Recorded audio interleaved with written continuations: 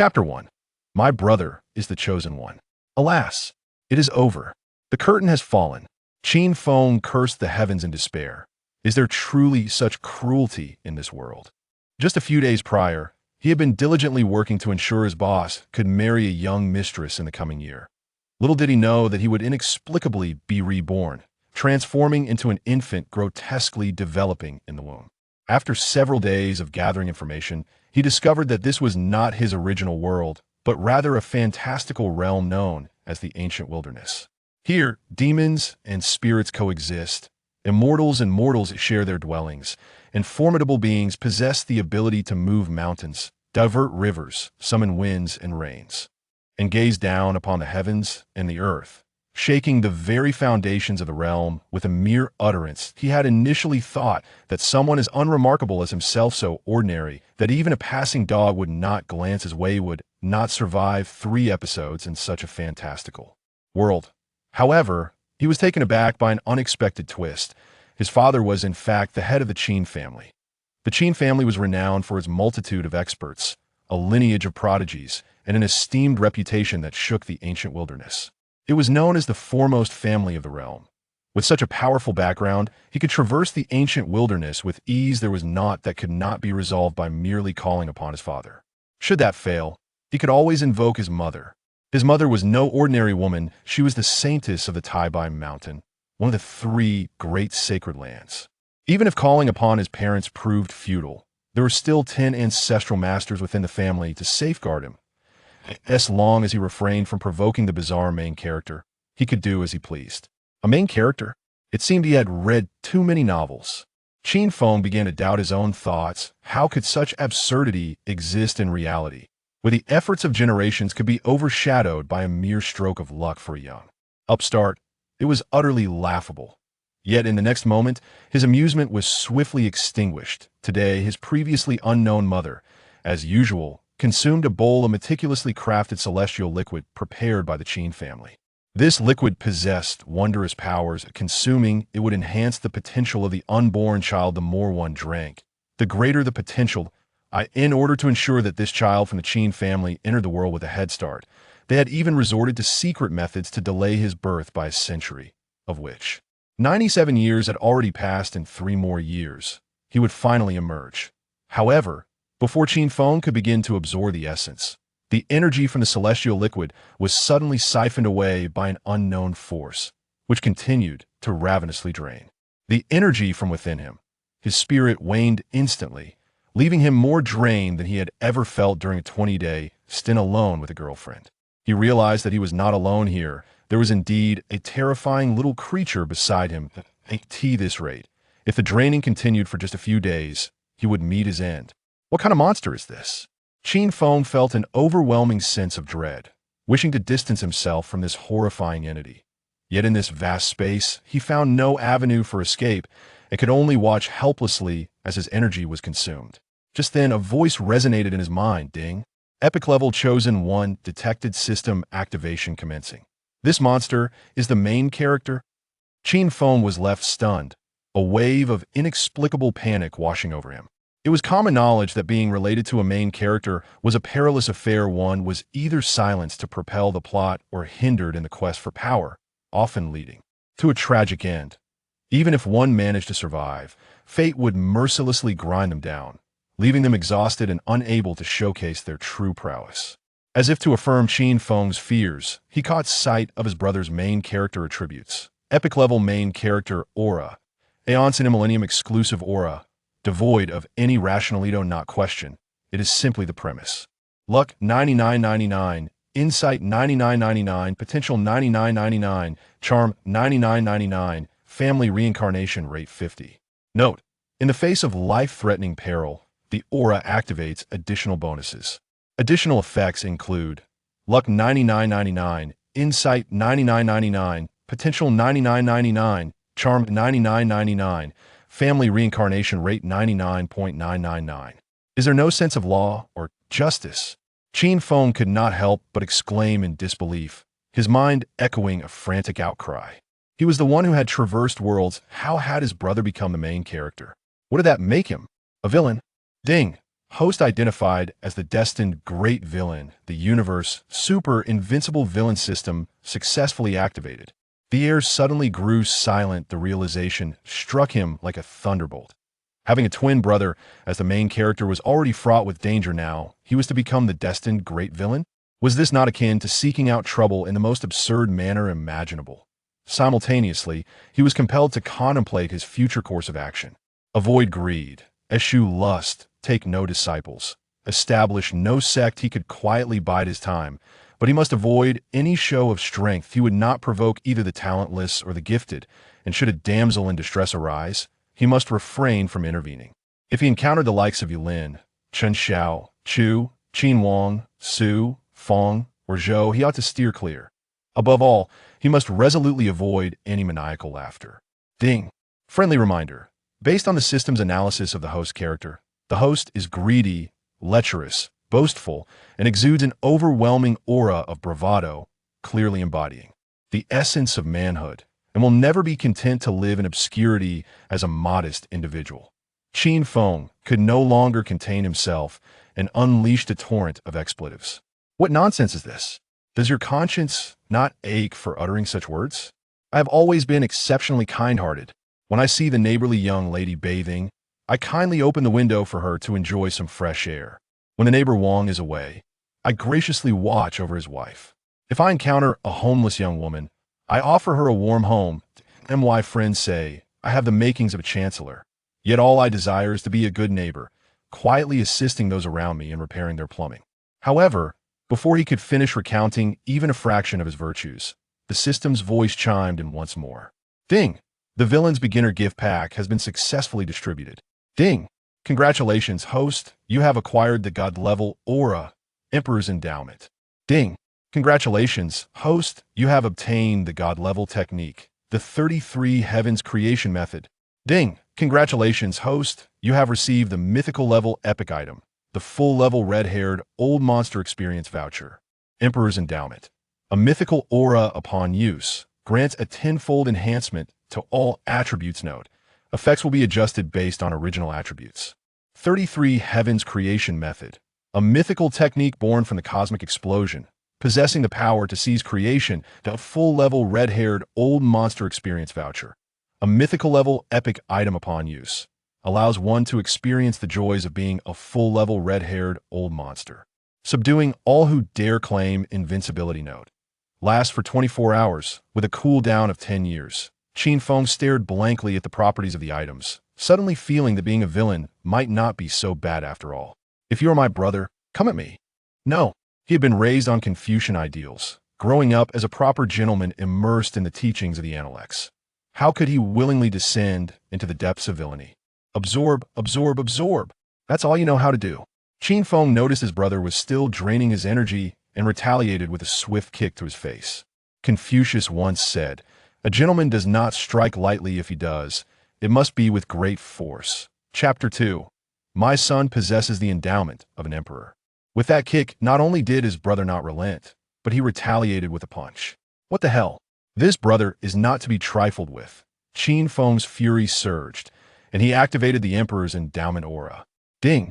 The Emperor's Endowment Aura is now active, granting a tenfold enhancement to all attributes. Qin Feng could distinctly feel the changes within his body, every part imbued with newfound strength. With a resounding thud, he advanced and delivered another kick, a far cry from the previous encounter. His brother seemed to sense the potency of this strike, and, realizing the formidable Qin Feng was no easy opponent, immediately ceased his energy-draining antics. What chosen one? Just a cowardly bully. Qin Feng felt immense disdain and could not resist delivering another kick to his brother. Ding! Detected host kicking the chosen 1 villain points, 10.10 villain points. Qin Feng, drawing from years of experience in reading novels, attempted to summon the system shop within his mind. In the next instant, a resplendent system shop materialized in his consciousness, brimming with treasures that shimmered with such brilliance they could dazzle even the most discerning eye. Villainous aura. Divine level. With a mere twist of its petite mouth, it radiates an aura powerful enough to compel men to leap into fire and face death without hesitation. It can make women devoted and accepting of polygamy. It drives spirit pets into a frenzy of loyalty, swearing to follow to the ends of the earth. Even weapon spirits would unconditionally recognize it as their master, priced at 99,999 villain points. Darkening Heart, divine level, capable of doubling combat power based on rage levels, priced at 99,999 villain points. Heavenly Sacrifice Law, divine level, a passive divine skill that can be activated upon the death of a close relative, granting supreme power to obliterate gods and Buddhas alike. Disregarding levels, priced at 99,999 villain points. Everything seems extraordinarily powerful, but the prices. Qin Feng could not claim to be indifferent, yet the abundance of ellipses revealed his reservations. As a gentleman well-versed in Confucian philosophy, one must learn to overcome challenges. Confucius stated, reviewing the old and learning the new, one can be a teacher. Suddenly, Qin Feng sensed that his younger brother was becoming unruly again, lifting a small foot to kick him in the face. Ding dong, detected that the host has kicked the chosen one, gaining 10 villain points. Given Qin Feng's current state of development, he soon became lethargic and could only call upon the system to prepare for cultivating the 33 days of creation technique. To restore his energy, ding dong, 33 days of creation technique begins in fusion. Boom! In an instant, a tremendous wave of information surged into Qin Feng's mind, illuminating the meridians within his body, with the secrets of the technique's operation seemingly etched indelibly in his consciousness. This technique remarkable. As Qin Feng remained unaware of the cultivation system within the ancient world, he could not discern the quality of the technique and began to practice according to the methods in his mind. Boom! Qin Feng instantly entered a trance, his mind enveloped in tranquility. The surrounding energies were drawn into his body like a tempest, causing his younger brother to cower in a corner of the womb, trembling in fear. The little one is finally quiet. The matriarch of the Qin family, Lady Yunxie, a former saintess of the Taibai mountain sacred land, lovingly caressed her bulging belly. The little one had been quite mischievous, causing her considerable distress. Suddenly, Yunxie sensed something amiss. The little one within her was absorbing spiritual energy in a remarkably rhythmic manner, as if practicing a technique. Companion technique. The phrase companion technique flashed in Yunxie's mind, and the joy on her face was impossible to conceal. That in the ancient world, cultivation techniques are divided into 6 tiers, ranging from low to high: yellow, profound, earth, heaven, saint level, and divine level. The 4 levels of heaven, earth, profound, and yellow were created by martial arts masters, allowing practitioners to reach the pinnacle of completion. In contrast, the saint and divine levels require an understanding of the laws of heaven and earth for creation, and no one, save the originator, can achieve the ultimate perfection. Therein, at best, one could approach it infinitely, signifying an inability to unleash full damage. One must stand on the shoulders of giants to gain perspective to grow stronger. One must create their unique technique to attain ultimate perfection. The unborn child, in a state of innate potential, was said to perceive the existence of the laws of heaven and earth. However, in its current state of unconsciousness, it would not actively cultivate, making the possession of a companion technique an exceptionally rare occurrence. Yet once the child begins to cultivate, the starting level would undoubtedly be at the saint level with a perfect compatibility rate, ensuring a natural advantage. This is precisely why the Qin family spared no expense to utilize secret methods to delay Qin Feng's birth by a century. Not only to secure the child's advantage at the starting line, but also to enhance the success rate, betting on this ancient millennium opportunity. My dear, you truly bring pride to your mother. Yunxie rejoiced, knowing her standing within the Qin family was unassailable. Even those ancient ancestors would treat her with utmost respect, acknowledging her contributions. Her child was on the path to creating a technique above the heavenly level, a treasure vital for the continuation of the family's fortune. Soon news reached several elders of the Qin family, who promptly ceased their meditation to offer their support. Siya, you're our Qin family's great benefactor. Do not bear any burden. Whatever you desire, speak freely. The heavens and seas are no obstacle for our Qin family. Are you comfortable? If not, I will immediately command a one-tune replica of Taibai Mountain to give you a sense of home. Why only 1 bowl of celestial liquid daily? If the Wang family sees, they'll think we cannot afford it. Let's have another bowl. One every hour. The elders chattered incessantly. A cold snort suddenly reverberated in their ears. Return to your cultivation. If you disturb the little one, I shall hang you all on the crooked neck tree at the Qin family gate. The elders scattered like frightened birds, akin to unruly children encountering their teacher. Regardless of their age, the youngest among them was several millennia old, yet this figure was the second elder of the Qin family, rendering them mere children in his presence. Should he truly hang them on the crooked neck tree? What face would they have to meet others? We pay our respects to the ancestor. Yunxia hurriedly prepared to kneel in homage, astonished that even the second elder had been stirred. However, before she could bow, a gentle force prevented her. You are with child, such formalities are unnecessary. Focus on nurturing the fetus. This child's technique, derived from the laws, is extraordinary and brimming with boundless potential. I perceive he possesses the qualities of an emperor. The second elder did not reveal himself, leaving only an authoritative voice in his wake. Simultaneously, the entire Qin family sprang into action, summoning numerous elite disciples and experts to form layers of protection around Yunxia, ensuring that even a mosquito passing by would be thoroughly examined. That my son possesses the qualities of an emperor. Beside Yunxia, a robust man grinned incessantly. He was the current head of the Qin family and Qin Feng's adoptive father, Qin Tian. Watch your words. Yunxia shot him a flirtatious glare, causing Qin Tian to nearly lose his composure, wishing to impart to his son the lesson that filial piety emerges from discipline. Yet considering the child's significance to the family, he could only suppress his paternal strictness, hoping the little one would soon understand the challenges faced by his father and emerge from the womb. However, Qin Feng showed no intention of leaving, continuing his routine of eating, sleeping, and tormenting his younger brother. Chapter 3. There, traitor. Trading is prohibited, madam. Push harder. 3 fleeting years have passed, and at last, the day of Qin Feng's birth has arrived. The entire Qin family is bustling with activity, and all the elite disciples are on high alert, as this momentous occasion concerns the addition of another prodigy to the clan. Any suspicious individuals discovered will be dealt with decisively. Why is it taking so long? Qin Tian anxiously paced outside, his heart aching at the anguished cries emanating from within. Stay calm, everything will be fine. Several of the family's elders, seasoned individuals, sat composedly in the courtyard sipping tea, though their eyes occasionally darted towards the door, revealing that their calm demeanor was somewhat feigned. Although the accompanying cultivation techniques are rare, the Qin family, being the foremost clan of the ancient era, can certainly procure a few. What they truly value is Qin Feng himself.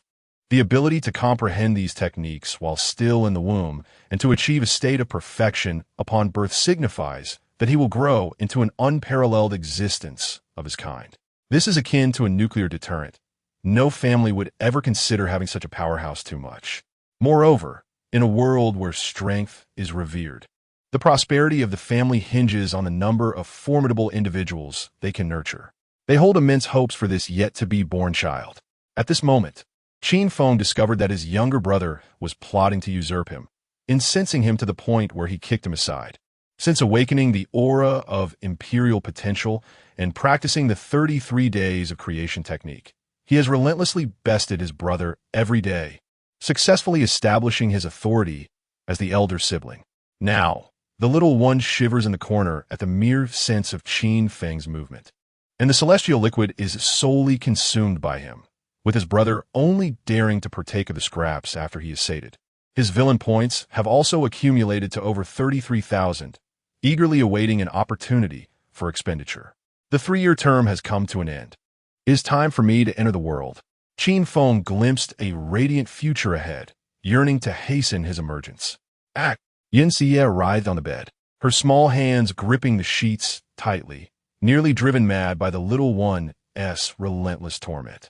With a piercing scream, she finally reached her limit, and Qin Feng burst forth into the world, announcing his arrival in this ancient realm with a resounding cry. Although he could not yet articulate words, his wails resonated loudly in the ears of those present. Wah, wah, wah. He has been born. My son, Qin Feng, has arrived. Qin Tian outside the door was ecstatic, his heart lightened by the momentous news. Whether by fate or some other reason, after deliberation, the Qin family bestowed upon him the name Qin Feng. Ding dong!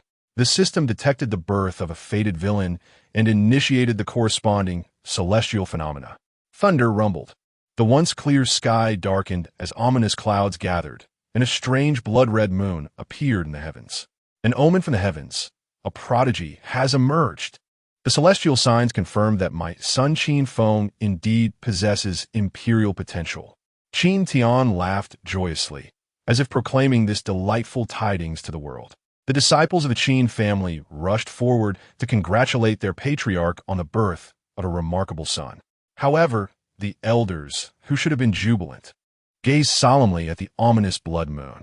With the blood moon's rise, calamities are foretold. The appearance of the blood moon signifies the decline of the nation, heralding doom and despair. When the moon changes color, disasters will follow. Green indicates famine. Red signifies conflict and war. Yellow represents joy from gain. White warns of drought and loss. And black foretells sickness and death. It suggests that righteousness in the world is waning. While evil flourishes, resentment abounds, and turbulence looms. This child may bring calamity upon the ancient world. The elders exchanged grave glances, knowing it was inconceivable to abandon their own prodigious descendant. Since a great disaster could not be avoided, the Qin family resolved to confront it head-on. Other factions in the ancient realm also gazed at the blood moon with trepidation, hastily dispatching subordinates to investigate the origins of this prodigy, while simultaneously strategizing for the impending calamity, thus stirring the seemingly tranquil ancient world into a tempest. At this moment, Qin Feng had been cleaned and cradled before Qin Tian. "This is my adoptive father." How unsightly. Upon seeing his adoptive father, Qin Feng's dreams of a handsome visage were shattered. This burly, rugged man made him question whether his mother bore him out of spite. Yet, upon glimpsing his pale mother on the bed, his disappointment was somewhat assuaged. With brows like emerald feathers, skin as white as snow, a waist like a delicate ribbon, and teeth like pearls, she was undoubtedly the most exquisite ancient beauty he had ever seen. He surmised his future appearance would not be too shabby. Making a living based on looks should pose little challenge. Excellent, excellent. My son Qin Feng indeed possesses imperial potential. After examining his son's innate qualities, Qin Tian could hardly contain his glee. His son's roots were astonishingly powerful, far surpassing those of other newborns. Furthermore, having unconsciously practiced while still in the womb, he was born with the cultivation of the sixth layer of Qi and blood realm, rendering him incomparable even to his peers aged 8 or 9 within the clan. Just then, the midwife suddenly exclaimed, "Oh dear, madam, there's another in your womb. It's twins. Twins." The Qin family members immediately lost their composure. They had believed Yunxie was carrying only one child, but the revelation of twins was astonishing, considering the first was already so extraordinary, comprehending techniques above the heavenly tier, conjuring celestial phenomena, and possessing imperial potential. One could only imagine the aptitude of the second sibling. As anticipation filled the air, the midwife shook her head, indicating that the second child was reluctant to emerge at this time.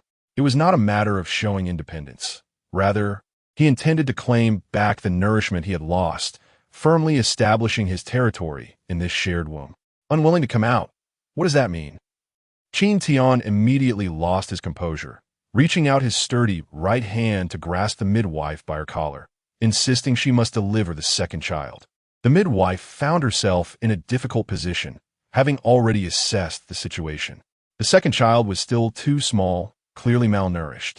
Enforcing a delivery now would result in a premature infant with innate deficiencies.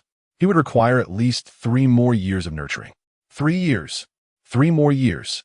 Qin Tian was devastated, unable to fathom the prospect of waiting yet again. Despite 100 reservations, he had no choice but to consider the bigger picture, resorting to a secret technique to delay the second child's birth for 3 years. This fantasy is rather absurd. Can one really be half-born? Qin Feng, watching from the sidelines, was left utterly astonished, his mind racing with frantic thoughts. "There's a traitor. Hurry, put me back in." I still want to beat my younger brother. Chapter 4. Aspiring to become the fastest man, dear son. Call me father. Qin Tian playfully teased the swaddled Qin Feng, relishing the joys of fatherhood for the first time. However, Qin Feng showed no regard for this doting father. Every time he was urged to call out, he would respond innocently, much to the chagrin of his father, while his mother laughed heartily.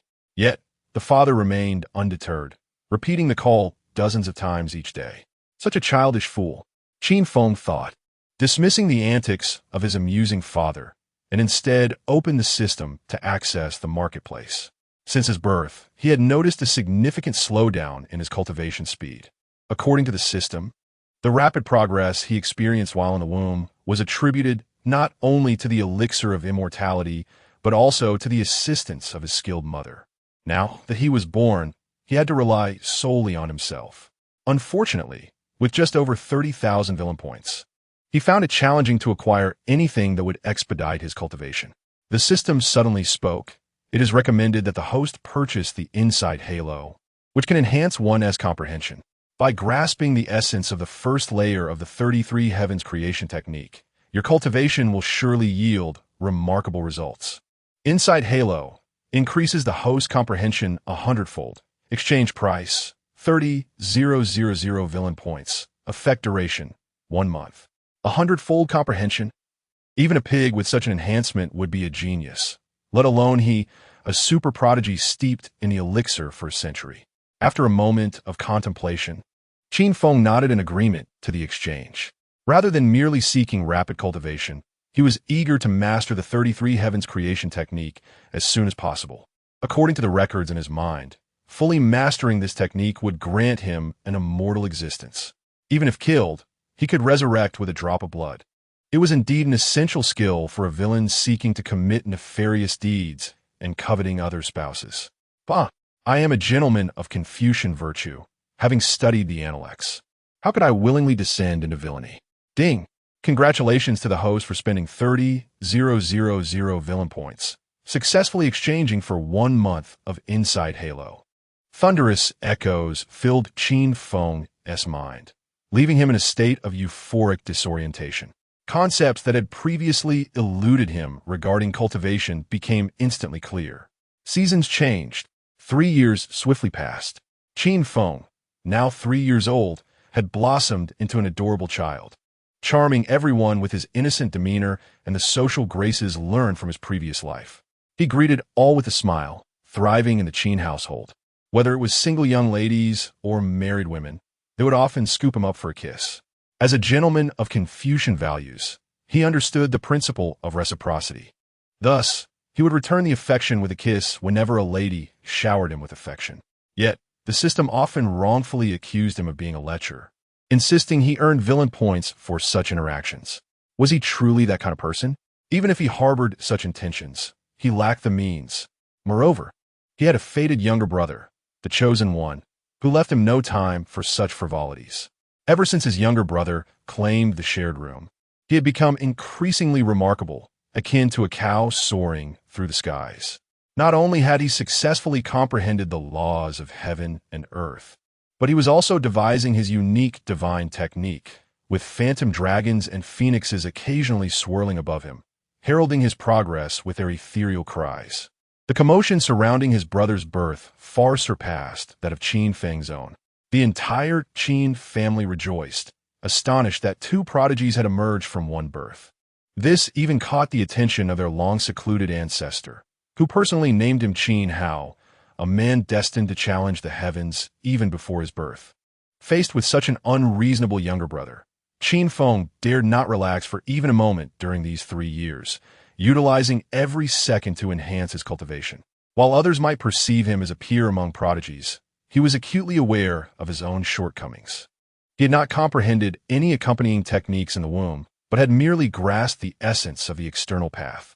This meant that he had not reached the pinnacle of the 33 Heavens creation technique, rendering him incapable of achieving invincibility among equals. From the outset, he had already lagged significantly behind his younger brother. Not wishing to be sacrificed or eliminated, he had to hasten his progress. He had now grasped the first layer of the 33 Heavens creation technique, and his cultivation had surged to the 9th level of Qi and blood, just a step away from breaking into the opening origin realm and establishing his Dantian to store his spiritual energy. A 3-year-old at the opening origin realm would shatter ancient records. Breakthrough now. Seated on his bed, Qin Feng suddenly opened his eyes and shouted, channeling all his spiritual energy to bombard his Dantian. Boom! A terrifying impact resonated within Qin Feng, revealing a dim starry expanse within his Dantian. The surrounding spiritual energy surged in like a tidal wave, illuminating the dark void and instilling it with a relentless creative force. Whoosh! I have broken through to the first level of the opening origin realm. Qin Feng exhaled deeply, feeling a surge of strength that exceeded anything he had experienced before. Moreover, since grasping the first layer of the 33 Heavens creation technique, his recovery abilities had vastly outstripped those of his peers, bringing him one step closer to invincibility. As he pondered the time, he mused that his younger brother must be born soon. Looking up at the moon, he quietly reflected on how much he missed him after 3 years apart. Ever since his younger brother had claimed the shared room, his source of villain points had dried up, while the system's villain laws dictated that he could also earn points by bullying others. The meager rewards paled in comparison to what he could gain from his younger brother, the Chosen One. For instance, after 3 years of being taken advantage of by the young ladies and wives of the Qin family, he had only accumulated just over 1,000 villain points, far less than the bounty he could reap from a single confrontation with his younger brother. Oh, foolish little brother, do you know how your elder brother has endured these 3 years? Qin Feng gazed at the system displaying 300 villain points, the fruits of his labor over the past 3 years, which he had not dared to spend for fear of his younger brother's potential awakening of some catastrophic ability. But now that his younger brother was about to be born, it was time for him to strengthen himself. Qin Feng eagerly opened the system marketplace, having long set his sights on a divine movement technique called Phantom Drift. However, due to his limited points, he could only purchase the first volume. Why not cultivate the family's techniques, you ask? After activating the system, why waste time on the mundane? Directly exchanging for the technique was far more appealing. Phantom Drift, Volume 1. Upon mastering it, one could move gracefully and leave no trace upon the snow. Exchange price, 4,000 villain points. In the face of his unreasonable younger brother, the Chosen One, he aspired to become the fastest man of the ancient world. As soon as he sensed any disturbance, he could flee immediately. Ding! Congratulations to the host for spending 4,000 villain points, successfully exchanging for Volume 1 of Phantom Drift. Before Qin Feng's eyes, an image materialized, depicting a figure moving with extraordinary grace, their movements mesmerizing and elusive, bringing him one step closer to becoming the fastest man of the ancient world. Chapter 5. What malicious thoughts could a child possibly have? The following day, the news of Qin Feng breaking through to the Kaiyuan realm reverberated through the Qin family like a thunderclap. Achieving the Kaiyuan realm at the tender age of 3 is truly unprecedented. Wonderful, wonderful, wonderful. My son, Qin Feng, indeed possesses the potential of an emperor. Qin Tian's exuberant laughter echoed throughout the Qin household, as he couldn't resist announcing to anyone he encountered that his son was destined for greatness. Witnessing this scene, Qin Feng felt a wave of panic surge within him. He recalled a villainous father from his memories who incessantly boasted about his son's potential, ultimately attracting the attention of the protagonist. Feng, you are simply magnificent. Yun Xie, with her burgeoning belly, approached and affectionately ruffled Qin Feng's hair. Her fondness for her diligent and sensible eldest son was immeasurable. Since Qin Feng's birth, he had never given her a moment's worry. While other children might wail and drive their parents to despair, her son remained tranquil, reminding her when he was hungry or needed a change. Dedicating himself to diligent training as he grew, truly the model child. Qin Feng could not help but roll his eyes, inwardly screaming in distress. A 3-year-old prodigy laboring day and night for 3 years to break through the first level of the Kaiyuan realm, shattering all records from ancient times.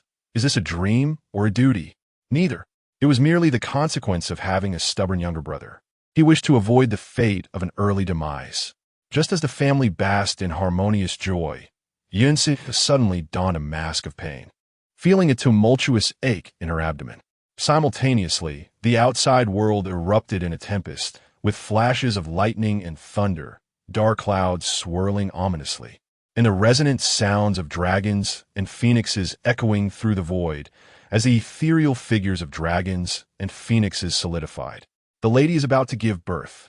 The members of the Qin family, having learned from previous experiences, promptly understood the situation. Trained maids began to hustle, while elite disciples of the Qin family heightened their vigilance, determined to protect their family's future hope from any potential threats. My foolish little brother, you are finally about to enter this world. Qin Feng's excitement made his breath quicken. He could hardly wait to meet his younger brother. Qin Tian was equally exhilarated, feeling a mix of anger and joy towards his second son. He was frustrated that his son did not empathize with his father's struggles and chose to delay his arrival by 3 years. Yet, he was overjoyed to welcome another promising son, uncertain whether he would also possess the potential of an emperor. Boom! Thunder rumbled across the sky as Yun Sie's agonized cries filled the room. The second son showed no signs of emerging, while the ethereal dragon and phoenix figures hovered anxiously, as if something ominous was about to unfold. Is it always this difficult to give birth to a second child? Qin Feng quickly recognized the gravity of the situation, suspecting that his younger brother's aura of misfortune had activated. Once that aura is unleashed, calamity befalls the kin. Boom! Another clap of thunder accompanied by a terrifying pressure descended upon them, making everyone feel as though a great mountain was crushing down, intensifying the difficulty of the birthing process. Who dares? Qin Tian's fury ignited, as a torrent of energy surged within him. The disciples of the Qin family were equally incensed, pooling their strength to resist the overwhelming pressure. Yet, the pressure was immensely formidable. Even the combined efforts of the Qin family members seemed insufficient. Just as they were on the verge of collapse, an eruption of terrifying power emanated from the Qin family. A chilling voice echoed, "Old eel, do you wish to declare war on me?" "Ha! I merely wish to test the cultivation of my esteemed nephews." A white-haired elder clad in a dragon robe appeared in the sky. Had they not witnessed his earlier display of power, his benevolent demeanor would have made it difficult to associate him with ulterior motives. A dragon robe? The emperor of the great Xia, Qin Feng, no longer an innocent child, had gained some understanding of the ancient world over the past 3 years, apart from his training. The ancient realm was a tapestry of various forces, clans, sects, tribes, gangs, and countless schools of thought, all vying for power and resources. The great Xia dynasty, the largest nation in the ancient world, was composed of innumerable clans, with the Qin family being the most formidable among them, hence earning the title of the foremost clan of the ancient era. This situation mirrored the aristocratic families of the Sui and Tang dynasties, regarded as thorns in the ruler's sides. Understanding who stood before him clarified the reason behind the earlier actions. The Qin family had given rise to 2 outstanding talents in succession. How could the royal family of Great Xia not perceive it as a threat? Is this the eldest son of the Qin family? The emperor of Great Xia descended gracefully, maintaining an air of nonchalance, and upon spotting Qin Feng, he couldn't resist reaching out to touch him. With a swift movement, Qin Feng utilized his shadowy technique to retreat quickly, maintaining a safe distance. Given the emperor's earlier murderous intent towards his younger brother, he dared not approach. If he fell under the influence of his brother's misfortune, he might very well meet his end. This is extraordinary footwork. The emperor of Great Xia's expression shifted dramatically, his mind racing. For a master of his caliber, Qin Feng's footwork was inconsequential. He could effortlessly strike him down regardless of how he dodged. However, the boy was merely 3 years old. Achieving the Kaiyuan realm at such a young age was already unparalleled, and to master a technique with such fluidity was remarkable. This child possesses the potential of an emperor. Simultaneously, he recalled the blood moon from 3 years prior, heralding the birth of a prodigy. Legends spoke of such a prodigy's appearance as a portent of national decline, a harbinger of doom, a potential threat to their great Xia dynasty. Could this prodigy indeed be the eldest son of the Qin family? When did he?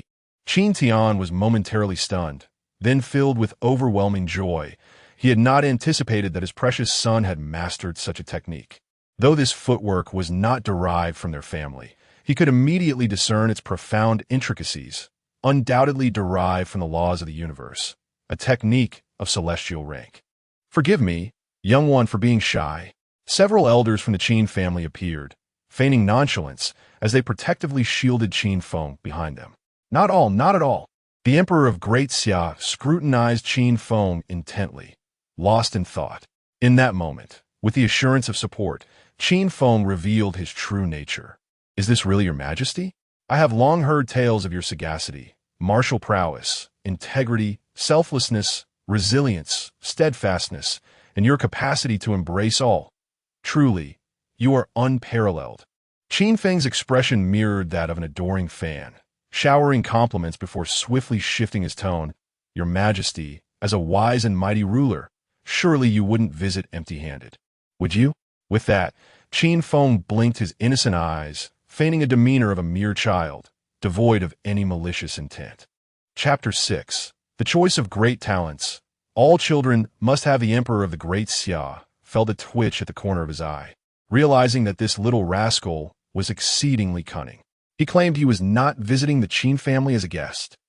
Was he not, then, admitting to seeking trouble with the Qin family? With so many ancestors present, wasn't that akin to courting death? Yet, if he were to assert that he had come to visit as a guest, he had no gifts prepared. Surely, he would not present his divine garments as a gift. Seeing the lack of reaction from the Emperor, Qin Feng immediately exclaimed in exaggerated disbelief, "No way. The esteemed Emperor of the Great Xia truly came empty-handed to visit us." The several ancestors of the Qin family felt immense satisfaction, showing no inclination to come to the Emperor's rescue. Judging by the reckless use of pressure earlier, which nearly caused Yun Xie to suffer complications, it was evident that the imperial family had begun to target the Qin family.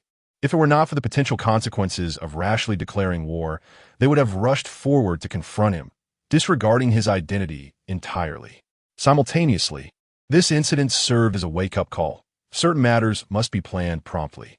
Otherwise, when the imperial family truly brandished their blade, the Qin family would find themselves in peril.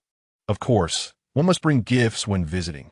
The Emperor of the Great Xia felt embarrassed by Qin Feng's remark, and seeing that no one from the Qin family was willing to assist him, he could only present a smile that was more sorrowful than laughter, reluctantly producing a small wooden box. Upon opening it, 9 exquisite small swords, each resembling a finger, were revealed, each imbued with an intense sword aura. The 9 swords of Chong Kong. The ancestors of the Qin family were somewhat moved, immediately recognizing the origin of the swords. These swords belonged to the legendary sword god of Chong Kong from 10,000 years ago, divided into 9 blades. Exterminate immortals, kill gods, vanquish Buddhas, subdue demons, vanquish monsters, sever saints, pursue souls, capture spirits, and break troops. Each sword was a rare and formidable weapon, and when combined, they ranked among the top 10 ancient divine weapons, capable of forming sword formations with the power to rival thousands of troops. However, following the demise of the sword god of Chong Kong, the 9 swords scattered throughout the ancient world, and it was unexpected that this old mudfish had managed to gather them all. The expression on the Emperor's face was conflicted, as he was reluctant to part with any of them. He had expended considerable resources, time, and effort to collect these swords, and now, before he could truly appreciate them, he was to give one away. Yet, if he refrained from gifting one, he would be forced to part with his own divine garments. To weigh the 2 burdens, he decided it was better to part with one of the swords. Resigned to his fate, the Emperor prepared to let Qin Feng choose one. He believed that it would not be long before the sword returned to him, for the Qin family had produced 2 exceptional talents in succession, which not only threatened the imperial authority, but also disrupted the balance among the noble families. In this world, all were drawn by profit, and all sought profit in their endeavors. The available resources were limited, and once these 2 talents matured, the resources available to the other noble families would inevitably be depleted. How could the other families possibly accept this? Before the Emperor could even suggest that Qin Feng choose for himself, Qin Feng, with an innocent smile, snatched the small wooden box containing the 9 swords, declaring, "Thank you, Your Majesty, for the 9 swords." Although Qin Feng was still unaware of the sword's true origin, it was evident from the expressions of the Qin ancestors that they were indeed treasures. Only great talents would choose. Naturally, children would claim all. The Emperor of the Great Xia hastily began to speak, wishing to clarify that he would bestow only 1 sword. However, the ancestors of the Qin family seemed equally devoid of decorum, showering the Emperor with flattery. "Your Majesty is truly generous, presenting the 9 swords of Chong Kong at once. Your esteem for our Qin family moves me to tears. I would gladly offer myself in gratitude. Such a precious gift. Our Qin family cannot possibly repay. Your Majesty, the true dragon of the heavens, is rich beyond measure. Would you concern yourself with such trifles? Indeed, to speak of wealth with Your Majesty would be an affront.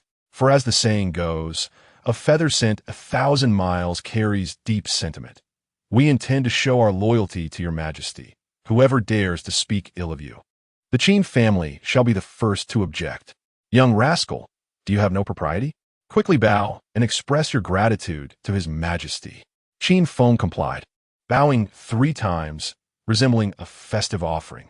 Ding dong! Congratulations to the host for embodying the spirit of a villain by brazenly seizing rare divine weapons. The 9 swords of Chong Kong, without compensation, earning 1,000 villain points. Brazenly seizing? Who seized anything? Do not slander the innocent. It was clearly a gift. Qin Feng vehemently condemned the system, urging it to remain silent if it could not articulate properly. This family, the Emperor of the Great Xia, was nearly infuriated to the point of losing his composure, realizing that the Qin family had no sense of shame. Whether it was to validate his suspicions, or because Qin Feng had tasted sweetness, he looked at the Emperor with feigned innocence. "Your Majesty, have you heard of a custom in the Jianghu? When elders meet juniors for the first time, they always present a token of goodwill." The Emperor nearly spat out a mouthful of vintage blood, having never encountered such shamelessness. It seems there is such a custom. The ancestors of the Qin family appeared eager for chaos, clearly intent on collectively extorting the imperial family. Such audacity! The disciples of the Qin family felt a sense of embarrassment. After living in the Qin family for so many years, they had failed to grasp the ultimate essence of their clan. Qin Feng began to exaggerate once more, exclaiming, "Alas! The first among the ancient powers, the great Xia dynasty sovereign, is unwilling to offer a token of goodwill to his juniors. Goodness! This little rascal has no sense of propriety. Had it not been for the presence of the ancestors of the Qin family, he would have ensured this shameless boy received a proper lesson." The Emperor of the Great Xia felt a pang of regret, realizing that he had left the house without consulting the almanac, thus encountering such an audacious child, who not only extorted the 9 swords of Chong Kong, but was now attempting to extract another gift. Yet, for the sake of his imperial dignity, he reluctantly retrieved a small jade gourd from his waist, adorned with golden threads engraved with auspicious cloud patterns, exuding an air of elegance. The heavenly treasure gourd. The ancestors of the Qin family brightened, silently marveling at the wealth of the imperial family. This gourd was neither an offensive nor a defensive treasure. When worn, it could enhance concentration and tranquility. During cultivation, it could prevent the practitioner from going astray and accelerate their progress, especially in combat, where it quickly replenished energy. It was a coveted treasure for practitioners. However, the cost of refining it was exorbitant, and the success rate was low. Even the Qin family would not dare attempt its creation lightly. The 5 remaining heavenly treasure gourds in the family had been acquired through alternative channels. "Thank you, Your Majesty." Qin Feng approached with delight, shamelessly accepting the gourd. Ding dong! Detected that the host is eager to help, willingly accepting the heavenly treasure gourd for safekeeping, earning 1,000 villain points. Qin Feng nodded in satisfaction, wishing the system would speak more often. Chapter 7. Finding a reason to strike my younger brother unceremoniously. The Emperor of the Great Xia wore a smile that was more akin to a grimace, his heart truly reluctant to part with the heavenly treasure gourd. Yet regrettably, it was the least valuable possession he owned, and surely He could not bestow upon this young lad the divine artifact crafted over many arduous years. Wait a moment. Why did that boy's gaze seem so familiar? The Emperor of the Great Xia felt a sudden jolt in his heart as he noticed Qin Feng looking at him with an innocent expression, reminiscent of his earlier request for a meeting gift. How shameless could one be? Having already gifted him 2 treasures, this boy's appetite for more was insatiable. The elders of the Qin family also felt somewhat embarrassed, internally lamenting their dire predicament. To have bestowed 2 treasures upon him, yet his hunger remained so voracious, prompted them to contemplate when they might collectively escort Qin Feng to the imperial city of the Great Xia. Visiting each household one by one, the surrounding disciples of the Qin family looked on enviously, seemingly grasping a profound truth in the world of martial arts. One's face is but a superficial matter. Ding dong, the system detected that the host had led the Qin family disciples astray, earning 200 villain points. Could this truly be possible? Qin Feng's eyes sparkled with delight, as if he had just unlocked a new maneuver. At this moment, the Emperor of the Great Xia was genuinely intimidated by Qin Feng. Seizing the opportunity, while Qin Feng was momentarily distracted, he transformed into a beam of golden light and ascended into the sky, exclaiming, "I suddenly remember, I have matters to attend to. Your Majesty, I can visit you with my younger brother when you have time. You need not be overly courteous. Do not feel compelled to prepare any precious gifts. A few volumes of sacred or divine techniques will suffice, and after the heavenly treasure gourd, a dozen will do. I assure you, I do not require more. A child like me has no need for such treasures." Qin Feng called out towards the direction in which the emperor had departed, and it seemed as though the golden light momentarily lost its balance, nearly plummeting from the sky. The audacity! The entire assembly felt a wave of embarrassment wash over them, unable to contain their astonishment. "What are you all staring at? Have you never seen the most handsome in antiquity?" Qin Feng proudly tossed his head back, embodying the essence of a celebrity. "Child, you are still young. I shall safeguard this sword for you." Qin Tian approached with a mischievous smile, snatching the small wooden box from Qin Feng's hands. As one of the top 10 divine weapons of antiquity, no one could remain indifferent to the Long Kong 9 swords, not even the head of the foremost family of antiquity. What a display! The surrounding disciples of the Qin family felt a tinge of embarrassment, realizing that Qin Tian was not the kind of patriarch they had expected. Was he truly safeguarding it? He was merely coveting his son's prized possession, proclaiming his love, yet seizing his son's treasure. Qin Feng, embodying the role of a dramatist, tearfully flung himself into the arms of an elder ancestor seeking comfort. Such a pitiful thing, to snatch even his own son's treasure. The elder, feeling sympathy for Qin Feng, lifted him up in consolation while delivering a kick to Qin Tian to help her claim the Long Kong 9 swords. This act effectively announced to all that the Long Kong 9 swords belonged to Qin Feng. Regardless of how wronged Qin Tian felt, the surrounding disciples of the Qin family looked on with envy. A mere 3-year-old child wielding one of the top 10 divine weapons of antiquity, adorned with the heavenly treasure gourd, a supreme auxiliary treasure. Should this news spread, countless cultivators will be consumed by envy. Thunder rumbled ominously. A phantasmal dragon phoenix hurtled downwards, crashing into the room where Yin Xie had given birth. Instead of hearing the cries of a newborn, a little maid dashed out, exclaiming joyfully, "It's a boy! Mother and child are safe." Qin Feng's heart, which had been lodged in his throat, finally relaxed.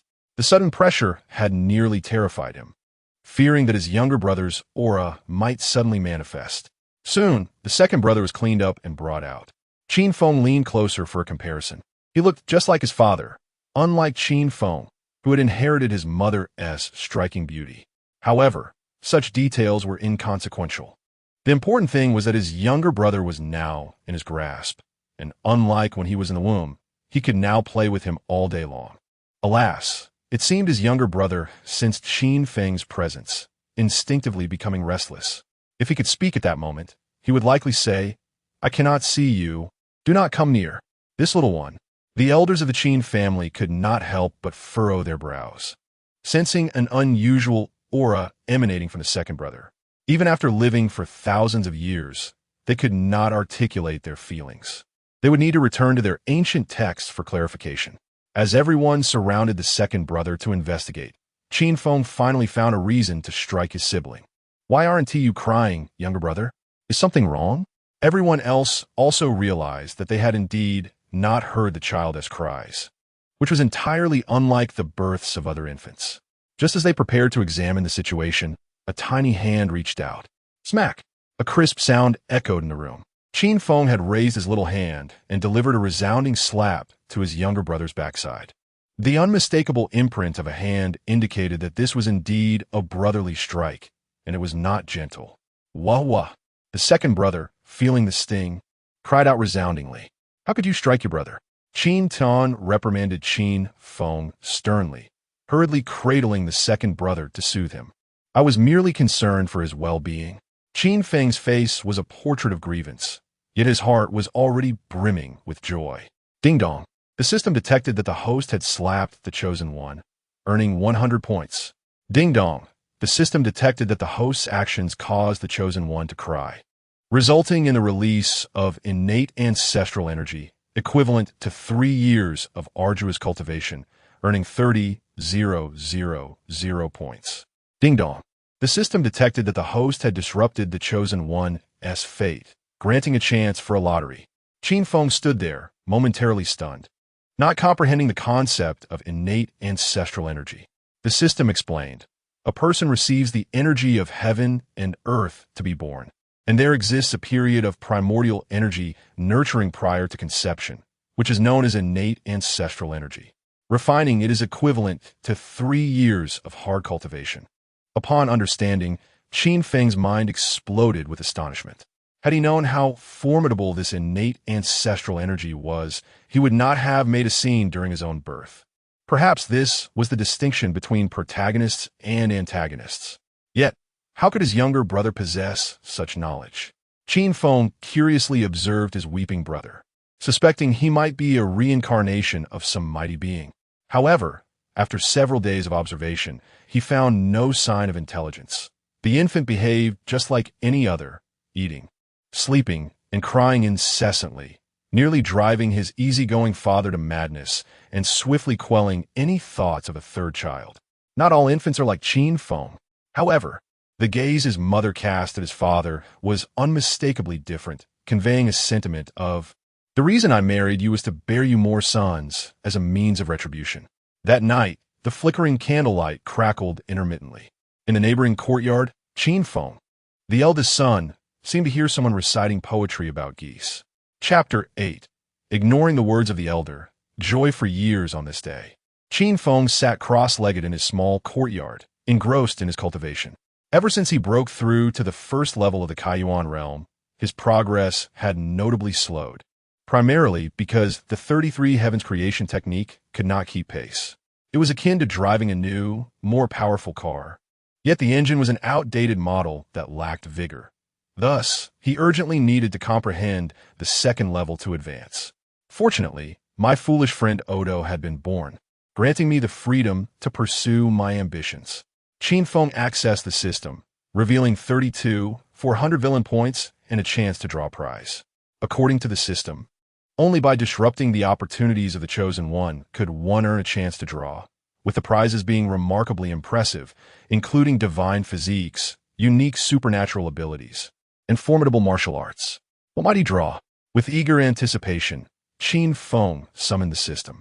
With a whoosh, a spinning prize wheel appeared before him, densely populated with rewards: Supreme Body, Celestial Tyrant Body, Combat Saint Body, Chaos Saint Body, Double Pupils, Supreme Bone, True Dragon Treasure Art, and many more. Ding! Congratulations! The host has drawn the Heaven-Slaying Sword Technique. Boom! A thunderous sound resonated in Qin Feng's mind, as if his soul had transcended into another realm. A figure cloaked in black appeared, offering no superfluous words. With a nod, he unsheathed his sword. A crisp, ringing sound of the sword being drawn pierced through the heavens. As a breathtaking sword light emerged, cold and fierce, sweeping across the universe. The blade danced like a startled phoenix and moved like a soaring dragon, seemingly poised to cleave the sky asunder. That terrifying sword move etched itself deeply into Qin Feng's consciousness, captivating him and leaving him spellbound for an extended period. How formidable! Upon returning to his senses, Qin Feng found himself drenched in cold sweat. True swordsmanship requires no ostentation. A blade unsheathed can annihilate worlds and discern victory from defeat. Yet, despite the might of the heaven-slaying sword technique, at Qin Feng's current cultivation level and age, even understanding its use would not suffice. He needed to enhance his cultivation and physical prowess. Time was of the essence for training. Qin Feng called upon the system to exchange for a month of comprehension enhancement. Ding! Congratulations! The host has successfully exchanged 30,000 villain points for a month of comprehension enhancement.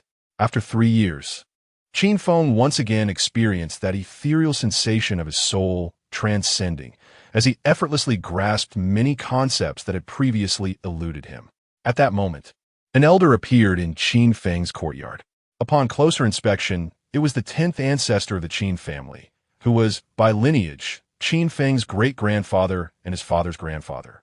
Qin Feng's biological grandfather was rumored to be out on a journey, with no news for hundreds of years, leaving the family in a state of uncertainty regarding his fate, resulting in endless debates about whether to hold a banquet in his honor. "My dear great-grandson, the elder has come to see you." The 10th ancestor, with a face full of affection, lifted Qin Feng into his arms, expressing immense fondness for this obedient and diligent descendant. Since Qin Feng broke through to the Kaiyuan realm, several elders of the Qin family have been both astonished and delighted. They were thrilled to have such a remarkable talent emerge from their lineage, yet alarmed that Qin Feng had broken through without any guidance, a perilous undertaking that could lead to dire consequences. After deliberation, the elders decided to send the 10th ancestor to mentor Qin Feng in his cultivation. Mentor? Qin Feng thought it unnecessary. He possessed the complete 33 Heavens creation technique, which clearly outlined the training requirements. As long as he followed them, no accidents would occur. As for teaching him martial arts and movement techniques, it would be more effective to borrow his second brother's rear for 2 days, no matter how challenging the techniques might be. He was confident he could master them within that time. Cultivators must never harbor arrogance. The 10th ancestor sensed a hint of pride in Qin Feng and prepared to deliver a stern lesson to instill in him the understanding that there are always greater mountains and loftier towers beyond one's own, and that in the path of cultivation, one must progress or risk regression. With a deep breath, the 10th ancestor stomped his foot forcefully, causing several leaves on the ground to leap into the air. He then pointed towards a nearby 10-meter-high rockery. Whoosh, whoosh, whoosh. The falling leaves transformed into deadly projectiles, shattering the rockery into fragments. The 10th ancestor solemnly imparted, "Do you see? This is the first heavenly martial art I mastered, falling leaves in flight. I devoted over a decade to diligent practice until achieving perfection, and upon stepping into the world, my name resonated throughout." Before he could boast further, he noticed Qin Feng imitating him. First, he took a deep breath, stomped his foot, sending leaves soaring into the air, then pointed firmly at a nearby stone table. Whoosh, whoosh, whoosh. The leaves flew forth like blades, embedding themselves in the stone table. Had he not just begun his journey in the Kaiyuan realm, he would undoubtedly have been as formidable as the 10th ancestor. Did this technique truly require over a decade of rigorous training? Qin Feng felt no difficulty whatsoever, surmising he could achieve perfection within a month. Whether it was the effect of the 100-fold comprehension enhancement or the leaves' martial flair, he felt utterly unimpressed by the heavenly technique. While the allure of exchanging his second brother's rear for divine martial arts was undeniable, at that moment, the 10th ancestor stood silently beside him, feeling a profound sense of injury. Especially after hearing Qin Feng's mutter about the lengthy practice required, he felt an unprecedented blow to his pride. "I need some peace." The 10th ancestor continuously reassured himself to remain calm, reminding himself that this was his own child. Ding! The system detected the host's disregard for his elder and granted 100 villain points. How have I shown disregard for my elder? Qin Feng was momentarily bewildered, questioning whether the system had erred. Soon, the system provided an explanation. Ignoring the words of the elder equated to disrespect. Qin Feng was at a loss for words, reflecting on the absurdity of the situation. What era was this? Were the words of the elderly still regarded as absolute?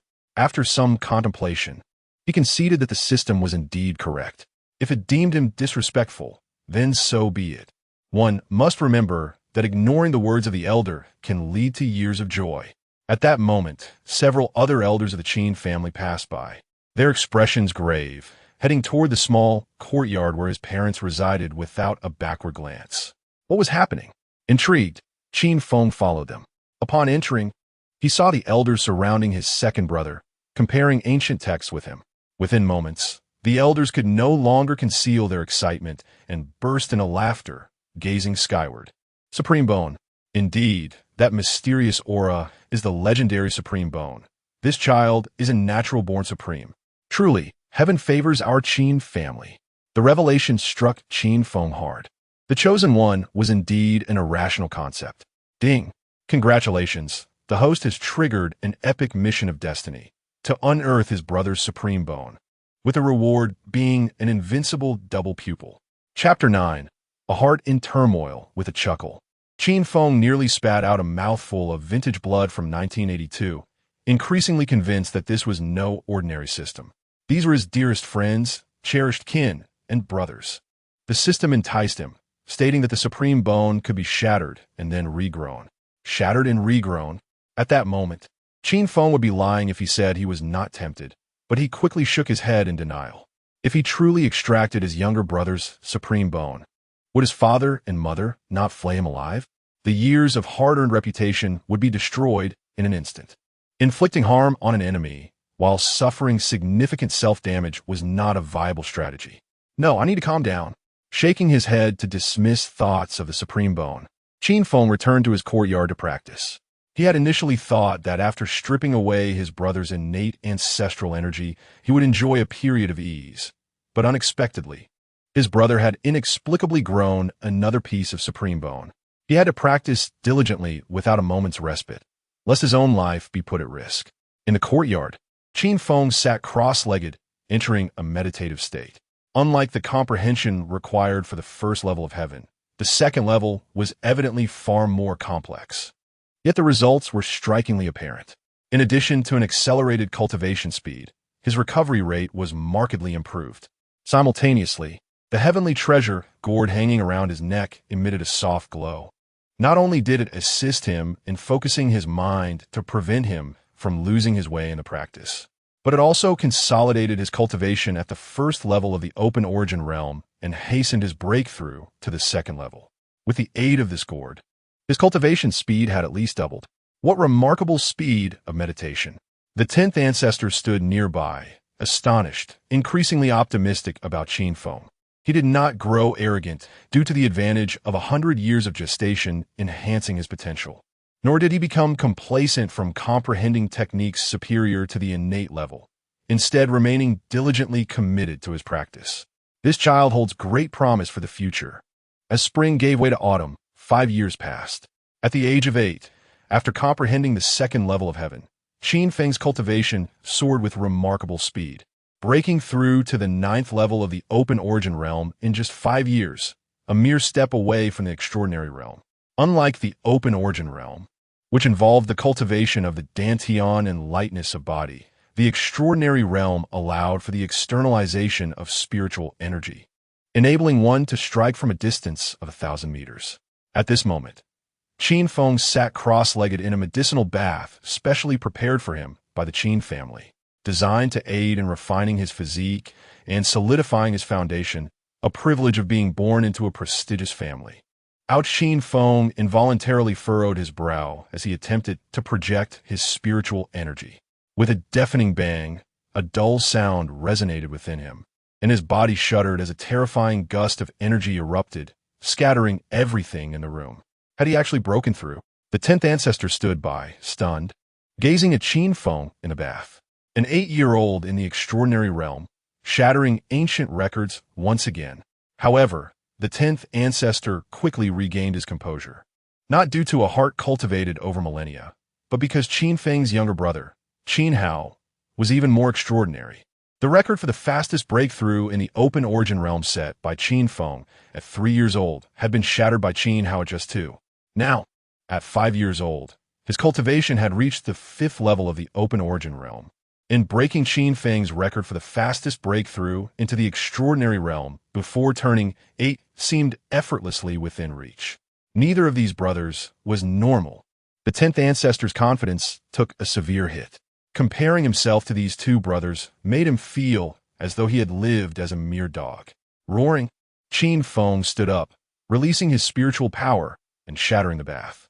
Though he was only 8, he stood tall, resembling a 12 or 13-year-old child. At such a young age, he boasted 8 perfect abdominal muscles, exuding a primal explosive energy. The first thing he intended to do after his breakthrough was to confront his younger brother. Despite sharing the same father and mother and their ancestral lineage, it would not deter him from giving his brother a good thrashing. Over the past 5 years, he had often used sparring as a pretext to pin Qin Hao down repeatedly, accumulating an impressive stash of villain points, now exceeding 240,000. Yet, his younger brother had become increasingly unreasonable. Now it was becoming more challenging to fight. Although merely at the 5th level of the open origin realm, he could still make Qin Feng at the 9th level feel pressure, making him acutely aware of the terrifying nature of the Great Perfection stage. Truly an invincible presence at the same level. He had inquired with the system about achieving the Great Perfection stage. The system's response was straightforward. Simply purchase a card for the Great Perfection stage and use it, priced reasonably at only 1 million villain points. To expedite his goal, he needed to deal with his younger brother sooner rather than later. This child, the 10th ancestor, rubbed his temples, knowing that chaos was about to ensue. However, he had no intention of intervening. Qin Hao had not lost confidence in the face of failure. Instead, he practiced even harder. Even if his elder brother won, it would only spur him to strive further. Such a positive cycle was something they welcomed. Eldest young master. The Qin family disciples greeted Qin Feng with smiles. Yet, as they sensed the unstable aura radiating from him, their hearts immediately surged with waves of astonishment. Surely this was a joke. He had truly broken through to the extraordinary realm. In their understanding, even a genius would typically reach the extraordinary realm at around 15 or 16 years of age, at which point they could begin to emerge in the ancient world, with the truly formidable gaining some recognition. Yet now, at merely 8 years old, Qin Feng had achieved this. Had they not witnessed it with their own eyes, who would dare believe it? What a prodigy! The disciples of the Qin family swallowed hard, awestruck by Qin Feng's talent. Ignoring the astonishment of those around him, Qin Feng was solely focused on finding his younger brother for a good beating. In the end, leveraging his experience from the past 5 years, Qin Feng successfully located his younger brother at the entrance of the Qin family estate. There he found a small figure sprawled on the crooked tree at the gate, sound asleep. Just as he suspected, Qin Feng circled the tree, puzzled, recalling how often his younger brother would nap here. While he might think that other children were merely playful, facing his unreasonable younger brother made him feel that there was something significant about this place. Often, what others deem insignificant is the key to the protagonist's reversal of fortune. Could it be that I'm overthinking this? After observing for a while, without discerning any secrets, his gaze inadvertently fell upon the sleeping figure of his younger brother. To others, it may have appeared as a serene moment, but to him, it felt like his younger brother was luring him into digging for the supreme bone. Originally, my dream was to be a dandy, living a life of luxury and indulgence, but because of this little rascal, I had to strive to cultivate for self-preservation. The more he thought about it, the angrier he became, lifting his hand high. With a resounding slap, Qin Feng's hand landed heavily on Qin Hao's small behind, startling the little fellow awake. Upon seeing his brother, instead of anger, he beamed with joy, calling out, "Brother." Even if his brother were to slap him countless times, he still loved playing with him. In light of this, Qin Feng felt a pang of anxiety. It is well known that the warmer the childhood memories, the more tragic the fate in adulthood. Except for the female lead, anyone who interacts with the protagonist tends to meet a swift end. As the halo of time opens, when the King of Hell smiles, it comes, "Dear brother." Chapter 10. The prominent one's brother, let's go out. Qin Hao gazed at Qin Feng with eager anticipation, hoping his elder brother would take him on an outing. Go out. Qin Feng could not help but roll his eyes, feeling that his brother overestimated him.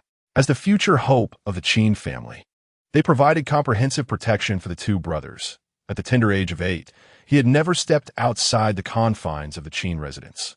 Of course, he had no necessity to do so.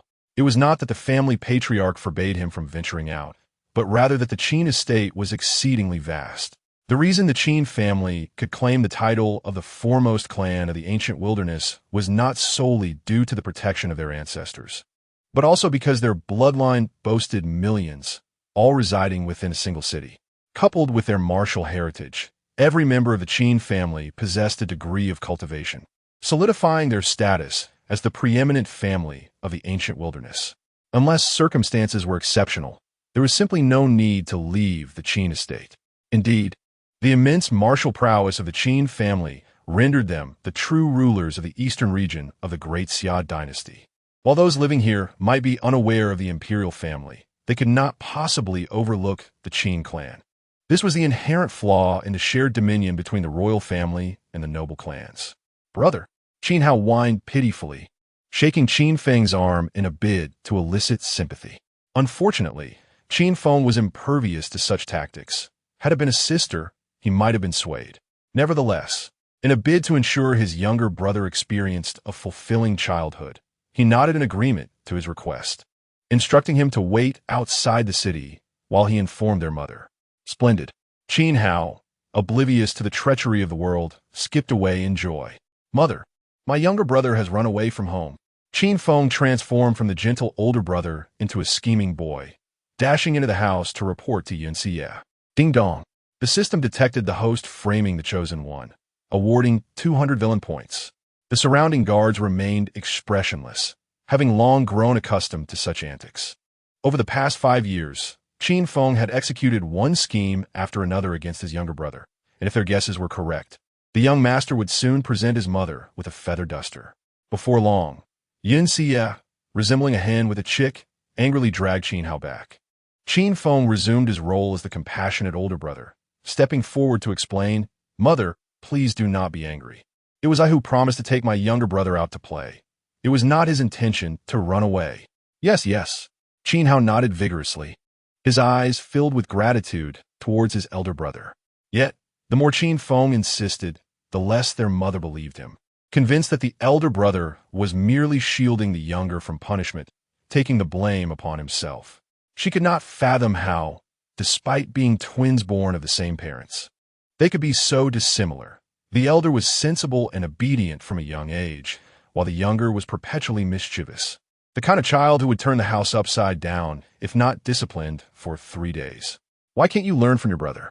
All you do is cause trouble. Yun Xie activated her stern mother mode, lecturing Qin Hao. However, she failed to notice that behind her, Qin Feng was making a face at his younger brother, subjecting the 5-year-old to humor beyond his comprehension. Ha! Finally, he could no longer contain his laughter, causing Yun Xie, who was nearly calmed down, to experience a resurgence of anger, leading her to engage in self-reassurance. This is my son. I am his mother. I cannot lose my temper with him, nor can I hit him. If I make him cry, I must soothe him. If he gets hurt, I must heal him. Raising him has not been easy. He was nearly a difficult birth. His mistakes must be my fault. I must not have educated him properly. It is a failing of my own abilities and methods. A child nurtured under discipline becomes filial, while one raised without care becomes rebellious.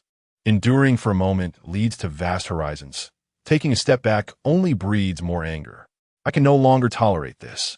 I must not remain silent, for if I do, I will meet my demise. I can no longer control the overwhelming force within me. Seeing Qin Hao still giggling foolishly, Yun Xie declared her mental conditioning a failure. Mother, my younger brother is still just a child. Qin Feng hurriedly intervened, attempting to play the good guy, although he was holding a willow twig at that moment. Step aside.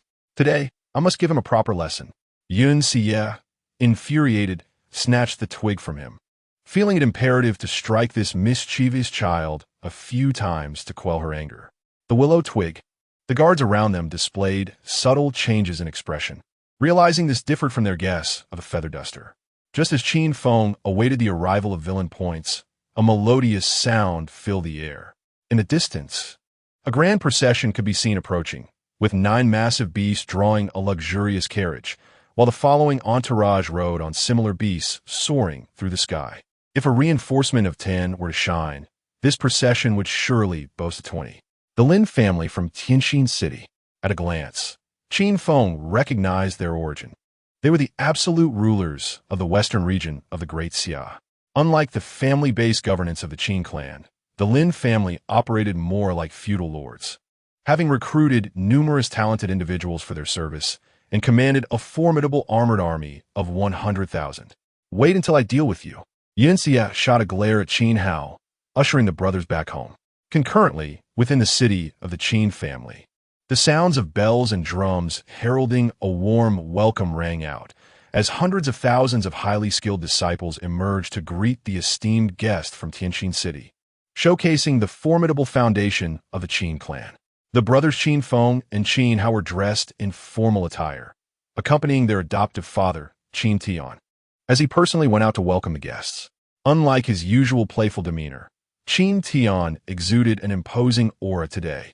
Standing there, he resembled an invincible war god. Brother Qin Tian, it has been years. I have missed you dearly. A middle-aged gentleman clad in finery descended from the carriage, immediately approaching Qin Tian with warmth, exuding the air of a cunning old fox. Brother Lin Hao, I have missed you just as much. Qin Tian laughed heartily, sincerity mingled with joviality. These two must be your twin sons, differing by 3 years in age? After a round of pleasantries, Lin Hao's gaze fell upon the brothers Qin Feng and Qin Hao. The reason for his long journey to the Qin family was precisely for these two brothers. To be precise, the Qin family sought an alliance with Tianjin City, intending to select one of the brothers to be betrothed to his precious daughter. Since the Qin family had consecutively produced 2 exceptional talents who shattered ancient records, the royal family of the Great Xia had become increasingly anxious. In an effort to secure their power, they began reaching out to various noble families, preparing to take action against the Qin clan. To safeguard their own interests, the Qin family found it necessary to seek allies. Indeed, this is the elder brother, Qin Feng. Endowed with the potential of an emperor, the younger brother, Qin Hao, possesses the rarest supreme bone. Qin Tian proudly introduced his 2 sons. While it was already remarkable for any family to produce a single prodigy, the Qin family had astonishingly birthed 2. The supreme bone was indeed recorded in ancient texts. Yet the truth of the emperor potential remained uncertain. A proud little girl emerged from behind Lin Hao. She was the princess of Tianjin City, Lin Xiner. Though merely 6 or 7 years old, she possessed brows like emerald feathers, skin as white as snow, a waist as slender as silk, and teeth like pearls, clearly destined to grow into a beauty. Xiner, mind your manners. Lin Hao reprimanded her, reminding her of the occasion. However, the proud little girl paid no heed to the formality. She gazed at Qin Feng with challenging eyes and snapped her fingers, summoning a handsome youth, around 14 or 15 years old. This is my newly acquired servant, Lin San. Do you dare to fight him to prove yourself? Lin Xiner cast a provocative glance at Qin Feng. Lin San?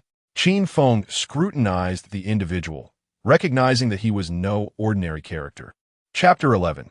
In a world of great strife, he is Lin San of Tianjin City? A hushed murmur erupted around as the name Lin San resonated with familiarity among the crowd.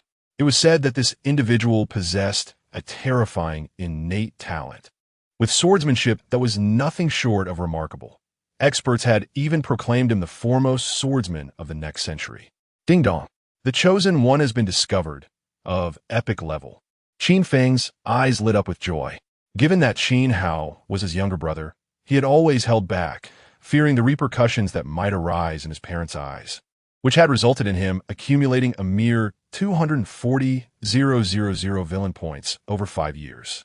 Now, faced with someone who was neither kin nor ally, he was determined to unleash his full potential. If memory served him correctly, his second brother was also an epic-level chosen one. At this moment, The parents of both parties exchanged awkward smiles, yet neither showed any intention of calling for a halt. Though Lin Hao had come to forge an alliance, he certainly did not wish for his daughter to wed a worthless individual.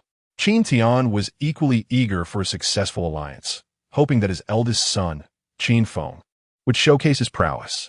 If he were to lose, it would be of little consequence, considering he was merely 8 years old while his opponent was 13 or 14, boasting a remarkable cultivation level of extraordinary tier 3.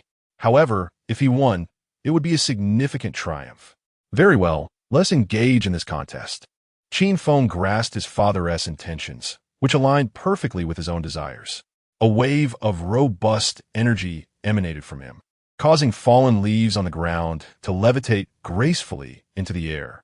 Extraordinary Tier 1, Lin Hao and the masters of Tianxin City were taken aback, their hearts racing as they recognized the potential of this youth. An 8-year-old at extraordinary tier is unprecedented. Especially remarkable was his ability to make the leaves float, a move reminiscent of the famed technique of the 10th ancestor of the Qin family, falling leaves in flight. Had they not witnessed it with their own eyes, who would dare believe that such a young child could master such a skill? Meanwhile, Lin Hao began to comprehend why the imperial family of Daxia had been so antagonistic toward the Qin family recently. Should these two young prodigies mature, they could easily supplant the royal lineage at any moment. But doing structure. Lin San, a paragon of martial decorum, reminded his opponent before making a move. Yet, he had grossly overestimated Qin Feng's sense of honor. In the face of the Chosen One, he dared not be careless. Nor would he adhere to any code of martial ethics, especially considering his opponent's cultivation was 2 levels higher. Before Lin San could fully react, Qin Feng pointed decisively, and the leaves transformed into razor-sharp projectiles, hurtling towards Lin San from all directions. "Hey, do you even follow the rules of combat?" Lin Xiner cried out in exasperation, vehemently denouncing Qin Feng's actions. Not only did he initiate the fight without warning, but he also unleashed his full force right from the start, an act she deemed utterly despicable. With a resounding clang, Lin San drew his sword with measured grace, thrusting it forth with a slight shimmer, causing a gentle sword shadow to emerge. The blade danced like water beneath the moonlight, deftly swatting away the oncoming leaves, which then disintegrated into fragments. Another thrust followed, unleashing a fierce sword wind that rendered the flying leaves directionless, as Lin San's figure flickered through the chaos. With a thunderous crash, Lin San unleashed a beam of sword light, dispersing Qin Feng's flurry of leaves. Although his movements were undeniably impressive, he bore several new scratches, and the rise and fall of his chest testified to the exertion of his efforts. Now's the chance. Qin Feng, adhering to the principle of striking when the opponent is vulnerable, activated his ethereal shadowy steps and charged towards Lin San, denying him the opportunity to respond. His fist, the size of a sandbag, sailed towards Lin San's face. Lin San cried out in agony as he was sent sprawling. "Brother, that was amazing!" Qin Hao exclaimed, jubilantly celebrating his brother's premature victory.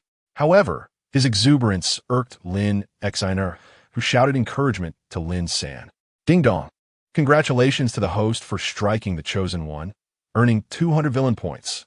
Upon seeing the villain points credited, Qin Feng felt invigorated and prepared to continue the fray all day. Yet, he had clearly underestimated Lin San's combat capabilities. Before he could even initiate a combo, Lin San swiftly regained his footing, gliding forward like a startled swan, his sword emanating a dark, watery glow. "Sword intent," gasped Qin Tian and the others, their hearts racing as they recognized the prodigy before them. Sword intent was an elusive comprehension sought after by sword practitioners. Once attained, it could elevate the power of their techniques to new heights, significantly enhancing their combat prowess. "This is bad." Qin Feng sensed the impending danger of Lin San's strike and swiftly opted to evade rather than confront it head-on. However, Lin San had transitioned from a defensive stance to an aggressive one, bolstered by his 2-level superiority and the advantage of sword intent. With the grace of a gentle breeze, he unleashed a flurry of sword shadows toward Qin Feng. Though Qin Feng's ethereal steps were indeed intricate, he felt like a small boat adrift in a tempest, at risk of capsizing at any moment. Well done, Lin San. Teach that brat a lesson. Lin Xiner clapped her hands in delight, casting a disdainful glance at Qin Hao. Brother, go for it. Qin Hao shouted, his face flushed with frustration, rallying for Qin Feng. The onlookers paid little heed to the two children, utterly mesmerized by the duel. Reflecting on their own childhood, they realized they had never achieved extraordinary tier at the age of 8. Nor had they grasped sword intent by 13 or 14. The new generation was indeed pushing the boundaries. A collective sigh echoed through the crowd as they recognized that an era of great strife was looming once more. Whenever such prodigies emerged, it heralded the dawn of a new order. At this moment, Qin Feng was oblivious to the looming strife. His sole focus was on how to defeat Lin San and acquire more villain points. Is this what it feels like to be suppressed by the protagonist? Qin Feng thought as he found himself retreating under Lin San's relentless onslaught, completely outmatched and lacking any means of retaliation. There was no choice. The atmosphere had reached a boiling point. He could not afford to lose to this individual. He had no alternative but to employ his ultimate technique, calling upon the system to exchange for the second volume of Shadowy Steps. Ding dong. Congratulations to the host for spending 10,000 villain points to exchange for the second volume of Shadowy Steps. 10,000 points. Qin Feng winced internally, realizing it would take countless days of effort to accumulate such a sum. He was now further from his goal of achieving perfection. No, he must reclaim his honor from Lin San today. As Qin Feng's body swayed in sync with the image in his mind, he transformed into a gentle breeze, effortlessly gliding hundreds of meters away amidst the dark, watery sword light. What? The crowd gasped, realizing that Qin Feng's movement technique had evolved during the battle. His speed had markedly increased, and his footwork had become even more intricate, allowing him to easily evade the barrage of Lin San's sword strikes. My son Qin Feng possesses the potential of an emperor. Qin Tian could not contain his joy, nearly shouting into Lin Hao's ear. Impressive. Lin San's expression turned serious, aware that he could not defeat his opponent without revealing his true abilities. His garments billowed as if caught in an unseen wind. The dark, flowing sword light in his hand danced with the breeze, tearing through the air with mournful echoes. Qin Feng sensed that Lin San was about to unleash his full power. He raised his hand and shouted into the void. Sword, come forth. Chapter 12. Love him. Stab him in the heart buzzing. The crisp sound of sword play reverberated through the city where the Qin family resided, as 9 beams of sword light streaked across the void like shooting stars. The 9 swords of the long sky. Lin Hao and his companions, being knowledgeable individuals, immediately recognized the origin of the 9 swords. They had heard tales of how, 5 years prior, the arrogant eldest son of the Qin family had deceived the hurried emperor of the Great Xia, claiming the long sky 9 swords and the heavenly treasure gourd. Initially thought to be mere rumors, it became evident that he was indeed shameless enough to carry all 9 swords to display his arrogance. The 9 swords united. Qin Feng swiftly formed a hand gesture, pointing at the approaching 9 swords. Buzzing, the sword winds whipped forth, stirring up dust. As the might of the 9 swords grew increasingly formidable, echoing like a roaring tidal wave through the air. When the winds subsided, a gleaming longsword floated before Qin Feng, shimmering with a cold light. This was the sword of the long sky sword god from a millennium ago, a divine weapon ranked among the top 10 in the ancient world, the long sky divine sword. Since acquiring the long sky 9 swords, Qin Feng had successfully refined them over the past 5 years with the assistance of the 10 ancestors. While he could not claim to fully wield their power like the legendary sword god of yore, they were more than sufficient for battle. The 9 swords of the long sky. Lin San's eyes sparkled with fervor, his breath quickening. He had no choice. The sword techniques he employed stemmed from the long sky sword god of a millennium past. In truth, he had inherited the sword god's legacy. If he could obtain the long sky 9 swords, he would surely embody the sword god's former glory. However, he was acutely aware that the Qin family was not to be trifled with. Attempting to seize them outright would be akin to courting death, leaving him to bide his time. Even with the divine swords backing him, he could not hope to surpass me. Lin San possessed absolute confidence in the legacy of the long sky sword god, and amidst the swirling dust, he suddenly struck, unleashing a brilliant beam of sword light that cleaved through the air. The long sky sword technique. This divine-level sword technique, comprehended from the laws of heaven and earth by the long sky sword god, wielded the power to slay gods and Buddhas alike, unmatched in the ancient world. This is Qin Tian and Lin Hao, both prominent figures, immediately recognized the long sky sword technique. Perhaps the long sky sword god from millennium ago could never have fathomed that his technique would confront his own sword 1,000 years later. Not good. Qin Tian's expression changed drastically as he attempted to intervene. Though his eldest son, Qin Feng, was endowed with imperial potential, he was only 8 years old. How could he withstand the sword technique of the long sky sword god? However, before he could voice his concern, he saw his son, Qin Feng, with piercing eyes, assume a sword-drawing posture. Invincible Rebirth technique. Nodding, he drew his sword.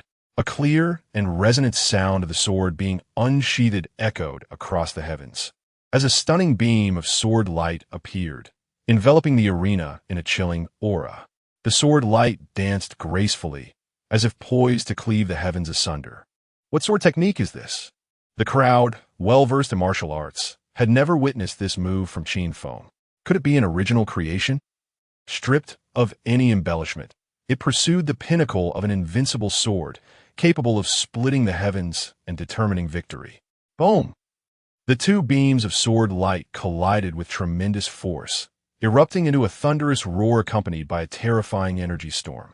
Mother, father, Qin Hao and Lin Xiner, lacking the same cultivation level, clung to their respective guardians' garments to avoid being swept away by the gale. How was this possible? Lin San's eyes widened in disbelief, unable to accept that an 8-year-old child could master such a technique. He had assumed his superior cultivation and the legacy of the long sky sword god would easily allow him to triumph over a mere child. Yet, the encounter taught him a lesson, revealing that his sword was not the strongest. With a resounding crack, the sword in Lin San's hand shattered, unable to withstand the sharpness of the long sky divine sword. He possessed the long sky sword technique, while Qin Feng wielded the heaven-slaying sword technique. He had an understanding of sword intent, and Qin Feng possessed the long sky divine sword, although Lin San's cultivation was 2 minor levels higher than Qin Feng's. The latter's imperial potential provided a tenfold enhancement, compounded by the heavenly treasure gourd's assistance, rendering victory inevitable. What? Lin San's face was a canvas of disbelief. He had been defeated by an 8-year-old child. Throughout his journey, he had always triumphed over stronger opponents, gradually cultivating an invincible mindset. Yet today, he faltered against an 8-year-old, causing a crack in his invincible resolve, plunging him into self-doubt. Ding dong, congratulations to the host for causing a crack in the invincible mindset of the Chosen One, earning 100,000 villain points. A crack yields 100,000. If I stab him in the heart, wouldn't that net me billions in no time? Qin Feng, brimming with determination, stepped forth with a deceptive grace, his long sword, like a phantom, aimed at Lin San's chest. Love him, stab him in the heart. Not good. Despite Lin San's burgeoning invincible mindset, he was still merely a child of 13 or 14. After receiving a lesson from Qin Feng, his rhythm faltered, and he found himself retreating step by step. Each new wound on his body only deepened Qin Feng's affection for him. Ding dong. Congratulations to the host for injuring the Chosen One, earning 500 villain points. Ding dong. Congratulations to the host for injuring the Chosen One, earning 500 villain points. As Qin Hao was his younger brother, he had never enjoyed himself as much as he did today. My brother is the best. Qin Hao proudly lifted his small head, eager to tell everyone that this was his brother. Lin Xenia, infuriated, stomped her foot and wished to rush forward and give that brat a beating, but she was lifted by Yun Xie, who had taken a liking to the little girl. The outcome was clear. Brother Qin truly possessed imperial potential. Lin Hao chuckled, waving his hand as he pulled Lin San back, just as Qin Feng was about to stab him in the heart. What a joke. Lin San was hailed as the greatest sword master of the century. How could he allow Qin Feng to stab him here? Oomph. Qin Feng was quite displeased by Lin Hao's interference, having his scoring device snatched away. However, he chose not to protest further, knowing that beings like the Chosen One were unpredictable, and attempting to force the issue might trigger some powerful intervention. It was better to withdraw gracefully and avoid unnecessary trouble. Ha! Qin Tian could not contain his laughter upon hearing praise for his eldest son, knowing that the alliance and marriage were nearly secured. The welcoming ceremony continued as Qin Tian led Lin Hao into the Qin family city. Rows of deeply cultivated disciples from the Qin family elicited immense envy from Lin Hao. If given a choice, he would prefer to invest resources in nurturing a blood relative rather than an unrelated individual, unless that person exhibited absolute loyalty. Yet, who could truly guarantee loyalty? Soon, the parents of both families began discussing their children's marriage. Everyone expected Lin Hao to choose Qin Feng, who had just displayed imperial prowess. But to everyone's surprise, he chose Qin Hao, who had been watching the spectacle, as his son-in-law. What? Upon learning this, Qin Feng erupted in expletives, gaining a fresh perspective on the Chosen One's unreasonable nature. A fierce battle akin to a tiger, yet in matters of marriage, there was no consideration. Chapter 13.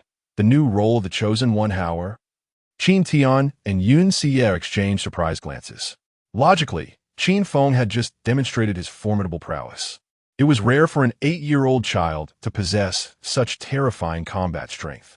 In contrast, while Qin Hao boasted an unparalleled supreme bone, its potential remained dormant, leaving his true capabilities a mystery. Lin Hao merely smiled, choosing not to elaborate. The selection of Qin Hao was far from arbitrary. It was a calculated decision made after weighing the pros and cons. As is well known, Qin Feng and Qin Hao are twins, and their talents are unlikely to differ significantly. The fact that the elder brother, Qin Feng, had just shattered various records, while the younger brother, Qin Hao, could soon follow suit, suggested that Qin Hao's innate abilities might indeed surpass those of Qin Feng. Under identical educational circumstances and backgrounds, Lin Hao naturally favored the brother with the supreme bone. Most crucially, there had been recent whispers in the ancient world that the Blood Moon prodigy born 8 years ago was none other than Qin Feng, a considerable threat to the Daxia royal family. Investing in Qin Feng posed significant risks. Hence, backing his brother Qin Hao was a safer bet. Should any misfortune befall the Qin family, Qin Hao would undoubtedly stand united with them in Tianqin City. Qin Tian refrained from further inquiries, for his objective was to form an alliance through marriage. As long as the two major powers of Eastern and Western Daxia united, even the royal family, in collusion with other clans, would have to contemplate the repercussions. If it could afford the two young ones time to grow, then the Qin family would have achieved victory. Ultimately, amidst mutual understanding between the parents, a marriage based on self-interest was thus established. Yet at that moment, the two parties involved remained blissfully unaware that Lin Shiner was enjoying herself, accompanied by the two brothers and Lin San. Why do I feel like my life is in jeopardy at any moment? As a destined villain, being alongside two epic chosen ones. Even within the protective walls of the Qin family fortress, Qin Feng felt no sense of security. He feared they might collectively unleash their powers and whisk everyone away in an instant. Wow, it's so lively here, Lin Shiner exclaimed, her eyes sparkling as they arrived at the Qin family's marketplace.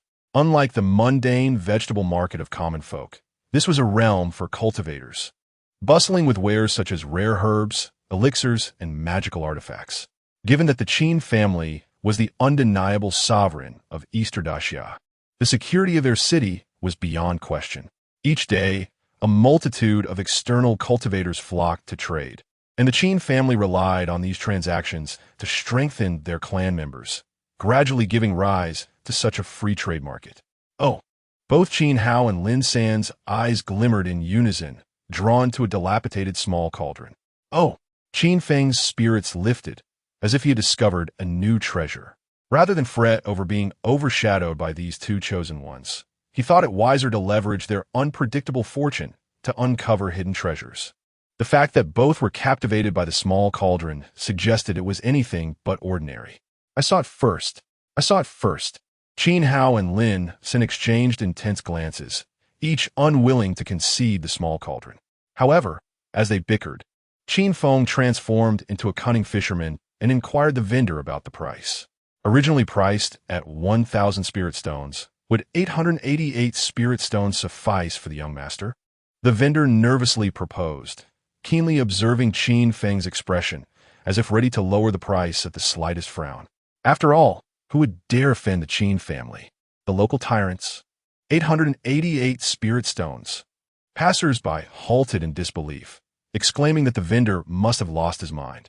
One spirit stone could ensure a mortal's comfort for a lifetime, while a cultivator could derive a week's worth of arduous training from just one. Now, a mere small cauldron dared to demand 888 spirit stones. The vendor began to sweat nervously. He never deemed Qin Feng a fool. The origins of this small cauldron were simply too extraordinary. Once a minor leader of the Tiger Head gang, overseeing over 10,000 followers, he had led them to excavate a rumored relic. Tragically, over 10,000 lives were lost, yet he alone emerged from the depths of the ruins. Instead of the anticipated treasure, he found a small cauldron resting on a stone pedestal. The gang leader, either from prior injuries or other reasons, perished on the spot, leaving him as the sole survivor. Given the cost of 10,000 followers, 888 spirit stones was already a bargain. Very well, I shall take the 888 spirit stones. Qin Feng, wary of extended delays, instructed the vendor to retrieve the funds from the Qin family. As the eldest son of the first family of the ancient world, it was only reasonable for him to be without money while out. Thank you, young master. The vendor expressed his gratitude profusely, hurriedly handing the small cauldron to Qin Feng. Lin San was left speechless, astonished by Qin Feng's audacity. Without even inspecting the item or haggling, he had simply agreed to the price of 888 spirit stones. Surely, wealth should not breed such recklessness. Yet, for reasons unbeknownst to him, Lin San felt a twinge of unease, despite being unaware of the small cauldron's purpose. His instincts, which had guided him to his current standing, warned him that this was indeed a valuable item. Ding dong. Congratulations, host, for disrupting the Chosen One's opportunity and earning a chance for a lottery draw. This truly is a treasure. Qin Feng received the small cauldron, examining it closely, yet he could discern no peculiar qualities. Damn it, must there be such a glaring disparity? Why could the protagonist sense its worth purely on instinct, while he could only see it as a mere small cauldron? He felt wronged. The villain felt wronged. Brother, can I have it, please?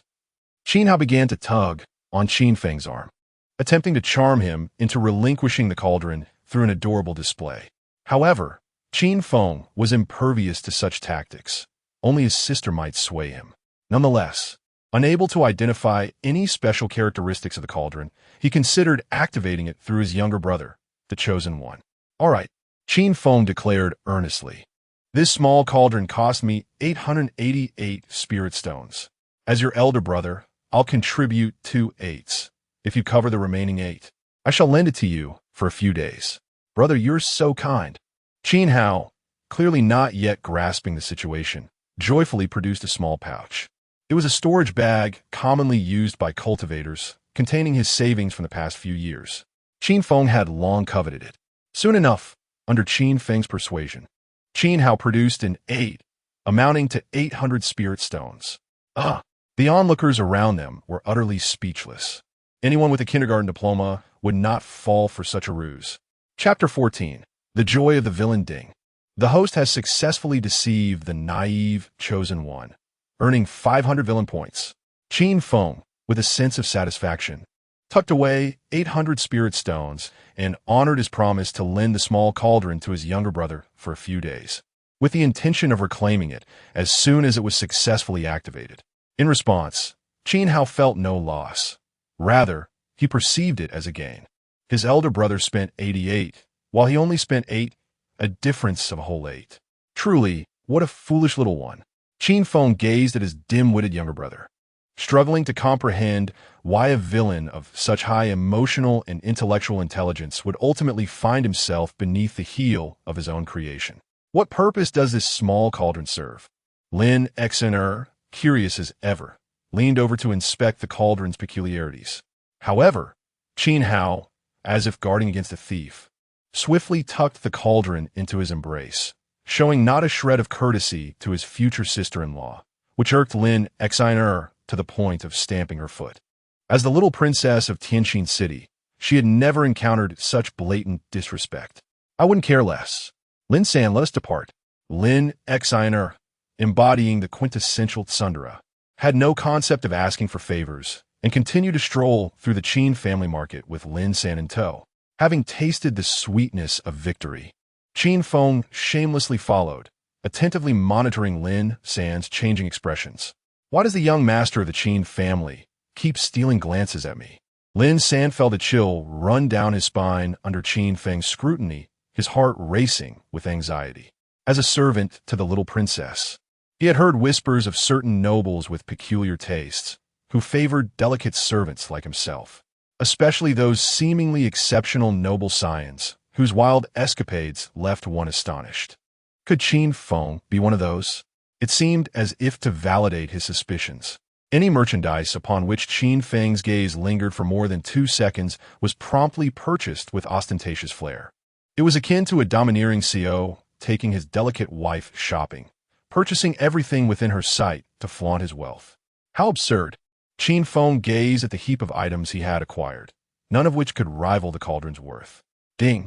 Congratulations to the host for seizing the Chosen One's divine herb, earning 300 villain points. Ding!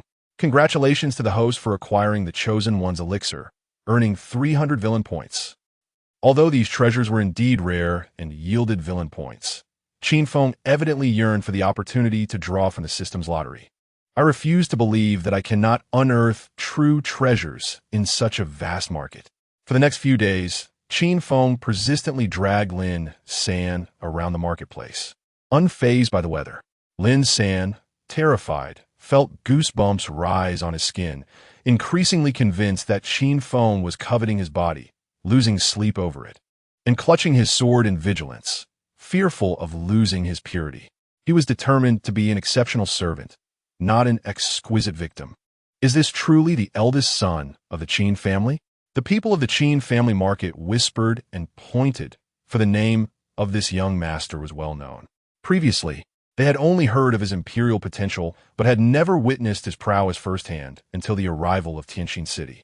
At the tender age of 8, he broke through to the extraordinary realm, demonstrated agility in dire situations, and developed the heaven-slaying sword technique, defeating the heir of the Long Kong sword god, a feat unmatched among the talents of the ancient world. His imperial potential was truly well-deserved.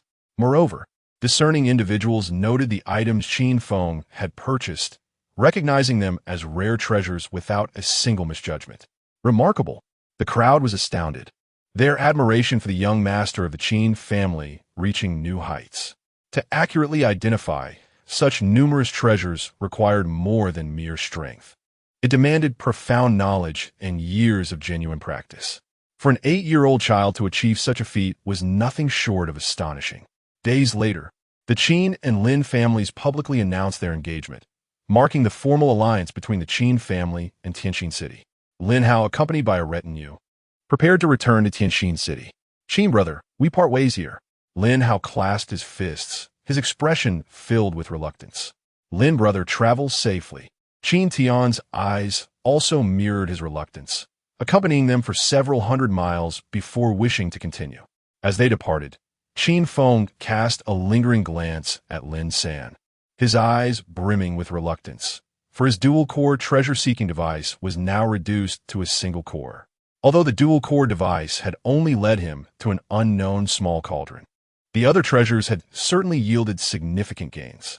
Now, tales of him echoed throughout the Qin family market, and everyone was eager to learn how he discerned treasures. Alas, Lin San, sensing Qin Feng's reluctant gaze, felt overwhelmed, yearning to distance himself from the man, fearing that if he lingered any longer, he might truly be swayed. That night, Qin Feng found himself unable to sleep. The presence of Lin San had allowed him to experience the joy of being a villain. In just a few days, He had extracted 150,000 villain points from himself, along with a chance to draw from a lottery, pleasures that his younger brother could never provide, instilling in him a desire to flee home in search of Lin San. Perhaps I should draw from the lottery first. Qin Feng shook his head and summoned the system to commence. With a whoosh, the spinning lottery wheel reappeared before him, densely packed with prizes: Supreme Body, Celestial Dominance Body, Battle Saint Body, Chaos Saint Body, Double Pupils, Supreme Bone, True Dragon Treasure Technique, and more. Ding! Congratulations to the host for drawing the Divine Buddhist Technique. Great Might Heavenly Dragon. Boom! A thunderous sound resonated in Qin Feng's mind, as if his soul had transcended to another realm. Roar! A colossal golden dragon, 100 feet in length, soared through the sky, emitting a dragon's roar that stirred the air, causing the earth to tremble and showcasing the might of the king of beasts. Before Qin Feng could react, the dragon charged directly towards him, burrowing into his very being. Gasping, Qin Feng awoke in a cold sweat, finding a golden dragon pattern etched upon his body, accompanied by newfound techniques in his mind.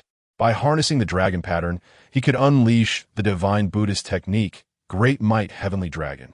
Not only did this technique possess immense power, but it also dealt double damage to demonkind, rendering it a formidable weapon against them. Furthermore, it enhanced his defensive capabilities, granting him the ability to discern between human and demon at a glance. Creak! The door to Qin Feng's room swung open. Peering inside was his younger brother Qin Hao, who, upon spotting that Qin Feng was still awake, joyfully clutched his small pillow and scampered onto the bed, declaring he wanted to sleep with his brother that night. Typically, it is the younger sister who seeks her brother's comfort at night. Why must I be the younger brother, and a chosen one at that? Qin Feng gazed speechlessly at his brother, who had already dozed off, feeling as though he was being tempted by the Supreme Bone. There was a sense of disrespect towards his role as a villain. Chapter 15. The storm approaches in the grand palace of the Great Xia Empire. The emperor was holding court. The entire assembly of ministers and military officials had received news of the alliance between the Qin family and Tianjin City. And they were also aware that the eldest son of the Qin family had broken through to the transcendent realm at the tender age of 8, creating the heaven-slaying sword technique to defeat Lin San, the heir of the sword god of the long sky, who was hailed as the foremost swordsman of the next century. This demonstrated that the rise of the two prodigies from the Qin family was far more rapid than anticipated. The alliance between the Qin family and Tianjin City was a blatant disregard for the imperial court. Such intentions are worthy of condemnation. One minister suggested immediate military action, proposing to strike while the alliance was still unstable and eliminate the threat with swift force. But do you think the Qin family and Tianjin City are mere paper tigers, easily toppled? If they were so easily dealt with, would the court have allowed them to dominate the eastern and western regions for so many years? Another minister advocated for negotiation, stating that in recent years, with the frequent occurrences of celestial phenomena, an era of great conflict had arrived. We must not engage in internal strife. The Yin dynasty, having undergone reform a century ago, had become increasingly powerful, openly revealing its ambitions. Recently, they had even proclaimed two prodigies as holy sons, making them the foremost adversaries of the Great Xia. The emperor contemplated the greater good, recognizing that now was not the time for infighting. The emperor observed the two factions forming among his ministers, unsure of how to proceed. To counter the invasion of the Yin dynasty, unity among the major families of the Great Xia was essential. Yet such unity would afford the Qin family's two prodigies the time they needed to grow. If only the imperial family could produce a few prodigies of their own. In the Qin family courtyard, Qin Feng sat cross-legged, surrounded by a dense aura of spiritual energy. Ever since he broke through to the transcendent realm, the 33 layers of the creation decision had become insufficient, forcing him to spend 30,000 villain points to activate a 1-month enlightenment aura to comprehend the third layer of the heavens. Such terrifying comprehension. The 10th ancestor, standing by, was visibly astonished, sensing the changes within Qin Feng's body. This transformation stemmed from his cultivation technique. As one delves deeper into the method, it manifests physically. Now, Not only had Qin Feng's physique grown increasingly formidable, but he also exhibited extraordinary self-healing abilities. While he could not be said to have been resurrected from death, regrowing severed limbs was well within his capabilities. What profound understanding of the laws of heaven and earth had this child attained? The 10th ancestor remarked he had never encountered a technique like this. Merely comprehending the third layer allowed for the regeneration of severed limbs. If fully understood, could it not lead to immortality and rebirth from a drop of blood? With a resounding thud, a deep sound reverberated within Qin Feng, and the runes surrounding him erupted in dazzling golden light, signifying that he had not only comprehended the third layer, but had also broken through to the second level of the transcendent realm. A prodigy indeed. The 10th ancestor couldn't help but reminisce about the moment of Qin Feng's birth. Truly, he was a blood moon prodigy capable of stirring the winds and clouds of the world beyond the imagination of ordinary folk. Suddenly, a cacophony of bells rang throughout the Qin family city, causing all faces to shift in alarm. This was the urgent bell that had not sounded in hundreds of years, signaling a grave crisis for the Qin family. Every clan member was required to prepare for battle, as a war concerning the very survival of the Qin family was imminent. What had transpired? The 10th ancestor's expression turned grave as he vanished in a flash of white light. The survival of the clan? I suspect this matter is somehow related to my second brother. Qin Feng seized the opportunity to seek out his younger brother, Qin Hao. In truth, he had not wished for such a predicament. Initially, his dream was merely to live as a debauched youth, indulging in a life of luxury and excess. Yet, due to this little imp, he had to exert himself in cultivation for self-preservation, and now there loomed the threat of clan annihilation. It was impossible not to feel irked enough to give him a good thrashing. Within the grand hall of the Qin family, Qin Tian, as the head of the family, sat in the high seat, while below him were the leaders of various branches of the Qin family, numbering 13 in total, commonly referred to as the 13 guardians of the Qin. Reports from the Qin family's informants within the Great Xia imperial court indicated that after much deliberation, the emperor had decided to take action against the Qin family. "Let them come. We fear no one," exclaimed a robust leader, his excitement barely contained as he gripped his great blade, eager for battle. Logically, having just formed an alliance with Tianjin City and with the Yinyu dynasty lurking in the shadows, the Great Xia royal family should not act so recklessly. However, a scholarly leader voiced his concerns, apprehensive about the impending conflict. If victory could only be achieved through warfare, the outcome would inevitably be mutual destruction, benefiting the Yinyu dynasty in the end. The best approach would be to buy time for the brothers Qin Feng and Qin Hao to grow stronger. The Great Xia royal family was indeed cutting off its own hand. Qin Tian, with a serious expression, stated, "With our Qin family's prestige within the Great Xia, once we mature, we can supplant them. They intend to strike before we can grow, seeking a swift resolution. If we become embroiled in a protracted conflict, we can still hold half the territory. For the sake of the throne, they were indeed willing to gamble." The 13 leaders wore grave expressions, fully aware that this battle was unavoidable. Nonetheless, warfare could not simply be initiated by the emperor's decree. He would first need to secure the support of the other noble families, promising them certain advantages. Without such assurances, who would risk their lives for him? Thus, a short-term conflict was unlikely, granting them ample time to prepare for war. Would war truly come? Qin Feng could feel the palpable tension within the Qin family, an atmosphere thick with foreboding. Previously, the faces of every Qin family member radiated confidence, but now they were solemn, devoid of expression. The streets were barren of the graceful figures of young ladies and wives, replaced instead by rows of armored warriors. Could they emerge victorious in this battle? Qin Feng, no longer a mere child, was capable of analyzing the current situation.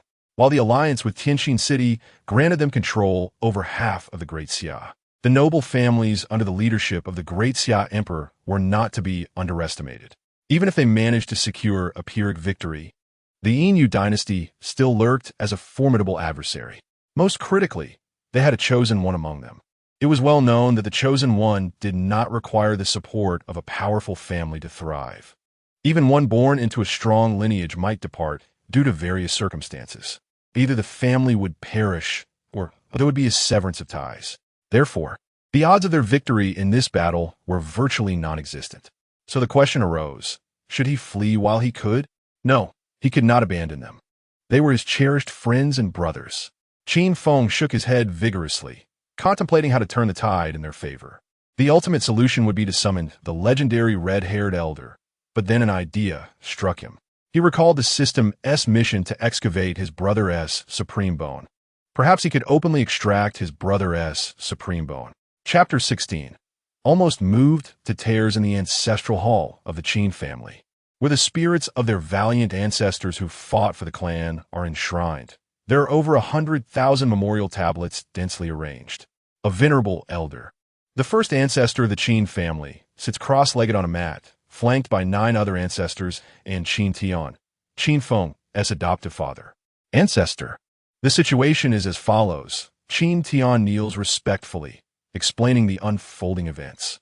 Without turning his head, the first ancestor speaks slowly, since this battle is inevitable. Let's engage in it. Indeed, the crowd responds solemnly, pledging to fight to the bitter end. Just then, a childish voice disrupts the grave atmosphere. Ancestor, we cannot. Fenger, step outside, Qin Tian exclaims, noticing Qin Feng running in with his short legs. He scolds him for causing a commotion in the ancestral hall and daring to question the ancestor's decision, which is utterly disrespectful. Silence. Surprisingly, the ancestor rebukes Qin Tian instead, then turns with a warm smile, beckoning Qin Feng closer. Yes, Qin Tian feels a deep sense of injustice. Why is there such a disparity among the descendants of the ancestors? Is it merely because he lacks the qualities of a great emperor? Fenger, what do you mean by cannot? The ancestor gazes affectionately at Qin Feng, who has always been astute, often bringing treats to visit him, unlike other unfilial descendants who only sought to provoke him. With a serious expression, Qin Feng replies, only a fool would think victory can be achieved through war. Winning would deplete our vitality, while losing would spell doom for the Qin family. Fool! The assembled ancestors stare incredulously at Qin Tian, as if to say that he alone bears the responsibility. Qin Tian's eyelids twitch involuntarily, a profound astonishment rising within him. Are you suggesting that there exists a method to win without resorting to war? The ancestor is intrigued, eager to hear what wisdom this 8-year-old child possesses. This is not a war the Qin family instigates. Rather, it is the imperial family of the Great Xia that seeks to strike against them, a conflict rooted in self-interest, devoid of right or wrong, and devoid of any prospect for negotiation. Certainly, Qin Feng replies confidently, the root cause of this matter lies in my brother and me disrupting the balance, causing the imperial family to perceive a threat. If we can devise a way to conceal ourselves, the war will have no justification to continue. Is that all? They dismiss the notion, viewing it as the naive thinking of a child.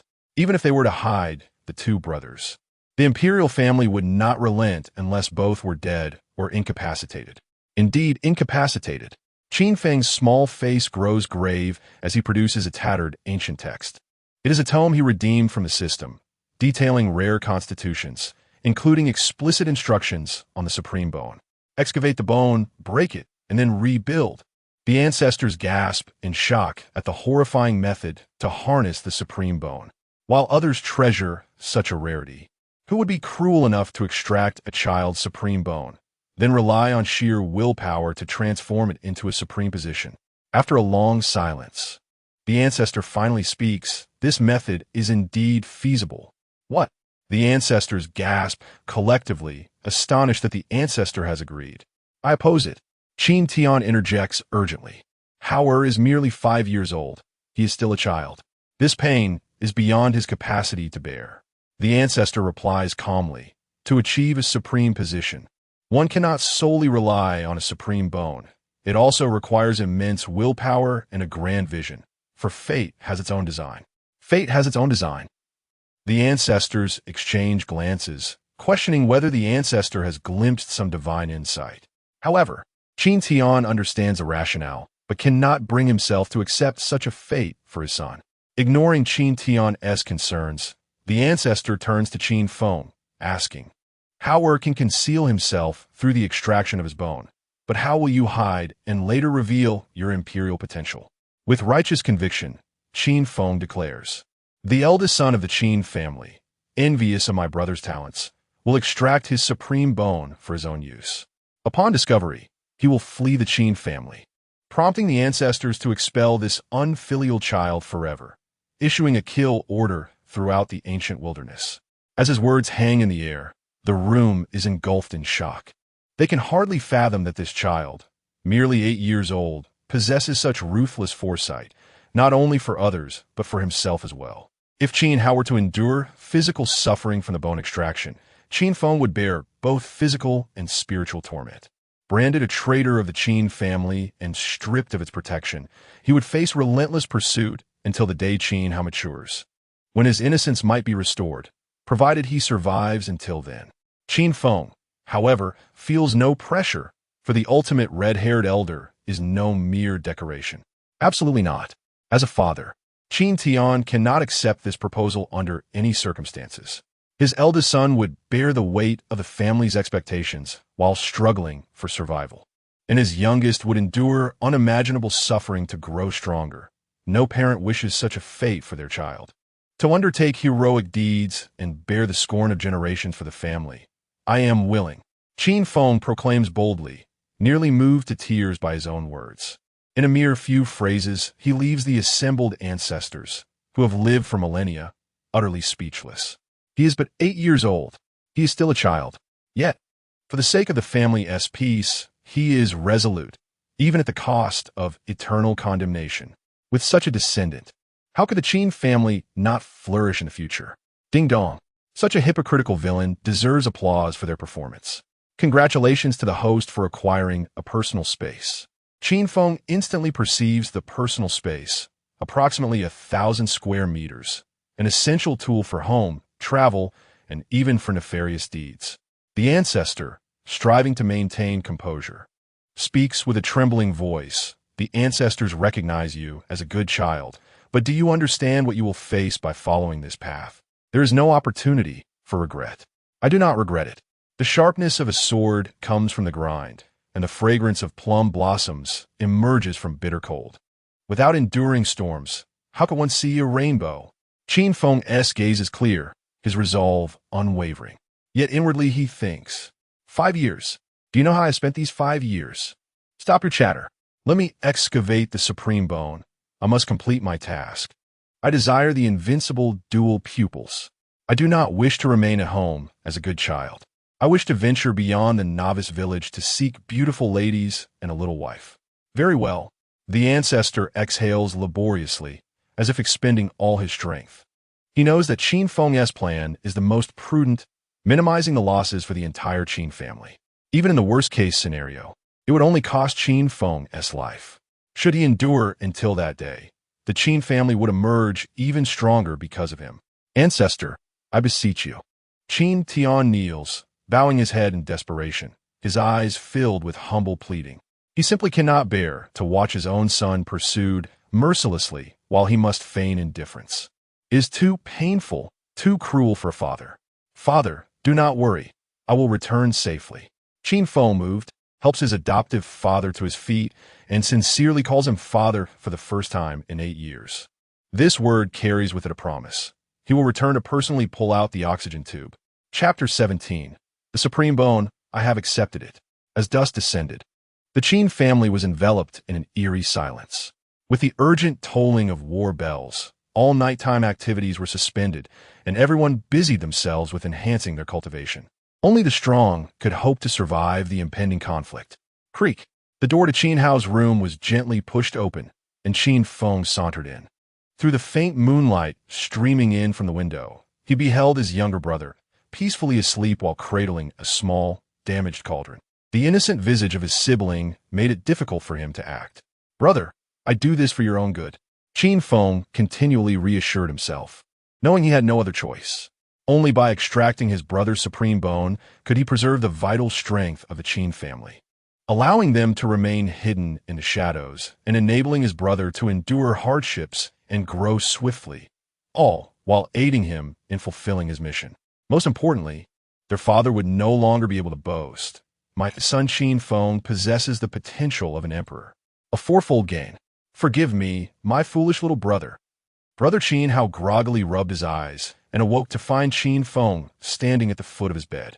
But before he could joyfully leap into his brother's embrace, he felt a searing pain in his chest. Looking down, he was horrified to see Qin Feng's hand embedded within him. Brother Qin how incredulously lifted his gaze, only to be met not by the smiling face of his elder brother, but by one that was cold and unyielding. The supreme bone, I have accepted it. In a moment of grim resolve, Qin Feng forcefully extracted the supreme bone. Ding!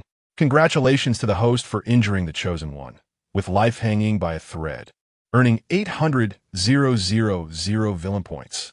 Ding! Congratulations to the host for unearthing the supreme bone of the chosen one, disrupting their destiny, and earning a chance to draw a reward. Ding! Congratulations to the host for excavating the supreme bone of the chosen one, completing an epic mission for the villainous fate, and acquiring the Invincible Heavy Eye. The trio of rewards left Qin Feng momentarily dazed. Simultaneously, his eyes underwent a transformation, splitting into two distinct pupils, seemingly capable of perceiving the very essence of the world, while also allowing him to revert to normalcy at will. Clang! The small cauldron slipped from Qin Hao's grasp, and he collapsed onto the bed. So this is the Invincible Heavy Eye? Qin Feng's gaze fell upon the cauldron. Unlike the last time he had seen it, he now discerned a feeble soul within, presumably the protagonist's exclusive elder. It must be a lie. It cannot be true. Qin Hao writhed on the bed, unable to believe his brother could betray him so. Yet, no matter how much he disbelieved, he could not alter reality and was left helplessly watching as Qin Feng, clutching the supreme bone, departed without a backward glance. As for the small cauldron, Qin Feng chose not to take it, regardless of whether the elder acknowledged him as master. He had no need for it. His system was far more formidable than the elder, and it was better left for his younger brother. A piece of bone traded for an elder. He had profited. After Qin Feng's departure, a sigh resonated from within the cauldron. The heavy eye was meant for an invincible path. Why resort to the bones of others?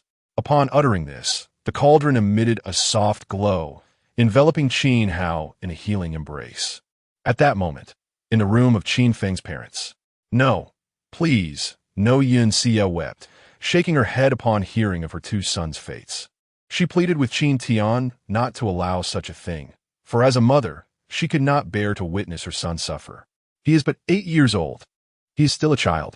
Furthermore, she could not reveal the truth to her younger son, Qin Hao, meaning she might one day witness her two sons turning against one another, a cruel fate for any mother to endure.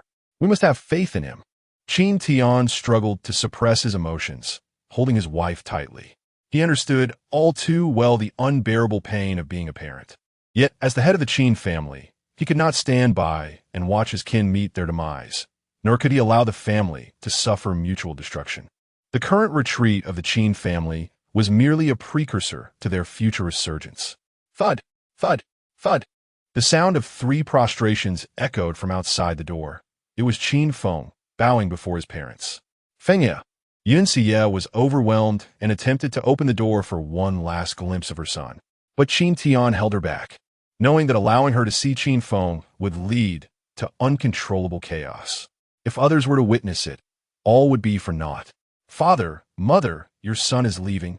Without a moment's hesitation, Qin Feng rose and departed the Qin family home without looking back. My son. Yun Xie wept inconsolably in Qin Tian's arms. Her heart shattered as she struck against his chest. That was a piece of her, and now she was forced to watch him suffer. Pursued by myriad foes, how could she bear it? Arriving at the gates of the Qin family estate, Qin Feng felt the cool night breeze on his face. Turning back for one last look at the home he had known for 8 years. Here he had experienced warmth and affection from family and friends, but to protect this family, he must now take his leave. Ancient times. My lady, my beloved, I, Qin Feng, am coming. Upon seeing the gnarled tree at the entrance, Qin Feng was momentarily struck dumb. Like the small cauldron, it had previously appeared unremarkable, but now, with the aid of his heavy eye, He perceived an incredibly terrifying energy within it. Desolation, abandonment. It seemed to belong to another world, having traversed countless epochs. Goodness, the Chosen One truly has no sense of reason. Qin Feng gazed at the supreme bone in his hand, realizing that compared to the cauldron elder and the mysterious gnarled tree, the supreme bone seemed the least significant. At that moment, a voice echoed in Qin Feng's ear, resonating from the ancestor, "Child, dawn approaches, and the Qin family's bounty on your head will soon spread throughout the ancient wilderness. Where do you intend to go?" "To the Yin Yu dynasty," Qin Feng proclaimed resolutely, intent on venturing to the most perilous of places. Since the reforms of the Yin Yu dynasty a century ago, it had become distinct from other dynasties, adopting a system reminiscent of modern democratic governance, no longer hereditary, but meritocratic. As a traitor of the Qin family, he believed they would certainly take an interest in him. Most importantly, the Yin Yu dynasty had grown increasingly powerful after its reforms, inevitably challenging the former dominant power of the Xia. By acting as an undercover agent, he would be providing a measure of security for the future of the Qin family. As for the three of the four great beauties of the ancient wilderness hailing from the Yin Yu dynasty, he felt no interest whatsoever. "Child, you must return alive." The ancestors struggled to contain their emotions, deeply moved by Qin Feng's selflessness. He is but 8 years old, always considering the family. The family owes him so much. Ding. Such a hypocritical villain deserves applause. Congratulations to the host for doubling their spatial capacity. Who the hell is hypocritical? He is the hope of the Qin family. Qin Feng internally scorned the system, wishing it would simply remain silent. Just then, a commotion erupted from the Qin family. "Help! Someone quickly! The second young master has been attacked." Chapter 18. Exile from the Qin family, the once tranquil night was abruptly shattered by a cacophony of chaos. Upon learning of the assault on the second son, Qin Hao, the entire Qin family immediately suspected the imperial clan of the Great Xia, inciting their wrath and prompting them to brandish weapons, ready to exact vengeance. When they beheld Qin Hao, their fury reached a fever pitch. How could there exist such a heartless individual who would dare to extract the supreme bone of a mere 5-year-old child? This act was not merely cruel. It severed the future hopes of the Qin family. It was intolerable beyond endurance. However, when the identity of the perpetrator was revealed, the crowd was left utterly dumbfounded. Qin Feng, how could this be possible? Who among them did not know that the eldest son of the Qin family was known for his politeness, elegance, diligence? An exemplary character? He had consistently demonstrated exceptional cultivation and was regarded as the indisputable choice for the next family head. How could he commit such a heinous act? Personally excavating his brother's supreme bone? Impossible, absolutely impossible. The members of the Qin family shook their heads vehemently, refusing to accept that it was Qin Feng. Although he often teased Qin Hao, they dismissed it as mere childish play. The brothers were close. How could he possibly commit such an atrocious deed? It was him, that ungrateful wretch. Qin Tian's face contorted with a blend of anguish and rage, his body trembling uncontrollably. He once had a blissful family, but the machinations of the great Xia imperial clan had driven a wedge between father and son.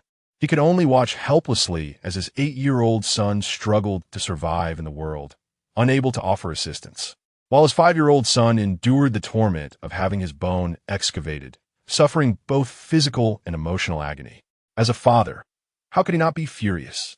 With a sudden outburst, Qin Tian could no longer restrain himself and spat out a mouthful of blood. As the head of the Qin family, he bore an immense burden, yet he could not share his sorrows with anyone, carrying the weight of his family's troubles alone. Head of the family, the members of the Qin family were taken aback, finally believing that Qin Feng was indeed the culprit.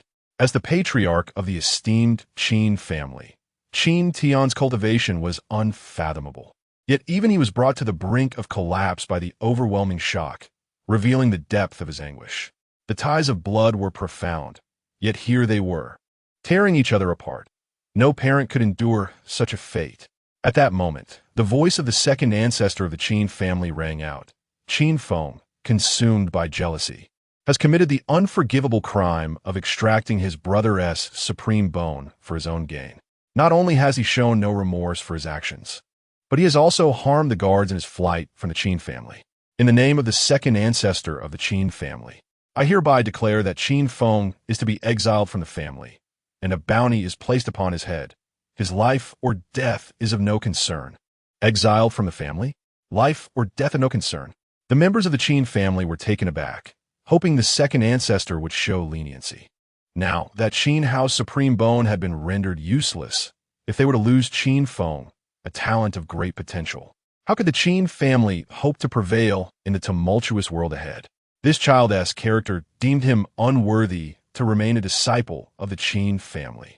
The second ancestor spoke the most disheartening words of his life, his voice trembling with suppressed emotion. If Qin Feng was unworthy, then who among them was worthy to be a disciple of the Qin family? At that moment, the sun began to rise over the horizon. The founders of the Qin family stood atop their ancestral tower, gazing at the distant figure of the child. He would bear the hopes of the entire Qin family, facing countless trials ahead, akin to dancing upon the edge of a blade. One misstep could lead to his utter destruction, plunging him into an abyss. Yet, they could not assist him. All depended on him and his youthful shoulders to shoulder this burden. Was this decision not too cruel? He was but 8 years old. The 10th ancestor could no longer contain his tears, which brimmed in his eyes. As Qin Feng's great-grandfather, having raised him since infancy, his bond with the boy was profound. Witnessing the child struggle to survive in the world was like a knife twisting in his heart. Throughout history, great talents have endured great hardships, true. He was but 8 years old, but his intellect and cultivation surpassed that of ordinary children. The founder's gaze remained resolute as he watched the vanishing figure, confident that this child would return safely, bearing the hopes of the Qin family and bringing unparalleled glory to them. Fear not. Do not forget the blood moon that accompanied his birth. The second ancestor spoke to comfort, evoking memories of Qin Feng's birth amidst the ominous blood moon. The ancient world was on the brink of chaos. The age of strife was imminent. Soon, the tragedy of the Qin family spread, leaving the world in shock. The eldest son, consumed by jealousy of his brother's talents, had personally excavated the supreme bone, and afterward showed no regret, leading to his expulsion from the family and the issuance of a bounty. This sensational news reverberated throughout the ancient world like a stone cast into still waters, reaching the ears of the great Xia emperor, who promptly summoned his ministers. Is this true? Could it be that the Qin family is feigning this for sympathy? The news was confirmed. The second son of the Qin family had indeed had his supreme bone extracted, and head of the family, Qin Tian, was so enraged that he spat blood and fell into despair. The eldest son was truly ruthless, willing to harm even his own brother. In a realm of cultivation, the law of the jungle reigned supreme. What did it matter if they were brothers? With the two prodigies of the Qin family, one rendered useless and the other in exile, the great Xia felt as if the heavens were assisting them. The Qin family no longer posed a threat. War could be averted. Yet, as long as the eldest son lived, he remained a potential danger with his supreme bone. He must be eliminated for true safety. This child posed no concern. From the moment he committed the atrocity of extracting his brother's supreme bone, it was evident he could never ascend to the pinnacle of power. Indeed, he had begun to doubt his own strength, and his invincible spirit had been lost. He was no longer a threat. The great Xia emperor sat upon his dragon throne, and everything felt surreal. Just last night, he had conferred with his ministers on how to swiftly conquer the Qin family. Yet by morning, the Qin family had crumbled from within. Both of its prodigies had fallen from grace, while the great Xia dynasty continued to flourish. Excellent, excellent. The great Xia emperor could not suppress his laughter, deciding to select a consort to celebrate this fortuitous turn of events. At that moment, Qin Feng was leisurely riding a small donkey, making his way towards the Yin dynasty. He had finally amassed 1 million villain points. Looking at the system display showing 156,500 villain points, Qin Feng decisively spent 1 million points to exchange for the Great Perfection Realm. Ding! Congratulations to the host for spending 1 million villain points to redeem the Great Perfection 100 Compatibility card. Ding! Congratulations to the host for using the Great Perfection 100 Compatibility card. The 33 Heavens transformation technique has reached 100 compatibility. Qin Feng felt as if thunder had struck within his mind, entering a state of profound awareness, clearly sensing the laws of the world around him, and gaining a deeper understanding of the 33 Heavens transformation technique. Simply put, he had previously only been able to utilize 60% of his strength. Now, he could wield a full 100%, representing a significant leap in power. Was this what it meant to achieve the Great Perfection realm? Qin Feng, coming back to his senses, could not help but exclaim in awe, finally experiencing the joy of being a chosen one. If he were to encounter Lin San again, he was confident that without employing the sky-slaying sword technique, he could defeat him soundly, provided there were no unforeseen opportunities on Lin San's part. Just then, a raucous laughter echoed from ahead. "Little girl, do not fear. If you allow us brothers to have a bit of fun with you, we shall let you go. How's that sound?" A hero rescuing a damsel in distress. Qin Feng was momentarily stunned. This was a privilege typically reserved for villains like him. Chapter 19. Let go of that girl. With a swift leap, Qin Feng soared from the back of a small donkey, landing gracefully atop a large tree several hundred meters away. In the distance, he beheld a group of brutish men encircling a young girl clad in purple. Her features were exquisite, radiating beauty, and her violet gown clung to her form, shimmering like moonlight cascading to the ground, revealing delicate and fair calves. A wave of nostalgia washed over Qin Feng, nearly bringing him to tears. It had been years since he had seen such attire. Ever since he had entered this fantastical realm 8 years ago, he had not encountered a girl dressed in such a refreshing style. With a sudden crash, the purple-clad maiden launched her attack, executing a palm technique reminiscent of Tai Chi. However, the anticipated lethality fell short, merely causing one of the men to stagger back a couple of steps without inflicting any real harm. Third level of the extraordinary realm. One of the men scoffed, his robust form charging toward the girl. Alarmed, the young maiden clearly lacked experience. As the man advanced aggressively, panic set in, leaving her momentarily at a loss for action. Just as Qin Feng prepared to intervene with a call to let go of that girl, a sharp, resonant sound pierced the air, the unmistakable sound of the sword being drawn, accompanied by a fierce wave of sword energy. That sound was all too familiar. Qin Feng's mind conjured the image of Lin San, whose sword's unsheathing was strikingly similar. But wait, hadn't Lin San returned to Tianxin City with Lin Shiner? What was he doing lingering in the eastern regions of Daxia? Suddenly, a shadow darted through the air, and where the sword light passed, hot blood splattered as one of the men was struck down before he could react. As the shadow descended, it was none other than Lin San himself. Qin Feng's eyes lit up, his heart swelling with affection for Lin San. He had anticipated a prolonged period of despondency after leaving the Qin family, for Chosen One was not something one could simply pluck from the ground. Yet, under the aura of the antagonist, the protagonist had come to him willingly. Wait, why does that sound so strange? In broad daylight, beneath the clear sky, how could they dare to bully a young girl? Lin San, brandishing his 3-foot-long sword, struck a pose of righteous indignation, casting moral judgment upon the scoundrels before him. Dare to harm my brother. Enraged, the remaining men surged forward, driven by a desire for vengeance. They charged like fierce tigers, their assault relentless. Seeking death, Lin San's gaze turned steely as he thrust his sword forward. The blade transformed into a streak of light, piercing one man's chest with terrifying force, blood gushing forth. The acrid scent of blood quickly filled the air, igniting the fury of the other men. Yet Lin San remained undaunted, advancing boldly, drawing his sword to strike again, sending several more geysers of blood erupting. Fourth level of the extraordinary realm. Qin Feng observed, furrowing his brow as he noted Lin San's newfound strength. His swordsmanship was sharper and swifter than before, indicating he had not been idle during this time. However, Qin Feng was puzzled as to why Lin San had not returned to Tianxin City with Lin Shiner and what his intentions were for remaining in the Qin family's territory. You've truly underestimated us. The remaining 3 men finally grasped that they were facing a prodigy capable of effortlessly challenging opponents far beyond their level. Without hesitation, they consumed a potion, the Berserk Pill.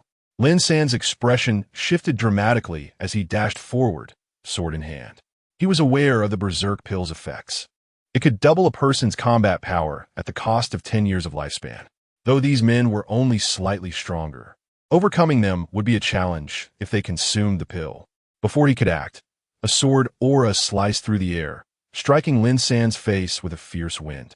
Before he could react, Qin Feng's figure flashed past him, akin to a solitary swan gliding across the sky, the Long Kong divine sword in his hand emanating a dark, fluid light. In the blink of an eye, Qin Feng sheathed his sword. "You!" The 3 men gasped, their imposing forms collapsing to the ground. "Ding! Congratulations, host, for slaying 3 enemies, earning 300 villain points. What a terrifying sword technique." A bead of sweat trickled down Lin San's forehead. Even though this was not his first encounter with the sword technique of heaven slicing, he could still feel its dreadfulness. Had Qin Feng aimed it at him, he would have had no time to react.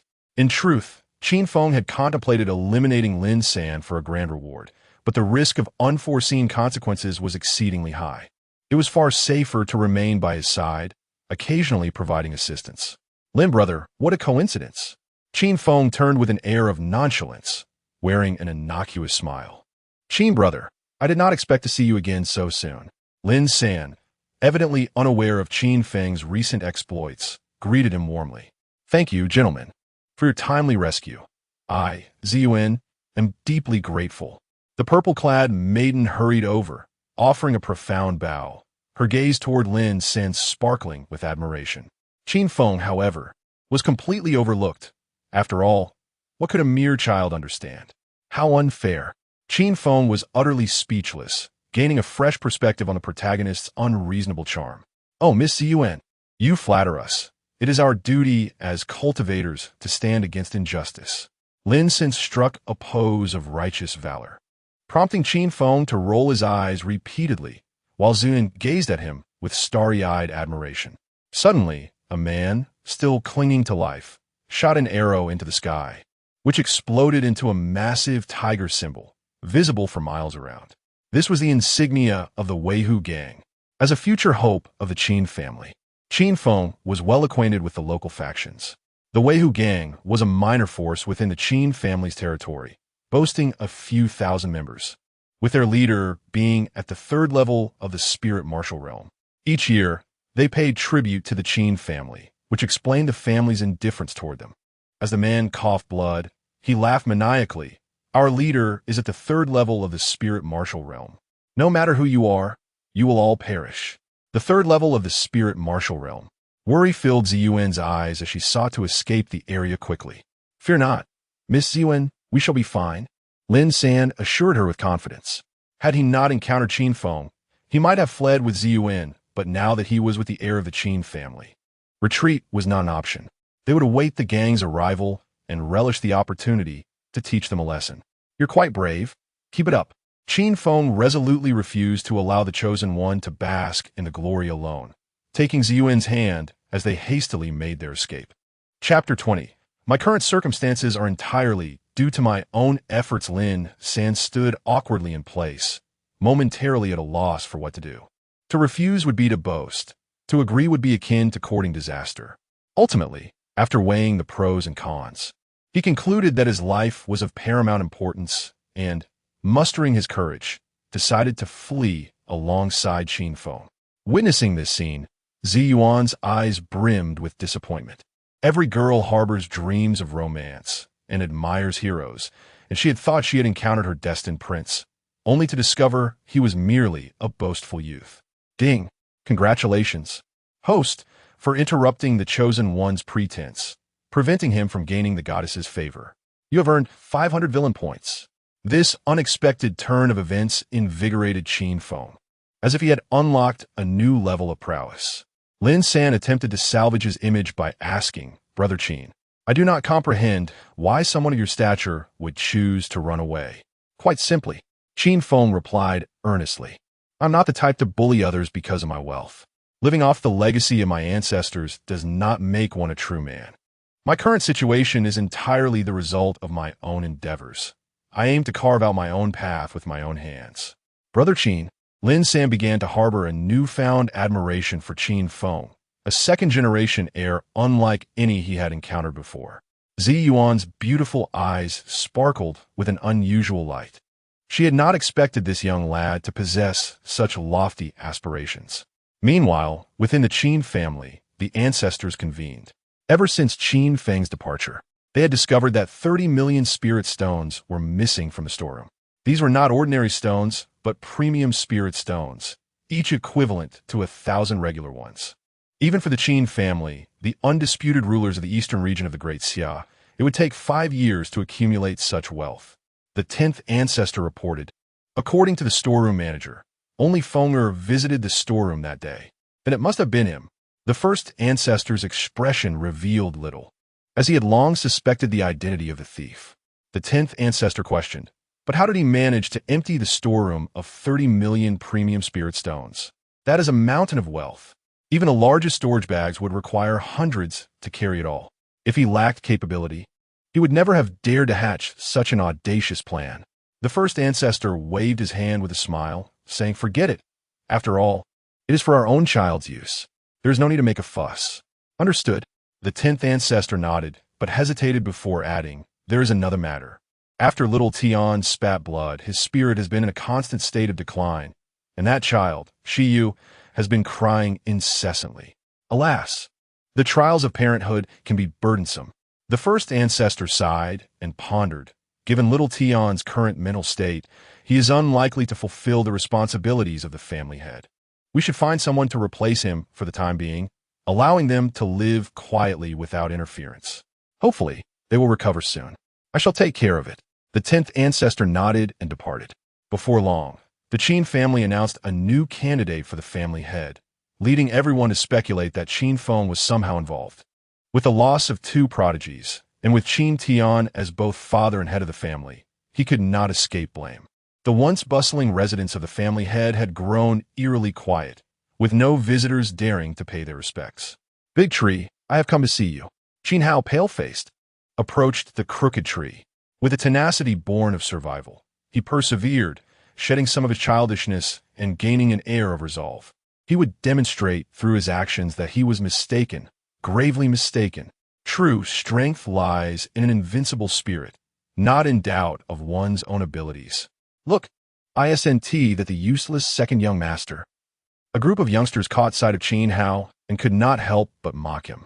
Previously, Qin Hao was someone they could only look up to, but now that he had fallen into misfortune, they felt entitled to kick him while he was down. Rage ignited within Qin Hao, prompting him to confront these taunts, but he suddenly recalled his brother's words. Even a dragon may lurk in shallow waters, yet it will eventually soar to the heavens once more. "Brother, why?" Qin Hao pouted, on the verge of tears, as memories of that fateful night flooded back. Meanwhile, Qin Feng could not suppress his curiosity and inquired of Lin San why he had not returned to Tianxin City with Lin Shiner. "I plan to train and gain experience before returning." Lin San responded quickly, as if rehearsed. "Training?" Qin Feng narrowed his eyes, clearly skeptical of his companion's feigned innocence. As a seasoned reader, he could confidently assert that the protagonist's words were often deceptive. They claimed to seek training, yet their true intentions invariably revolved around treasures, relics, and charming maidens, never returning empty-handed. "I too am here to train." Zi Yuan chimed in, her voice tinged with unease. "You are training?" Qin Feng cast a sidelong glance, still unconvinced. His extensive reading experience suggested that any damsel saved by a protagonist was likely a rebellious young lady who could not fend for herself, embodying numerous traits of ineptitude. It was precisely this unwavering support from the protagonist that allowed these young ladies to eventually indulge in a life of ease. As dusk approached, Lin San, noticing Qin Feng's reluctance to depart, suggested they find a cave to rest for the night. "Very well." Zi Yuan clapped her hands in delight. Having witnessed the malevolence of the world, she now understood the limitations of her own abilities. Yet, she retained the heart of a wandering heroine. determined to cling stubbornly to these two companions. A quintessential example of someone both inexperienced and eager for adventure. Soon, night fell, and the campfire crackled to life. As the chosen one, Lin San exhibited an aloof demeanor, capturing an unknown chick to roast for himself, entirely disregarding that Zi Yuan was incapable of self-sufficiency. Just as Zi Yuan stood idly, twirling her fingers in embarrassment, Qin Feng handed her the roasted chicken, transforming into a warm-hearted companion. "Here, have some of my chicken." "Thank you," Zi Yuan exclaimed gratefully, her manners forgotten as she eagerly devoured the food, visibly famished. Anything would taste delicious at this moment. Having eaten my chicken, I should be able to enjoy her support in the future, right? Qin Feng anticipated this investment with keen interest. He then opened the system, preparing to use the lottery opportunity gained from the supreme bone of his younger brother. With a flourish, the lottery will reappear before him, spinning languidly. Ding! Congratulations, host, for acquiring the divine skill of stealth, enabling you to retrieve objects from afar. Qin Feng's expression began to drift into a trance, acutely aware of the spatial shifts around him, as if he could grasp whatever he desired with a mere outstretched hand, even seizing items heavily guarded. Is this enlightenment? Lin San, noticing Qin Feng's transformation, was genuinely astonished. He had always viewed his role as a servant as a carefree existence, for he was an unparalleled prodigy with his own sense of pride. However, since meeting this young master of the Qin family, he realized how laughable his pride truly was. Ding! Congratulations, host, for diminishing the chosen one's confidence, earning 10,000 villain points. Qin Feng appeared oblivious to the announcement, remaining lost in thought until he finally came to his senses, discovering that Lin San and Zi Yuan had finished their meal and were now seated in meditation. Driven by curiosity, or perhaps a desire to test his new skill, he reached out toward Zi Yuan, and instantly, a red diaper adorned with a duck appeared in his hand, still warm to the touch. Chapter 21. First, eliminate the correct answer. Qin Feng immediately perked up, asserting that he was not the type to be frivolous. At that moment, Zi Yuan's body quivered slightly, as if she sensed something amiss. Concerned for his respectable, gentlemanly image, Qin Feng casually stored the little duckling into a spatial pouch and feigned a dazed expression, as if deep in enlightenment. Upon opening her eyes, Zi Yuan anxiously clutched her chest. What is happening? Why have my undergarments vanished? In the cave, aside from her, there were only Qin Feng and Lin San, both of whom were men. Qin Feng, being merely an 8-year-old child, could be ruled out as the culprit, especially since he was currently engrossed in his thoughts. Thus, the only possible suspect left was Lin San. Still pretending, Zi Yuan's face flushed as she glared at Lin San, who was meditating, her anger rapidly escalating. Beyond the embarrassment typical of a young lady, it was primarily her wrath that surged forth. She never expected him to be such a despicable person. Shameless, lecherous, return what you took from me. Zi Yuan's small universe finally erupted. She stood up and slapped Lin San across the face. What is happening? Lin San woke up in confusion, bewildered as to why Zi Yuan struck him. Zi Yuan, sister, what has Lin done to you? Qin Feng, too, awoke, his expression one of innocence. Zi Yuan found it difficult to voice that it was her undergarment, and in a fit of rage, she stomped out of the cave, disappearing into the night. Ding dong. Congratulations to the host for successfully framing the chosen one, inciting female disdain, and earning 500 villain points. Fortunately, I am clever. Qin Feng breathed a sigh of relief, increasingly convinced that the system was rather inappropriate. It was clear he was a respectable gentleman, yet it bestowed upon him such unseemly skills, blatantly threatening to tarnish his long-established virtuous image. Zi Yuan's scream pierced through the air, evidently indicating danger. This is bad. Something has gone awry. Lin San, disregarding why Zi Yuan slapped him, swiftly seized his long sword and dashed out of the cave. No way. Just as I garnered disdain, an opportunity to heroically rescue a damsel and enhance my standing arrives.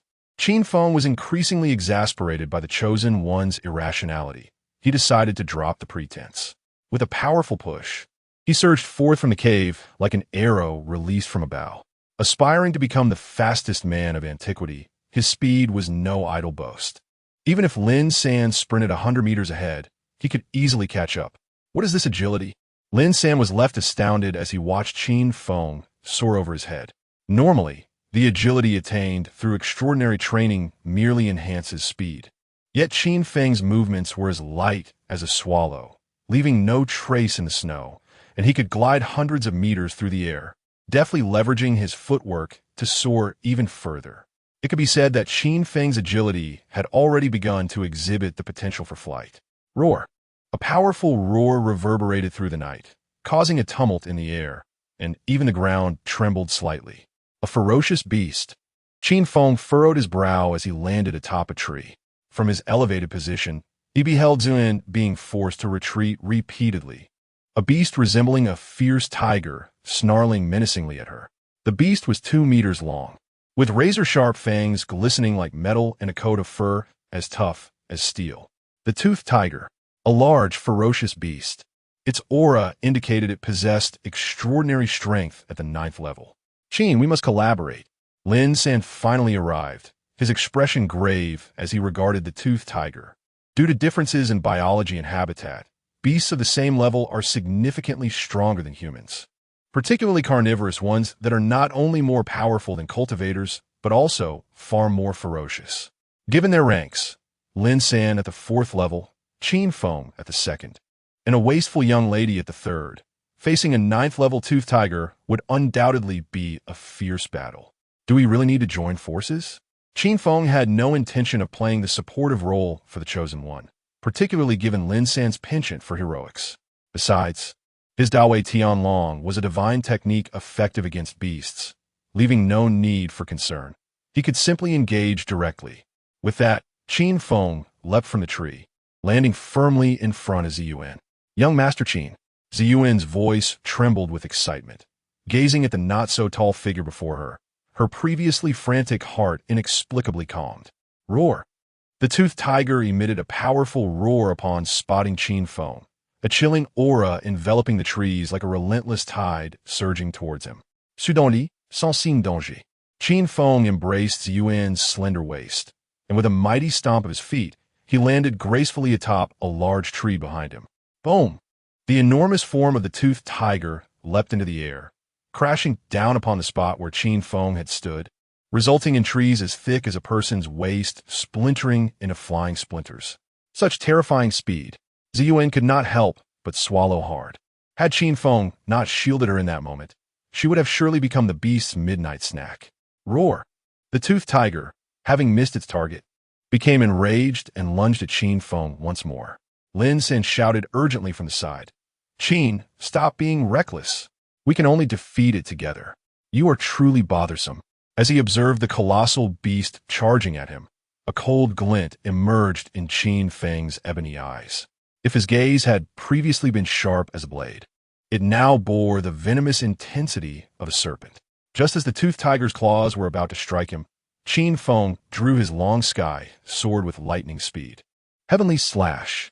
The crisp sound of the sword being drawn echoed through the forest, and the blade's light briefly illuminated the darkness, freezing the oncoming toothed tiger in its tracks. Huff! Qin Feng found himself gasping for breath, his arm trembling uncontrollably. Uffed!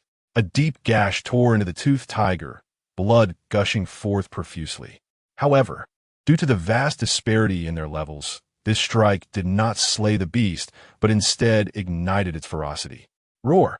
The toothed tiger let out an enraged roar, shaking the air as its massive body charged towards Qin Feng, uprooting trees along its path and creating an overwhelming sense of pressure. Young Master Qin, be careful, Ziyuan exclaimed, her heart racing. Qin, do not panic, I am coming. Lin San propelled himself forward, clearly attempting to claim the glory. Damn it, trying to steal my thunder.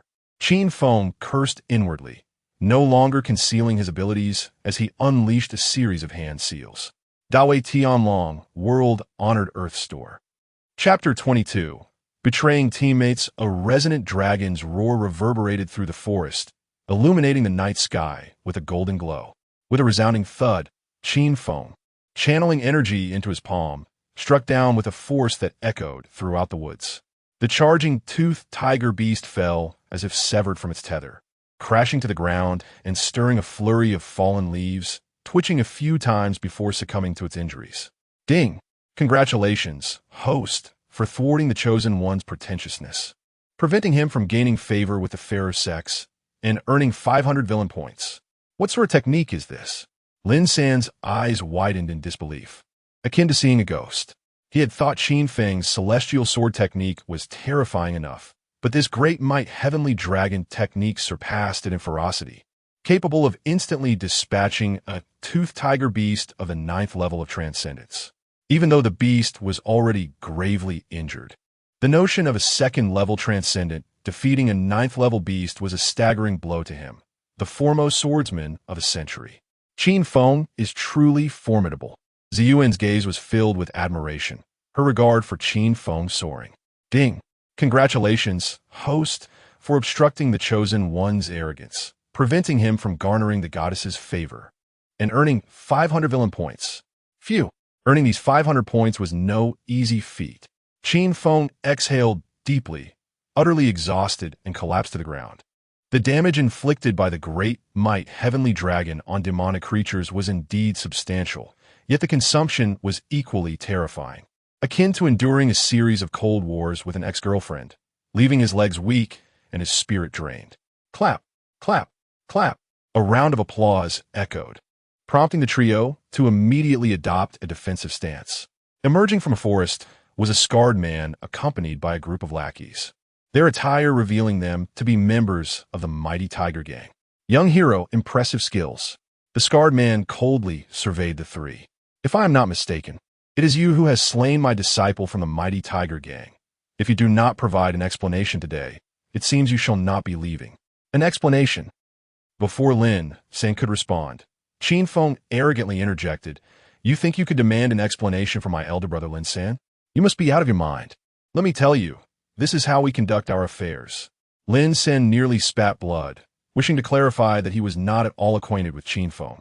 Elder brother, I shall take my leave to rest for a while. These few miscreants are yours to handle. Qin Feng grasped Ziyuan's hand and turned to leave, not forgetting to give a defiant middle finger as he departed. Such audacity! The scarred man's expression darkened, his inner turmoil rising.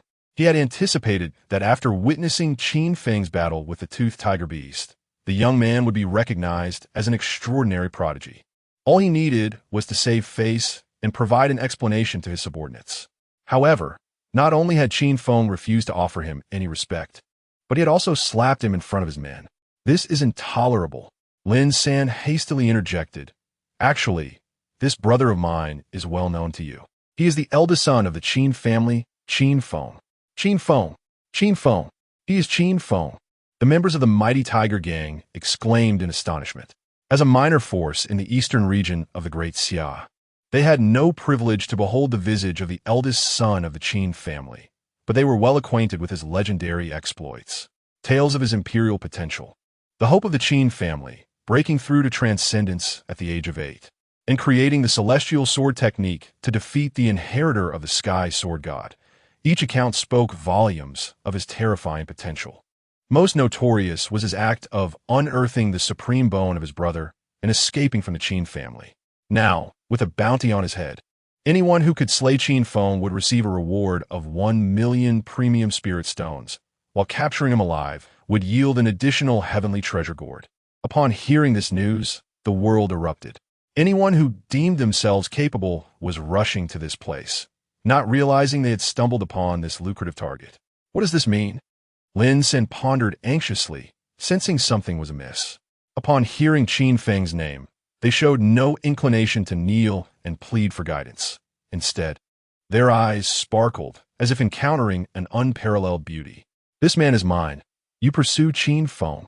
The scarred man fixed his grave gaze upon Lin San. After witnessing Qin Feng's overwhelming strength in dispatching a 9th-level transcendent beast, he dared not underestimate such prodigious individuals.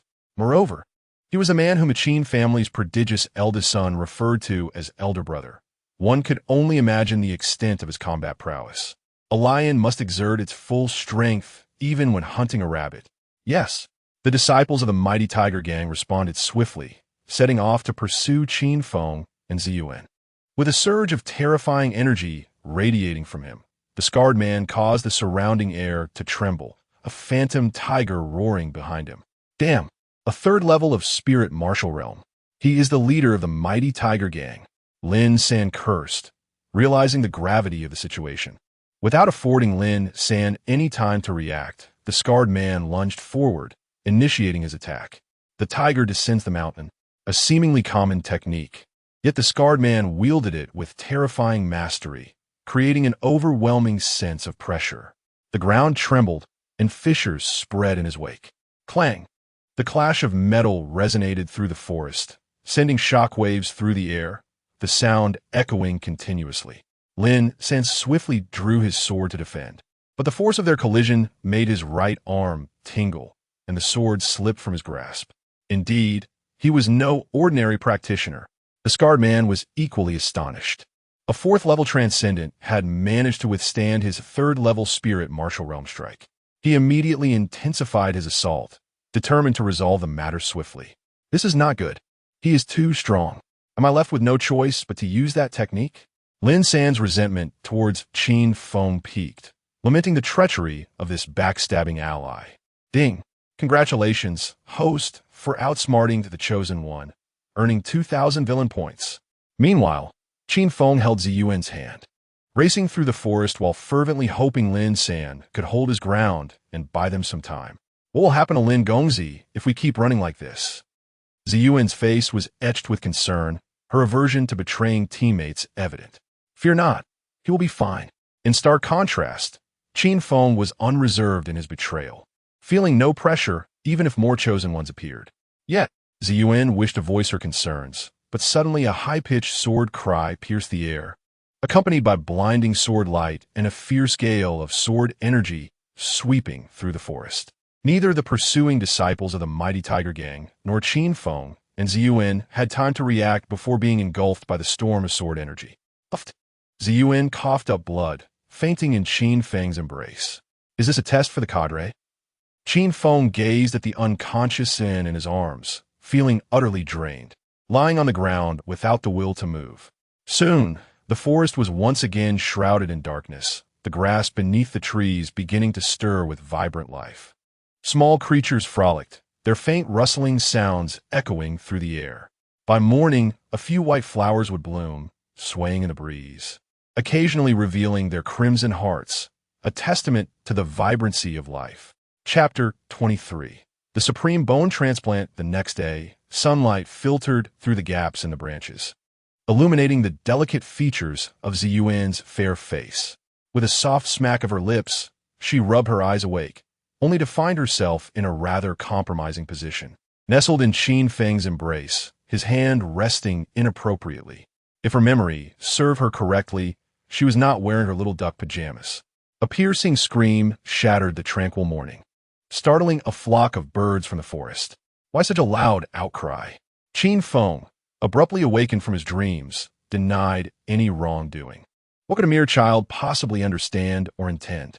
You, Ziyuan stammered, feeling utterly frustrated and at a loss for words, unable to confront the mischievous boy. Ding dong. Congratulations, host, for taking advantage of girl, earning 200 villain points. Qin Feng, sensing an impending presence, quickly covered Ziyuan's mouth and pulled her into the underbrush. The memory of the sudden sword light from the previous night still haunted him, imbued with an aura of terror that felt otherworldly. Could it be Lin San's hidden card? A rustle of hurried footsteps signaled the approach of 5 members of the Weihu gang. Unlike the previous night, they bore visible wounds, clearly having suffered from the aftermath of the sword energy storm. The lead thug spoke. It must be that girl from last night. They can't have gone far. We need to hurry back and call for reinforcements. Before he could finish, Qin Feng erupted from the bushes like a bolt of lightning. After a night of recovery, his energy was restored, and he was ready to act. With a nod, he unsheathed his sword. The crisp sound of steel cutting through the air resonated, a chill sweeping through the woods. A dark blade of light sliced through the air, its fierce wind rushing past. Blood gushed as the 5 thugs fell to the ground, their bodies crumpling like marionettes with severed strings, their eyes glazing over, devoid of life. Ding dong. Congratulations, host, for slaying 5 foes, earning 500 villain points. Is he truly just a child? Ziyuan was taken aback. With a single strike, he had dispatched 5 men without so much as a blink. We must leave quickly. Qin Feng grasped Ziyuan's hand, urging her to flee, knowing that the Weihu gang would soon be on a full-scale search. Meanwhile, on a nearby hillside, the gang leader, the scarred man, wore a grim expression. His right sleeve flapped in the wind, revealing its emptiness. He had lost his closest ally. When Lin San unleashed that sword strike, he finally comprehended what a prodigy truly was. Had he not decisively sacrificed his arm, he might have met his demise. These prodigies are terrifying. The scarred man felt a mix of dread and exhilaration. The value of Qin Feng was undeniable, and Lin San possessed an extraordinary legacy. Acquiring it could secure a place for him in this ancient realm. As for Ziyuan, wealth, power, and beauty are a trifecta worth pursuing. With a moment of deliberation, the scarred man decided to take the gamble. If he won, he would enjoy a life of leisure with the beauty by his side. If he lost, he would leave his fate to chance. One of his subordinates reported, "Boss, we have located the boy named Lin San. A brother saw him enter a relic." "A relic here?" The scarred man was momentarily stunned. After decades of ruling this mountain, he had never heard of such a relic. Why had Lin San discovered it upon his arrival? Was he not deserving of such fortune? Soon, the scarred man summoned thousands of his gang members, leading a portion to investigate the relic while sending the remainder into the forest to hunt for Qin Feng and Ziyuan. Did they look down on me? Qin Feng and Ziyuan encountered only minor foes along their path, the strongest among them merely reaching the 8th rank of the extraordinary realm. Lacking any prodigious traits, with the right technique, he could easily dispatch them.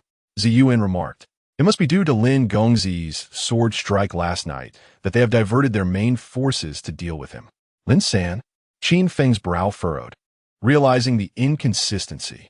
Logically, the scarred man should be focused on capturing him for the Qin family's bounty, yet he had chosen to confront Lin San instead, which defied reasoning, unless Lin San was deemed of greater value at this moment. A wicked smile crept across Qin Feng's lips as he murmured, "If I'm not mistaken, Lin San's aura must have awakened. The reason he stayed behind instead of returning to Tianxin City with Lin Shiner likely pertains to these treasures." "What are you muttering about?" Ziyuan inquired curiously. "Nothing, let us go." Qin Feng, eager to validate his hypothesis, took Ziyuan by the hand and retraced their steps, determined to find Lin San before his aura fully awakened. "Are you mad?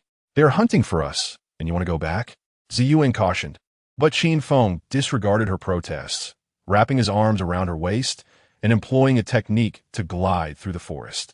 Ziyuan, helpless against his whims, could only acquiesce. Before long, they arrived at the site where they had encountered the scarred man the previous night. Trees within a 1,000-meter radius had been severed, and a deep gash marred the ground, a testament to Lin San's formidable power. Is this truly the work of Lin Gongzi? Ziyuan swallowed hard, unable to fathom such strength. The Chosen One is far more terrifying than I had imagined. Qin Feng silently rejoiced that he had not confronted Lin San directly. Even with his unique abilities, he doubted he could match him unless he utilized the experience scroll from the red-haired elder. "I must find a way to strengthen myself." Qin Feng retrieved the supreme bone from his spatial pouch, its surface adorned with mysterious runes, exuding a sense of cosmic power. By transplanting it into himself, he could harness this force. "What is this?" Ziyuan gazed curiously at the supreme bone, eager to inquire about its nature. But before she could voice her question, she was met with Qin Feng's steely gaze as he plunged the Long Kong divine sword into his chest, removing his original bones to implant the supreme bone. Despite the blood flowing freely, he gritted his teeth and remained silent. "You." Ziyuan was left in shock, unable to comprehend how a mere child could inflict such pain upon himself. Chapter 24. Let the bullets fly for a while as brothers of the same mother. The supreme bone should not reject me, right? Qin Feng's face contorted in pain, yet he gritted his teeth and persevered. He understood that to continue his reckless journey in this world, he must be ruthless not only to others, but even more so to himself. If he could not endure this slight suffering, how could he continue to roam freely in the future? Are you insane? Who stabs themselves with a sword? Ziyuan finally snapped out of her shock and hurried forward to tend to Qin Feng's wounds. However, before she could make a move, Qin Feng's injuries began to heal at a visibly rapid pace. In less than 10 minutes, he was completely healed, leaving no scars behind.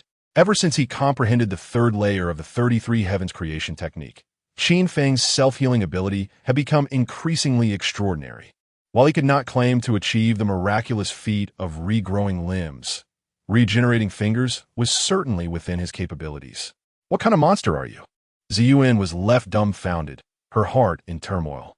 It was one thing for an 8-year-old child to challenge opponents beyond his level, but to possess terrifying skills such as the sword art of heaven slaying and the great dragon of heaven, and now this formidable self-healing ability, it was simply unfathomable. Goodness, any one of these abilities would leave the ancient monsters of the past in a cold sweat. Yet they were all concentrated in the body of a mere 8-year-old child. In recalling Lin San's terrifying sword strike from the previous night, it was evident that an era of great contention had indeed arrived. The talents of this generation were excessively strong. You are the real monster. Your entire family is a bunch of monsters. Qin Feng rolled his eyes in annoyance and began to trace the path Lin San had taken the previous night. Wait for me. Ziyuan rushed after him, unwilling to be left alone. She had to stay close to Qin Feng, ready to cling to his coattails at any moment. Before long, the two of them evaded the searching disciples of the Weihu gang and arrived at a stone wall in the forest. There, they discovered a black vortex on the wall, resembling a black hole capable of devouring everything. An ancient relic. Qin Feng's eyes sparkled with excitement, his heart racing with anticipation. He had heard from the 10 ancestors that relics were small worlds created by powerful beings, often containing their legacies and artifacts they had used in life. Even in the absence of legacies and artifacts, such places could still nurture rare treasures. Ding! Congratulations, host. You have triggered a villainous quest. Seize the fateful treasures of the Chosen One. Reward, golden treasure, chest, X1. No wonder they ignored me and went looking for Lin San. Qin Feng could not help but lament that the Chosen One was truly unreasonable, as if the heavens were serving him on a silver platter, while he, as the villain, could only rely on his own efforts to complete his tasks. What are we waiting for? Let us hurry inside, Ziyuan exclaimed with unusual enthusiasm. As a wandering heroine, how could she resist entering a relic? Now is not the time. Qin Feng glanced at the time and sought a hidden spot to sit down and cultivate. As a 10-year veteran of reading, he could responsibly declare that joining the protagonist in a dungeon was far more challenging than enduring the 9 heavens tribulation. Teammates could easily become sacrificial pawns, and the enemies were all mere tools. Once the halo activated, distinctions between friend and foe vanished. Let the bullets fly for a while. One cannot rush to consume hot tofu. What does that mean? Ziyuan hurriedly pursued him for answers.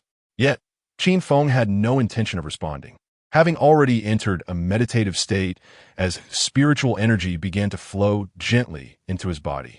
The supreme bone that had been implanted within him showed no signs of rejection.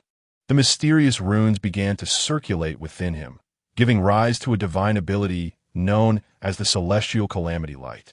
Is this the divine ability contained within the supreme bone? Qin Feng, still under the influence of the enlightenment halo he had exchanged for a month, began to attempt to comprehend the Celestial Calamity Light within the supreme bone. Bang! The void trembled as the vast force of the universe surged toward Qin Feng. In the face of this cosmic power, everything in the world seemed insignificant. Qin Feng struggled to breathe, akin to a climber striving upward, each step burdened with increasing pressure, his movements unsteady. Yet, with each challenge came a deepening understanding of the cosmic force, and the clarity of his insights grew ever sharper. Although the celestial calamity light of the supreme bone was splendid, it could only serve as a supplementary means. Qin Feng did not expend excessive effort on the supreme bone, but instead focused his energy on his invincible heavy pupil. Currently, due to his limited cultivation level, Many capabilities of the heavy pupil remained undeveloped. Besides the ability to perceive the essence, he had only unlocked the powers of decomposing movements and slowing down time. Do these prodigies do nothing but cultivate? Lin, resting her chin on her hand in discontent, sat beside him. She was eager to enter the relic for adventure, but dared not do so alone, so she could only wait for Qin Feng to awaken and take her inside. Gurgle. Her stomach growled in protest, and Ziyuan longed for Qin Feng's roasted chicken once more. Inside the relic, Lin San held a sword in one hand, cautiously consulting a map with the other. He had initially intended to return to Tianxin City with Lin Shiner, but midway he stumbled upon a tattered map that conveniently fit with the one he possessed, leading to a relic situated within the territory of the Qin family. What a stroke of luck! Based on the principle that the first to discover it claims it, he set off alone to search for the relic indicated on the map. However, he encountered Qin Feng along the way. Considering the influence of the Qin family in the East, he hesitated to enter the relic, fearing being monopolized by them. Fortunately, Qin Feng and Ziyuan had fled the previous night, granting him the time to explore the relic. Ah! Distant cries echoed in succession. Lin San merely glanced back, aware that the disciples of the Weihu gang had entered the relic. Unlike the Qin family's overwhelming power in the East, the Weihu gang posed no threat to him. The traps within the relic would be enough to keep them occupied. I must hasten my pace. It would be troublesome if the Qin family discovered me. Following the map's guidance, Lin San skillfully avoided one trap after another, heading directly toward the treasure vault within the relic. Outside the relic, Qin Feng had been cultivating for quite some time, and his spiritual energy had reached a critical point. Bang! A dull sound reverberated from within him, accompanied by a wave of energy that surged outward. It's over. The cultivation has concluded. The previously lethargic Ziyuan instantly perked up, eagerly anticipating Qin Feng roasting chicken for her. Phew! I've reached the third level of the extraordinary realm.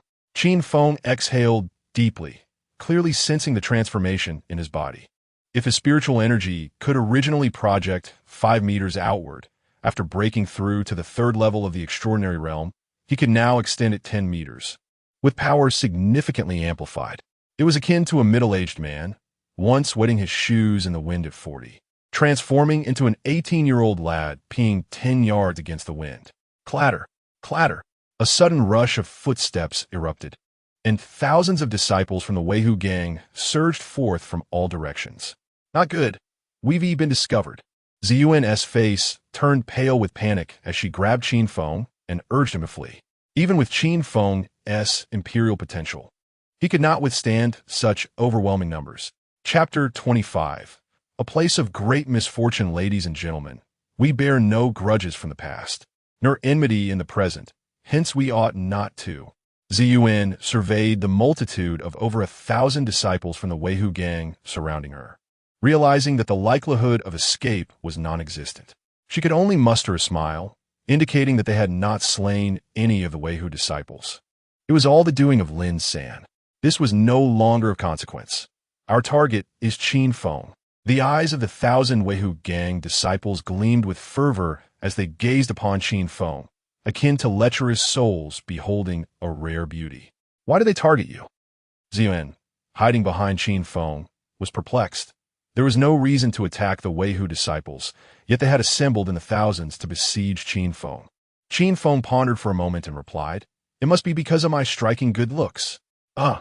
Ziyuan rolled her eyes, surprised that this young boy was rather vain. The leading squad captain declared, "Young Master Qin, you are now encircled with no means of escape.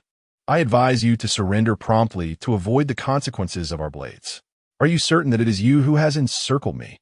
Qin Feng faced the throng of 1,000 with unwavering calmness, even feeling a strange thrill within. Ever since he refined the Chong Kong 9 swords with the assistance of the 10 ancestors, he had been utilizing the Chong Kong divine sword in combat, neglecting the fact that it could also divide into 9 swords for group battles. Is this child unwell? The 1,000 Weihu disciples could not help but chuckle, finding young Master Qin's reasoning rather peculiar. Did he truly believe he had encircled them all by himself? Since he refused to surrender, then let us advance.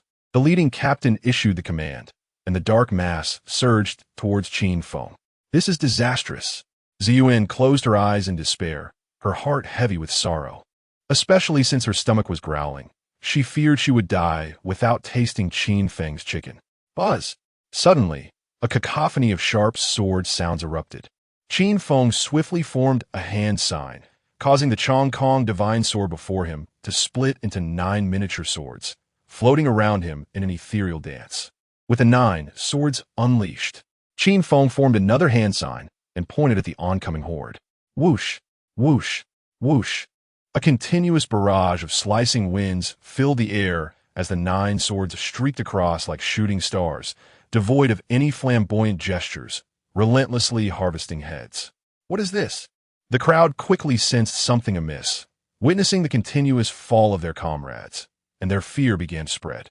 Due to the minuscule size and elusive nature of the 9 swords, they were nearly impossible to defend against, swiftly claiming hundreds of lives without a single soul able to approach Qin Feng. Ding dong, congratulations to the host for slaying one, earning 100 villain points. Ding dong, congratulations to the host for slaying one, earning 100 villain points. As the heads continued to fall, the system's notifications echoed incessantly. Run, he is a demon. Finally, someone could no longer withstand their fear, turning to flee in terror, realizing that the ferocity of young Master Qin had nothing to do with his age. The speed of his strikes rendered their numbers irrelevant.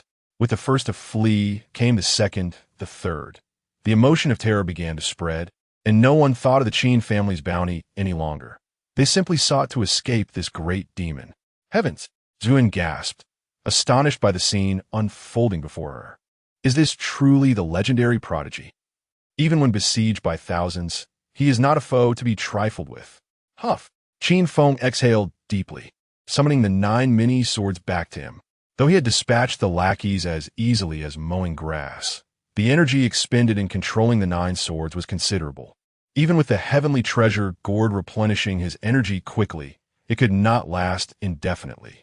Ding dong, congratulations to the host for a total of 232 kills, earning 200 villain points.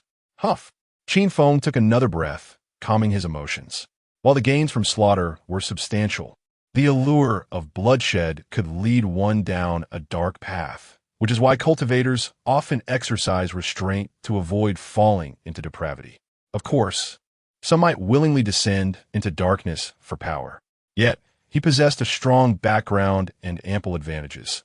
There was no need to paint himself in shadows, becoming neither human nor ghost. At that moment, a dozen figures appeared in the sky, floating on flying swords. Cultivators at the entry Dao stage. Ziyuan exclaimed in surprise, not knowing from whence these entry Dao cultivators had come. Those at the entry Dao stage were powerful beings above the spirit martial realm. The very term signifies their comprehension of the Dao, marking their true entrance into the pursuit of immortality. We found you, Qin Feng. The dozen entry Dao cultivators gazed at Qin Feng with the same fervor as lecherous men beholding a stunning beauty. Why is it always you they seek?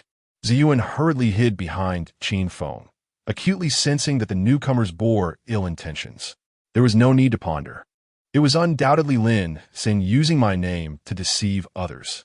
Qin Feng analyzed from the perspective of a seasoned reader, all too familiar with the shameless tactics of protagonists, who often resorted to defamation when they could not win, using the villain's name to incite hatred.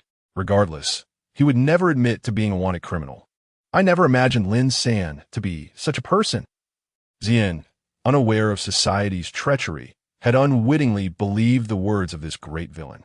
We must depart. Qin Feng, upon witnessing the dozen entry Dao cultivators advancing, seized in and swiftly dashed into the ruins, intending to complicate matters for Lin San, or rather, to gather a trove of treasures for the protagonist. The ruins. The dozen entry Dao cultivators' eyes lit up, showing no resistance to the allure of the ruins, hastening to drive their flying swords into the depths. With a whirlwind of motion, Qin Feng and Xin entered the ruins, which bore little difference from the outside world. There were mountains, rivers, forests, and the cycle of day and night. Is this a space created by a mighty being? Qin Feng was astonished by the scene before him. struggling to fathom the level of cultivation required to forge such a small world. We must hurry. They will soon be upon us. Ziyuan, unfazed, urged Qin Feng as they raced into the forest. Meanwhile, those cultivators pursuing the Qin family bounty arrived in succession, easily gleaning Qin Feng's whereabouts from the fleeing Weihu disciples and discovering the ruins. In no time, news of the ruins spread, attracting countless treasure-seeking cultivators. I can foresee it. This is a place of great misfortune. Qin Feng observed the throng entering the ruins in search of treasures, knowing without doubt that the challenge level would be exceedingly high. And with Lin San's protagonist aura, the chances of survival would be dismally low. You can tell fortunes? Ziyuan inquired with curiosity. Not at all.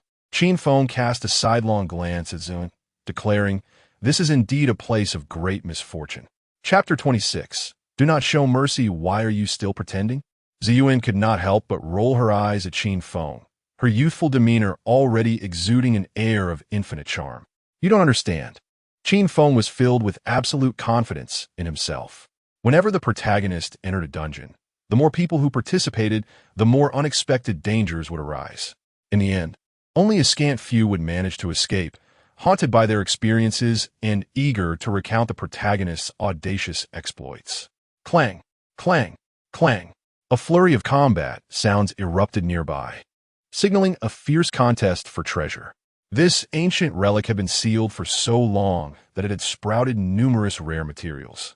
After entering the forest, both Qin Feng and Ziyuan had discovered some, but they were all of ordinary quality, far from warranting a fight. Shall we take a look? Qin Feng asked tentatively, to which Ziyuan eagerly nodded in excitement. To ensure they wouldn't be recognized, Qin Feng smeared some dirt on his face and clothes, presenting himself as a weary traveler rather than a scion of a wealthy family. Before long, they stealthily approached the scene. Several groups were already embroiled in a bloody battle, with dozens of corpses strewn across the ground, the earth stained crimson with blood. Not far from them, a vine bore dozens of small, tomato-like fruits that glimmered with a red light. It was blood bodhi, Ziyuan nearly exclaimed in her excitement, only able to stifle her emotions by pinching Qin Feng's arm. Her reaction was understandable. Blood bodhi was exceedingly rare. If rare materials were classified into 4 grades, blood bodhi would be at the pinnacle, a rare variety among the heavenly grade.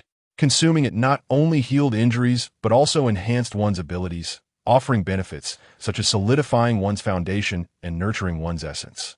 Most astonishingly, it could be used without restriction, unlike other treasures that diminished in effectiveness after a single use, making it a coveted gem for cultivators. However, once blood bodhi was harvested, the vine would wither rapidly, making it impossible to cultivate or transplant. Only those with extraordinary fortune could encounter it, further contributing to its rarity. How outrageous, Qin Feng remarked, feeling the pinch on his arm, revealing his tendency to hold grudges only for the briefest moment. Ouch! Be gentler. Ziyuan, still reeling from the pain, was unable to voice her discomfort as she watched Qin Feng with pitiful eyes, silently apologizing for her earlier actions. I'll let it slide this time, Qin Feng said, releasing his grip, secretly appreciating the sensation. Ahem, back to the point. The strength of the several factions engaged in combat was formidable, comprising not only spirit martial realm practitioners, but also those of the Dao entry realm. Even with his recent breakthrough to the 3rd stage of the extraordinary realm, and employing all his trump cards, such as Supreme Bone and Indomitable Heavy Eyes, he would still not stand a chance against them, unless he used a maximum level experience scroll. But that would be overkill for this motley crew. What a troublesome little brother, Ziyuan muttered, her eyes brimming with tears from the pain. Yet, in the next moment, she forgot her discomfort. Qin Feng's gaze was fixed on the blood bodhi, and as he extended his hand, he astonishingly grasped one from the distance. How did you do that? Ziyuan rubbed her eyes in disbelief, and upon confirming her vision, her sparkling eyes were filled with admiration for Qin Feng. A secret. Qin Feng had no intention of explaining. After verifying that his method of remote retrieval was effective, he began to plunder the blood bodhi fervently, the vine visibly diminishing before their eyes. However, Ziyuan began to sense something amiss, recalling a familiarity with this technique. As the realization struck her, her cheeks flushed crimson, recognizing the similarity to that night's incident involving a disappearing garment. In other words, the perpetrator that night was not Lin San, but the mischievous Qin Feng. What she had initially dismissed as a clueless child now appeared to be someone far more knowledgeable than herself. What a lecherous little brother. No wonder my aunt says men are all unreliable. Ziyuan blushed and scoffed, her thoughts wandering to her aunt's next phrase, pondering its meaning. What are you talking about? Qin Feng turned to her, puzzled. Nothing. Ziyuan's face was still flushed, and she casually remarked, Is it really all right to take so many? Do not show mercy. Qin Feng, adopting a mindset of seizing opportunities, intended to leave none for others. Wait, stop fighting. The factions engaged in battle soon noticed something amiss. Observing that the once bountiful vine of blood Bodhi had dwindled to just a few remaining fruits, with no sign of cessation. Before their eyes, the fruits continued to vanish until the last one disappeared, causing the vine to wither as well. Who did this? Who is responsible? The factions erupted in furious outrage, their tempers boiling over. After such a prolonged struggle, with many brothers lost, to end up with nothing was simply unacceptable. Who are you two? A group quickly surrounded the retreating Qin Feng and Xin, realizing they were merely two young practitioners of the extraordinary realm. Seeing their cultivation levels, the crowd was filled with disappointment, unable to fathom how these two could plunder all the blood Bodhi right under their noses. Wait, one of them squinted at the dirt-covered Qin Feng, a sense of familiarity washing over him. What are you staring at? Do you know who my older brother is? Qin Feng, unfazed, arrogantly declared, I'll tell you. It'll shock you. My brother is the renowned heir of the sky sword god, Lin San. We are brothers, albeit of different mothers. Lin San. The crowd gasped in unison, clearly recognizing the name. He was hailed as the greatest swordsman of the century and the heir of the sky sword god. Not long ago, he had engaged in a skirmish with Qin Feng, the prominent young master of the Qin family, known for his imperial talents. A figure of great renown, Lin San was indeed a celebrated prodigy supported by the city of Heavenly Heart. Too formidable for us to handle. Half-brothers. Ziyuan rolled her eyes at Qin Feng's outlandish claims, realizing he was indeed a master of fabrication. Seizing the moment, Qin Feng continued to fan the flames.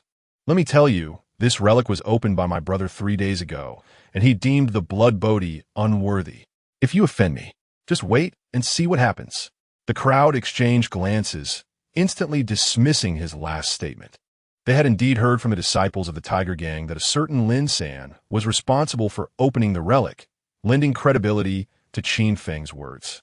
If Lin San had discovered such unparalleled treasures, deeming even blood Bodhi insignificant, it was an understanding not to be taken lightly. Scatter. The crowd quickly dispersed like birds startled from their roost, frantically searching the relic for Lin San. Chapter 27. I can tell at a glance that you are not human. What a mischievous younger brother. Ziyuan stood by, utterly speechless, unsure of how Lin San had offended him. Soon enough, news of Lin San acquiring an extraordinary treasure spread throughout the ruins, causing all practitioners to seek his whereabouts. Infuriated, Lin San could not help but curse under his breath, wondering which fool had revealed the truth. Aki. Qin Feng sneezed, suspecting someone was speaking ill of him behind his back. However, his attention was swiftly captured by the blood Bodhi. Having obtained 32 of them, he consumed one, and an immense energy exploded within him. The effects of reinforcing his foundation immediately stabilized the somewhat shaky ground he had just achieved after breaking through to the 3rd level of the extraordinary realm. Truly, it was a rare heavenly treasure, indeed formidable. After Ziyuan consumed one, she too was astonished by its effects. At that moment, a woman clad in ancient white garments appeared, casting a complex gaze at the blood Bodhi in Qin Feng's hand. Excuse me, Miss, do you require assistance? Ziyuan inquired curiously. Miss. Qin Feng abruptly pulled Ziyuan behind him, his expression cold as he declared, You wicked creature. I can tell at a glance that you are not human. Not human? Then that makes you a demon. Ziyuan gasped, hurriedly hiding behind Qin Feng. Unlike the toothy tiger demon they had encountered previously, this shape-shifting beast was undoubtedly a formidable demon. Its power could only be described as terrifying. Indeed, she was a demon. Ever since Qin Feng mastered the great mighty dragon technique, he acquired the ability to discern between humans and demons. And he was absolutely certain that the white-clad woman before him was a shape-shifting demon. Please do not misunderstand. I harbor no ill intentions. The white-clad woman was astonished that Qin Feng could see through her disguise. Do you expect us to believe you? Qin Feng did not let his guard down for a moment, his fingers forming the gesture for the great mighty dragon technique.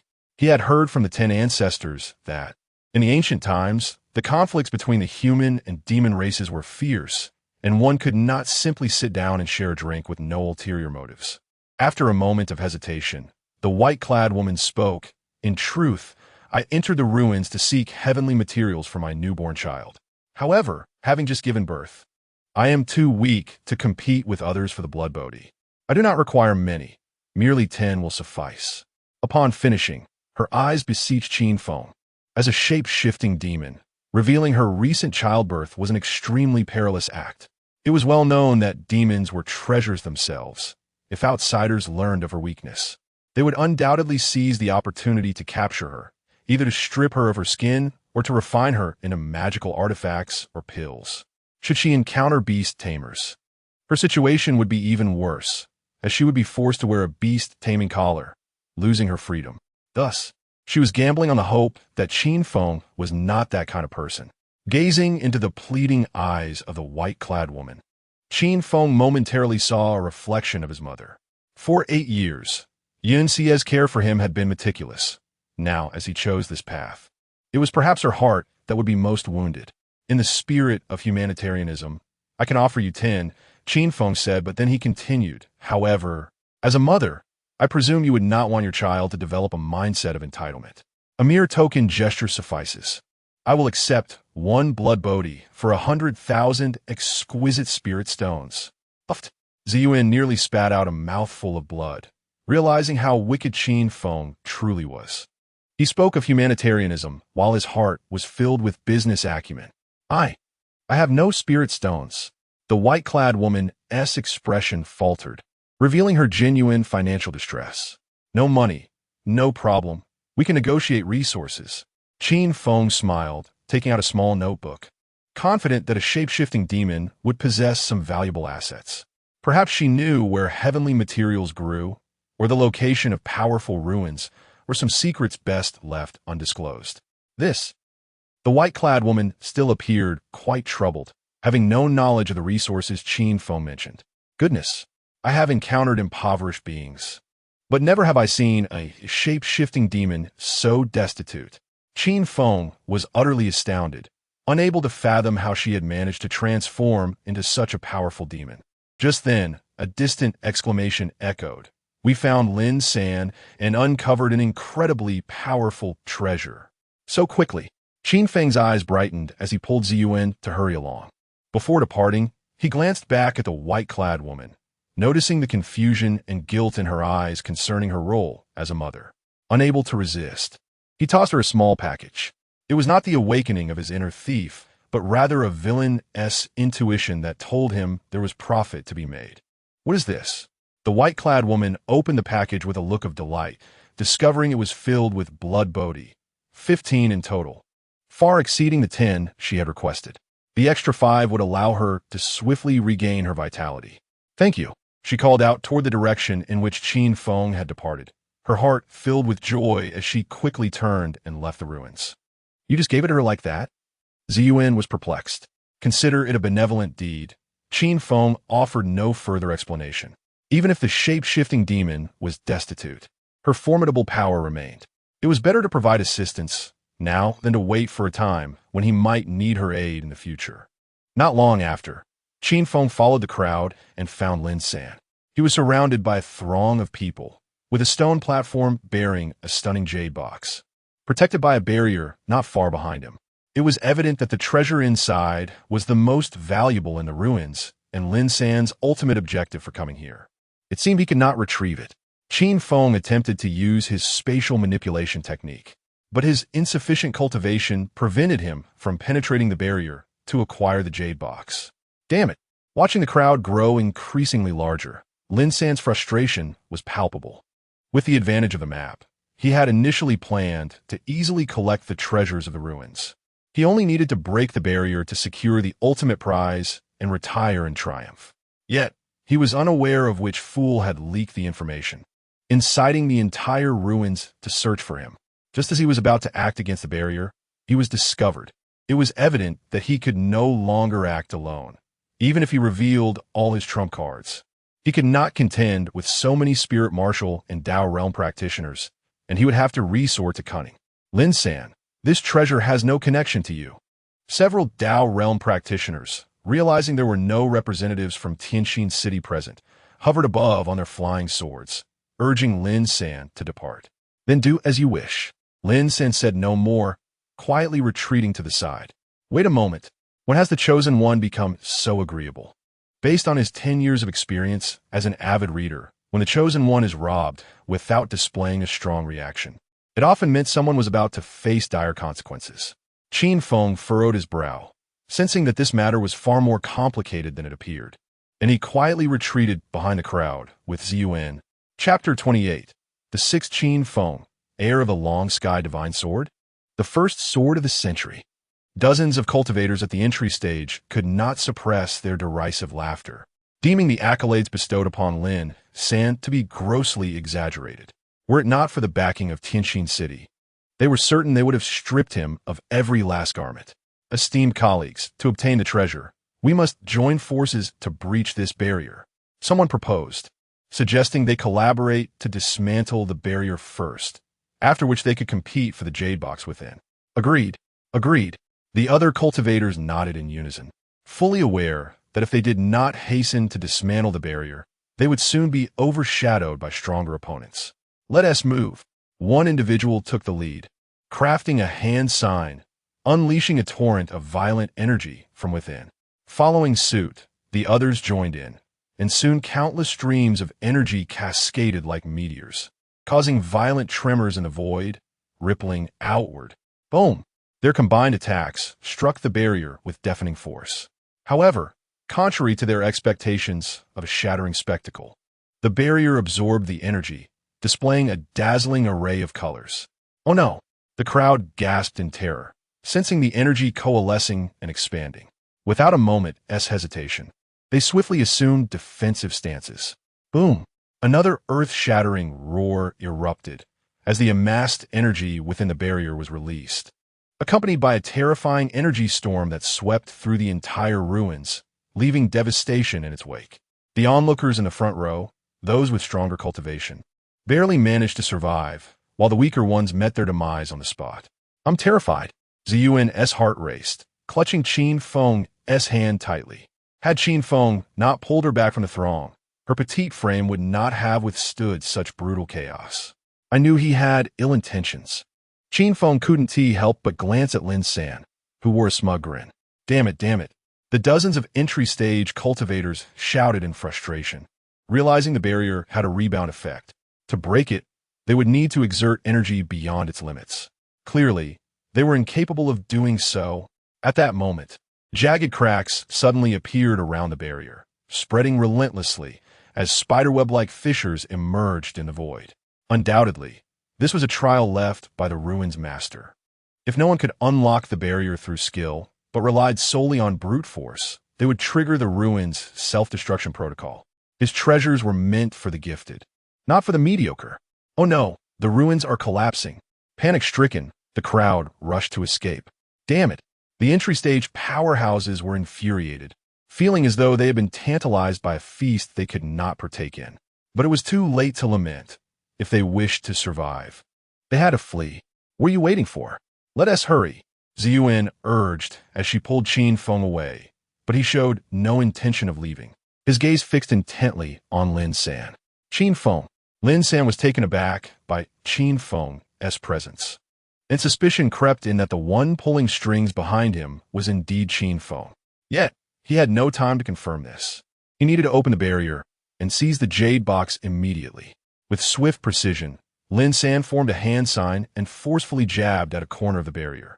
Boom! The barrier shattered like glass, emitting a blinding light and a divine aura that enveloped the entire ruins. The barrier is open. The entry stage, cultivators, who had been preparing to leave, immediately turned back, racing towards the jade box on the stone platform. Yet, they quickly realized they would not reach it in time. Lin San smirked, seizing the jade box and producing a yellow talisman inscribed with runes. A spatial teleportation talisman. The dozens of entry-stage cultivators cried out in alarm, unleashing their mightiest attacks in an attempt to thwart him. But the distance was insurmountable, and Lin San activated the talisman, surrounded by a swirl of runes, waving goodbye with a smug expression.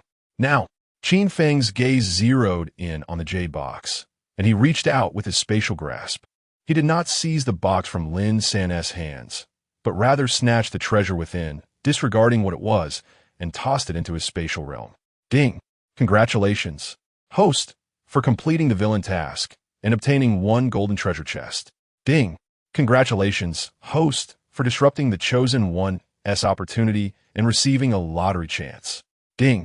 Congratulations, host, for seizing the Chosen One's treasure, earning 1 million villain points. 1 million villain points. Qin Feng shivered with excitement, envisioning the greatness of this treasure. Merely the rewards alone equated to 1 million villain points. If he were to exchange it through the system, it would be worth over 1 billion villain points. Boom! The entry-stage cultivators' attacks finally reached their target, but struck nothing but air, as Lin San had already escaped using the teleportation talisman.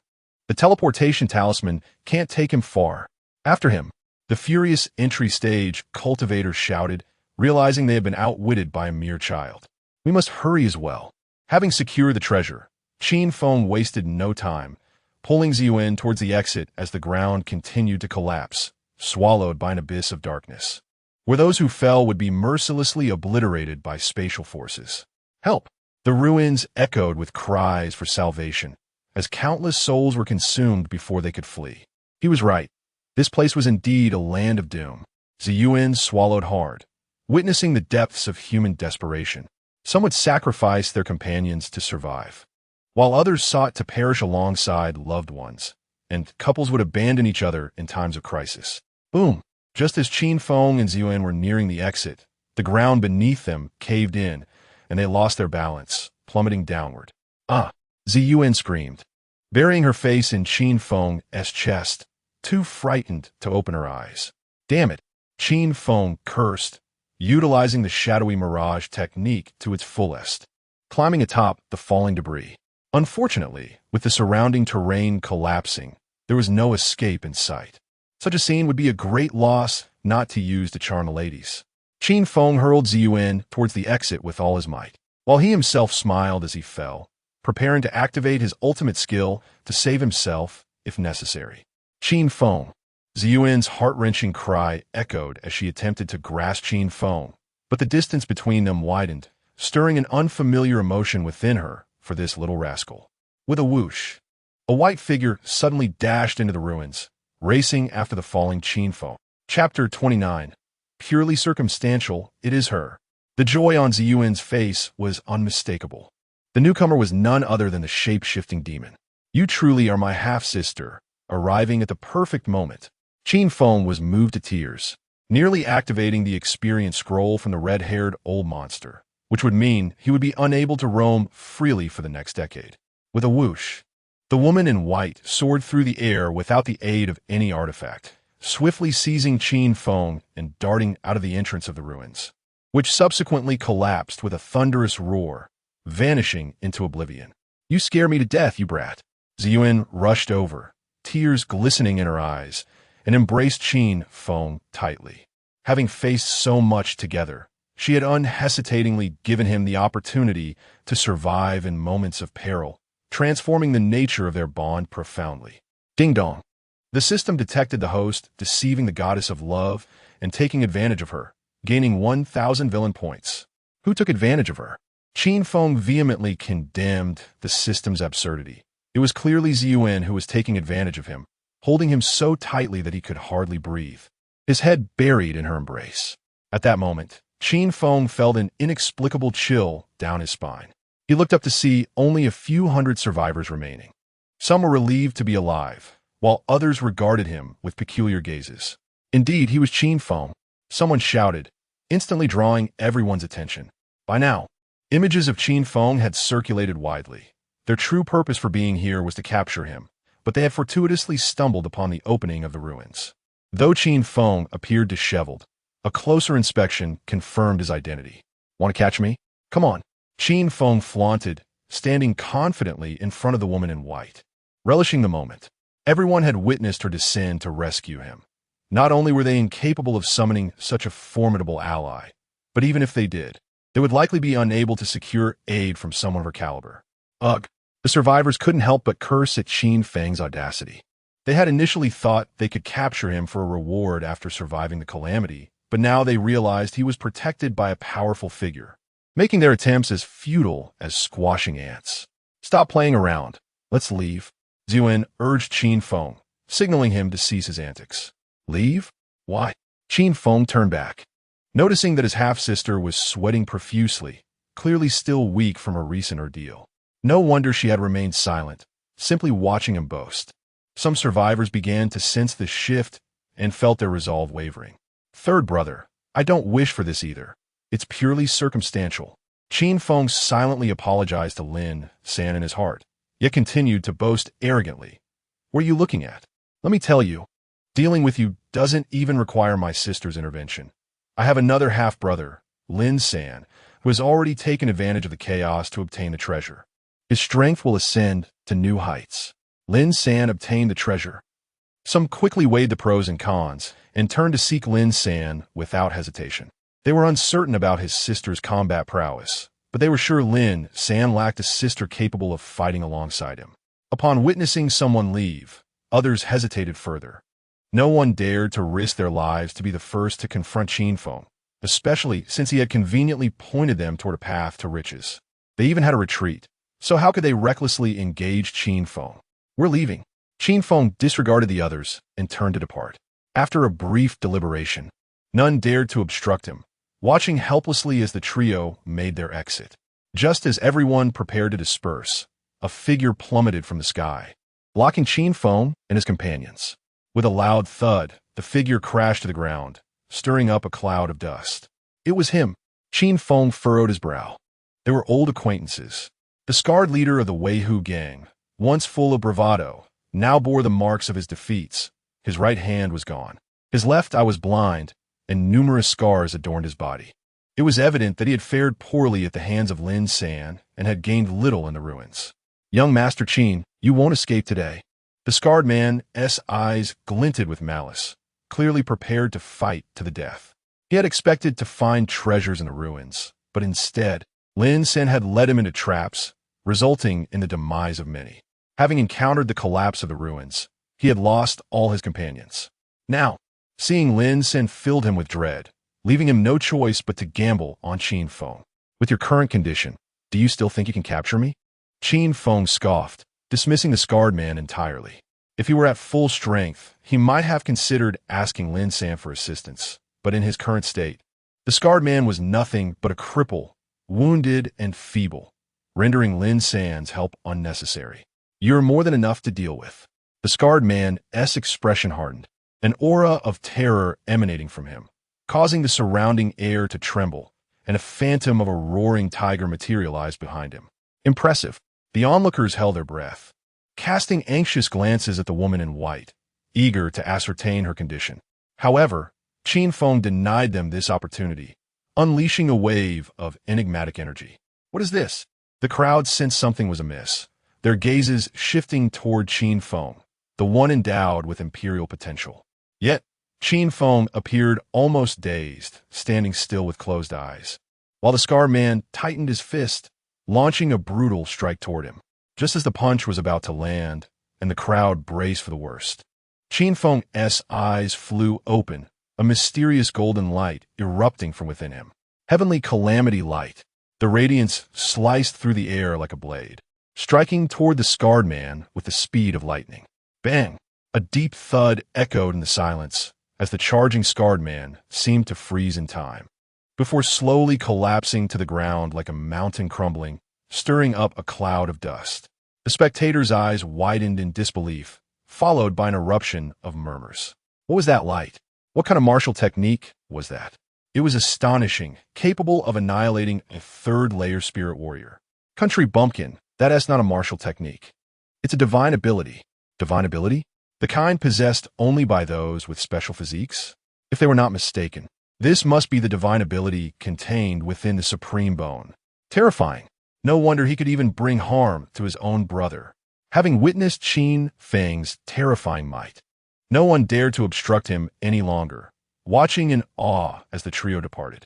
Meanwhile, Lin San seethed with rage, cursing the scheming sixth brother who had spread word about him opening the barrier and acquiring treasures.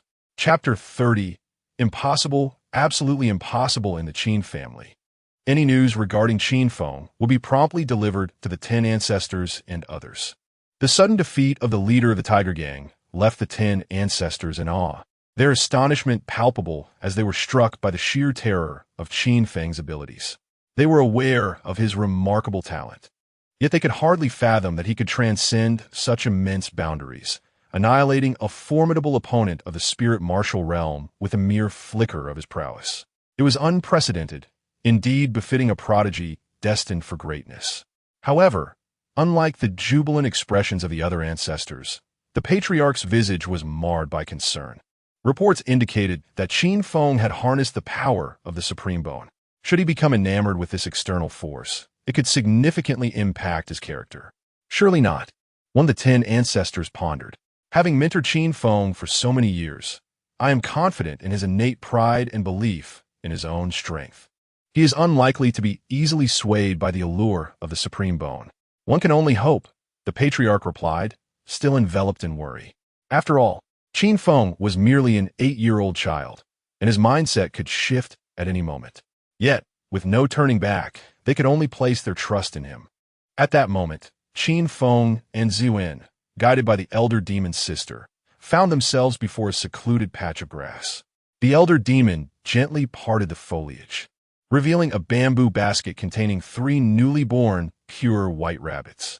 Unlike the rabbits of Qin Feng's recollections, these resembled anthropomorphic figures from cartoons, capable of walking on 2 legs, with adorably round heads and large, expressive eyes. What adorable little rabbits! Ziyuan exclaimed, her eyes sparkling with affection as she rushed forward to cradle one in her arms.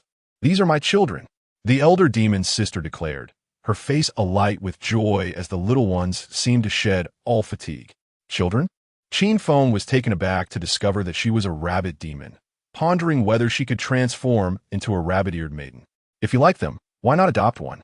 The elder demon sister gazed at Qin Feng with pleading eyes, selecting the plumpest of the trio and presenting it to him. Both Qin Feng and Ziyuan were momentarily rendered speechless. They had merely praised the cuteness of her offspring, yet she was now offering one to them. Was this a cultural misunderstanding, or was it simply the nature of the rabbit demon? Before they could voice their refusal, the elder demon's sister hoisted the bamboo basket onto her back and soared into the sky. As she glanced back at the little one in Qin Feng's hands, a look of reluctance crossed her face, yet she ultimately steeled herself to depart. As a mother, who would willingly part with their child unless compelled by dire circumstances? Only by relinquishing one could she ensure the survival of the other 2 children. The little rabbit, seemingly sensing its mother's abandonment, began to whimper in the direction she had vanished. However, as soon as Qin Feng placed a blood bodhi before it, the creature instantly forgot its maternal ties and began to merrily consume the offering. What is happening? Qin Feng thought, utterly bewildered at his newfound role as a caretaker. He had heard tales of people adopting stray cats and dogs, but never had he encountered the notion of raising a demon rabbit. Ding! The system detects that the host has acquired a young demon beast with epic-level qualifications. Finding successful, though this rabbit lacked the fate of a protagonist. Its potential was on par with that of his second brother. Qin Feng immediately felt invigorated, even if the elder demon's sister were to return. He would not part with it. Yet, he soon regretted his decision, realizing that this little creature was no ordinary demon beast, but rather a rare breed among demon beasts. exceedingly difficult to find in a millennium. Unlike other younglings, it did not consume milk, but instead feasted on rare treasures, with a single blood bodhi sustaining it for merely a day. My heavens, this is simply a bottomless pit, Qin Feng lamented, noting that he had only 7 blood bodhi left, having consumed just one himself, while the rest had vanished into the rabbit's voracious appetite. It became clear to him why its mother had entrusted it to him. She had been in search of rare treasures to sustain her progeny after a recent ordeal. From today forth, you shall be known as Bottomless Pit, Qin Feng declared, earning a disapproving glance from Ziyuan. Call it Bunny.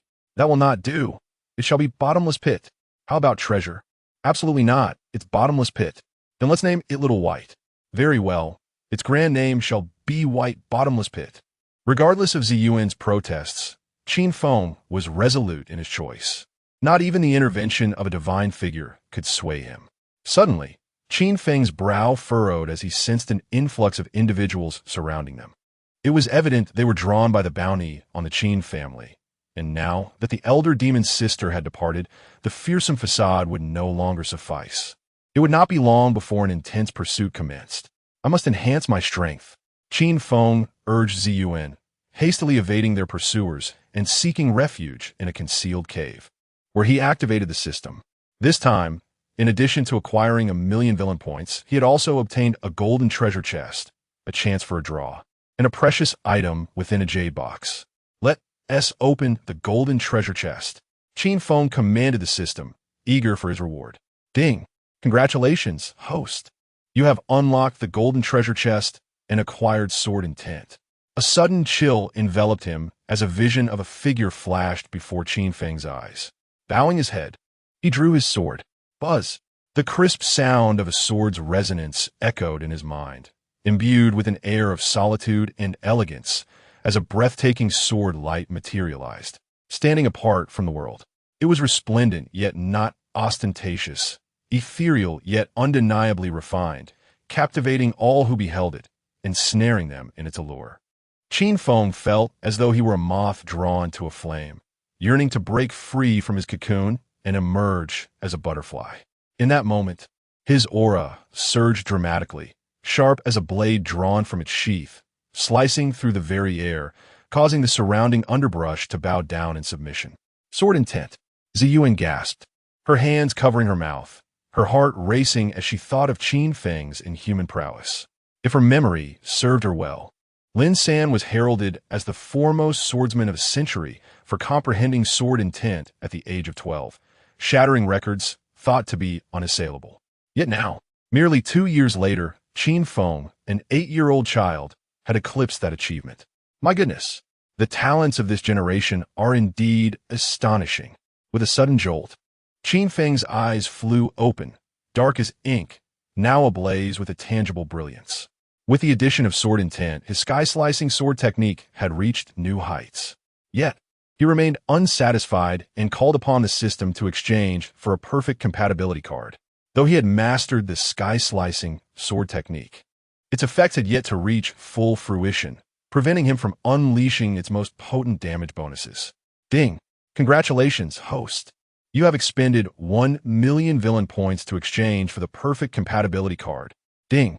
Congratulations, host. You have utilized the perfect compatibility card, and the sky-slicing sword technique has achieved the pinnacle of perfection. Qin Feng's demeanor shifted as a deeper understanding of the sky-slicing sword technique washed over him. Meanwhile, Lin San, having painstakingly evaded his pursuers, opened the jade box with a heart brimming with anticipation. His expression froze, convinced he must be opening it incorrectly. Close it. Open it.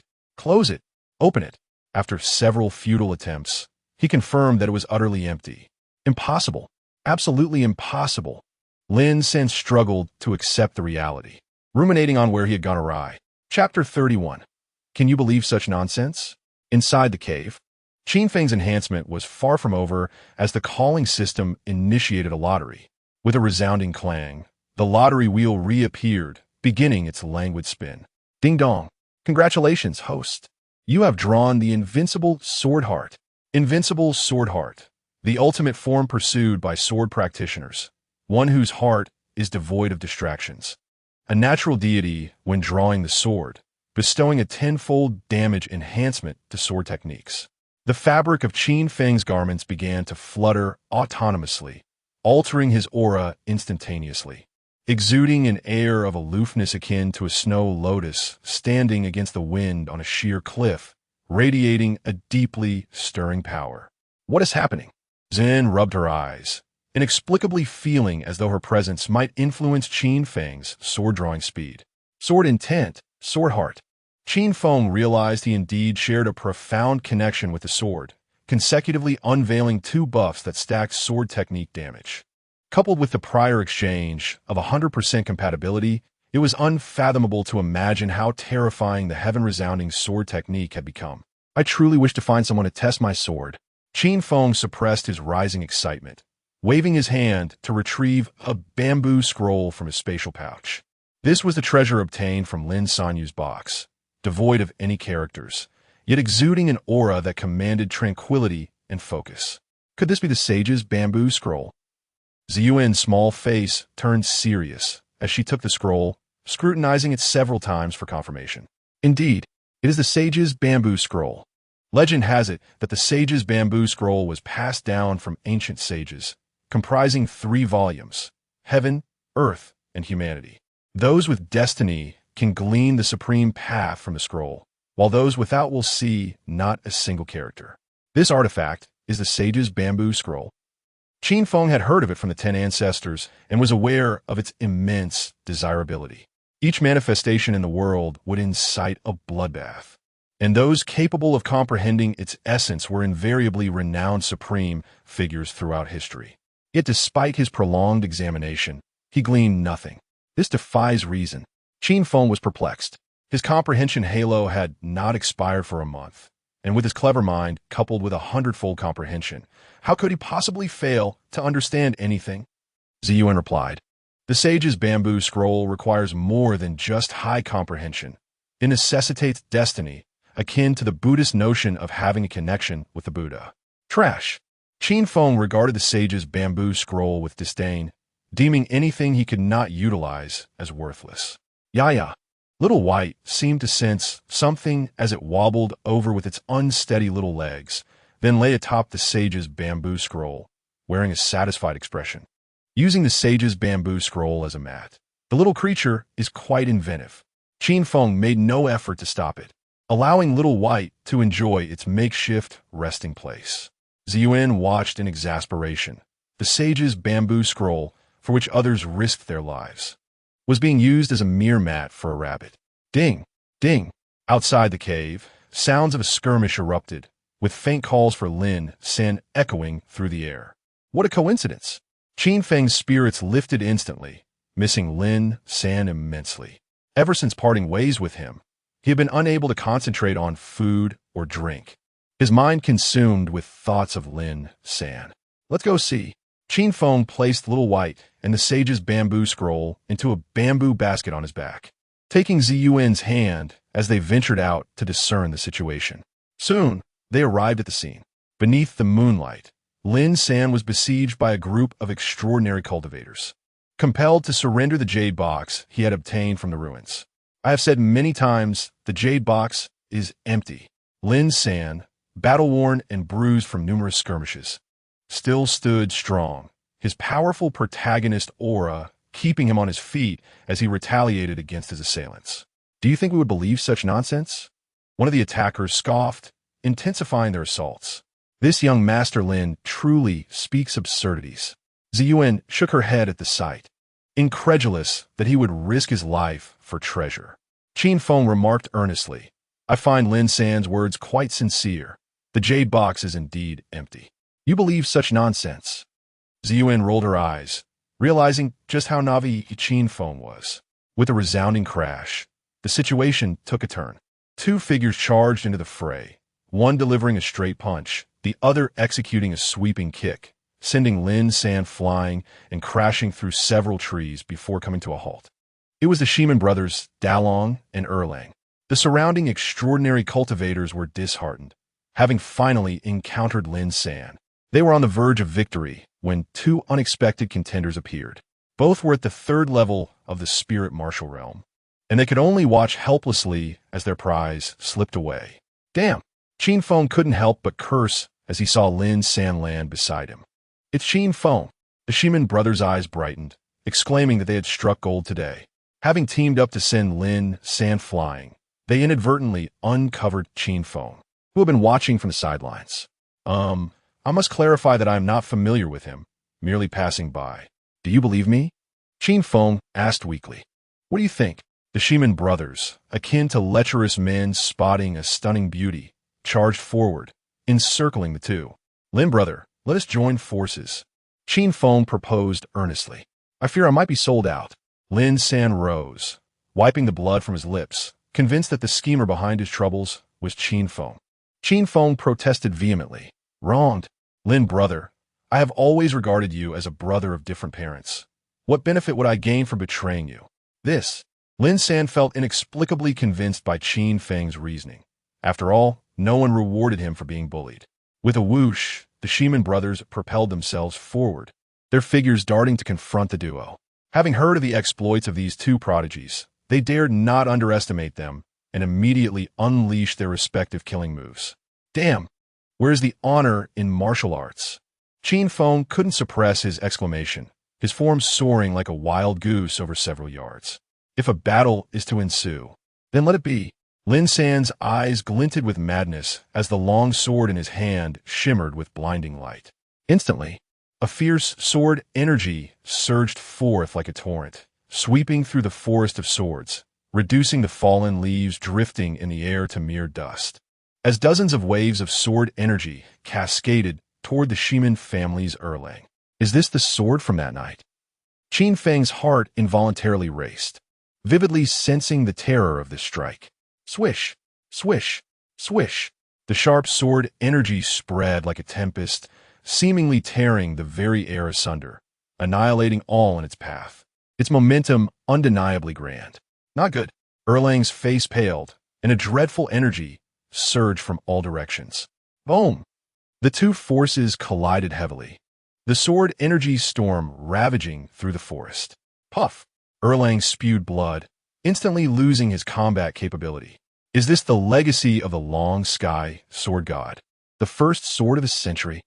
The surrounding extraordinary cultivators hastily braced against the sword energy storm, equally shaken by Lin San's ferocity.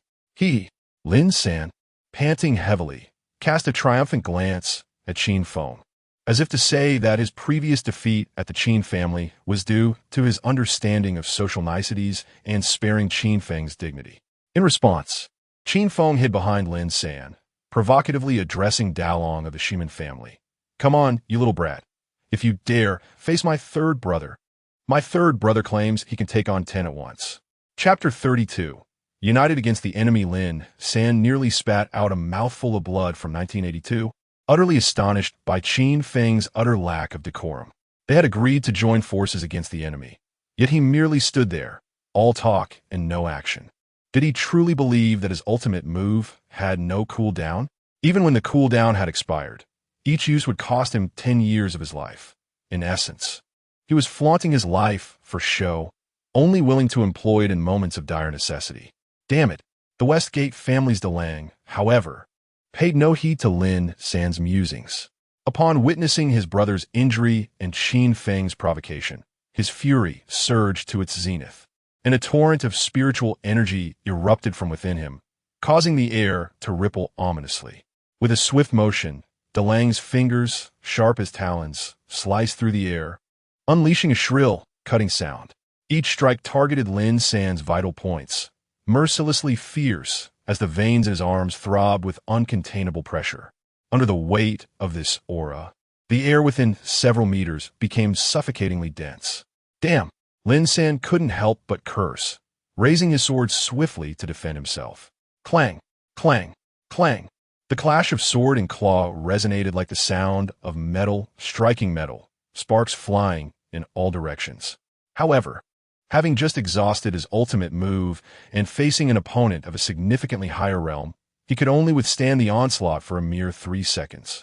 With a flash of talons, blood erupted forth. Lin San's face contorted in agony as deep gashes marred his skin. Was it over? The onlookers held their breath, uncertain if Lin San had any hidden cards left. Qin Feng, what are you waiting for? Strike already. Lin San staggered backward, his wounds multiplying. You expect Qin Feng to help? De Lang mocked, his expression dripping with derision. He is nothing without the Qin family, merely a fool flaunting his brother's supreme bone. Clearly, if you do not display some genuine skill, it seems you lack respect for me. As if responding to the challenge, Qin Feng's garments began to flutter without wind, and his aura transformed instantaneously, standing proud like a snow lotus on a cliff, imbued with a power that could shake the very heavens. As his cloak billowed, an unparalleled sword intent surged from his being, and the Long Kong divine sword in his grasp erupted with a radiant light, cascading forth like a torrent of the Milky Way. This was sword intent. The crowd gasped in unison, hardly believing their eyes. An 8-year-old child had comprehended sword intent. Incredible. He had grasped it 4 years earlier than Lin San, leaving no respite for ordinary cultivators. Yet, to their astonishment, Qin Feng's enhancements were far from complete. A fierce, unstoppable sword force erupted from him, rampaging through the forest like a whirlwind of blades slicing through the air. Sword Heart. This was the invincible Sword Heart. Some in attendance recognized the Sword Heart and gasped in disbelief. While sword intent could be sought, achieving Sword Heart was an entirely different endeavor. Countless practitioners spent their lives pursuing sword intent without ever grasping it, and even more who attained sword intent could not forge the invincible Sword Heart. If mastering sword intent could make one a renowned swordsman, then achieving the invincible Sword Heart could elevate one to the status of an ancient sword deity. Throughout the ages, those worthy of the title of sword deity were few and far between, yet each was an unparalleled force in their time. The most recent had been the Long Kong sword deity, whose fall had marked the end of sword deities in the world. Yet today, they were witnessing the emergence of a child who had comprehended the Sword Heart at merely 8 years of age. Sword intent, Sword Heart. How could this be possible? Lin San was utterly dumbfounded, his mind a blank slate. As the heir of the Long Kong sword deity, he had comprehended sword intent at 12, earning the title of the foremost swordsman in a century. Yet before this 8-year-old, he felt eclipsed. Run. The Westgate brothers were entirely flustered, turning to escape from this prodigious talent. As a disciple of Confucianism, I have a saying for you too. Since you have come, find peace in your arrival. Qin Feng's lips curled into a slight smile as his hand rested upon the sword's hilt. Clang! The crisp sound of the sword being drawn resonated, akin to a Milky Way emerging from the vast expanse of clouds, bringing with it an overwhelming sword intent that enveloped the forest. What sword technique is this? De Lang's pupils constricted, his composure vanishing as he unleashed his talon-like fingers, generating a piercing wind. Ding! The resonant clash of metal echoed in their ears, sparks flying and dry leaves swirling into a tempest, as a blinding beam of sword light streaked across the sky. Drip! Amidst the cacophony, a drop of blood fell from the Long Kong divine sword. When the leaves settled, a series of blood blossoms fell from the Westgate brothers, who collapsed lifelessly into a pool of blood. Ding dong! Congratulations to the host for slaying 2 enemies, earning 200 villain points. Now that you have come, may you rest here. Qin Feng remarked coolly, collecting their storage bags. Inside, apart from throwing darts and other weapons for traveling the world, was a manual titled Convex and Concave Secrets. With a critical gaze, Qin Feng stowed the items, shouldered his bamboo basket, and led the still-dazed Zi Yuan away. Gulp! The crowd swallowed hard, none daring to pursue Qin Feng any further. This was the prodigy who had comprehended the invincible Sword Heart. To offend him was to provoke the future sword deity, and no force could withstand the wrath of a sword deity. Soon enough, the explosive news regarding Qin Feng spread, igniting a fervor throughout the ancient realm. Good. The founder of the Qin family chuckled heartily under his covers upon hearing the news. Initially worried that Qin Feng's use of the supreme bone would impair his invincible heart, he was utterly taken aback by the sudden joy. The invincible Sword Heart, the emblem of a sword deity, a symbol of unrivaled power.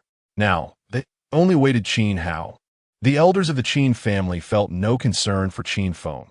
Instead, they worried whether Qin Hao could emerge from the shadows and ascend to the supreme position. In the great Xia imperial palace, the emperor was busy issuing orders to expand his harem, believing himself to be in prime condition. However, before he could indulge in the joy of selecting consorts, he was urgently summoned by a group of ministers for a meeting. Initially, he thought the old officials were being overly anxious and making a scene.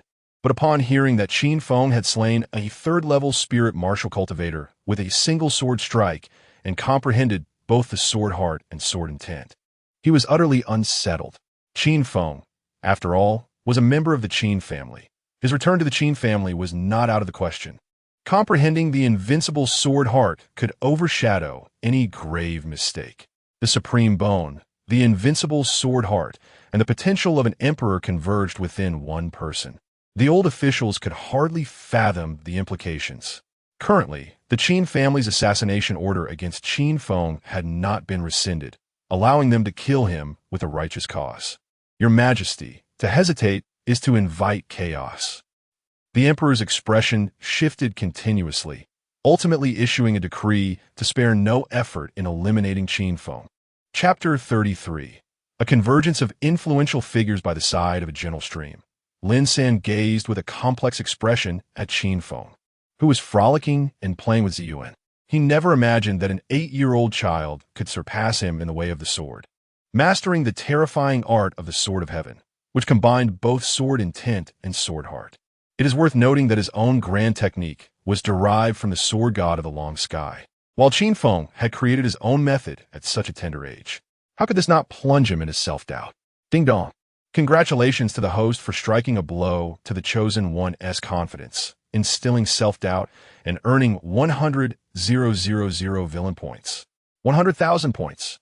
Qin Feng immediately perked up, turning with a beaming smile to ask, Brother Lin, your swordsmanship is so impressive. Could you teach me the foundational techniques? Foundational techniques. Lin San instantly became enraged, bellowing, Qin Feng, enough. You have already grasped the invincible sword heart, yet you ask me to teach you the basics? Is this some form of humiliation to me? Ziyuan elder sister, he is bullying me. Qin Feng pouted, tears brimming as he rushed into Ziyuan's embrace. Feeling utterly wronged, I truly don't know any foundational techniques. All I can do is draw my sword. Draw my sword? The sword of heaven. Lin San's eyelids twitched uncontrollably, his heart echoing with a cry of despair. How could one who only knew how to draw a sword, lacking even the most basic techniques, comprehend the legendary invincible sword heart? Ding dong. Congratulations to the host for striking a blow to the Chosen One's confidence, instilling self-doubt, and earning 100,000 villain points. Lin San, why are you being so fierce? Yes, just a child. Ziyuan glared at Lin San, her eyes filled with growing disdain.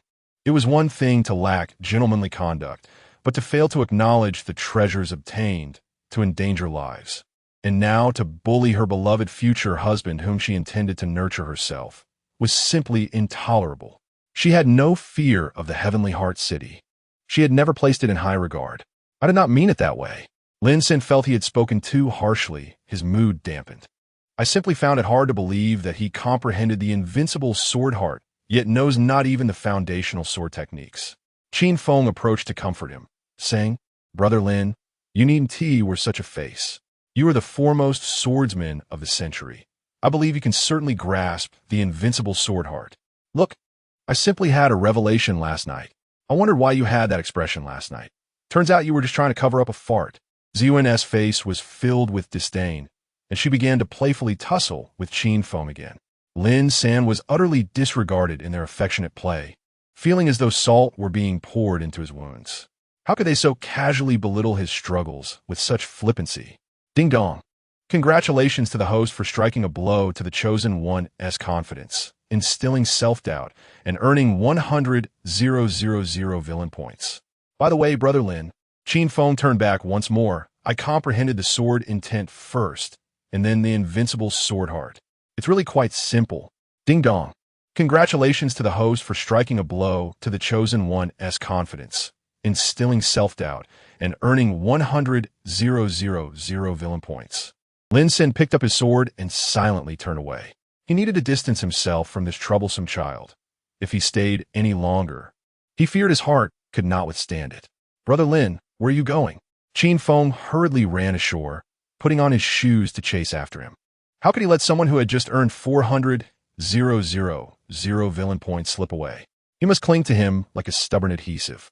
Suddenly, an earth-shattering roar reverberated across the sky as dark clouds surged like a tide, bringing with them an overwhelming pressure that filled the surrounding void with chaos. The Grand Duke of the Daxiao Empire, Chong Kun, had come under the Emperor's command to claim the head of Qin Feng. A towering figure riding an unknown beast hovered in the air, accompanied by thousands of well-trained armored guards, exuding an aura that made even the divine feel intimidated. Chong Kun, the nearby cultivators, who were pursuing Qin Feng, gasped in shock at the sight before them. They were all too familiar with Chong Kun, the leader of the Imperial City Guard, a powerful protector of the Daxiao Emperor, whose prowess required no further elaboration. Now the entire Imperial City Guard had mobilized, led personally by Chong Kun, solely to deal with an extraordinary child of merely 8 years, possessing a trifling level of cultivation. What grand spectacle! Qin Feng realized that today, events would not come to a peaceful resolution. He prepared himself to summon the full might of the highest-ranking elder. Boom! Another thunderous roar echoed through the heavens as another group descended, their formidable presence unapologetically flooding the surroundings. "Qin Feng is one of my Qin family," a voice proclaimed. There is no need for the royal family to intervene. As the local power in the Eastern Territories, the Qin family was quick to grasp the situation at hand and the intentions of the Imperial City Guard.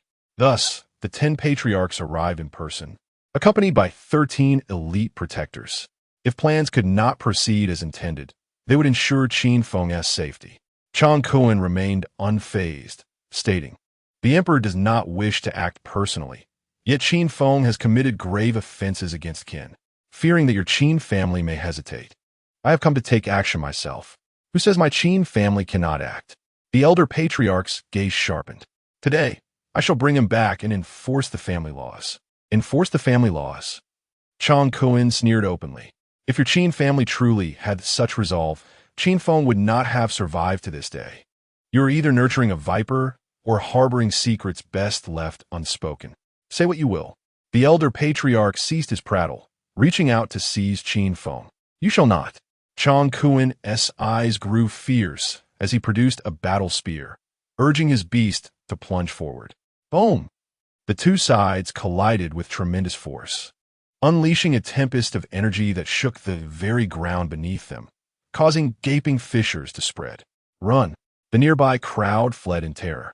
Mere mortals caught in the crossfire of divine beings. I knew it well. Your Qin family would not comply easily. Fortunately, I was prepared. Chong Kun's mischievous, pulling out a cloud-piercing arrow and shooting it into the sky. Boom! The arrow detonated above, revealing a massive character for Kun. Boom! A terrifying pressure continued to descend as flags representing various powerful factions unfurled. The Eastern Factory, Western Factory, the Jinyui, and many prominent families, numbering at least tens of thousands. What? The elder patriarch's expression changed drastically, realizing the overwhelming number of reinforcements. The situation was now poised for an all-out confrontation should Qin Feng not perish today. Qin Feng, today your death is assured, and no one can save you, Chong Kun declared dominantly, wielding his spear as he sentenced Qin Feng to death in the ancient wilderness. Chapter 34. I acknowledge my inclination for gambling, oh my goodness.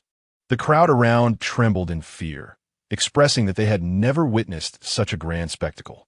To eliminate a single Qin Feng, the Emperor of the Great, Xia, mobilized such immense forces, revealing just how much he feared this young master of the Qin family, who possessed the potential of a great emperor. One extravagant display. The clouds in the sky began to churn ominously, and a chilling laughter echoed from afar. In the distance, a vast throng of over 100,000 approached, each step causing the ground to tremble. Leading them was a black flag emblazoned with the character for Qin, exuding an aura of lethal intent. At the same time, 5 additional figures appeared beside the 10 ancestors of the Qin family, the 5th, 6th, 7th, 8th, and 9th ancestors. This scene, Lin San was utterly astounded. He had thought the commotion he stirred was considerable, but in comparison to the uproar surrounding Qin Feng, it was merely childish play. Tension filled the air, with both sides poised for battle at any moment. Chang Kuan sneered. It seems your Qin family is determined to protect Qin Feng at all costs. Qin Feng had violated family rules and must return to the clan for punishment. The eldest of the 5 ancestors replied indifferently, dismissing Chang Kuan's royal city guard as insignificant. As for the eastern and western factories and the imperial guards, they were nothing more than trivial organizations established by the great Xia royal family, of no consequence to any prominent family in this realm ruled by aristocrats. The only entities they truly feared were the noble families present. What need is there to deliberate over such beasts harming their kin? They should be executed on the spot. One family boldly declared. Their thoughts and intentions regarding the Qin family were opaque, and they cared little to understand. They merely recognized this as the opportune moment to eliminate Qin Feng, lest they miss their chance. Yet, despite their eagerness to act, they were hesitant. The title of the foremost family was not earned lightly.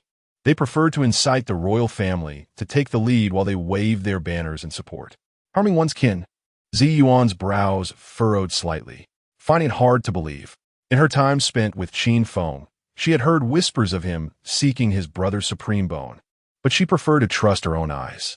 In her view, Qin Feng, when faced with an unfamiliar great demon sister seeking help, he unhesitatingly provided her with 15 blood bodhi. In life and death situations, he had offered her the chance to survive. Moreover, when the great demon's sister entrusted her child to him, he bore no complaints and instead showed meticulous care for the little one. Each instance served as testament to Qin Feng's pure and kind nature. She was convinced that he had been wronged and resolved to find a way to rescue him, vowing never to let him fall into the hands of the great Xia royal family or the Qin clan. Leave this to me. The 5th ancestor displayed an extraordinary assertiveness, preparing to forcefully take Qin Feng away. Today, if Qin Feng did not perish, conflict between the two sides was inevitable. Chang Kuan's gaze glimmered with cold light, the terrifying energy around him causing the surrounding void to tremble. His battle spear erupted with blinding cold light. Fight! Fight! Fight! The thousands of royal city guards behind him shouted in unison, unleashing a palpable aura of murder that enveloped the venue, creating a sense of falling into an icy abyss. Perhaps influenced by Chang Kuan and his cohorts, experts from the eastern and western factories and the imperial guards also entered a battle-ready stance, poised to charge at the slightest command. In contrast, the experts from various noble families exchanged glances, each recognizing the other's intent to bide their time. They would allow the royal family to take the lead. If they succeeded in eliminating Qin Feng, they would all celebrate together, but if they failed, they would have to step in themselves. The elders of the Qin family fixed their piercing gazes, preparing for an all-out war. Initially, they had intended to follow Qin Feng's plan to temporarily hide their 2 outstanding descendants until they had sufficient strength to confront their foes. However, they had never anticipated that the great Xia emperor would harbor such apprehension toward their family, mobilizing so many powerful figures to eliminate the threat posed by Qin Feng. Not like this, not like this. Witnessing both sides bracing for combat, Qin Feng felt a wave of frustration wash over him. He had been a model child for 8 years, and after finally breaking free from home to embrace freedom, was he now to return and obediently play the role of a good child for another decade? Then let the battle commence. Chang Kuan urged his beast forward, charging toward Qin Feng. Kill! Kill! Kill! The cacophony of slaughter resounded through the heavens and earth, as each side surged forward with fierce vigor. Among them, Lin San and his companions trembled, their hearts filled with curses. While it was true that Qin Feng was a disaster, they were innocent. I dare any of you to harm Qin Feng, Zi Yuan declared resolutely, positioning herself before him, clutching a purple talisman tightly. The 2 factions gasped in unison, immediately halting their assault. The talisman was a life token, a gift from a powerful being to their descendants, akin to a golden token bestowed by an emperor, signifying the presence of the one who issued it.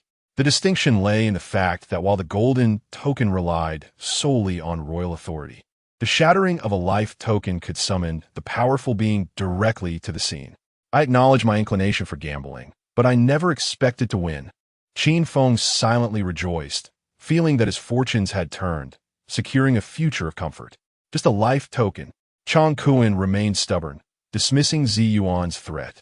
Though such tokens could only be crafted by formidable beings, it did not imply that the Great Xia lacked individuals of that caliber. Their current sovereign, the reclusive former emperor, and the first and second ancestors of the Qin family were all exceptional powers in their own right. Is that so? Zi Yuan, Uniyildin, hurled the life token to the ground. With a resounding crack, it shattered. By the heavens, Chang Kuan erupted in expletives, astonished by the unexpected turn of events. Despite their adversarial relationship, could they not at least sit and negotiate? Was it truly necessary to escalate to violence so quickly? A deep, rumbling roar suddenly pierced the atmosphere, as a colossal claw descended from the void, bringing with it a tempest of fury. Ancient patterns materialized upon its surface, weaving the very fabric of cosmic laws, radiating resplendent light as if torn from the annals of primordial time. Boom! The earth-shattering sound reverberated throughout the realm, an overwhelming force capable of submerging the heavens and earth, obliterating all existence. As the true form of the giant claw emerged, the assembled crowd collectively forgot to breathe. A giant tortoise, enveloping the entire realm, was none other than the legendary divine beast, Xuanwu.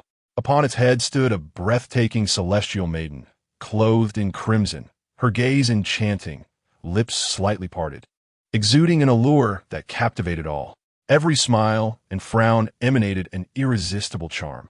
Chapter 35. The fateful confrontation in the Inu Empire. The moon goddess appeared. Chang Kuan and others gasped in astonishment. They never expected her to be the one who arrived. The moon goddess ranks among the top 5 masters of the Inu Empire, and with her ancestral divine beast, the black tortoise, even the emperor must treat her with utmost respect. Additionally, she is one of the 4 great beauties of the ancient era, with countless suitors, many of whom are exceptionally skilled. This truly represents the pinnacle of power in the ancient era. Lin San was struck with fear by the moon goddess's formidable strength, realizing just how long his journey ahead would be. With her alone, she exerted pressure over hundreds of thousands, including several masters of the Qin family. The elders of the Qin family exchanged shocked glances, bewildered as to how Qin Feng had managed to attract such a powerful ally. However, this aligned perfectly with their intentions, as they could now legitimately send Qin Feng to study in the Inu Empire. How lively it is! Observing the throngs below, the moon goddess parted her crimson lips, her sultry voice causing all male beings present to shudder. Moon goddess, this is the territory of the Great Xia. You have no right to act recklessly here. Chang Kuan's thunderous voice snapped the men from their reverie, their hearts racing, unable to withstand the allure of the legendary beauty. Oh dear, how frightening! The moon goddess feigned delicacy, flicking her slender hand at Chang Kuan. Puff! He immediately spewed blood, crashing heavily to the ground, his life hanging by a thread. The crowd gasped, terrified by her display of power. A single misstep could lead to violence. Even the leader of the Royal City Guard could not endure her casual strike. Lord! The Royal City Guard rushed forward to aid Chang Kuan. There's no saving him. The various clans murmured, already contemplating their feast at the royal city. Zi Yuan, where are you going? The moon goddess glanced down and spotted Zi Yuan attempting to sneak away with Qin Feng. With another flick of her delicate finger, the two were suspended in midair. It's over. Zi Yuan realized escape was futile, fidgeting nervously as she called out, Auntie. What Auntie? That's clearly Big Sister. Qin Feng thought to himself, secretly admiring the moon goddess, feeling an overwhelming urge to abandon his efforts. I see you know I'm your big sister. The moon goddess tapped Zi Yuan's head in frustration, saying, running away without a word is one thing, but to hide from me in the Great Xia Empire? If anything were to happen to you, how would I explain it to my sister and brother-in-law? I am sorry. Auntie, please don't hit me. Zi Yuan pleaded. Pulling Qin Feng over to divert attention, I've made a significant discovery. This is Qin Feng. He not only comprehended the sword intent, but also the invincible sword heart. Qin Feng, the moon goddess, paused mid-air, intrigued. News of Qin family's prodigy had reached the Inu Empire, including the recent decree against him for targeting his brother. They had thought him defeated without the invincible heart, but now he had grasped the even more terrifying invincible sword heart. Qin Feng solemnly declared, Moon Goddess, do you believe in love at first sight? You're quite young, yet already grasp the concept of love at first sight. The Moon Goddess laughed, covering her mouth. I suspect it's merely infatuation. How did you know? Qin Feng replied earnestly, Indeed, it is lust. I've decided to marry you when I grow up. What ambition! The elders of the Qin family cheered internally, urging Qin Feng to win the Moon Goddess's heart. Ideally, they hoped to secure her ancestral divine beast as a dowry. If that failed, they could consider welcoming her as a daughter-in-law. The Moon Goddess, could no longer contain her laughter, blooming like a flower. As one of the four great beauties, she had countless admirers, yet this was the first time a mere 8-year-old had publicly confessed his feelings. The male onlookers were utterly captivated, feeling as though they had no regrets left in life. Oomph. Zi Yuan puffed up her cheeks in irritation, wishing she could kick Qin Feng away. She had worried herself sick over this insufferable brother, wasting her precious life token, only for him to pursue her big sister. The Moon Goddess smiled. Little brother, you seem quite confident for someone so young. Qin Feng replied seriously. A man's confidence does not stem from stature, but from an inner shamelessness, and whether he possesses the ability to wield a staff that descends from the heavens. What a little rogue, but I like it. The Moon Goddess's lips curled into a knowing smile, growing increasingly intrigued by Qin Feng. At that moment, the ancient voice of the Qin family patriarch echoed from afar. The Moon Goddess has graced us with her presence. It is truly a loss for us not to have welcomed you properly. However, since Qin Feng has harmed his kin, might I request you to hand him over? And if I refuse? The Moon Goddess's eyes narrowed, clearly unwilling to release him. Setting aside Qin Feng's questionable character, his talent alone warranted the attention of any power, including the Inu Empire. Then do not blame me for being inhospitable. The patriarch suddenly appeared at the scene, lacking any of the grandiose effects of other powerful figures, resembling an ordinary old man. Yet, none dared to underestimate him. The patriarch of the Qin family was one of the founders of the Great Xia Empire and its strongest figure. Had it not been for the family's insufficient foundation, the royal lineage would undoubtedly have belonged to them.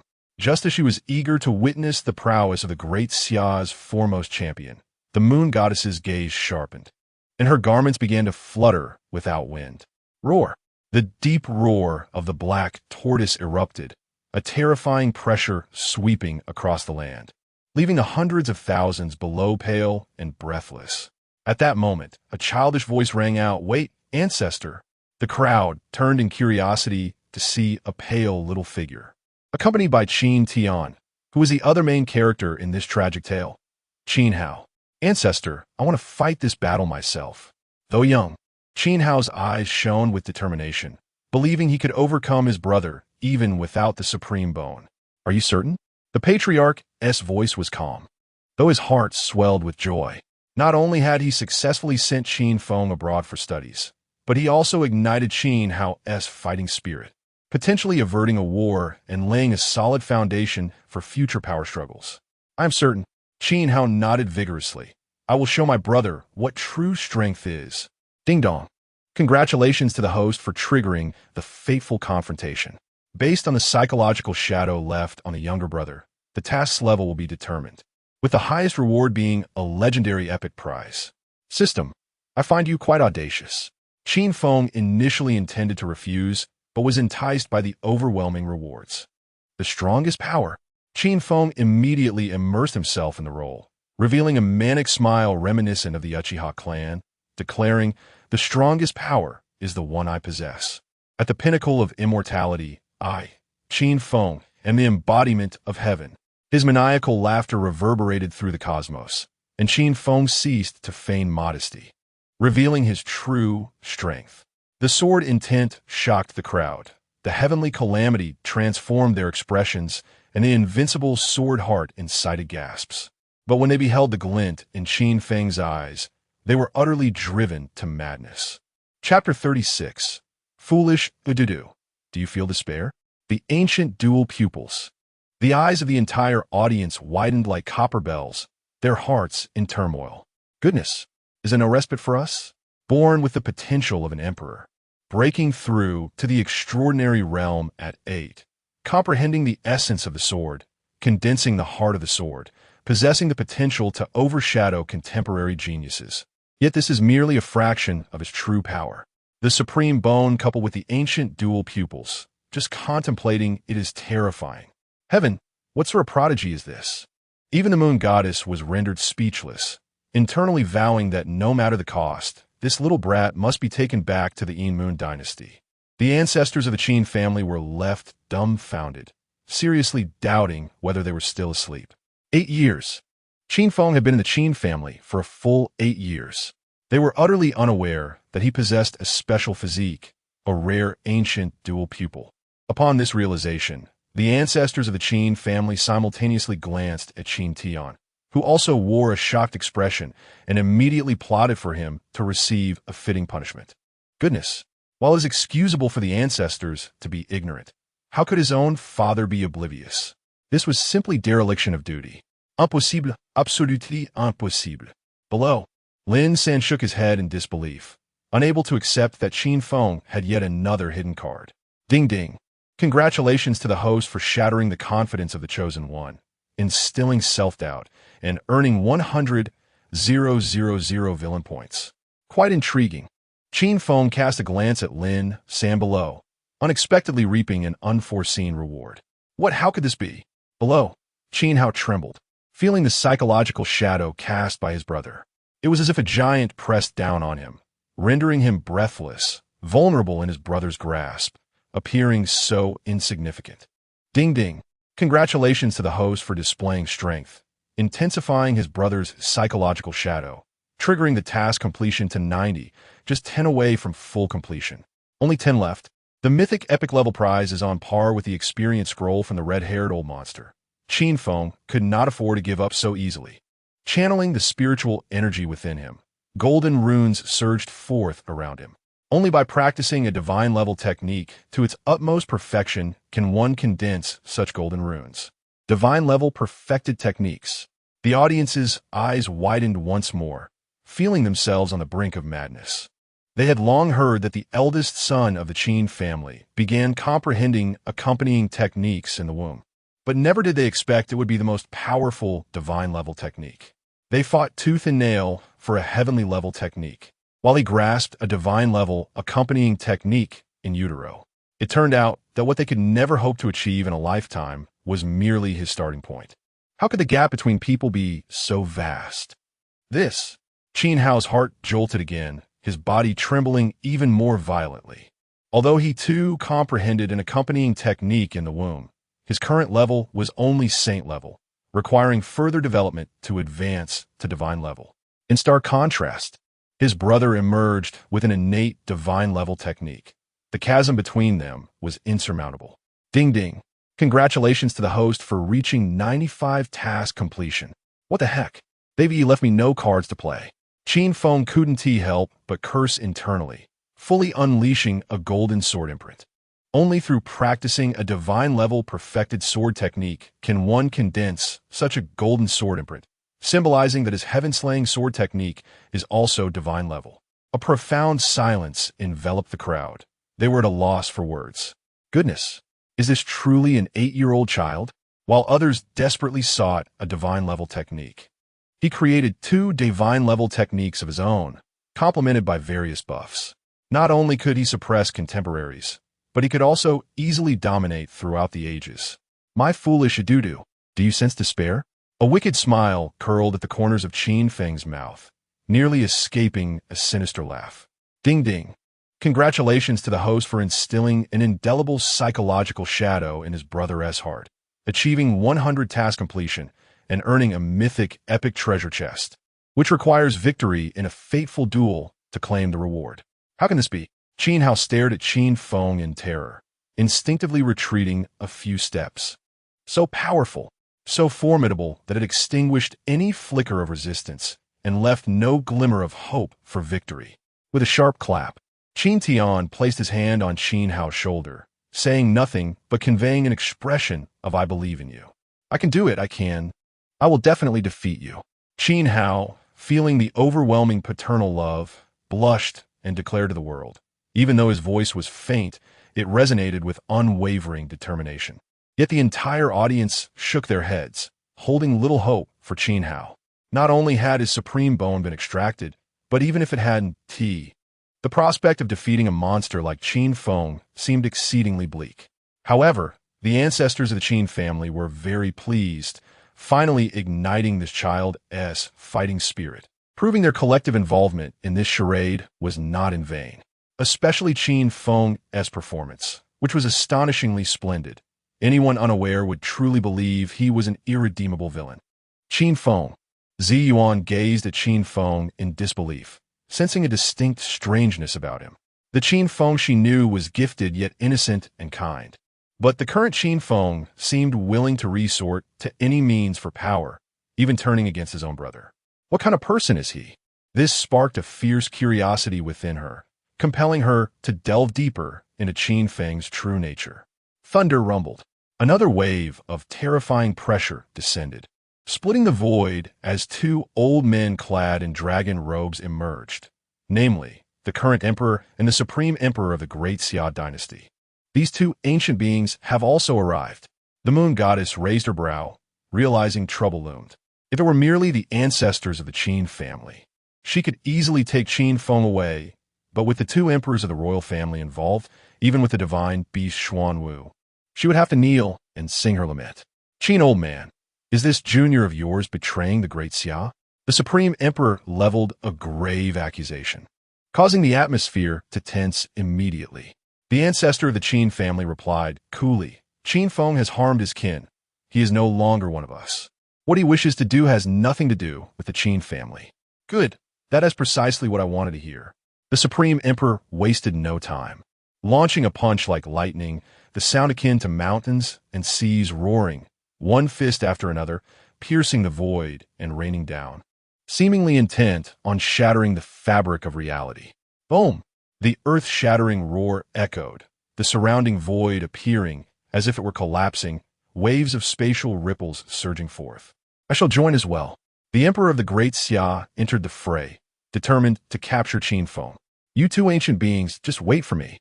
The moon goddess, her teeth gritted in frustration, could only strategically retreat. Seizing the opportunity, Qin Feng clung to the moon goddess's long legs, crying, "Sister moon goddess, save me." Chapter 37. The continuation of music and dance this fellow. Ziyuan couldn't help but roll her eyes, her mind swirling with sarcastic thoughts. Just moments ago, he proclaimed himself the pinnacle of immortality, looking down upon the world, and now he was crying out for his aunt to save him, utterly devoid of any dignity. Boom! Another deafening roar erupted. There stood the Grand Emperor of the Great Xia and the current Emperor, surrounded by an endless radiance, resembling ancient deities as they unleashed a relentless barrage upon the moon goddess. Roar! The deep growl of the divine beast Xuanwu suddenly echoed, carrying the moon goddess and her companions as they tore through space, swiftly departing as the heavens thundered to clear their path. The majesty of the divine beast towered between heaven and earth, casting a disdainful gaze upon all living beings, causing the very cosmos to tremble. "Everyone, why do you hesitate to strike?" The Grand Emperor of the Great Xia and the reigning sovereign grew anxious, fully aware of the dire consequences should Qin Feng escape. The Great Xia dynasty was already in decline.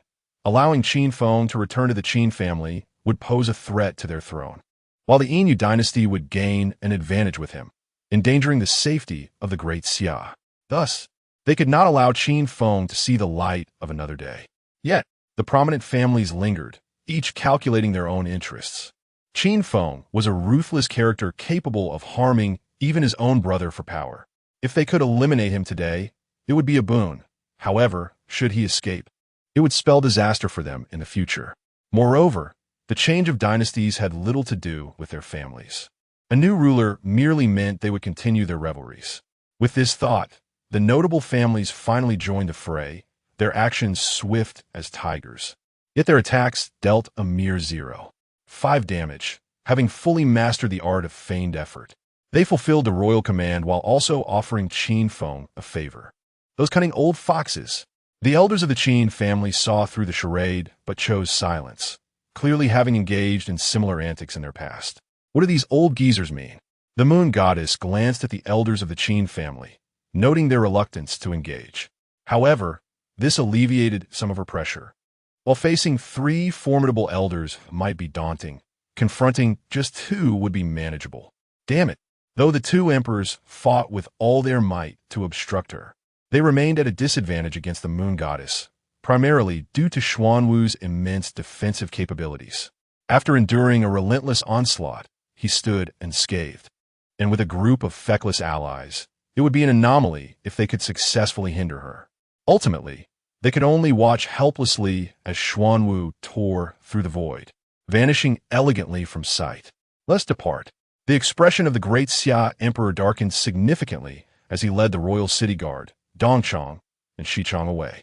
Despite his desire to immediately declare war on the Qin family, he understood the likelihood of conflict was minuscule. Not only was there a lack of justification, but even if he fabricated accusations, the prominent families might not mobilize. Previously, they could leverage the emergence of 2 prodigies from the Qin family as a pretext for future benefit sharing.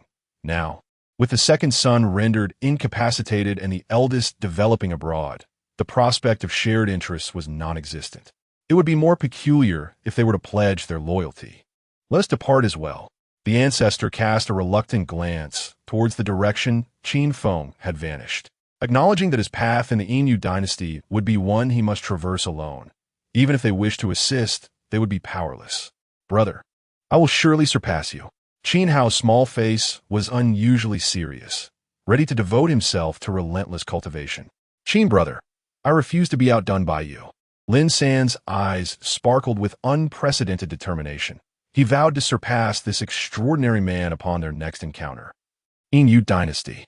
In the Moon Goddess Palace.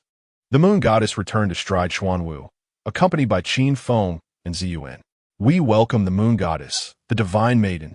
The entire Moon Goddess Palace was filled with women, who knelt in reverence to the Moon Goddess and Ziyuan. Divine Maiden. Qin Feng turned to Ziyuan, who proudly lifted her chin, as if to declare that she was indeed the Divine Maiden of the Moon Goddess Palace, the next Moon Goddess. Alas, the Moon Goddess Palace was destined for decline. Qin Feng recalled Ziyuan's combat style, akin to an exuberant child beating up a villain. He could hardly fathom what would become of the Moon Goddess Palace under her stewardship. What did you say? Infuriated, stomped her foot, vowing to teach this little brat a lesson today. And soon they were chasing each other around the Moon Goddess Palace. The female disciples of the Moon Goddess Palace were astounded. The Moon Goddess had brought back a little boy. Since the palace's inception, men had been strictly barred, let alone one personally brought in by the Moon Goddess, even if he was merely a child. Enough of this. The Moon Goddess intervened, a radiant smile gracing her face. Qin Feng, how would you like to join my Moon Goddess Palace? Of course. Qin Feng nodded earnestly. According to the customs of the martial world, you saved me. So it is only right that I marry you. This fellow, Ziyuan gritted her teeth, incredulous that this little brat had designs on her aunt. Giggle. The Moon Goddess laughed heartily. You truly are an amusing little one. I hereby officially appoint you as the divine son of the Moon Goddess Palace. Your Majesty. The entire assembly in the Moon Goddess Palace quickly voiced their concerns, reminding her of the palace's prohibition against accepting male disciples. I am aware of my actions. The Moon Goddess's eyes sparkled as she fixed her gaze on Qin Feng. Anyone who had witnessed Qin Feng's extraordinary talents would break the rules for him. Even the Moon Goddess Palace was no exception. What are you planning? Qin Feng felt a chill at the Moon Goddess's gaze, suspecting she might be deceiving him into joining the Moon Goddess Palace for some ulterior motive. In the Great Xia Imperial Palace, the Great Xia Emperor returned in a furious rage. Ever since the Inyu dynasty's reforms a century ago, its rapid development had become a grave concern for the Great Xia, compounded now by the emergence of the unparalleled prodigy, Qin Feng. Just the thought sent chills down his spine, robbing him of sleep. Below, the ministers commenced their discussions. The fact that the moon goddess managed to escape with Qin Feng placed the main blame on the Qin family. The Qin family was clinging to ancestral ties, hoping for Qin Feng's eventual return. The Qin family is a blight that must not be allowed to remain. Easier said than done. The Qin family was not so simply extinguished. An old minister risked his life to present himself, urging the emperor to recruit talented individuals from humble origins to foster the extraordinary for the great Xia. Recruiting from the common populace sounds easy, but it would undermine the foundation of the aristocracy. How could they possibly agree? The harm inflicted by the aristocracy had become deeply ingrained. Only a thorough remedy could offer hope for the great Xia. Your Majesty, the common people have long suffered under the aristocracy. The great Xia emperor surveyed the loyal ministers, recognizing the truth in their words. Yet, dismantling the aristocracy was no simple task. They followed him for the sake of their interests. Should he deprive them of their benefits, they would not hesitate to overthrow him in favor of a new regime. At that moment, a young eunuch rushed in with a report. Your Majesty, Princess Nanfeng has sent word that she recently encountered an intriguing young man who possesses a method to dismantle the aristocracy. Chapter 38. A Man Among Men in the Moon Goddess Palace. The atmosphere became electrifying with the official arrival of Qin Feng. The ladies were utterly enthralled. A man had graced their abode. Why did it seem that they were even more exhilarated than he was? Qin Feng felt as though he had stumbled into a den of enchantresses, needing to check the door lock repeatedly before retiring for the night. With a playful leap, Xiao Bai perched on Qin Feng's shoulder, nuzzling against him like a kitten, signaling that it was time for a meal. Even a landlord's household cannot sustain such an appetite. Qin Feng lamented as he retrieved a small pouch, finding only a single blood body within. Once consumed, he would need to purchase more or venture into the wilderness to seek them out. However, the wilds were teeming with fierce beasts, and even if heavenly treasures lay hidden there, formidable guardians would fiercely protect them, making acquisition a daunting task. Suddenly, the system interjected. The host can exchange for spirit pet feed from the system. Spirit pet carrots, exclusive feed for rabbit-type spirit pets. Prolonged use can enhance various attributes. Exchange price, 10 villain points. 10 points for one? Qin Feng exclaimed inwardly, feeling as if he were being robbed. Given Xiao Bai's voracious appetite, he would need at least 4 or 5 carrots daily, amounting to hundreds of points over time. In the past, he had not been this generous even to his own parents. Now, with no new victims in sight, he needed to conserve his villain points. He opened the system, noting that he still possessed 692,500 points. As he had yet to reach 1 million, he could not exchange for the grand completion card to elevate his other divine skills to perfection. However, spending 30,000 points monthly to activate a 100-fold comprehension aura was feasible and would suffice for a year or two. He hoped to encounter a chosen one during this time. Seizing the last blood body from Xiao Bai, he tossed it a carrot acquired from the system for 10 villain points. I don't want to eat this, Xiao Bai protested, exasperated. Though the carrot was edible, it paled in comparison to the blood body, akin to dog food next to succulent ribs. Qin Feng brandished the Long Kong divine sword near Xiao Bai's neck, prompting the little creature to hastily consume the carrot, even devouring the leaves. Well done, Qin Feng praised, sheathing his sword and swallowing the last blood body in one gulp. Boom! Qin Feng's body trembled violently as he quickly sat cross-legged on the bed, entering a meditative state. The energy from the blood body surged through him like a raging river, integrating into his flesh and blood with incredible ferocity. Xiao Bai, feeling wronged, called out and took out the sage bamboo scroll, a gift of its innate spatial ability, curling up beside Qin Feng as it drifted off to sleep. In Tianqin City, Lin San endured numerous trials before returning safely, bringing news of Qin Feng's complete transformation. Sword intent, sword heart, supreme bone, ancient heavy pupils, and self-created divine techniques and sword arts. Upon hearing this, City Lord Lin Hao lamented his past decisions with deep regret. Had he chosen Qin Feng as his son-in-law, given his current predicament with the Qin family, he would have been embraced by the very man he had dismissed. Alas, it was too late. Qin Feng had already been taken to the Moon dynasty by the moon goddess. His once promising son-in-law, Qin Hao, had been rendered a mere husk after losing his supreme bone, and the head of the Qin family was rumored to have lost his position, plunging the entire family into despair. I married off my daughter for profit, but how can I do so now? Lin Hao's headache intensified. The thought of retracting the betrothal felt daunting. The Qin family was the premier clan of the ancient era, and withdrawing a marriage proposal would be tantamount to slapping their face, a move that could spark conflict among powerful families, where reputation often outweighed life itself. Yet, the notion of marrying his daughter to a waste was equally unbearable. Time flew by, and 7 years passed. During these years, prodigies emerged ceaselessly, with competition reaching unprecedented levels, showcasing talents that were terrifyingly formidable. Qin Feng's previous records of breaking through to the extraordinary realm at 8 years old and mastering sword intent were shattered by numerous rising stars. Since being appointed the son of the moon goddess palace 7 years ago, Qin Feng had remained low-key, rarely appearing in public, and no news of his battles had circulated. However, his remarkable abilities, sword intent, sword heart, supreme bone, and ancient heavy pupils, had left an indelible mark, earning him the title of the greatest prodigy of the ancient era. Even after 7 years of absence, no one could shake this reputation. At this moment, in the back mountain of the moon goddess palace, a colossal waterfall cascaded like a silver river.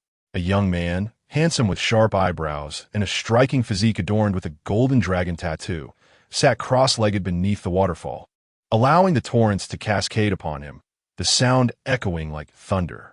This was Qin Feng at 15 years old, having ascended to the 9th level of the extraordinary realm. His focus was not on the allure of the moon goddess palace, but rather on solidifying his foundation. Indeed, it was all about reinforcing his roots. Although his cultivation had not seen significant enhancement, his other capabilities had been deeply refined. The heavenly calamity light had grown stronger, and his heavy pupils had developed foundational abilities such as slowing speed, dissecting movements, and perceiving the essence, even grasping the divine light of yin and yang. With numerous lethal techniques at his disposal, he could easily slay those at the Tao realm. The only regret was that in these 7 years, he had yet to encounter a chosen one, and his nearly 700,000 villain points had dwindled, leaving him to barely scrape by through interactions with the ladies of the moon goddess palace, which only intensified his longing for Lin San. 7 years lost to indulgence, and my cultivation has suffered greatly. From this day forth, I shall abstain from alcohol. Qin Feng silently resolved to quit drinking. Though he had not partaken much, he was certain it was the cause of his decline. Don't crowd. Let me see. Not far away, a group of ladies from the moon goddess palace were peeking, their excitement escalating to shrill squeals upon catching sight of Qin Feng's abs. The only man in the moon goddess palace had finally matured. Buy tickets. Buy tickets. With a ticket, you can see the man for 5 minutes. A youthful voice piped up, and upon closer inspection, it was a cute little white rabbit walking on 2 legs, Xiaobai, whom Qin Feng had nurtured for 7 years. Since Qin Feng had begun feeding it carrots 7 years ago, Xiaobai had learned to rear its own rabbits to procure a taste of authentic heavenly treasures. Initially, it faced challenges, for such treasures were not easily obtained. However, under Qin Feng's tutelage, it soon recognized a lucrative opportunity. Men were a scarce commodity in the moon goddess palace. Thus, whenever Qin Feng practiced beneath the waterfall, it would sell tickets, charging 1 spirit stone for 5 minutes, an honest deal. Naturally, Qin Feng did not frequently showcase himself, so Xiaobai also resorted to auctioning off his worn-out underwear to supplement their household income. Chapter 39. The Emperor's Disciple. Our little rabbit is indeed a model of frugality and diligence. With a sense of delight, Xiaobai happily counted the spiritual stones she had earned, pulling out the original flavor underwear she had pilfered last night. If only she could auction it off, she would be able to procure some heavenly treasures. The starting bid for Qin Feng's adolescent hardships was 20 spiritual stones. I bid 25 spiritual stones. The maidens of the Moon God Palace took their dealings with men quite seriously, The moment the original flavor underwear was revealed, it ignited a chorus of gasps throughout the crowd. Suddenly, a sharp sound pierced the tranquil forest as a burst of wind echoed through the air. Beneath the waterfall, Qin Feng opened his eyes wide, revealing a fierce glint as invisible sword energy surged around him. With a crash, the intangible sword energy tore through the waterfall, colliding with an incoming surge of energy, causing water to explode in every direction. Two beautiful figures, one large and one small, appeared beside the waterfall, the moon goddess and Ziyuan. Unlike the youthful Ziyuan of 7 years ago, she had now blossomed into a vision of allure, her every smile and frown exuding an irresistible charm. It was said that in recent years, she had cultivated formidable techniques that only women could master under the tutelage of the moon goddess. Indeed, your comprehension of sword intent and heart has deepened significantly, the moon goddess remarked, her gaze towards Qin Feng filled with approval. It was worth the risk she took to breach palace protocol and allow him to become the moon god palace's divine son. This child would undoubtedly strengthen the palace in the future. How could I not be strong enough to win the moon goddess's favor? Qin Feng said with a playful lift of his brow, showcasing his physique in front of her. With a thud, Zin, infuriated, kicked Qin Feng into the waterfall, exclaiming, "You've been pining after my aunt since childhood. Did you not notice this stunning beauty beside you? Indeed, it is quite impressive." Qin Feng surfaced, scrutinizing Ziyuan, wondering what she had consumed over the years, as she could easily be accused of fouling the game with her presence. Rogue, Ziyuan's cheeks flushed with indignation as she playfully tussled with Qin Feng. "Enough of your antics." The moon goddess, accustomed to Qin Feng's teasing, said calmly, "Qin Feng, in a few days, the decennial death elimination tournament of the Yin Moon dynasty will commence. Are you interested in participating?" The death elimination tournament? Qin Feng's brows furrowed. He had heard of this competition. Ever since the reforms of the Yin Moon dynasty a century ago, it had become pivotal for the dynasty's ascendance. It could be likened to a college entrance examination, where various factions sent their brightest talents to compete, with successful candidates receiving focused support from the dynasty. The only difference from an exam was that while one could retake a failed entrance exam, the death elimination tournament, true to its name, only allowed those who survived to cross the narrow bridge, with many forever remaining on the battlefield. Qin Feng was not overly concerned with life and death. Rather, he was more invested in meeting his beloved chosen one. Just then, cheers erupted from a distance, seemingly in celebration of a sister purchasing underwear for 100 spiritual stones. Rice bucket. Qin Feng landed lightly behind Xiaobai. Upon hearing this name, Xiaobai immediately exploded in fury, shouting, "I am Qin Xiaobai. If anyone dares to call me Rabbit Rice Bucket again, I shall bite them to death." "Very well, Rice Bucket." Qin Feng nodded, acknowledging her. Yet he had no intention of changing his habit. He lamented that his underwear had mysteriously disappeared without washing, only to discover it was this rabbit who had taken it for public auction. "It's a moon goddess." A group of maidens scattered in fright, as if they had encountered their strict teacher. "Xiaobai, you have gone too far." Ziyuan, fuming, strongly condemned Xiaobai's actions. "I didn't want to do this either, but I am hungry." Xiaobai looked utterly pitiful, lamenting her plight. Though there had been no heavenly treasures to consume, at least there had been a steady supply of carrots, but recently, even the carrots had run out. If she did not procure something to sell soon, she would starve to death. Sighing helplessly, Qin Feng lamented that it was not that he did not wish to feed the rabbit. He simply lacked the necessary villain points. Life had become particularly arduous for him, and if he could not find a victim, a chosen one soon, he might have to consider a new career as a thief. While the earnings might be modest, it could barely sustain him. At that moment, a maiden approached with news. "Your Excellency, there's a prodigy outside who wishes to challenge you." Here we go again. Qin Feng felt utterly exasperated. Ever since he had been hailed as the first prodigy of the ancient era, challengers had flocked to the moon god palace, yet none were the chosen ones he sought, rendering him utterly uninterested. The maiden continued, "Your Excellency, this person is not ordinary. He is a disciple from the great Xia dynasty, a disciple of the emperor." Qin Feng's brows knitted together, the term being familiar to him. If his memory served him correctly during the Tang dynasty, The examination system and the emperor's disciples had effectively ended the era of aristocratic dominance, significantly bolstering the central government's authority. What could the great Xia emperor possibly be attempting now? Was he trying to weaken the aristocracy? Soon, Qin Feng discovered relevant records. 7 years ago, the great Xia emperor had suddenly proclaimed that he would take disciples. Any chosen prodigy would become an emperor's disciple. The announcement sent shockwaves throughout the great Xia, as the honor of being the emperor's disciple was irresistible, even to the powerful aristocratic families. Thus began a grand selection process for the emperor's disciples, where, as expected, the aristocratic talents triumphed, yet many common talents also emerged. The great Xia emperor kept his promise, accepting the aristocratic prodigies as disciples, while not neglecting the common talents, designating them as potential emperor's disciples. Indeed, this old fox was targeting the aristocracy. Qin Feng immediately discerned the emperor's ulterior motives.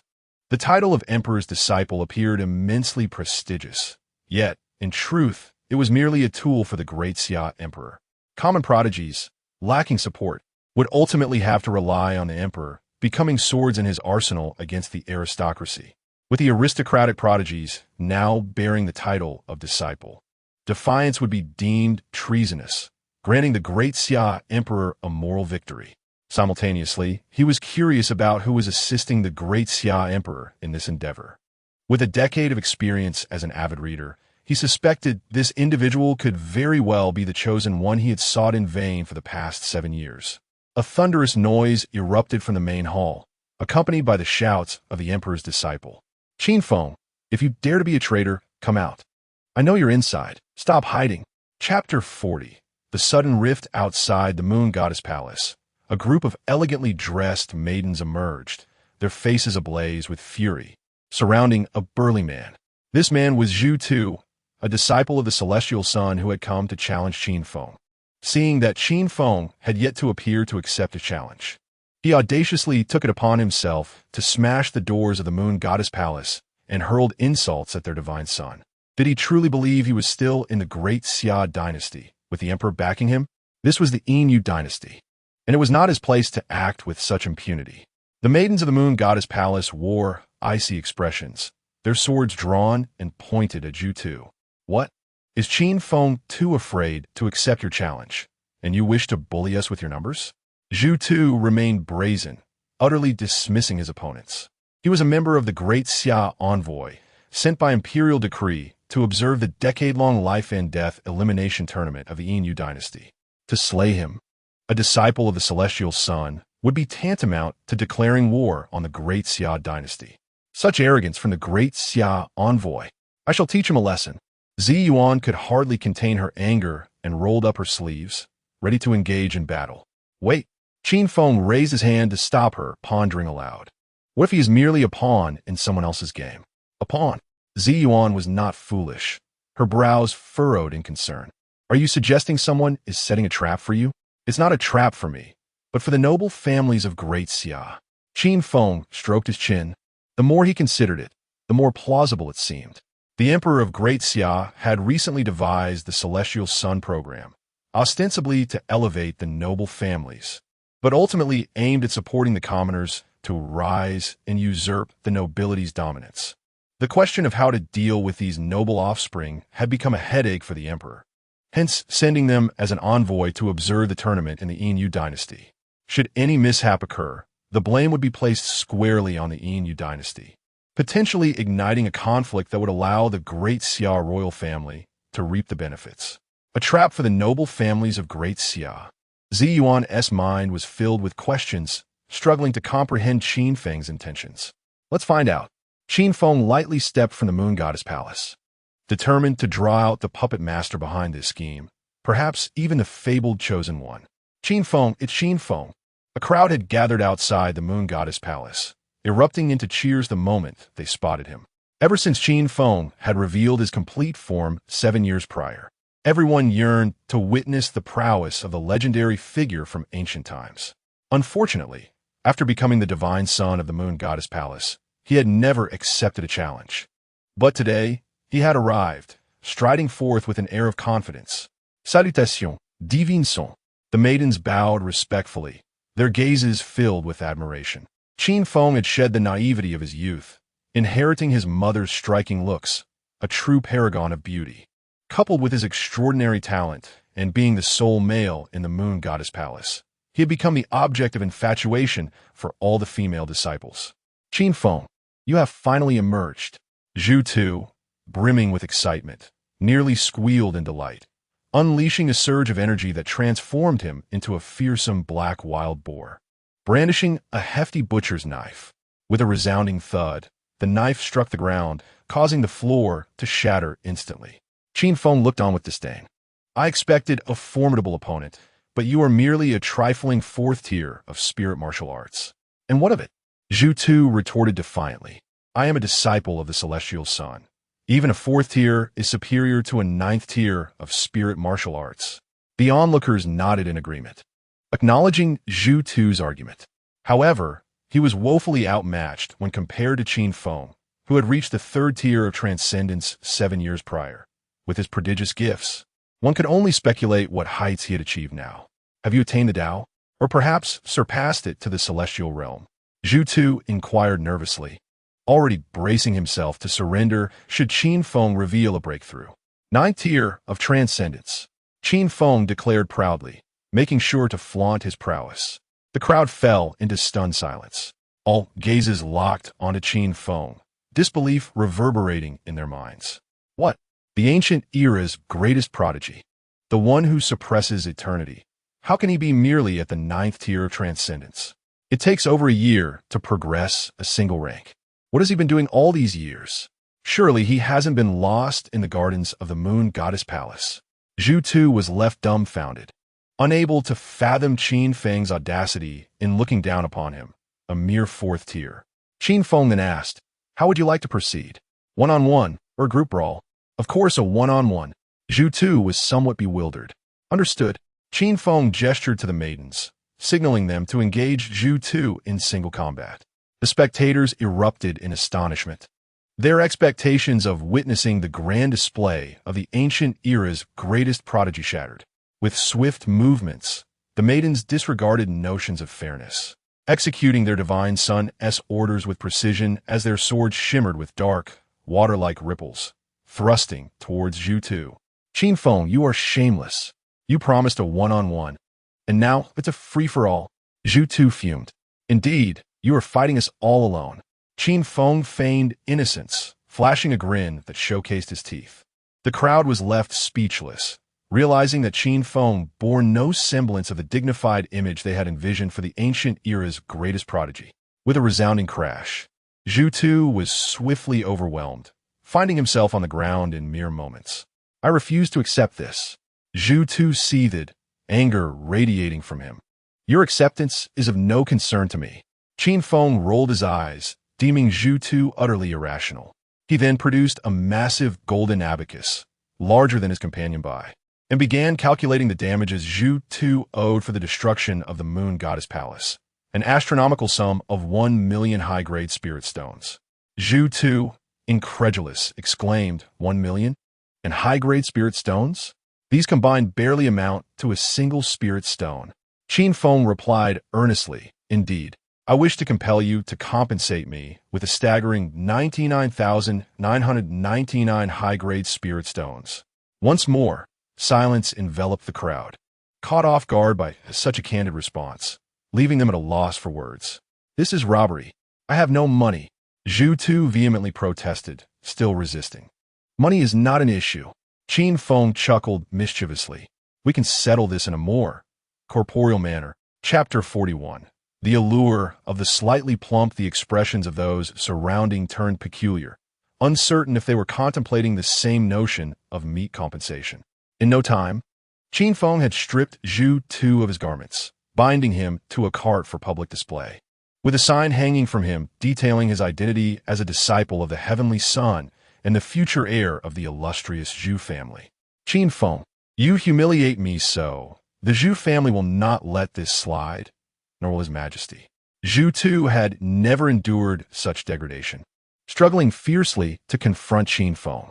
Yet, Qin Feng remained unfazed by his threats, parading through the streets, banging drums and shouting.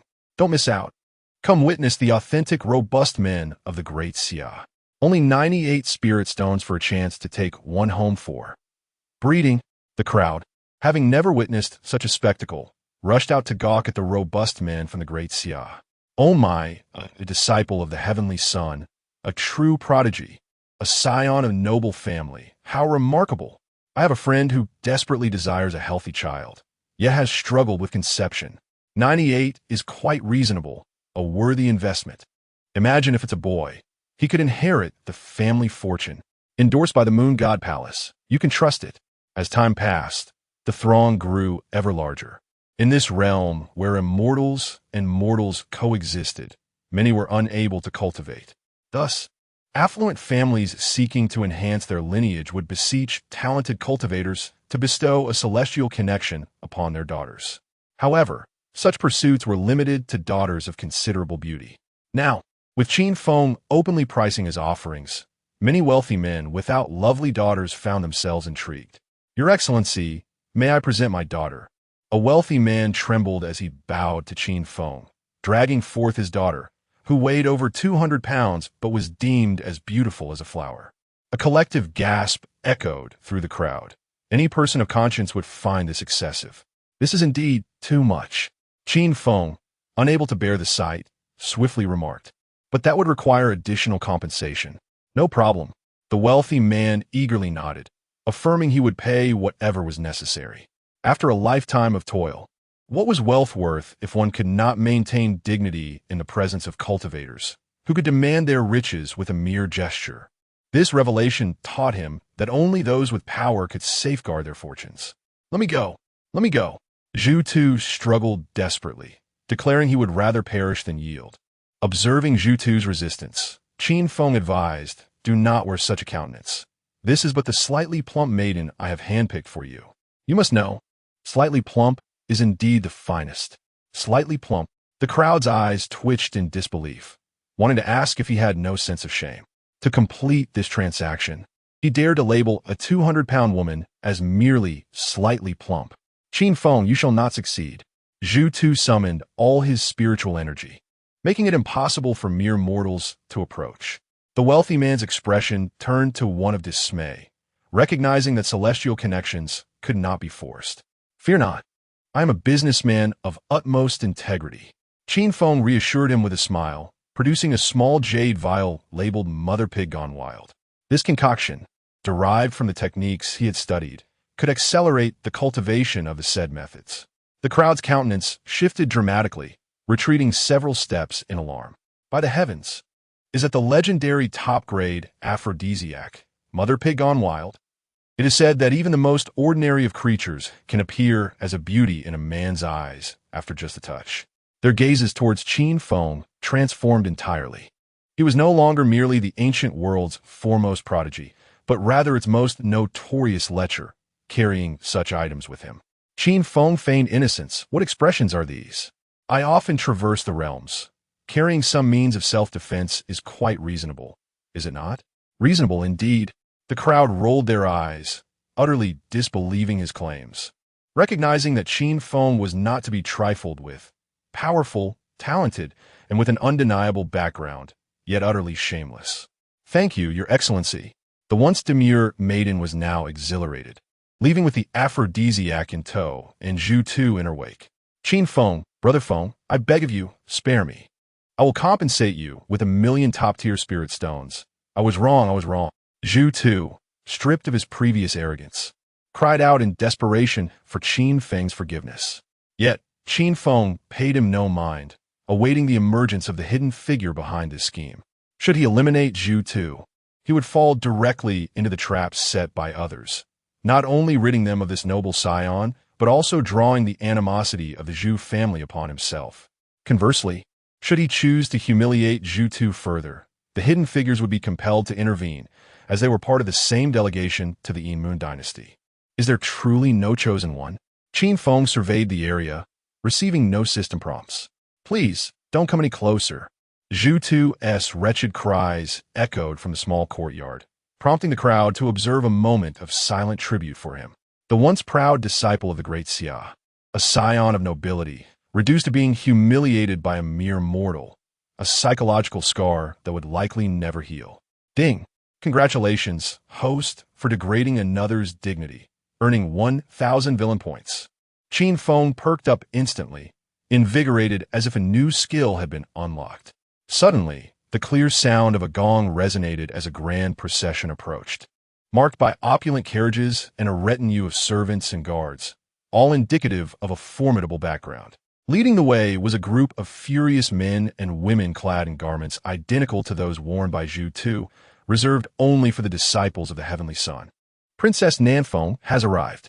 As the carriage halted, the guards proclaimed the name of the most cherished daughter of the great Xia Emperor, Princess Nanfeng, who represented the great Xia in its mission to the Yin Moon dynasty.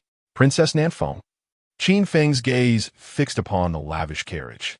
Sensing that more than one person resided within, and through the heavy breathing, he surmised it was likely a young man. Ding! Congratulations, host, for discovering a chosen one. Legendary level. Qin Feng's eyes sparkled, his heart racing. After 7 long years, fate had finally conspired to bring them together. Whether or not someone was plotting against him became irrelevant. What mattered now was that he would begin to scheme against this chosen one. A cold feminine voice emerged from the carriage. Qin Feng, as a traitor to the great Xia, how dare you so shamelessly humiliate our esteemed disciple? What punishment should you face? Chapter 42. Kneeled down the princess of the great Xia. How imposing her authority is. Qin Feng couldn't help but scoff. On the territory of the Yin Moon dynasty, questioning the son of the Moon God Palace. Am I truly so ignorant? Or has the great Xia already conquered the Yin Moon dynasty? As his words fell, the gazes of those around him suddenly turned frigid. They too felt the great Xia princess was overstepping her bounds. To utter such words in their territory was tantamount to disregarding the Yin Moon dynasty entirely. Audacious. Princess Nanfeng seethed with indignation. Bring him to me, and have him executed. Yes. The princess's guards swiftly drew their long blades. And the talented members of the entourage also brandished their weapons. Who grants you the confidence to kill on my territory? Qin Feng found himself rather impressed by the protagonist's loyalty to his companions. Before he could voice his thoughts, dozens of maidens from the Moon God Palace surged forth, encircling the adversaries. Now this is going to be interesting. The onlookers' eyes lit up as they hastily retreated to maintain a safe distance. Alas! A man's sigh emanated from within a carriage. Pulling back the curtain, a richly dressed gentleman emerged and clasped his fists in greeting. You must be the renowned first prodigy, Brother Qin Feng. I apologize. The princess has misspoken. Allow me, Feng Chong, to express my apologies on her behalf. It is he. Qin Feng instantly recognized him as the chosen one. Based on his decade of reading experience, this man was unlike the exemplary servant-type protagonists like Lin San, nor was he akin to the passionate and ambitious protagonists like Qin Hao. He was the emperor's favored courtier, destined to either marry the princess or groom her into an empress-like figure. This further solidified Qin Feng's suspicions that the one orchestrating events behind the scenes was indeed this man. Without the slightest intention of yielding, Qin Feng unleashed his tongue, declaring, I had thought the great Xia princess to be a paragon of virtue. Yet here she is, hiding men in her carriage, a woman of questionable morals. The crowd nearly choked, utterly astonished at Qin Feng's audacity to make such a declaration in public, right before the great Xia princess herself. Say that again if you dare. Princess Nanfeng, unaccustomed to such affronts, stormed out of the carriage. Draped in luxurious attire, she exuded an air of grandeur. Her brows were like emerald feathers. Her skin as pristine as snow, her teeth resembling pearls. Truly, she was a breathtaking beauty. Good heavens! It had been years since he had encountered a woman of such caliber. Qin Feng couldn't help but marvel inwardly, reaffirming the protagonist's discerning taste. With apparent sincerity, Qin Feng responded, I said you were a woman of questionable morals. Audacious. Princess Nanfeng was thoroughly enraged, drawing her personal sword to strike at Qin Feng. However, before her blade could reach him, it was deftly deflected by a maiden in white from the Moon God Palace, with several other swords now poised at her throat. It was as though, At a mere command from Qin Feng, she would be ruthlessly slain. If you have the gall, then kill me. Princess Nanfeng's eyes were laden with disdain. She could hardly believe that Qin Feng would dare to kill her. Representing the great Xia dynasty on this mission to the Moon dynasty, should he dare take her life, it would incite a conflict between their nations. Being the son of the Moon God Palace would afford him no protection. I have never encountered such a demand. Qin Feng's eyes flashed with a hint of murderous intent, and a fierce sword aura enveloped him. Not good. Feng Chang's expression shifted dramatically, hastily channeling his spiritual energy to shield Princess Nanfeng. Boom! The invisible sword energy struck Feng Chang, sending him hurtling back several steps before he could regain his footing. He is serious? Princess Nanfeng trembled, now acutely aware of Qin Feng's lethal intent. Had Feng Chang not intervened, she would likely have been pierced by his unseen sword energy. But how could this be? She was a princess of the great Xia, the representative of their delegation. How could Qin Feng possess the audacity to kill her? He is a man who does not play by the rules. Feng Chang's demeanor grew grave as he began to regard Qin Feng with newfound respect. He had always believed himself capable of manipulating ancient figures at will. Indeed, ancient figures.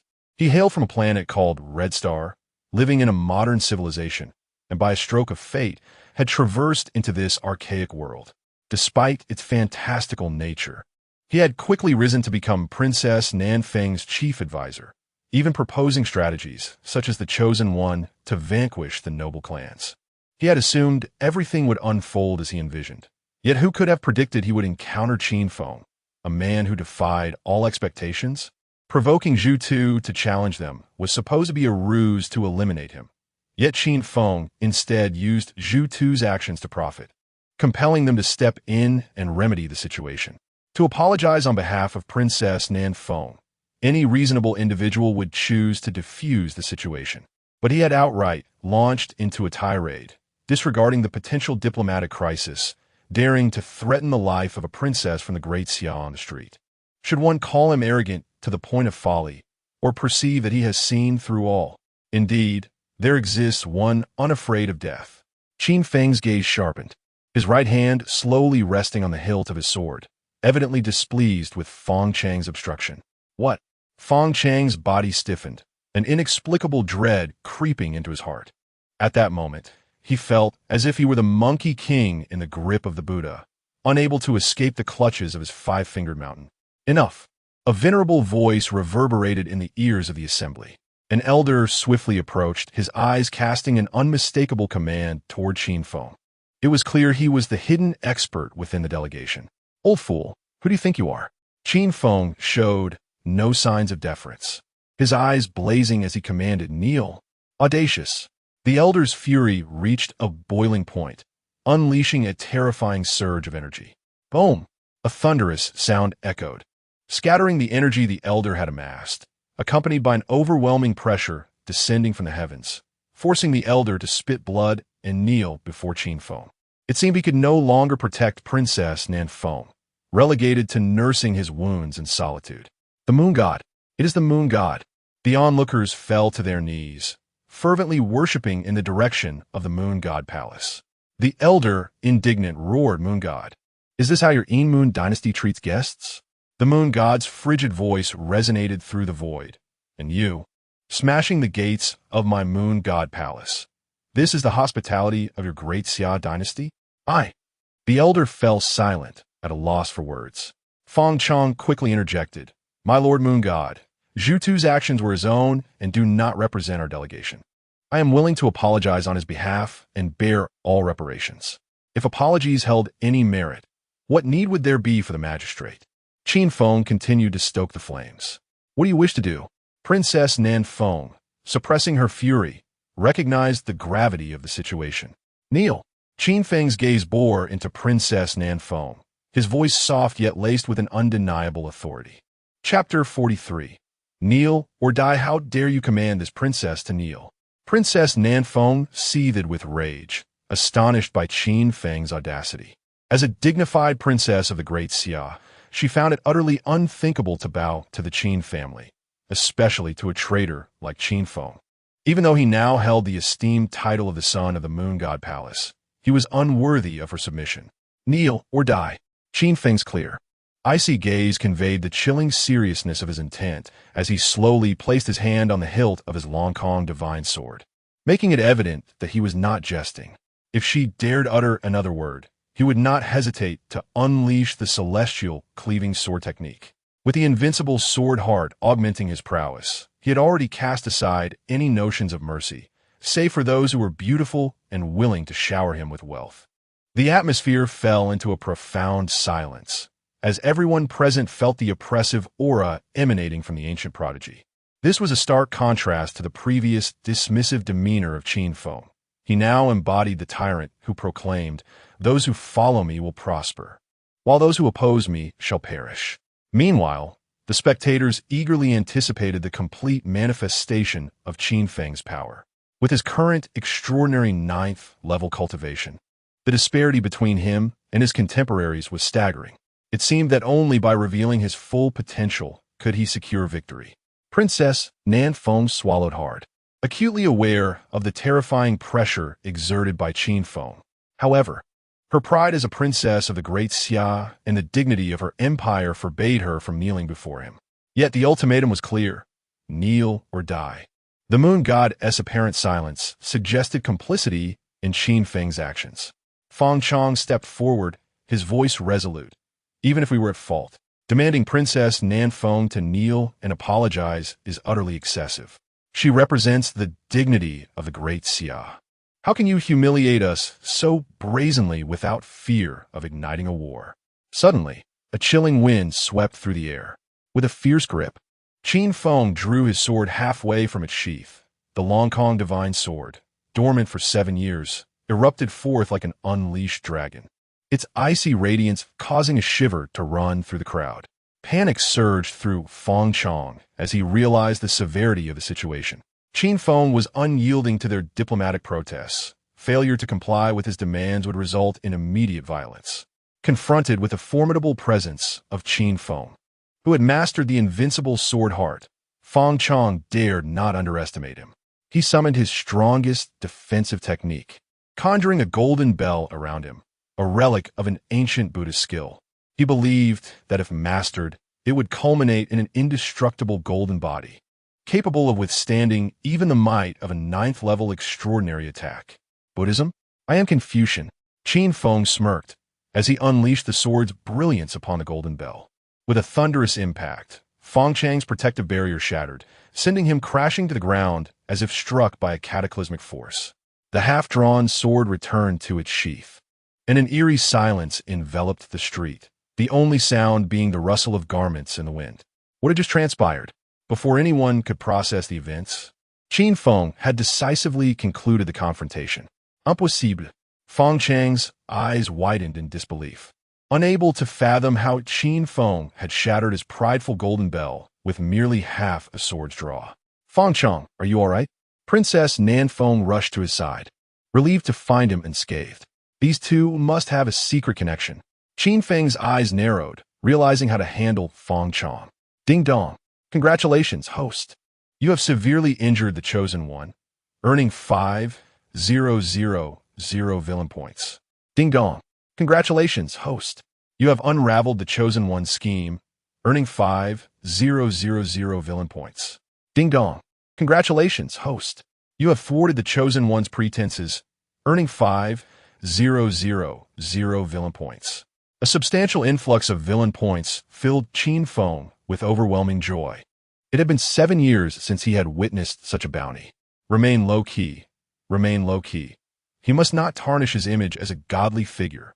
Despite his internal exhilaration, he maintained an exterior of cool indifference, captivating the attention of the maidens of the Moon God Palace, who gazed at him with adoration, wishing to proclaim to the world that they had witnessed his growth. "You have gone too far, Qin Feng. We are the great Xia envoy." The other prodigies in the envoy seethed with indignation, astonished by Qin Feng's sheer tyranny. "Kneel or die," Qin Feng reiterated, placing his hand once more on the sword's hilt. Everyone felt the palpable intensity of his murderous intent. Should anyone dare utter a word of dissent, they would witness the true power of the celestial cleaving sword technique. The ancient prodigy lived up to his reputation. The onlookers trembled with excitement, realizing the formidable strength of Qin Feng at the extraordinary ninth level.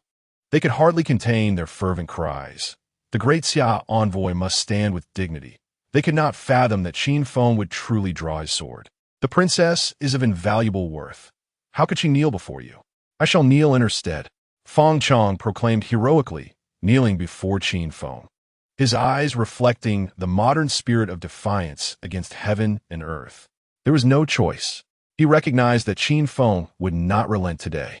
And as they stood within the realm of the Yin Moon Empire, even if he had several hidden cards, he could not contend with the Moon God, who supported Qin Feng from the shadows.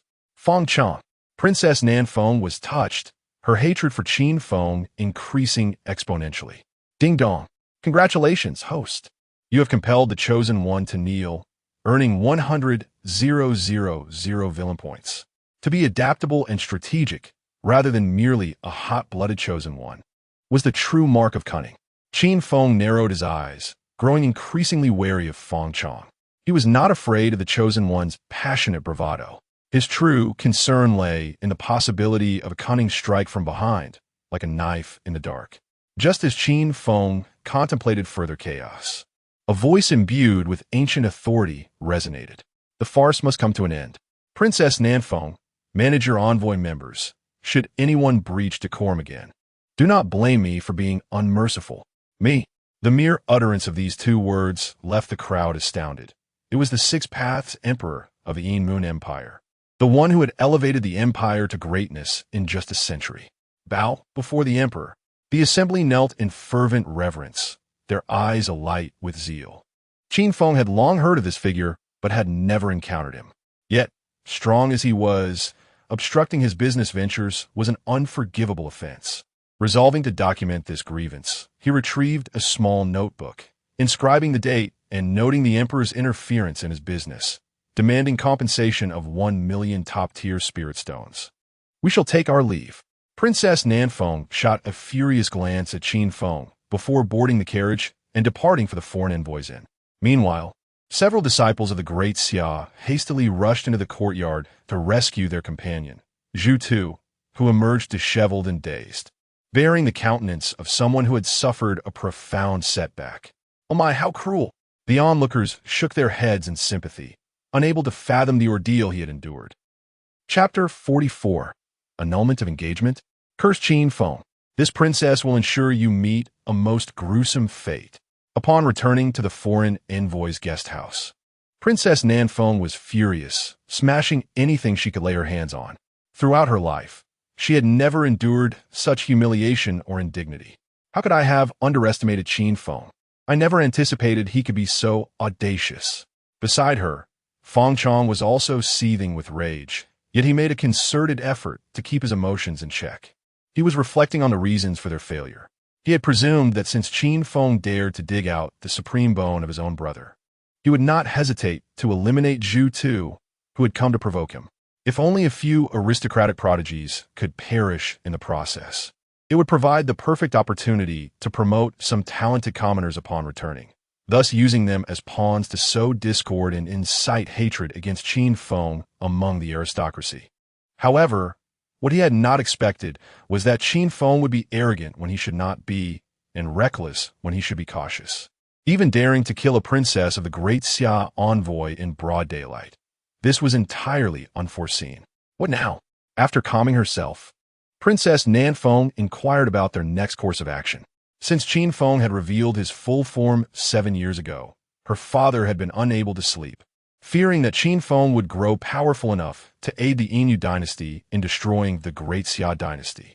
Thus, her mission to the Inu dynasty was not only to weaken the aristocracy, but also to seize the opportunity to eliminate Qin Feng, thereby enhancing her standing in her father's eyes. Yet, Qin Feng rarely left the Moon God Palace, and when he did, he was always surrounded by protective maidens, with the Moon God constantly watching over him. Attempting to kill him in the Inu dynasty seemed more daunting than climbing to the heavens. After a moment of silence, Feng Chong finally spoke. I have heard that Qin Feng will participate in the life and death elimination tournament. No way. Princess Nanfeng immediately rejected the idea without a second thought. Indeed, the tournament would provide a legitimate opportunity to kill Qin Feng, and the Six Paths Emperor would likely welcome the participation of the Heavenly Sun's disciples to exploit such an opportunity to weaken the Great Xia. However, having personally witnessed Qin Feng's terrifying strength today, she understood that he was overwhelmingly formidable. Moreover, participants would not only include Qin Feng, but countless cultivators, all vying for survival. The life and death elimination tournament could be discussed later. Feng Chong shifted the topic before coming to the Yin dynasty. I had a backup plan to sow discord between the Qin family and Tianjin City. Are you suggesting? Princess Nanfeng seemed to have an epiphany, her face lighting up with a knowing smile. Besides using the Heavenly Sun's disciples to plot against the aristocracy, Feng Chong was also devising ways to create rifts among the aristocratic families. After 7 years of scheming, cracks had indeed begun to appear in their relationships. In the Qin family, the young princess of Tianjin City, Lin Exiner, accompanied by a group of formidable experts, arrived to annul her engagement. 7 years ago, her father, Lin Hao, had betrothed her to Qin Hao solely because he possessed the supreme bone, was the son of the Qin family head, and had a mother who was the former saintess of the Tai by Immortal Mountain, with an elder brother boasting emperor-level potential. However, with his supreme bone now excavated, his father's position stripped away, and his brother having defected to the Yin dynasty, Lin Exiner could no longer accept being tied to Qin Hao, whose cultivation over the past 7 years had been utterly mediocre. In contrast, she, the princess of Tianjin City, had become a disciple of the Heavenly Sun. How could she possibly consent to marry a waste like Qin Hao? Ultimately, under Feng Chang's long-term, subtle influence that women should seize their own happiness and pursue their own love, she made the decision to annul the engagement without informing her father, Lin Hao. Annulment. Qin Tian's expression darkened instantly, nearly losing control of his primordial energy. For the aristocracy, face was of utmost importance, and to have the bride personally come to annul the engagement was a blatant slap in the face to the Qin family. If word got out, how could they continue to navigate the aristocratic circles? Moreover, his son Qin Hao was not truly a waste.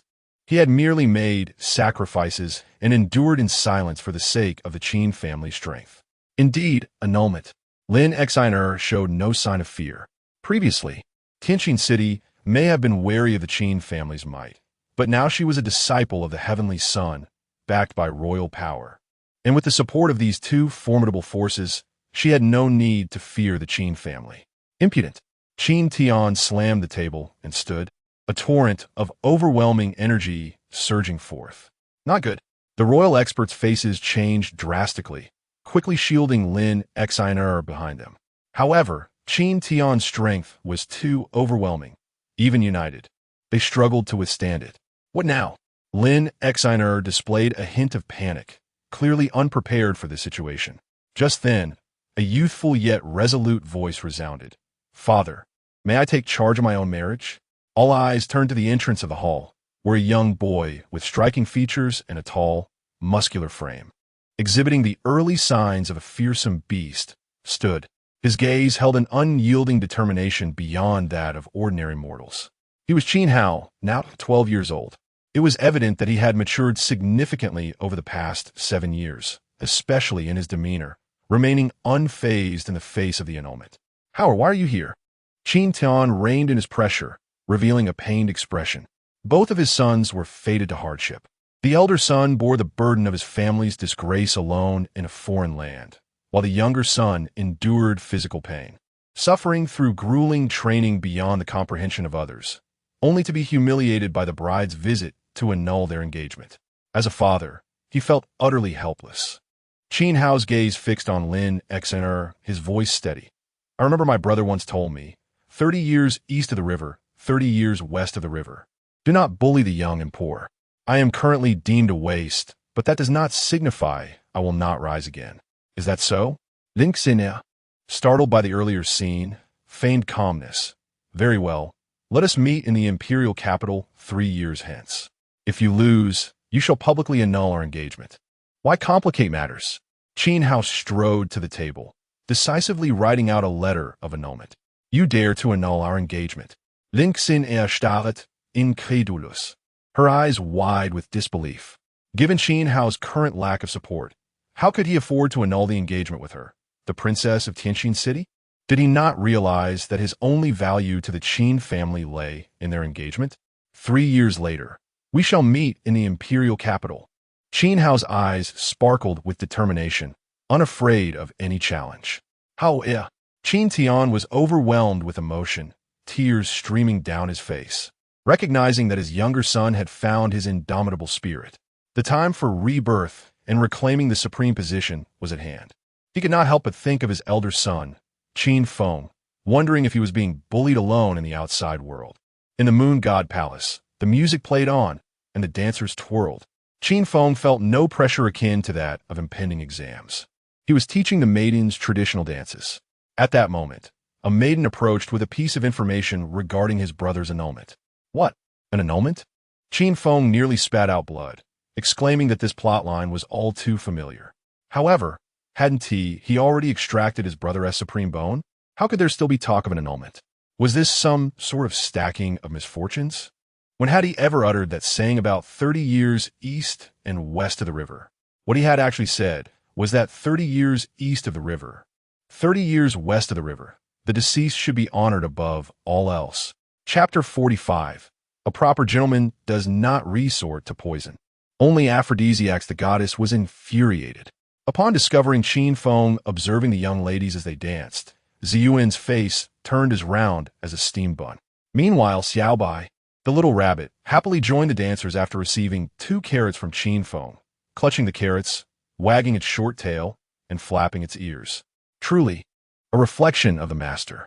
Could it be that this child has developed a fondness for Qin Feng? The moon goddess appeared nearby, watching Ziyuan with a hint of concern. In the past, she thought Ziyuan merely admired this young brother, but it seemed now that her affections ran deeper. She had never doubted Qin Feng's talents and firmly believed he could bring unparalleled glory to the Moon Palace. However, she could not agree with his character. What kind of person would dare to dig out the supreme bone of his own brother for power? Such a person could hardly be deemed a worthy match. At that moment, within the palace of the Six Realms Emperor of the Yin Moon Dynasty, Princess Nanfeng had come to pay her respects to the emperor, seeking to participate in the life-and-death elimination tournament. Initially, after witnessing Qin Feng's terrifying prowess, she had no intention of entering a contest fraught with danger.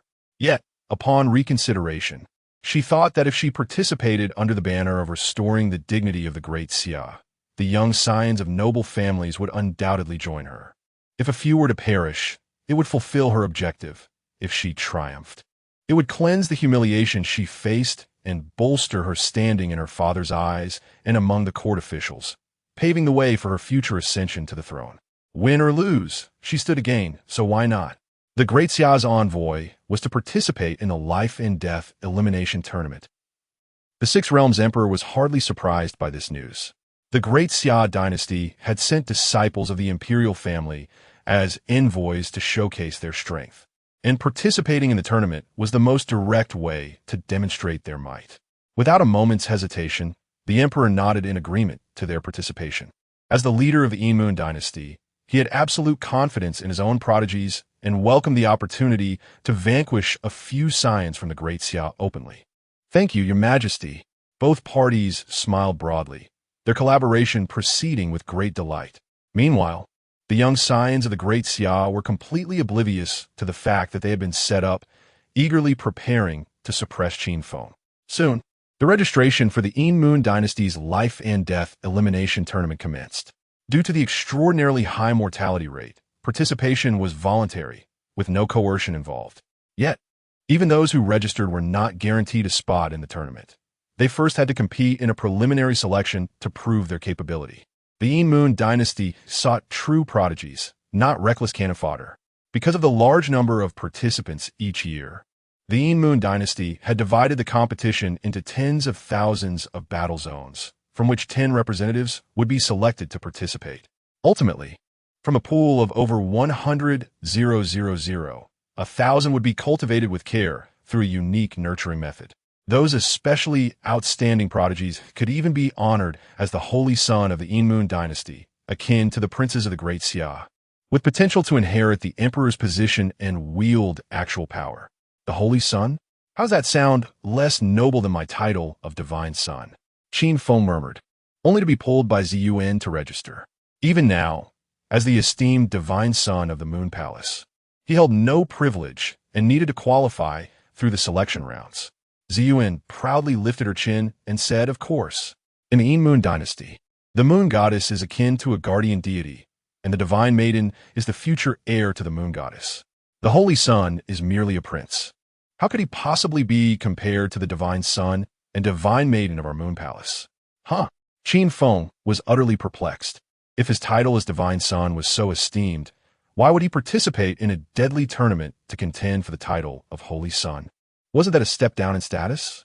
What an imbecile. Ziyuan glanced at Qin Feng and blushed slightly, saying, in the future, you shall be the emperor, and I shall be the Moon goddess. It will be more convenient for us to discuss matters privately. I understand. Xiao Bai, perched on Qin Feng's shoulder, suddenly exclaimed, this is what they call collusion and mutual protection among officials. What nonsense! Ziyuan rolled her eyes in exasperation, and the once rosy atmosphere was abruptly shattered. Just then, a wave of gasps erupted from the registration area, and all eyes turned to Qin Feng. Look, it's Qin Feng from the Moon Palace. Is he participating too? I remember he is only 15. That's too young. The life and death elimination tournament had an age limit of 25, and such a significant age gap was concerning. Rumor had it that this year alone, there were over 1,000 individuals at the entry-level realm. His cultivation at the 9th stage of the extraordinary realm was hardly sufficient. Being young and lacking strength did not equate to weakness for Qin Feng. However, had they forgotten the terror he had unleashed days prior? Among the crowd, many noted Qin Feng's registration and quickly moved to sign up for other battle zones. A name carries weight, and the full realization of Qin Feng's formidable presence made many reluctant to encounter such a monster in the selection rounds. Yet, some were undeterred by superstition, eager for a confrontation with Qin Feng. After all participants in the life and death tournament were under 25, and youthful bravado led them to believe they were invincible. Suddenly, a resounding gong echoed, announcing the arrival of Princess Nanfeng's luxurious carriage, accompanied by several disciples from the imperial family. However, the presence of that one individual, Zhu Tu, was conspicuously absent. What are they doing here? Ziyuan questioned warily. We're here to register. Princess Nanfeng was dressed not in opulent attire, but in practical martial arts garb. We're here to restore our honor, shouted the young scions in unison, their eyes betraying a desire for vengeance, especially when they thought of Zhu Tu's disgrace. Their hatred for Qin Feng intensified. The rise of one was the fall of another. Qin Feng could not help but scoff inwardly, realizing these young scions were still naive. They were easily swayed by Princess Nanfeng's words, charging forward with blind enthusiasm. Did they not understand that she could withdraw from the competition at any moment? However, upon seeing Feng Chong also participating, he felt invigorated. With another resounding gong, silence enveloped the area. Registration had concluded, and the selection rounds commenced. A stern-faced man clad in black floated above, forming a gesture and forcefully pointing to the ground below. Boom! The earth trembled violently as hundreds of platforms slowly emerged from beneath the surface. The selection rounds had begun. Countless practitioners flocked from all directions to watch the spectacle, some hovering on flying swords, while others perched on rooftops and trees, and some even used spells to project the scene far and wide, as if it were a live broadcast. Soon, thousands of candidates entered the arena to draw lots for their designated platforms. Is this really it? The black-clad man frowned, his gaze settling on Qin Feng standing on the platform. In previous years, this battle zone selection had seen tens of thousands of participants. But due to the presence of Qin Feng and the great Xia disciples, the numbers had dwindled to less than a tenth of the usual count. After all, the disciples of the Emperor of the Great Xia are the scions of esteemed families, their prowess beyond doubt. Even those who remained were merely gambling on fate, hoping to avoid an encounter with Qin Feng and the Emperor's disciples. Upon such an encounter, they would decisively choose to concede. I concede. Qin Feng was utterly speechless. This was already the 8th opponent. While others engaged in a back and forth, he had effortlessly triumphed in 8 consecutive matches without even moving, securing his place in the top 16. It seemed as though the heavens had heeded Qin Feng's prayers, for in the 9th match he faced a youth named Wang Peng. He, a disciple of the emperor from Great Xia, did not choose to concede like the others. Instead, he charged at Qin Feng with an iron rod from the outset. Truly, a disciple of the emperor, this iron rod was fierce. Qin Feng could distinctly feel the power behind this strike, and nimbly evaded it like a wraith, while not forgetting to launch a few concealed silver needles at his opponent. Despicable. Wang Peng's eyes were filled with disdain, astonished that Qin Feng would resort to hidden weapons. With no time to dodge, he raised his arm to shield himself, and several silver needles pierced his arm, causing only minor harm. You have lost, Qin Feng stated calmly. Lost. You poisoned me. Wang Peng's expression shifted, hurriedly removing the needles to inspect the damage. I am a gentleman of integrity. How could I possibly resort to poison? Qin Feng replied with utmost seriousness. Phew, Wang Peng sighed in relief, as long as there was no poison. However, Qin Feng's subsequent remark sent him into a furious tirade. I administered an aphrodisiac. Even a sow would go wild. Chapter 46. He is truly shameless. The audience erupted in laughter, utterly astonished that Qin Feng would resort to such antics. The illustrious prodigy of the ancient era, capable of vanquishing his opponent through sheer strength, instead chose to employ underhanded tactics. Where is the morality? Where is the dignity? Where is the honor? They were prepared to cast judgment upon this vile concoction. What? The sow has gone mad. Wang Peng turned pale with fright, his mind involuntarily conjuring the image of his companion, Zhu Tu, when he was rescued, dazed, disheveled, and seemingly devoid of any will to live. Referee, I protest. Wang Peng hastily raised his hand to lodge a complaint against Qin Feng for his unscrupulous methods during the match. The man in black, floating in the air, frowned and remarked, Qin Feng of the Moon God Palace, the life and death elimination match is a realm devoid of rules. Everything is about survival. One may employ any means necessary to emerge victorious. However, this is a selection match, which demands fairness and justice. Understood, I shall assist him in detoxification. Qin Feng nodded obediently, propelling himself forward with the agility of a cheetah. Whoosh! The sharp sound of rushing air startled Wang Peng as Qin Feng appeared before him in a whirlwind, and before he could react, Qin Feng unleashed a devastating kick. With a resounding thud, all was in disarray. Wang Peng's eyes widened in horror as searing pain engulfed his entire being. From that moment on, he would be known as Wang Peng. The man in black involuntarily twitched at the corner of his eye, his mind echoing with the cries of a groundhog. What on earth? Is there such a thing as detoxification like this? This is a complete and utter remedy. However, considering that Qin Feng had the moon god backing him, the referee could only turn a blind eye, pretending not to witness the incident, for the victim was not one of their own from the Yin Moon dynasty. Ack! Wang Peng's agonized cries reverberated throughout the arena, sending a chill down the spines of all the male spectators. Ding dong! Congratulations, host, for severing progeny, earning 1,000 villain points. Qin Feng's eyes lit up, as if he had discovered a new world. Unlike the 100 villain points earned from taking a life, breaking an egg yielded an astonishing 1,000 points. Reflecting on the years of missed opportunities, he felt an overwhelming sense of regret. A full tenfold. Princess Nanfeng, disregarding her image, bellowed like a shrew, Qin Feng, you shameless wretch, how could you launch a sneak attack? Who is the shameless one? Who is the one who sneaks? Qin Feng retorted immediately. I've already stated that I would help him detoxify. If you don't believe me, try feeding him a kilogram of mad sow and see if he still has a reaction. If he does, I'll accept defeat. I'm trying to help you. Yet you insult me, truly uncultured. The audience was left utterly speechless, gaining a newfound understanding of shamelessness. If he has any reaction, it counts as your loss. He has already been completely cured. If there were any reaction, that would be bizarre. Simultaneously, they cautioned themselves never to become adversaries of Qin Feng.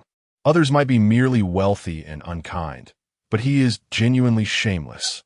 Gasping, Princess Nanfeng took deep breaths, fearing that Qin Feng might infuriate her to death. The man in black glanced at Wang Peng, now transformed into Wang Peng, and expressionlessly declared, Wang Peng, disciple of the great Xia Emperor, is unable to continue fighting. Qin Feng of the Moon God Palace is the victor. As soon as the words left his mouth, the arena was filled with murmurs of disbelief. Is this the legendary prodigy of the ancient era?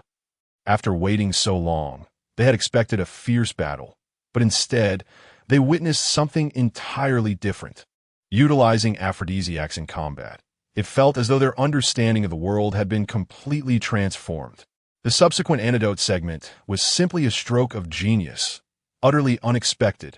Now, they finally understood how he earned the title of the first prodigy of the ancient era.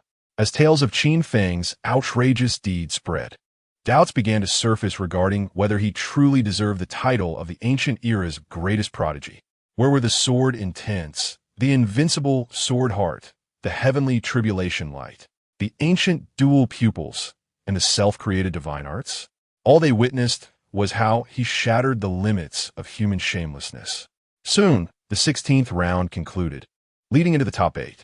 It was unclear whether the number of participants in this region was small or if the disciples of the great Xia were genuinely formidable. But apart from Wang Peng, who was transformed into Wang Peng by Qin Feng, everyone else advanced to the top 16, including Princess Nanfeng. Qin Feng, just wait for us.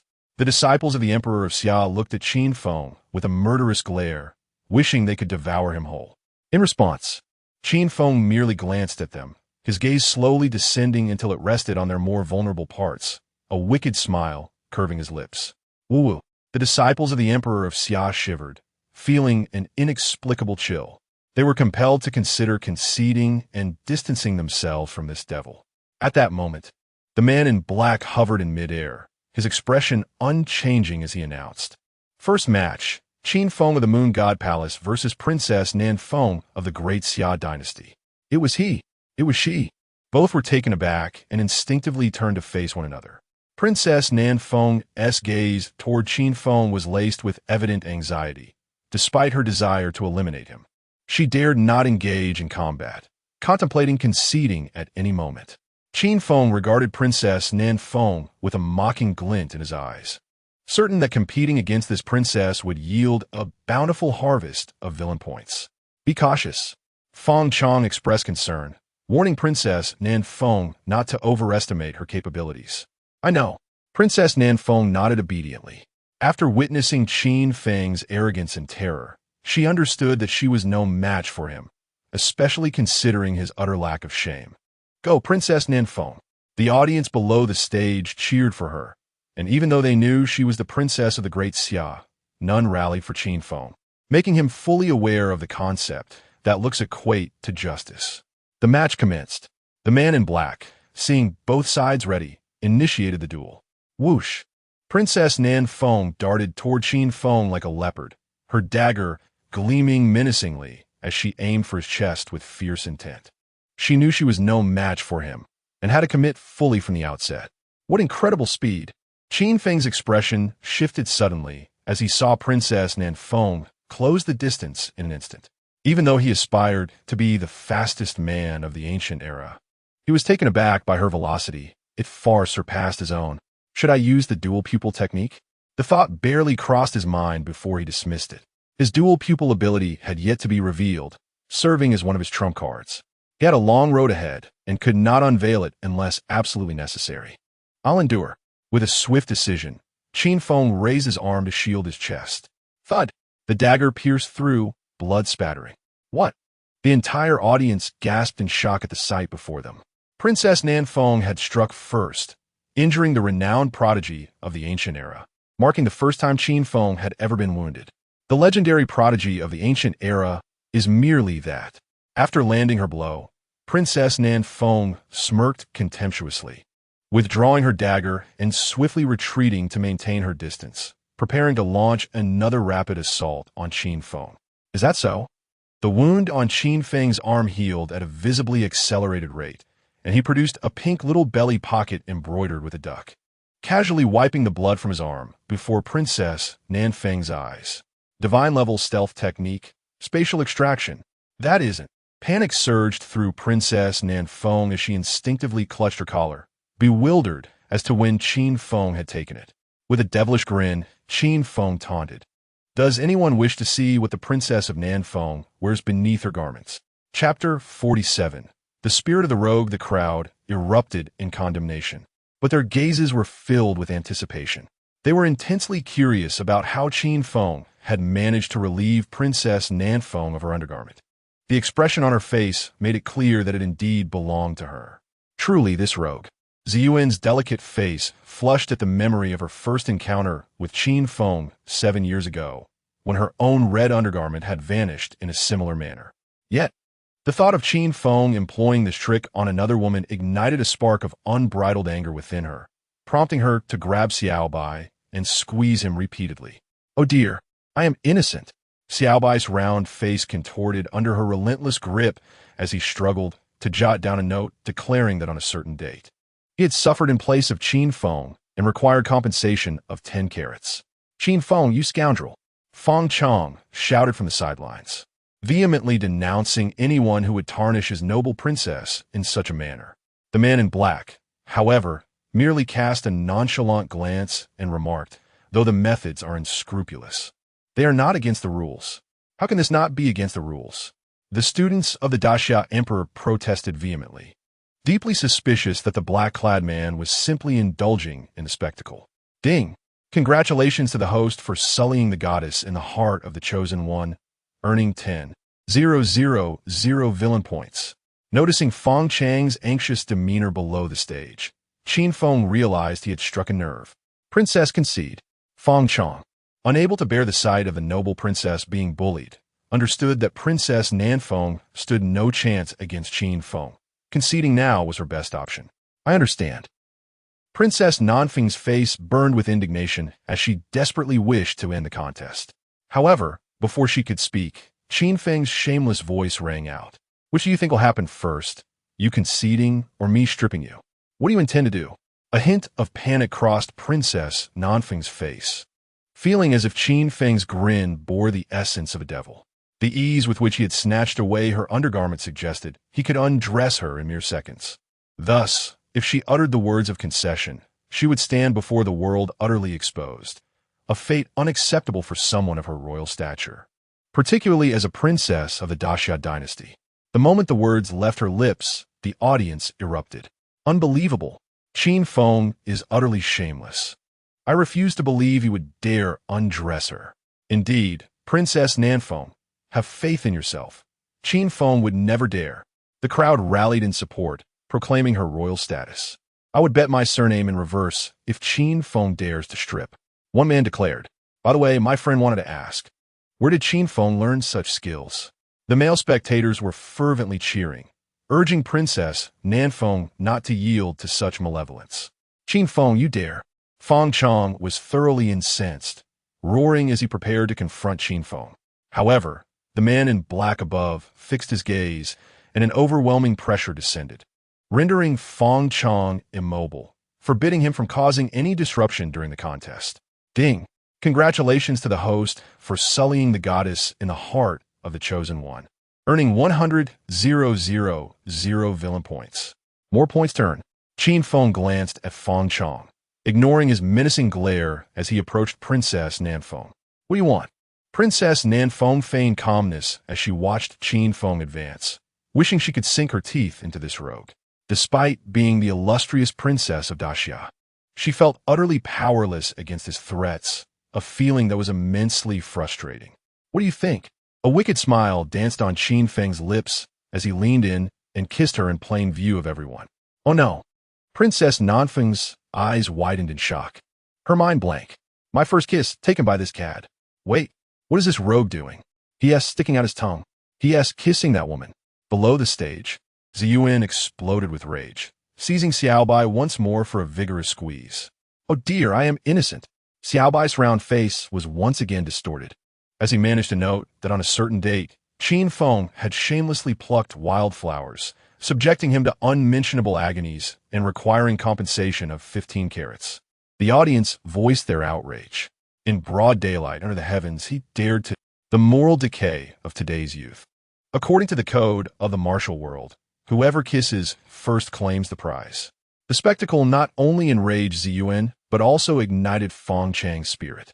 Witnessing the humiliation of his goddess awakened a fierce determination within him, summoning the full extent of his strength as a fifth-level spirit warrior. He defied the oppressive aura of the man in black and slowly rose to his feet. "Qin Feng, I will kill you," Feng Chang bellowed, a terrifying golden light erupting from his being. "What?" The man in black's expression shifted dramatically, finally realizing Feng Chang was no ordinary prodigy. He was a rare talent embodying great fortune and immense willpower. Impressive. The audience gasped in awe, retreating in response to the overwhelming energy radiating from him. If anyone could challenge Qin Feng in this arena, it would surely be Feng Chang, the chosen one. Shameless.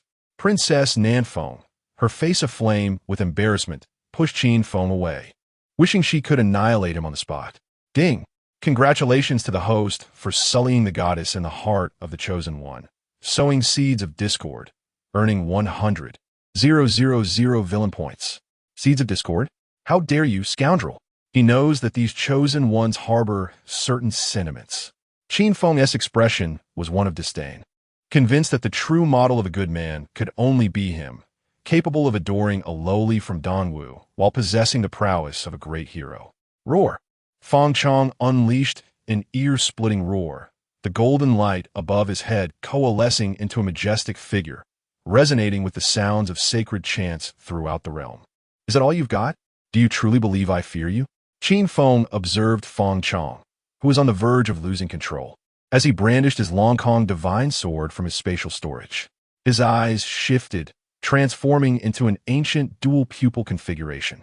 "It's here, the legendary ancient dual pupils." The audience erupted in excitement at the sight of Qin Feng's eyes changing, their fervor reaching a fever pitch. Since the legend of Qin Feng as the greatest prodigy of antiquity had spread 7 years ago, everyone had yearned to witness his full capabilities. Yet, upon his return to the public eye, he had showcased a series of unpredictable antics, overshadowing the terror of the ancient prodigy with the rise of the ancient rogue. Now, he was finally prepared to unleash his true power. They were about to witness the fabled ancient dual pupils. Chapter 48. The yearning for another's wife, a thunderous roar erupted as Feng Chang unleashed an overwhelming wave of power, standing firm as a mountain, yet moving like a flash of lightning. His figure surged forward, the golden Buddha behind him exuding a colossal force directed toward Qin Feng. "Impressive," gasped the onlookers, recognizing the might of the attack. "It seems that it is time for me to upgrade my agility." With his Zhongtong, Qin Feng slowed down the world around him, effortlessly tracking the rapidly moving Feng Chang. However, the opponent's speed was astounding, making complete evasion a challenge. Resolutely, he called upon the system to exchange for the third volume of Shadowy Elegance. In truth, he had aspired to enhance his agility for 7 years. But the absence of worthy opponents had temporarily shelved his dream of becoming the fastest man of antiquity. Now, with wealth at his disposal, he was ready to trade up. Ding!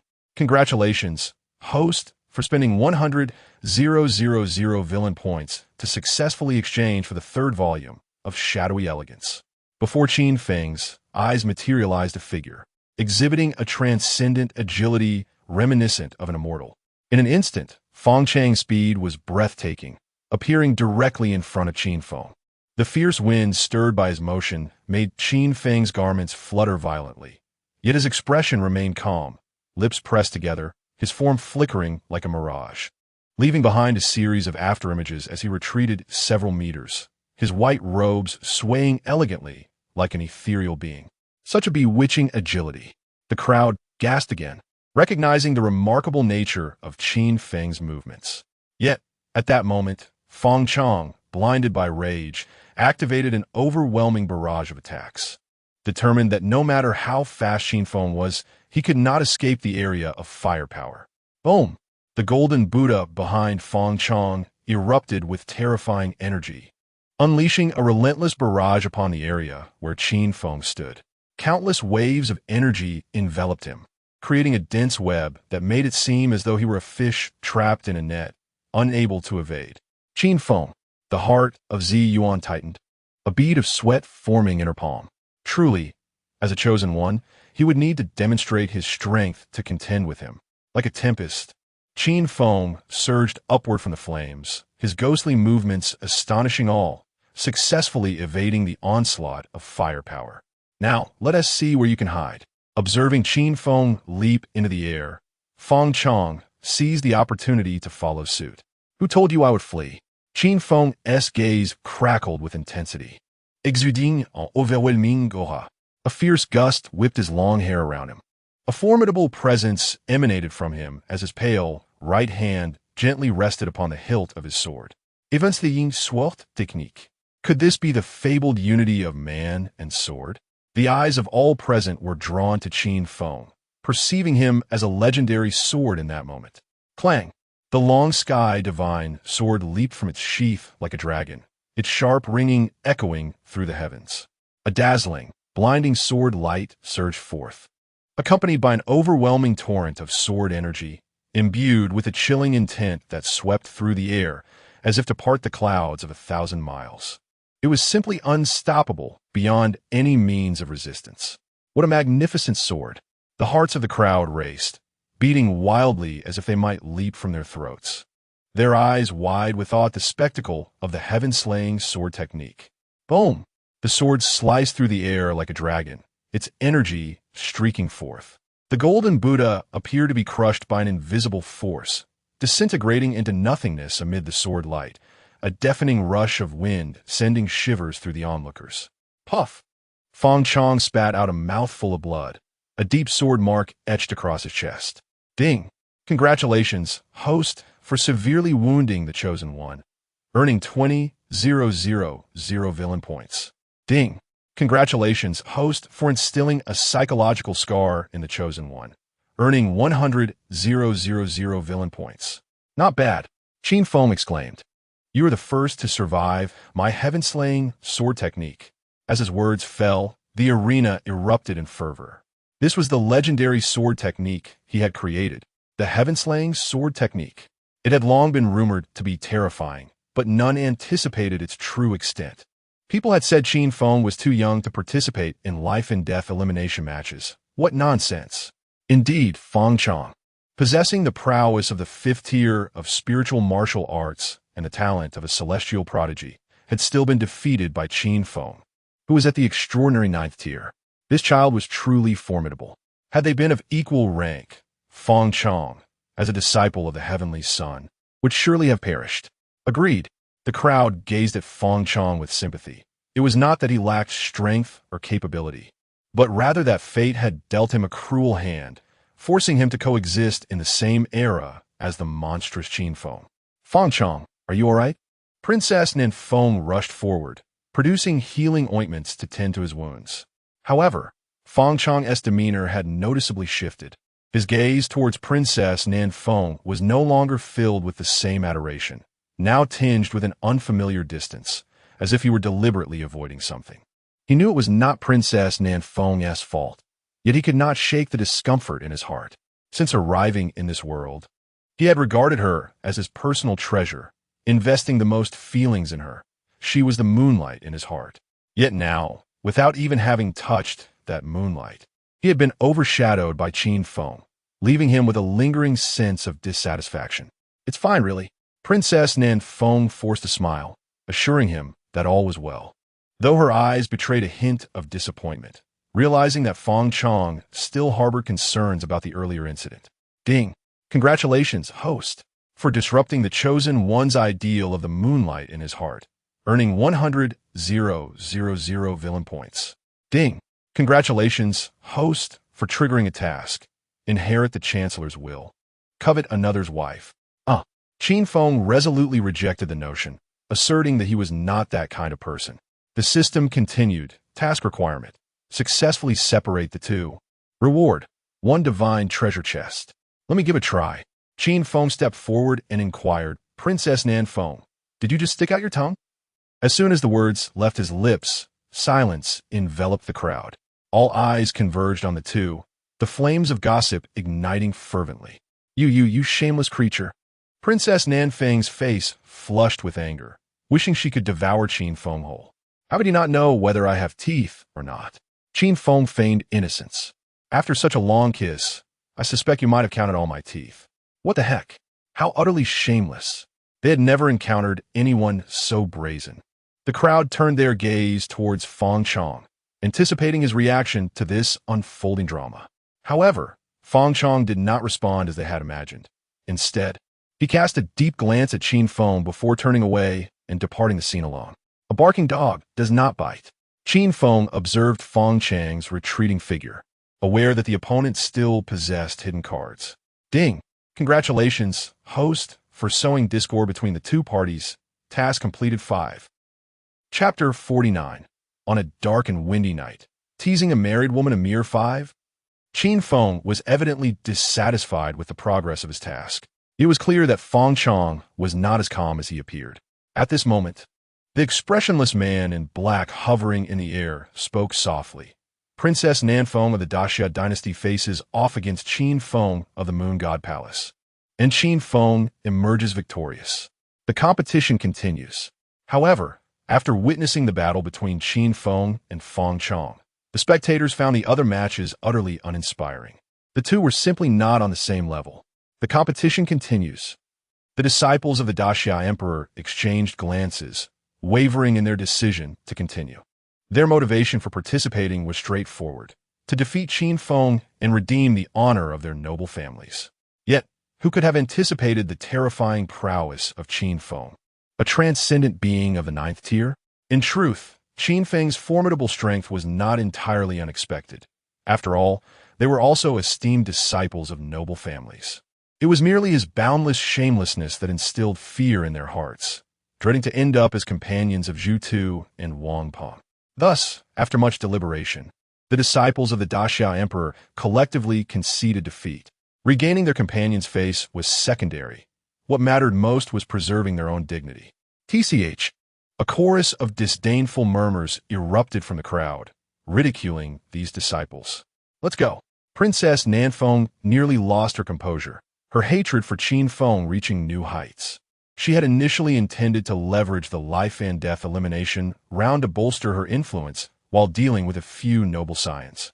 Little did she know that Qin Feng not only stole her first kiss, but also created a rift between her and Feng Chong. It was a case of losing both the lady and the soldiers.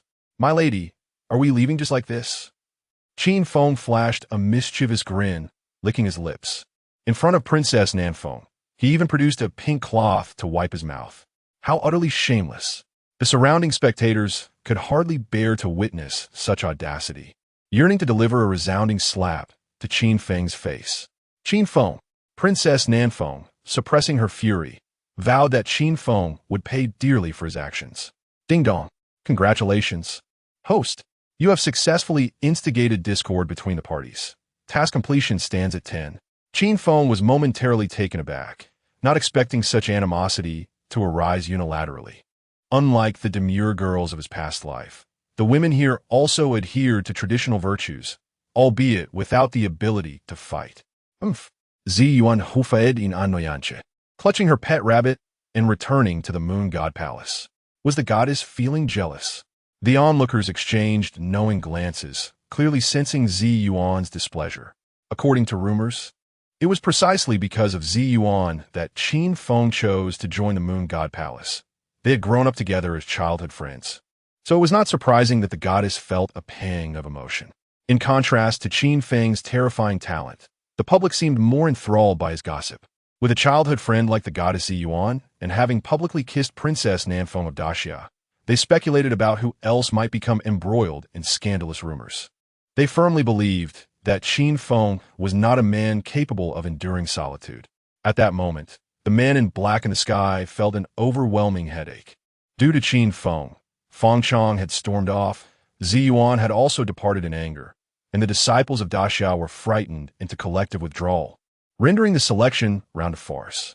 It seemed he would have to start afresh. The man in black pondered for a moment before reserving a spot for Feng Chong.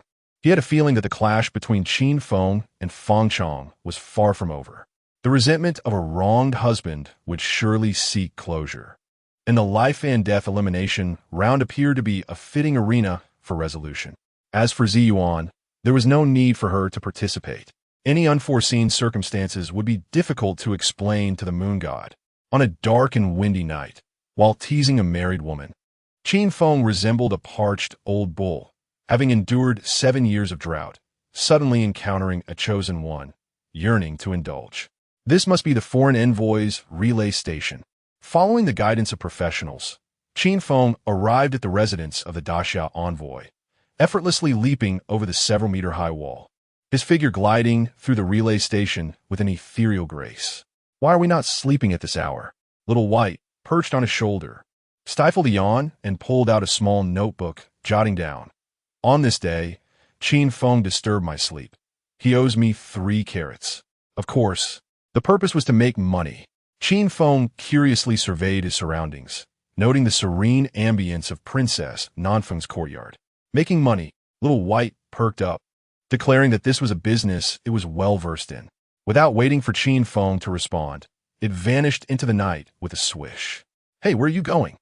Qin Feng hastily pursued. Moments later, Little White arrived at a brightly lit attic, where Princess Nanfeng was opening her window, resting her chin on her hand, gazing longingly at the moon, which was intermittently obscured by clouds. Rabbit, rabbit!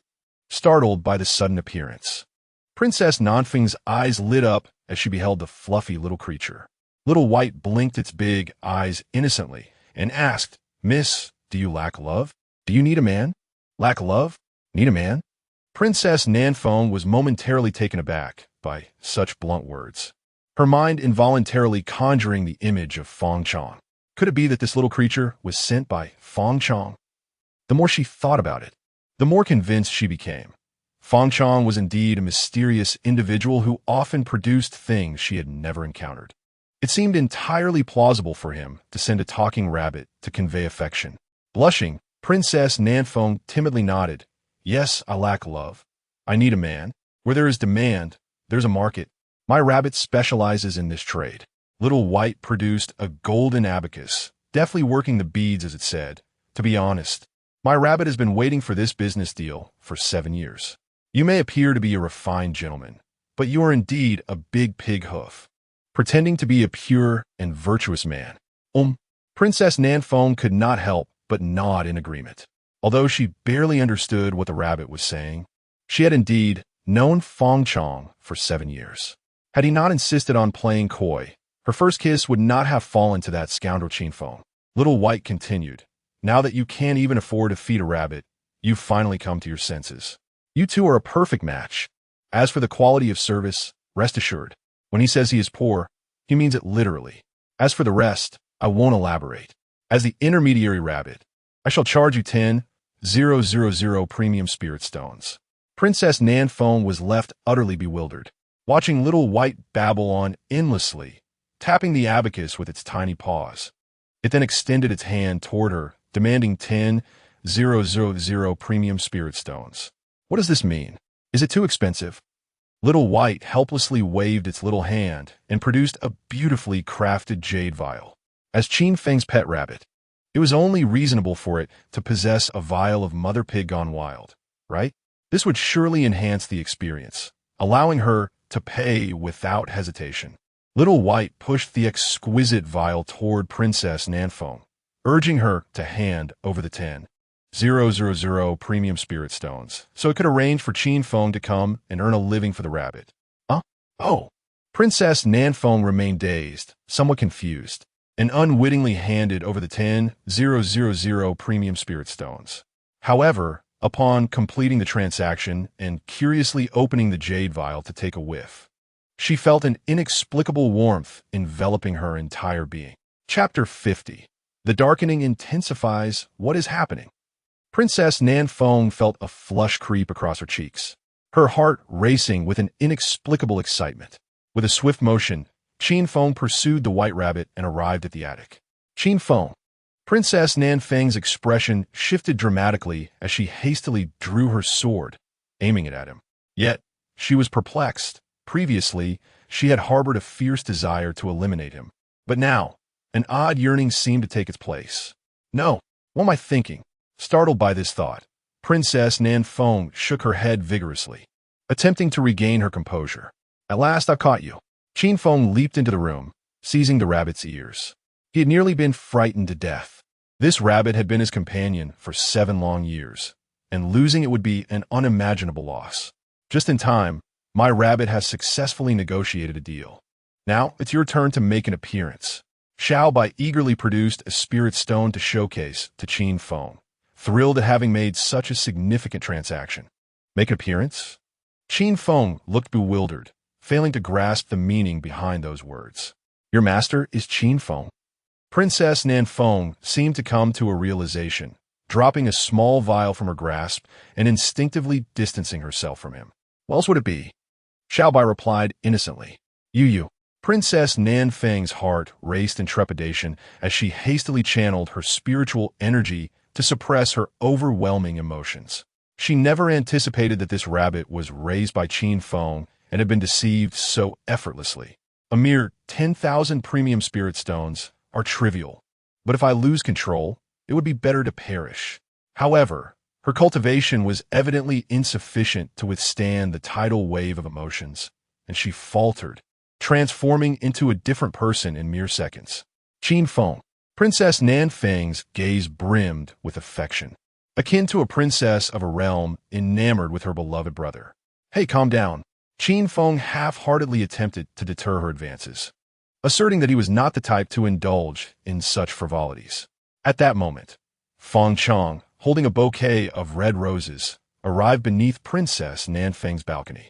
After an entire day of contemplation, he finally understood that it had merely been an accident. Life inevitably harbors unexpected twists. He also resolved to enter the deadly elimination tournament, determined to dismantle that scoundrel Qin Feng and cleanse himself of the humiliation he had endured. But just as Feng Chang donned a relaxed smile, preparing to reconcile with Princess Nan Feng, essentially reconciling with himself, he was struck dumb by the scene before him. There stood Princess Nan Feng and Qin Feng, nestled together like young lovers, illuminated by the silvery moonlight, perfectly matched. Impossible, absolutely impossible. Feng Chang's smile froze, utterly disbelieving the reality unfolding before him. Feng Chang. Qin Feng regarded Feng Chang from above, a mischievous glint stirring within him. He pulled Princess Nan Feng closer, her supple figure fitting against him like willow branches, eliciting an expression of irresistible allure from her. He leaned in conspiratorially, whispering in her ear, "Did you truly mean it when you said you liked me?" "Of course, I did." Princess Nan Feng's eyes sparkled with love, ensnared within the moment. Feng Chang felt as though a colossal hammer had struck his mind.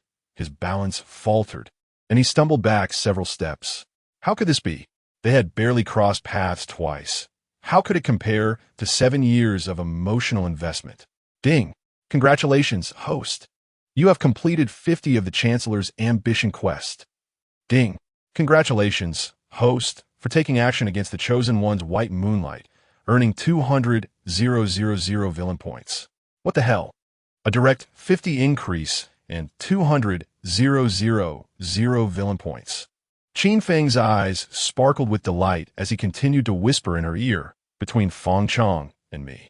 Who do you dislike the most? Feng Chang. Upon hearing his name, Princess Nan Feng momentarily froze, as if doused in cold water, her gaze regaining a sliver of rationality. Yet, the question posed by Qin Feng, coupled with her utterance of Feng Chang's name, became a poignant answer for Feng Chang. Boom! Feng Chang felt a thunderous clap resound within his mind. The roses he clutched fell to the ground, and he felt as if his very soul had been siphoned away, leaving him a mere shell of his former self. Ultimately, it was all a misplaced investment. Ding! Congratulations, host, for completing the Chancellor's ambition task. You have earned a divine treasure, chest 1. Ding! Congratulations, host, for causing the Chosen One to lose faith in love, earning 500,000 villain points. 500,000. What a tremendous windfall. Qin Feng's eyes gleamed with golden light, his excitement palpable. Ah! Feng Chong departed like a specter, devoid of his former vigor. Hearing Qin Feng's jubilant exclamations from the attic only fueled his impotent rage. Why? Why does their fleeting connection outweigh the bond forged over 7 years? Qin Feng, I shall dismantle you piece by piece. Feng Chong bellowed in fury, his disheveled appearance striking terror into the hearts of those who beheld him. His aura darkened, surging ominously, the golden figure he previously projected morphing into a shadowy specter. To cultivate virtue is arduous. To embrace darkness is simple. A millennium of cultivation pales in comparison to a single night of damnation. Ding! Congratulations, host, for compelling the chosen one into darkness, granting you a chance to draw from the lottery.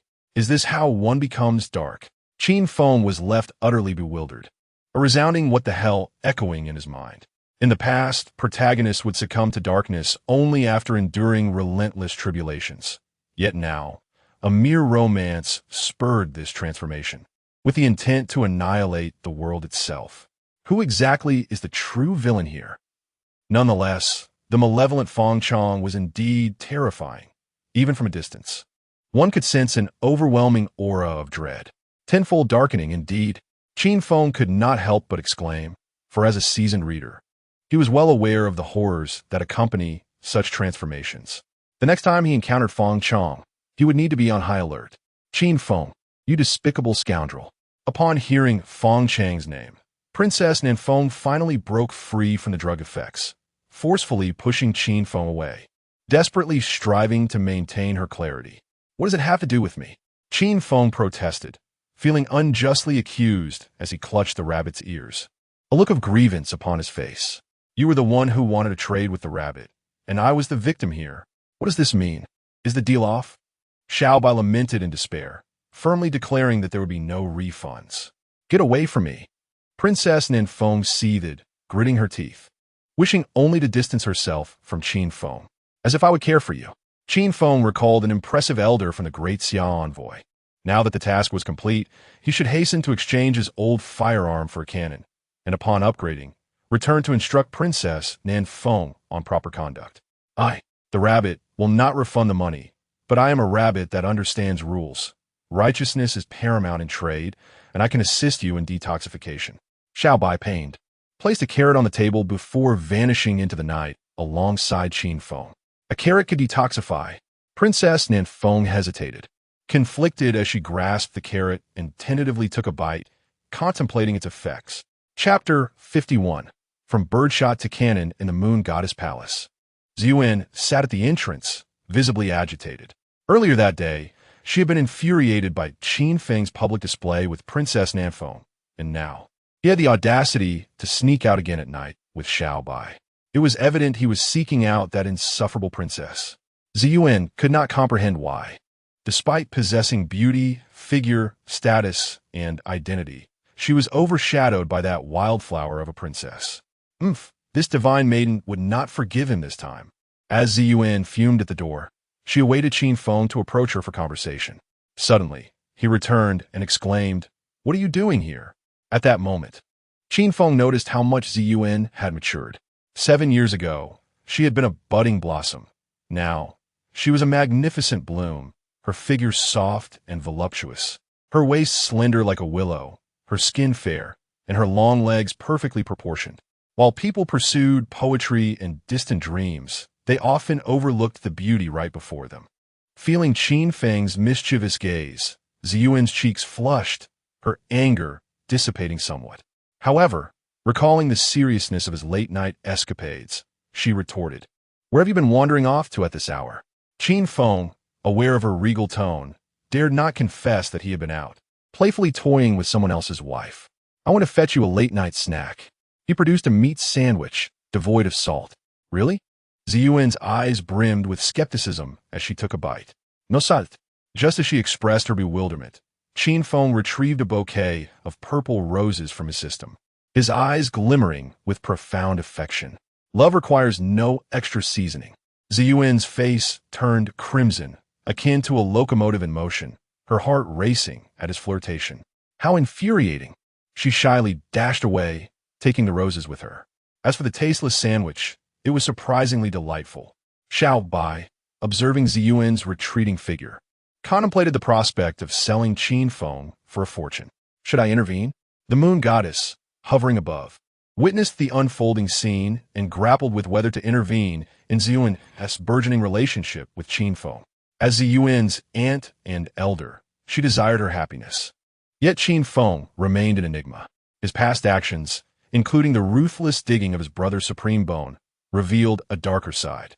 However, during the 7 years within the moon goddess palace, apart from occasionally teasing the disciples, he had not committed any egregious acts. That troublesome rabbit, on the other hand, often stirred trouble and became a prime example of misbehavior. Recently, however, Qin Feng had grown audacious, brazenly auctioning off disciples of the Daxia royal family and compelling Princess Nan Feng to kneel publicly. Perhaps it was best to let the youth navigate their own affairs. The moon goddess soon found peace in her decision, believing that allowing Ziyuan to experience the pangs of love might not be a misfortune after all. At this moment, Qin Feng returned to his chamber, preparing to exchange his birdshot for cannon power. His villain points had reached 1,047 million, allowing him to exchange for a card of the Great Perfection Realm, alongside a divine treasure chest for completing a task and a lottery opportunity obtained through Feng Chong as corruption. First, I shall exchange for the Great Perfection card. Qin Feng summoned the system to acquire the Great Perfection of the Great Might Heavenly Dragon. Ding! Congratulations, host. You have successfully exchanged for the Great Perfection card. Ding! Congratulations. Host, the Great Might Heavenly Dragon has now attained the realm of Great Perfection. A resounding dragon's roar echoed within Qin Feng, and the golden dragon tattoo on his body became more vivid, as if a living dragon coiled around him.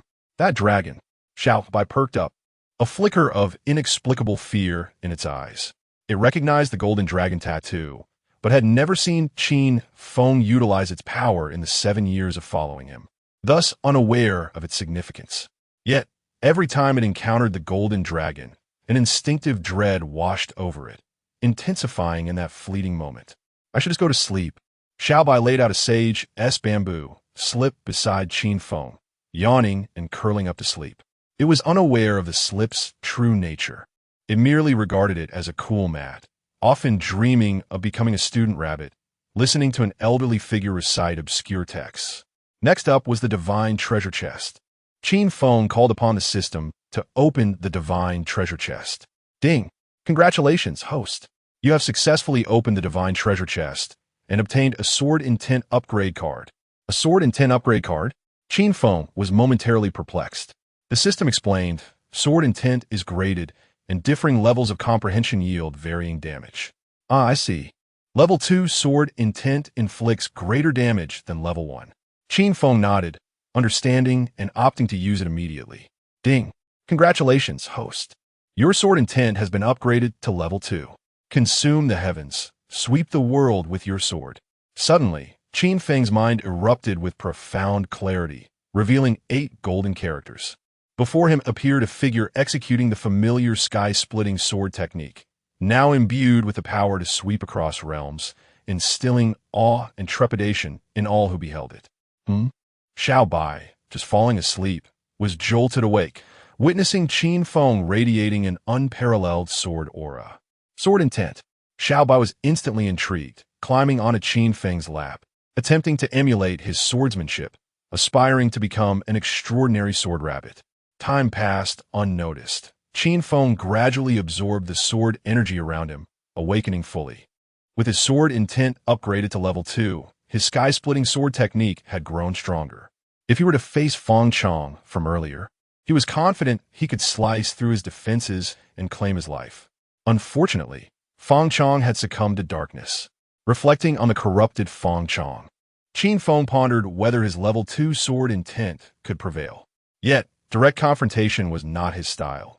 He preferred to embody the cunning of the underdog, striking from the shadows. Suddenly, Qin Feng felt something on his thigh. Looking down, he saw Xiao Bai sprawled across his lap, soundly asleep. bubbles of snot rising and falling with each breath.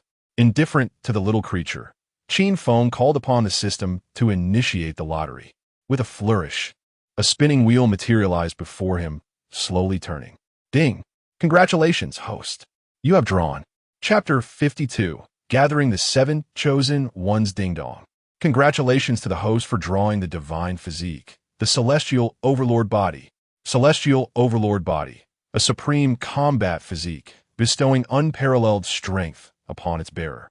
Known for its indestructible golden form, the more one fights, the stronger one becomes.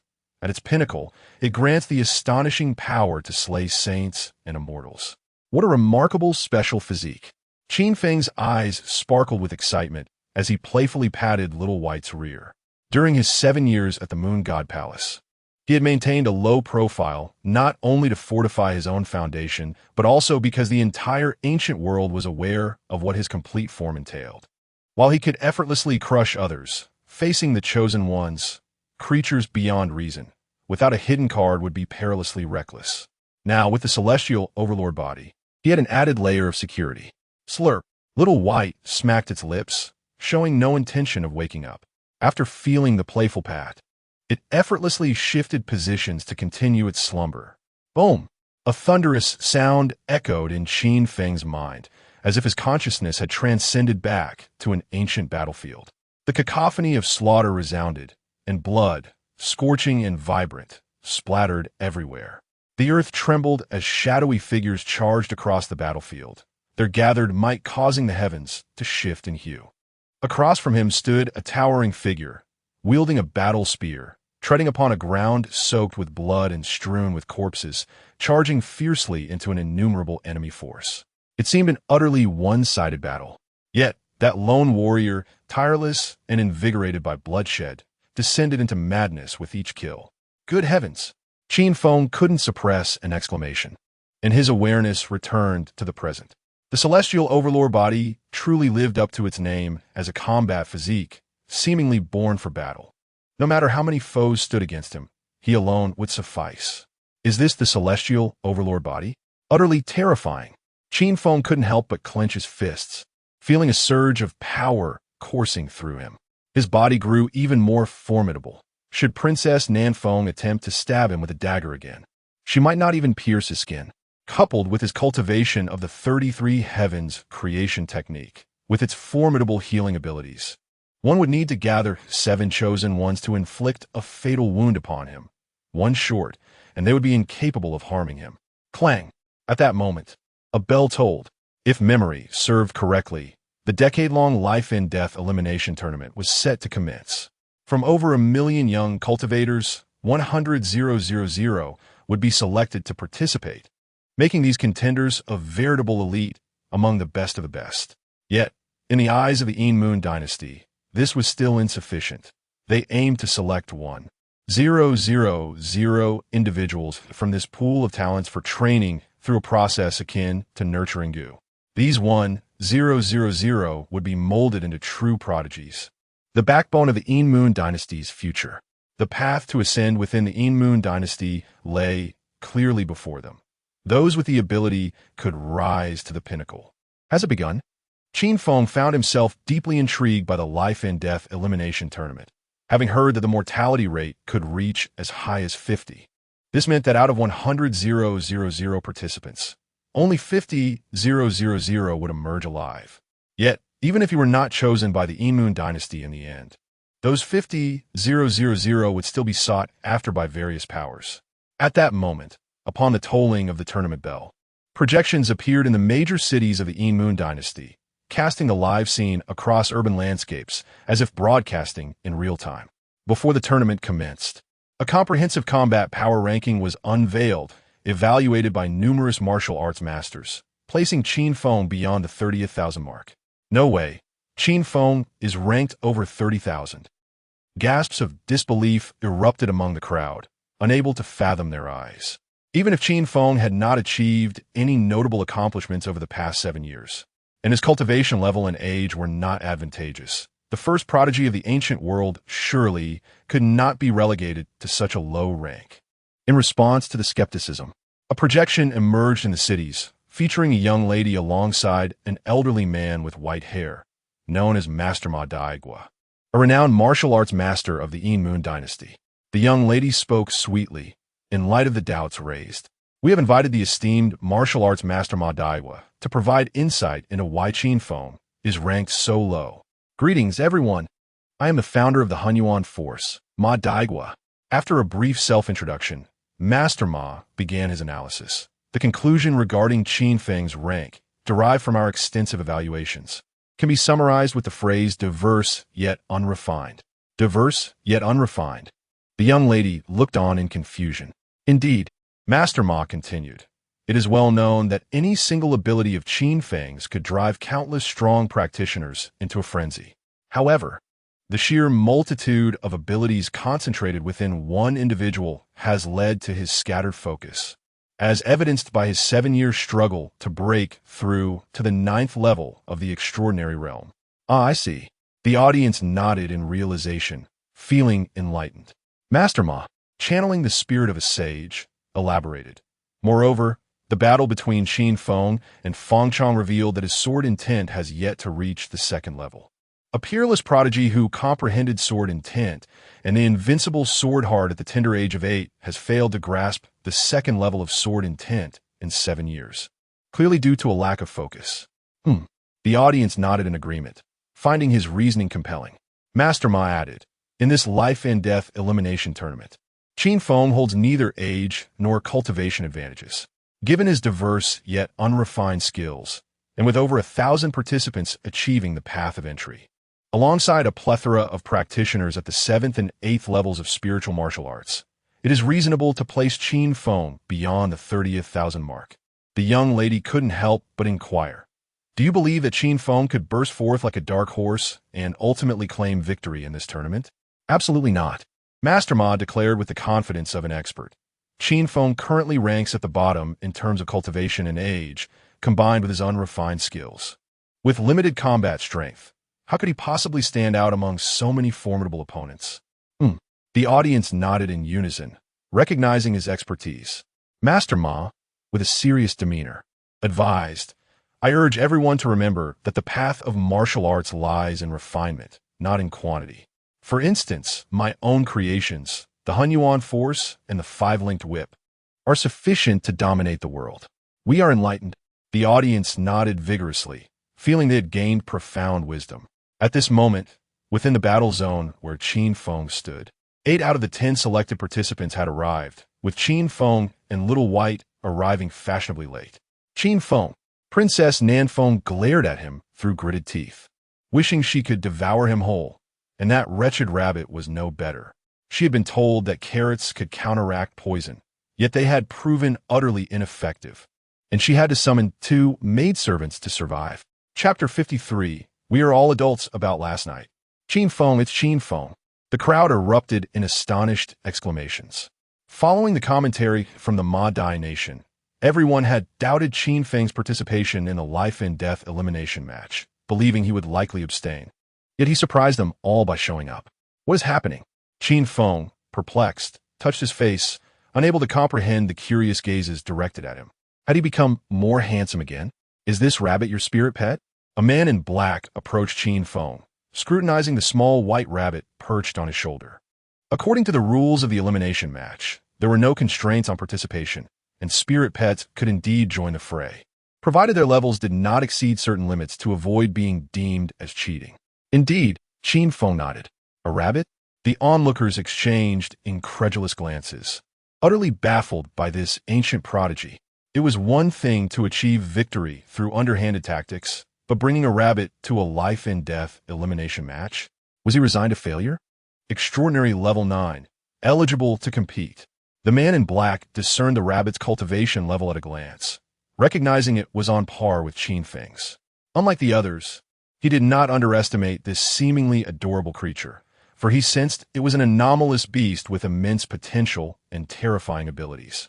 Its deceptively cute appearance masked a formidable power. Underestimating this rabbit could lead to dire consequences. 9 have arrived, 1 remains. The man in black scanned the crowd, aware that they were still awaiting Fengchong. Would Fengchong show up? Princess Nan Feng anxiously searched for his figure. After enduring the previous night's ordeal with the help of her maids, she had intended to seek Feng Chong to share her grievances, only to discover he had vanished without a trace. Did he still care? Princess Nan Feng felt a wave of despondency. It was all Qin Feng's fault.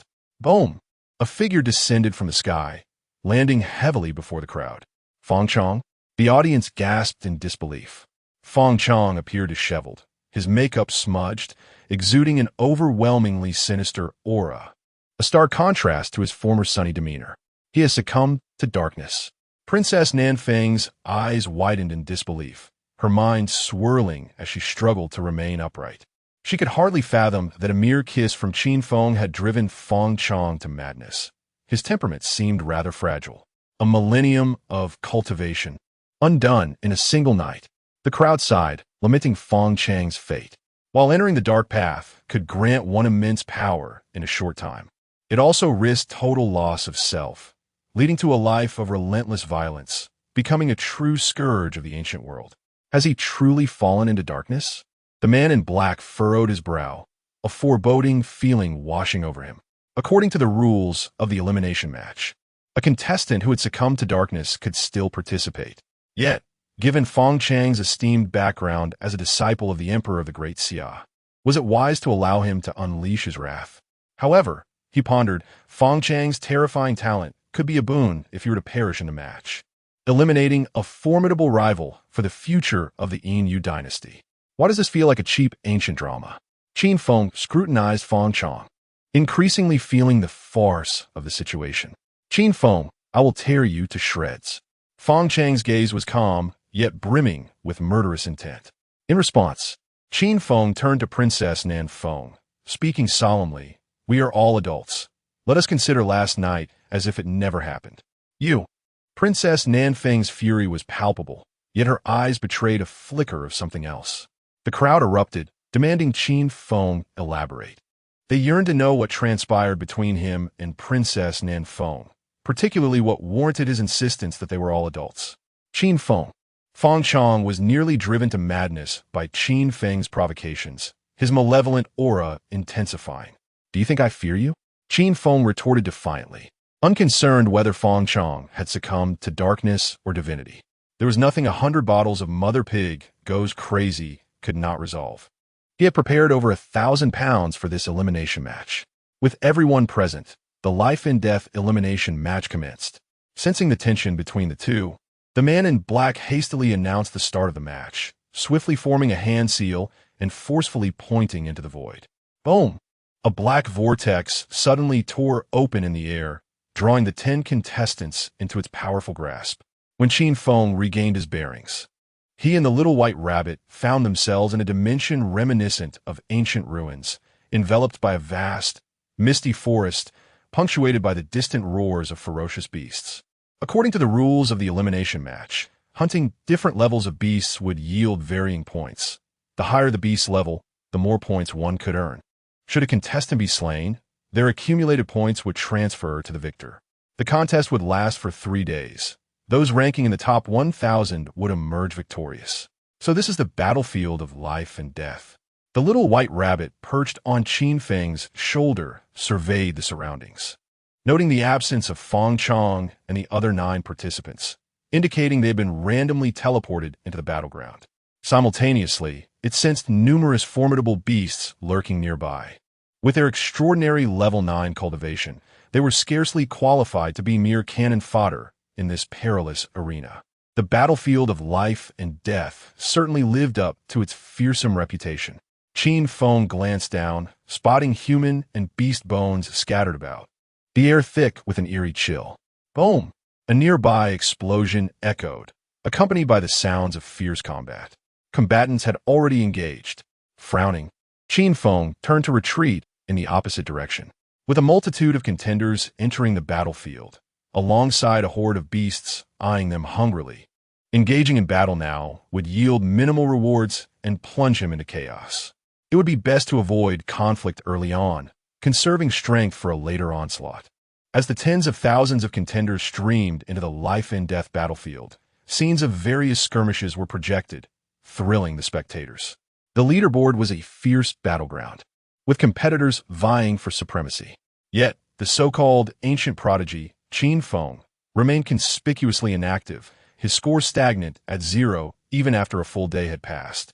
Compelling observers to believe the critiques from Ma Dai Nation, Qin Feng was indeed incapable of making waves. Occasionally, cameras captured glimpses of Qin Feng, revealing him in the rabbit fishing by the riverbank, presenting a stark contrast to the intensity expected of the elimination match. He appeared more like a leisurely outing. On the second day, Qin Feng assessed the passage of time and deemed it an opportune moment. Are we to battle now? The little white rabbit, brimming with excitement, eagerly fetched the long sky divine sword for Qin Feng. How have I raised you? As Confucius said, a gentleman does not wield a weapon. Qin Feng felt exasperated. A true gentleman would not deign to slay others with weapons. After a day of intense conflict, those prodigies would surely be parched. If he merely cast a few bottles of Mother Pig goes crazy into the water source, he could sit back and await the points to flow in.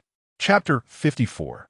Never have I encountered such audacious individuals and their outrageous tactics.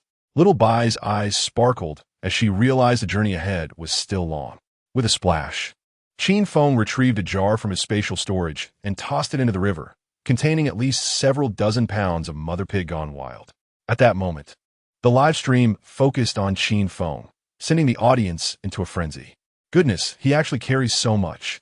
This is not merely the pride of the ancient world. He is the epitome of shamelessness. It became evident why he had lingered at the water source yesterday. He had been plotting this very scheme. One cannot deny the success of the plan. However, it was uncertain if those who survived the chaotic battle yesterday were truly naive enough to fall for such a ploy. Experienced hunters might have seen through it. But these were merely youths in their 20s, lacking significant experience. Could the ensuing spectacle be witnessed without any cost? Protests arose, vehemently opposing Qin Feng's actions. I advise you to mind your own business. As various beasts approached the river to quench their thirst, they suddenly became alert. Beasts, the candidates, confronted with an opportunity to earn points, seized their weapons and charged into battle. Yet, they severely underestimated the fury of the creatures. After being attacked, the beasts retaliated with unparalleled ferocity, eager to dispatch their adversaries and return to their own affairs. In no time, battles erupted within a 20-mile radius of the water source. A cacophony of clashes ringing out. Wow, the fighting is intense. Qin Feng could distinctly feel the ferocity of the conflict, far surpassing the chaos of the first day. Indeed, it was fierce. Little Bai munched on fresh carrots, her ears attuned to the occasional cries emanating from the forest. She spotted several disheveled candidates at the riverbank. After enduring the tumult of the first day and the recent onslaught from the beasts, they were parched and rushed to drink without hesitation. Wait, does something feel amiss? Upon finishing their drink, the candidates exchanged glances, suddenly noticing that a companion appeared remarkably handsome. It must be an illusion. They were startled and quickly diverted their gaze. However, when several enchanting figures appeared by the river, they could no longer contain themselves and dashed forward. What do you intend to do? A few ladies, with their brows raised, sensed ill intentions from the newcomers. No need for alarm. We merely wish to make friends. The men's eyes glinted with a predatory light, accompanied by sinister laughter. Not good. Retreat. The ladies were well aware of the men's intentions, yet they found themselves surrounded. Just as despair began to take hold, a resonant voice descended from above. You brazen ruffians, release those girls. Draped in white, Qin Feng descended like a celestial being, radiating justice. The ladies, seeing their savior, swiftly took refuge behind him. Get lost. The men, blinded by rage, disregarded Qin Feng entirely. Suddenly, a piercing gust of wind surged forth, the force of which momentarily restored some semblance of rationality to the assailants. Without hesitation, they attempted to retreat. Boom! The invisible sword energy released by Qin Feng outpaced their retreat, a vibrant splash of blood erupting below. Ding! Congratulations to the host for successfully shattering eternal governance, earning 1,000 villain points. Each notification was accompanied by a sound of shattering. Several men lay on the ground, groaning, while Little Bai seized the opportunity to collect their storage bags. Money. Little Bai's eyes gleamed with avarice, thinking of her impending fortune. After finishing his task, Qin Feng declared with righteous fervor, "In the spirit of mercy, I shall administer a slight punishment. I hope you will reflect on your actions." How handsome! The lady's eyes sparkled with admiration, wishing to offer themselves in gratitude. The audience outside was left speechless, having never witnessed such audacity. Had they not known that Qin Feng was the instigator, they might have believed him to be a gallant hero. "Thank you." One man clasped his fists in gratitude, acknowledging that without Qin Feng's timely intervention, he might have made a grave mistake. The audience was utterly flabbergasted, internally exclaiming, "What a situation! This is akin to being sold out while assisting the seller." Ultimately, the injured men had no choice but to forfeit the life-and-death elimination match, and their accrued points were transferred to Qin Feng, propelling his ranking upwards. In the palace of the Yin Moon dynasty, the Six Paths Emperor sat at the center, cloaked in black, exuding an aura of authority. Beside him were powerful figures, including the Moon Goddess and Princess Nanfeng, who had been invited to observe the life-and-death elimination match on behalf of the Great Xia delegation. The Six Paths Emperor inquired, "Princess Nanfeng, what are your thoughts on our life-and-death elimination match?" "Too cruel." Princess Nanfeng's heart raced as she witnessed the staggering casualties. Within a day, 20,000 out of 100,000 participants had perished, the gruesome scenes testing her nerves and raising concerns for Feng Chang. "Cruel?" The Six Paths Emperor chuckled, saying nothing further. While it might seem brutal to the aristocrats of Great Xia, for the oppressed commoners, it was an opportunity to realize their dreams. "Oh, this young man is quite insightful." The projection shifted to Qin Feng, and the powerful figures exchanged knowing glances with the Moon Goddess. How embarrassing! The Moon Goddess fidgeted, wishing to vanish into the ground. She had never anticipated that Qin Feng would defeat his enemies in such a manner. Even if he was shameless, could he not consider the reputation of the Moon Goddess Palace? Meanwhile, similar scenes unfolded elsewhere by the river, with Qin Feng darting about like a tireless bee, eager to sow discord wherever he could. Qin Feng solemnly declared, "There are 3 things to do here: break eggs, and still more breaking of eggs." Little Bai echoed earnestly, "I, the rabbit, have only 3 pursuits: making money, and still more making money." This mischievous duo quickly became notorious on the battlefield. Gradually, everyone began to recognize the issue with the water source, and recalling Qin Feng's earlier antics with Mother Pig Gone Wild, they concluded that he had tainted the water. How despicable! The crowd seethed with indignation, wishing to tear Qin Feng apart. This was not the behavior befitting the pride of the ancient world. He was the very definition of shamelessness. Simultaneously, they confronted a pressing issue: what to do without water. Their cultivation levels had not yet reached the stage of abstaining from food, and after continuous battles, survival without water was impossible. However, the water source had been contaminated by Qin Feng, significantly diminishing their combat effectiveness. Water for sale. Water for sale. Highest bidder wins. Qin Feng set up a stall by the river, pricing each bottle at a minimum of 1,000 top-grade spirit stones. Utterly shameless. The candidates could no longer tolerate it, setting aside personal grievances to unite against Qin Feng the scoundrel.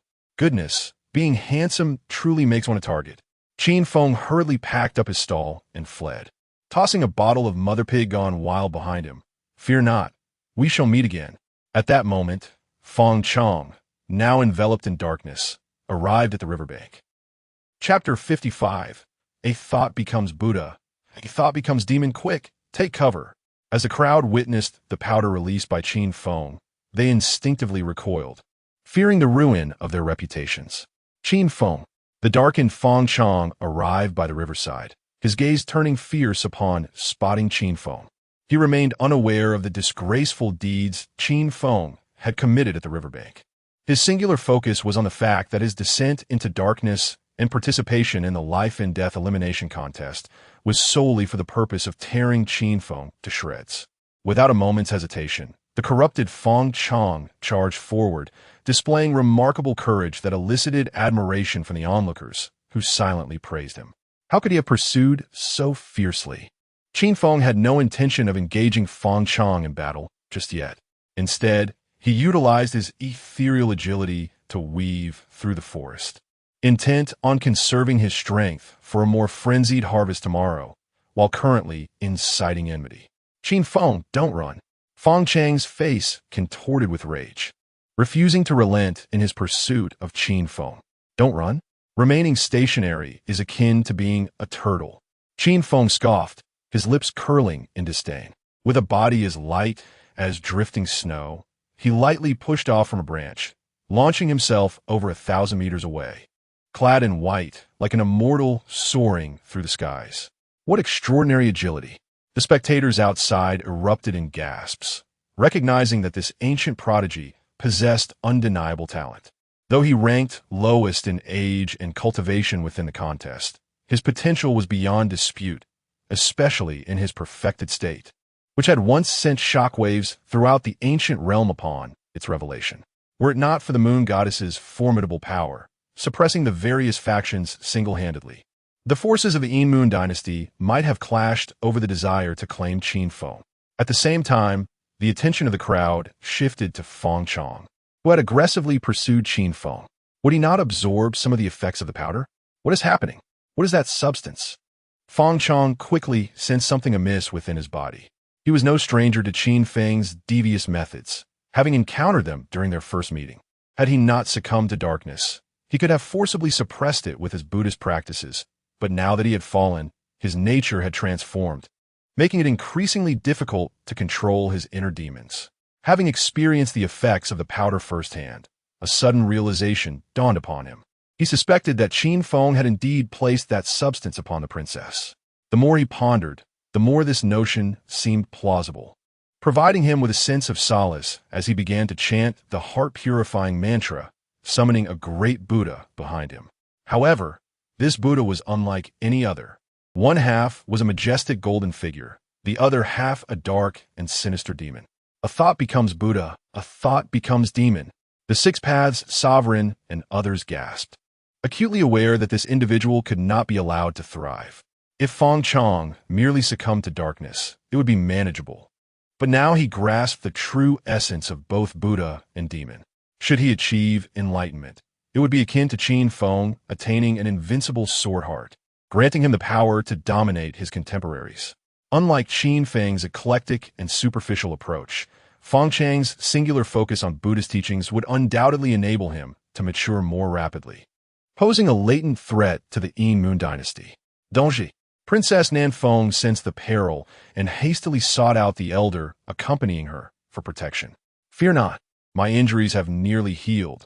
I can fight to the death. The elder's expression grew grave, understanding the significance of Feng Chang for the great Xia. Thank you. Princess Nanfeng clutched a life token tightly in her hand, ready to summon her father and grandfather if necessary. At that moment, the projections across the major cities shifted entirely to Feng Chang. Would they witness the birth of a new Buddha or the emergence of a demon king? Yet, as the populace engaged in fervent debate, Qin Feng's figure abruptly appeared in the projection. Noticing that Feng Chang had yet to catch up, he realized the powder-s effects were taking hold. Thus, his mischievous tendencies stirred, for this was a chosen one he could not ignore without compromising his persona. It was only upon retracing his steps that he discovered the surprise awaiting him. He was being cleansed of his former darkness. It is widely recognized that while one who has embraced darkness is overwhelmingly strong, returning to purity renders them significantly weaker. Now was the time to act. Ding! Congratulations, host. You have triggered a task. Disrupt the chosen one's path to enlightenment. Task reward. 1 sword intent upgrade card. A sword intent upgrade card? Qin Feng's eyes lit up immediately, utterly defenseless against the allure of such a reward. Qin Feng. Panic flickered in Feng Chang's eyes as he realized Qin Feng had returned along his original path. At this crucial moment of his breakthrough, any disturbance from Qin Feng could lead him to lose control, resulting in grave injuries. Feng Chang could no longer afford to hold back. A golden jade stone emerged from his body, enveloping him in a radiant golden light. It is the relic of the Buddha. The audience gasped in astonishment. recognizing Feng Chang's immense fortune. The relic, formed from the essence of a top-tier Buddha after their passing, not only shielded him from malevolent forces, but also augmented the power of his Buddhist practices, providing formidable defense. Given the radiance emanating from the relic, even Qin Feng, let alone the entire cohort of contestants in the life and death arena, would struggle to breach it. Alas, the Six Paths Sovereign and others sighed, realizing that some matters cannot be forced. They had hoped Qin Feng's return would stifle Feng Chang in his infancy, but they had underestimated the strength of Feng Chang's fortune and the protection of the relic. However, the crowd clearly underestimated Qin Feng's audacity. He showed no surprise at the sudden appearance of the relic. Instead, he cheerfully produced a book titled by Jia and began to read it with exaggerated expression. This scoundrel, Feng Chang, being in a youthful and impetuous state and still under the influence of the powder, could hardly withstand such provocations. The suppressed inner demons flared anew, threatening to spiral out of control. The expressions of the outside audience turned bizarre, unable to discern whether this was a serious life and death contest or an absurd reading competition. Within the palace of the Six Paths Sovereign, various dignitaries cast peculiar glances at the moon goddess, as if inquiring, "Is this what you taught Qin Feng?" "I did not. I absolutely did not. Don't say such things." The moon goddess hastily denied, asserting her innocence. Meanwhile, she harbored deep resentment towards Qin Feng, for this young man had completely tarnished her carefully cultivated image. Suddenly, a faint sound of air being sliced filled the air, causing every hair on Qin Feng's body to stand on end. A sneak attack. The thought shot through Qin Feng's mind, and his body instinctively reacted, darting away like lightning. Out of the corner of his eye, he caught a glimpse of a figure in the dim rainforest, drawing a bow and releasing a scarlet feathered arrow that shot towards his heart like a rainbow. Bang! The long arrow pierced through Qin Feng's afterimage, continuing to pierce several large trees before finally halting, far more ferocious than a Barrett sniper rifle. What the hell? Qin Feng began to vent his frustrations, gaining a fresh understanding of the unreasonable nature of the Chosen One. Just when he was about to corner his opponent, an unexpected interference had emerged to buy time. Curse it, how did he evade that? A lean man perched atop a tree cursed under his breath as he swiftly drew 3 more scarlet arrows to shoot again. "I don't care who you are. Today, Feng Chang is mine. Not even Jesus can save him. I swear it." Qin Feng, feeling vexed by the assault, thought he ought to demonstrate some of his strength, for the attacker seemed to lack respect. Chapter 56. Faster, stronger, and more powerful whoosh. Whoosh, whoosh. 3 feathered arrows, resembling streaks of lightning, soared through the sky, targeting the vital points of Qin Feng. Damn it! Has he become addicted to shooting? Qin Feng cursed under his breath as he swiftly dodged, unleashing the phantom evasion to its utmost limit, leaving behind a series of afterimages in the forest. Nevertheless, the chill behind him did not dissipate. Rather, it intensified, as though countless venomous serpents were fixated on him, instilling a sense of impending doom. As if no matter how vigorously he struggled, he would still be struck. "Oh dear, I don't want me shot." Little White clung tightly to Qin Feng, fearing she might fall off during the rapid movement. "It's by Ri." The audience outside erupted in excitement, instantly recognizing the archer. His name was by Ri, with the character for day and the character for shooting the sun. He was a seed player in this life and death elimination match, renowned for his extraordinary talent and having reached the first level of the Dao realm. Currently, he ranked 153rd in points, and it seemed certain that he would emerge victorious. This by Ri. The Six Paths, Emperor, and others rubbed their temples in frustration, aware that Feng Chang had great opportunities and should not meet his demise. "Damn it, did I throw your child into a well, or something, chasing me down to shoot?" Qin Feng understood the vast gap in cultivation levels between them and decisively activated the ancient heavy pupil, causing the entire world to slow down. It's the ancient heavy pupil. The audience outside was even more thrilled, finally witnessing Qin Feng enter a serious battle, curious if they would see his complete form. Buzz! The bowstring trembled. Bai Ri, wielding a longbow like a seasoned hunter, began to seal off all retreat paths the moment he drew the bowstring. "Draw the sword." Almost instantaneously, as Bai Ri pulled back the bow, a dark, watery sword light emerged from the sheath. Unlike the previous sword-drawing technique, this one was infused with secondary sword intent, enhanced by the celestial body. Faster, stronger, and more powerful. In the blink of an eye, before Bai Ri could react, Qin Feng zipped past him, his long sky divine sword slicing through the void, only to return to its sheath. Wow, how is that possible? Bai Ri's eyes widened in disbelief, a bead of sweat slowly rolling down his forehead. With a loud crack, Bai Ri's longbow shattered, the sword technique so precise that it left only a streak of crimson below. At this moment, the audience outside fell into a stunned silence, astonished by Qin Feng's sword-drawing technique. My goodness, must it be this fast? They had expected a fierce contest, but before it even began, Qin Feng had already concluded it. How could this be possible? The prominent figures, including the Six Paths Emperor, stood up in shock, hardly believing their eyes. Even if Qin Feng's talent was unparalleled, to defeat someone at the first level of the Dao realm with a single strike from the 9th level of the extraordinary was simply outrageous. There was an entire realm of difference. No need to be nervous, it's just basic operation. The moon goddess immediately perked up, proudly lifting her head. She had personally felt how formidable Qin Feng was, but what surprised her was when he had broken through to secondary sword intent. Bai Ri emitted a mournful wail of a brother lost, rolling on the ground, unable to accept reality. Ding dong, congratulations to the host for shattering eternal governance, earning 1,000 villain points. Another 1,000 villain points credited. Qin Feng glanced at his system. His villain points had soared from 47,000 to 121,000, signifying that 74 brothers were now free of worries and could concentrate on their cultivation. I am truly a benefactor. Qin Feng applauded his actions and began reciting Bai Jia's story before Feng Chong. The audience was utterly speechless, incapable of articulating the magnitude of this ancient prodigy. Despite possessing the strength to annihilate all, he chose not to engage in conventional affairs. At this moment, due to the projection content failing to pass review, it switched to an interview with Ma Daigua.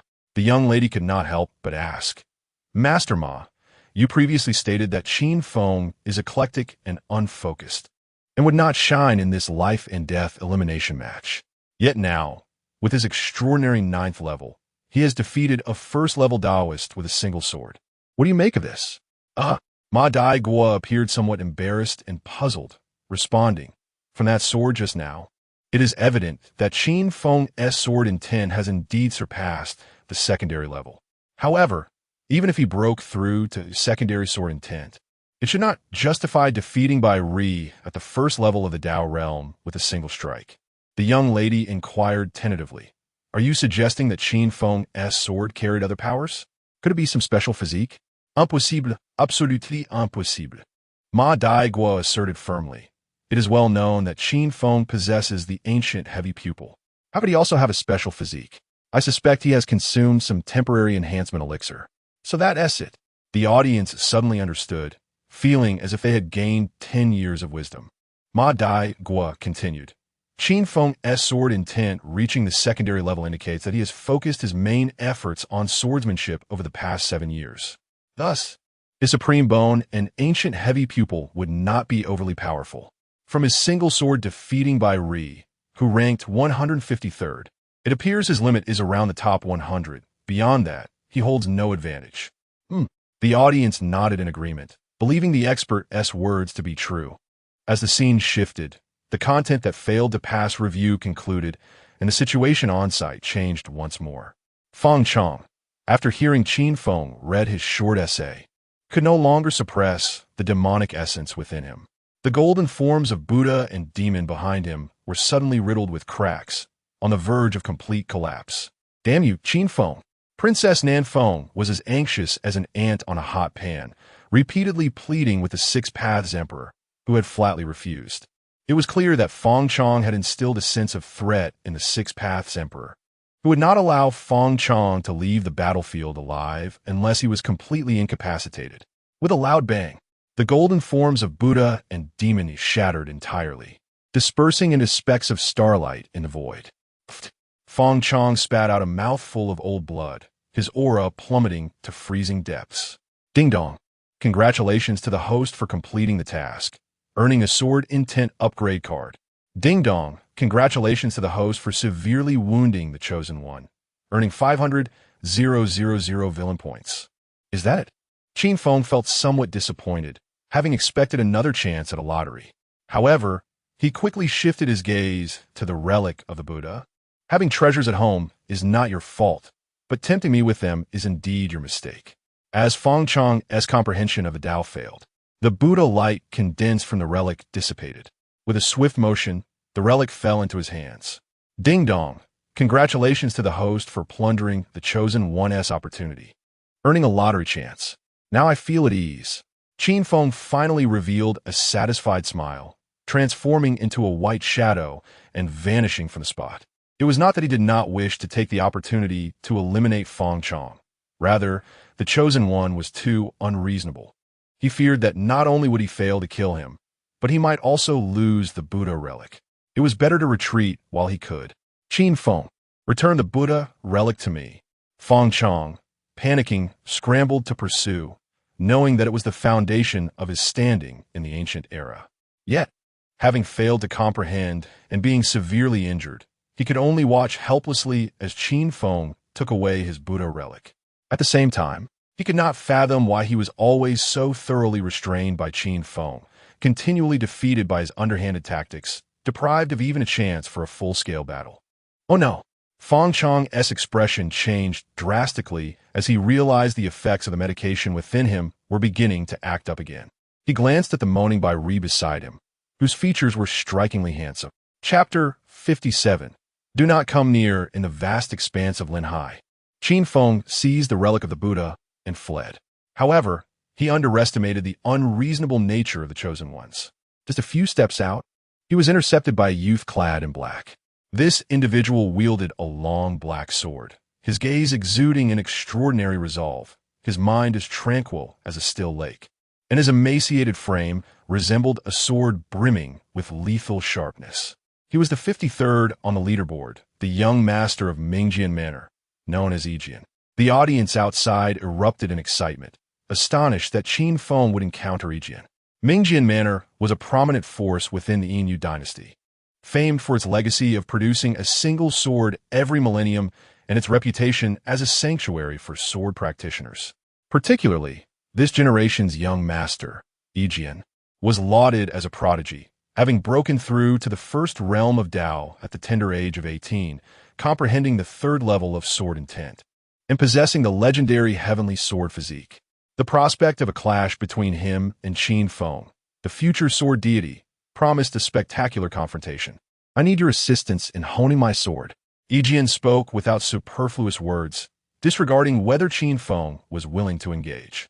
He unsheathed his sword, embodying the king of swords, resembling a blade piercing the heavens, with the sound of a crisp sword whistle echoing through the forest. How formidable! Qin Feng's pupils constricted, sensing the might of his adversary. With the first realm of Tao mastery, third-level sword intent, and the heavenly sword physique, Yijian was undoubtedly the strongest genius Qin Feng had faced thus far. Yet, he found it perplexing that such an extraordinary talent was not a chosen one. He had not heard the system's prompt. Whoosh! A fierce wave of energy surged forth, the melodious sound of the sword ringing sharply through the woods. Yijian's long sword erupted with dazzling brilliance, trailing a resplendent light as it darted towards Qin Feng at an astonishing speed, accompanied by a flurry of piercing wind sounds. Qin Feng leaned forward, moving with an ethereal grace akin to a gentle breeze.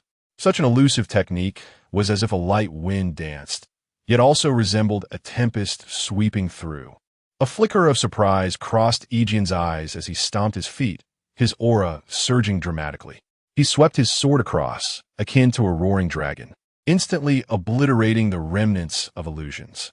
Seeing his relentless pursuit, Qin Feng gripped the hilt of his sword tightly, transforming into a blade drawn from its sheath, radiating an unyielding brilliance. Avant-histoire technique. The crisp sound of the sword echoed in the woods, unleashing a formidable sword energy. Clang! The two swords clashed violently, the clash of metal resonating sharply. The audience gasped in astonishment as the two combatants remained steadfast, surrounded by an invisible storm of sword energy that carved deep scars into the ground. How is this possible? The Six Paths Emperors exclaimed, awestruck by Qin Feng's terrifying prowess. Indeed, they were frightened by him. The uninitiated viewed it as a spectacle, while the seasoned recognized the underlying intricacies. Unlike Yijian's first realm of Dao mastery earlier in the day, he now possessed not only that but also third-level sword intent and a unique physique, bolstered by the heavenly sword body. Yet, he could only match Qin Feng, implying that Qin Feng had additional strength augmentations. How can this be? Yijian's face remained impassive, yet tumultuous waves churned within him. His cultivation surpassed Qin Feng by an entire realm. His understanding of sword intent exceeded Qin Feng's, and the heavenly sword physique enhanced his combat ability. Yet, he still could not defeat Qin Feng with a single strike. Is the unrivaled sword heart truly this formidable? Just as Qin Feng felt the strain, a small white creature on his shoulder intervened, extending its tiny paw towards Yijian's eyes without hesitation. To become a successful hunter, one must learn to conceal oneself, remain as still as stone, lock onto the target, gather strength, and strike with the swiftness of the wind. No. The audience erupted in exclamations, realizing that Qin Feng's pet bunny, much like its master, cared little for decorum. Yijian staggered back in pain, nearly blinded. However, he did not react as dramatically as expected. Drawing insight from his battle with Qin Feng, he unleashed a torrent of fierce sword energy, transforming into a figure of sublime grace, akin to a snow lotus standing defiantly against the wind on a sheer cliff, emanating an undeniable power. What is this?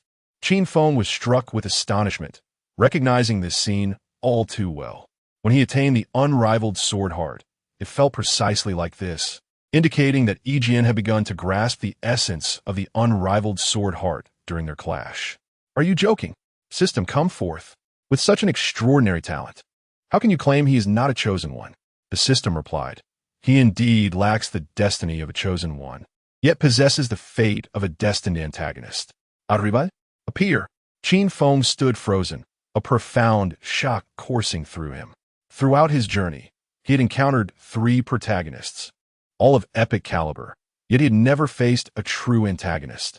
With the mindset that peers are often adversaries, he harbored no intention of collaboration, wishing instead to eliminate Yijian to prevent him from aiding the protagonist in the future, thus complicating his role as an antagonist.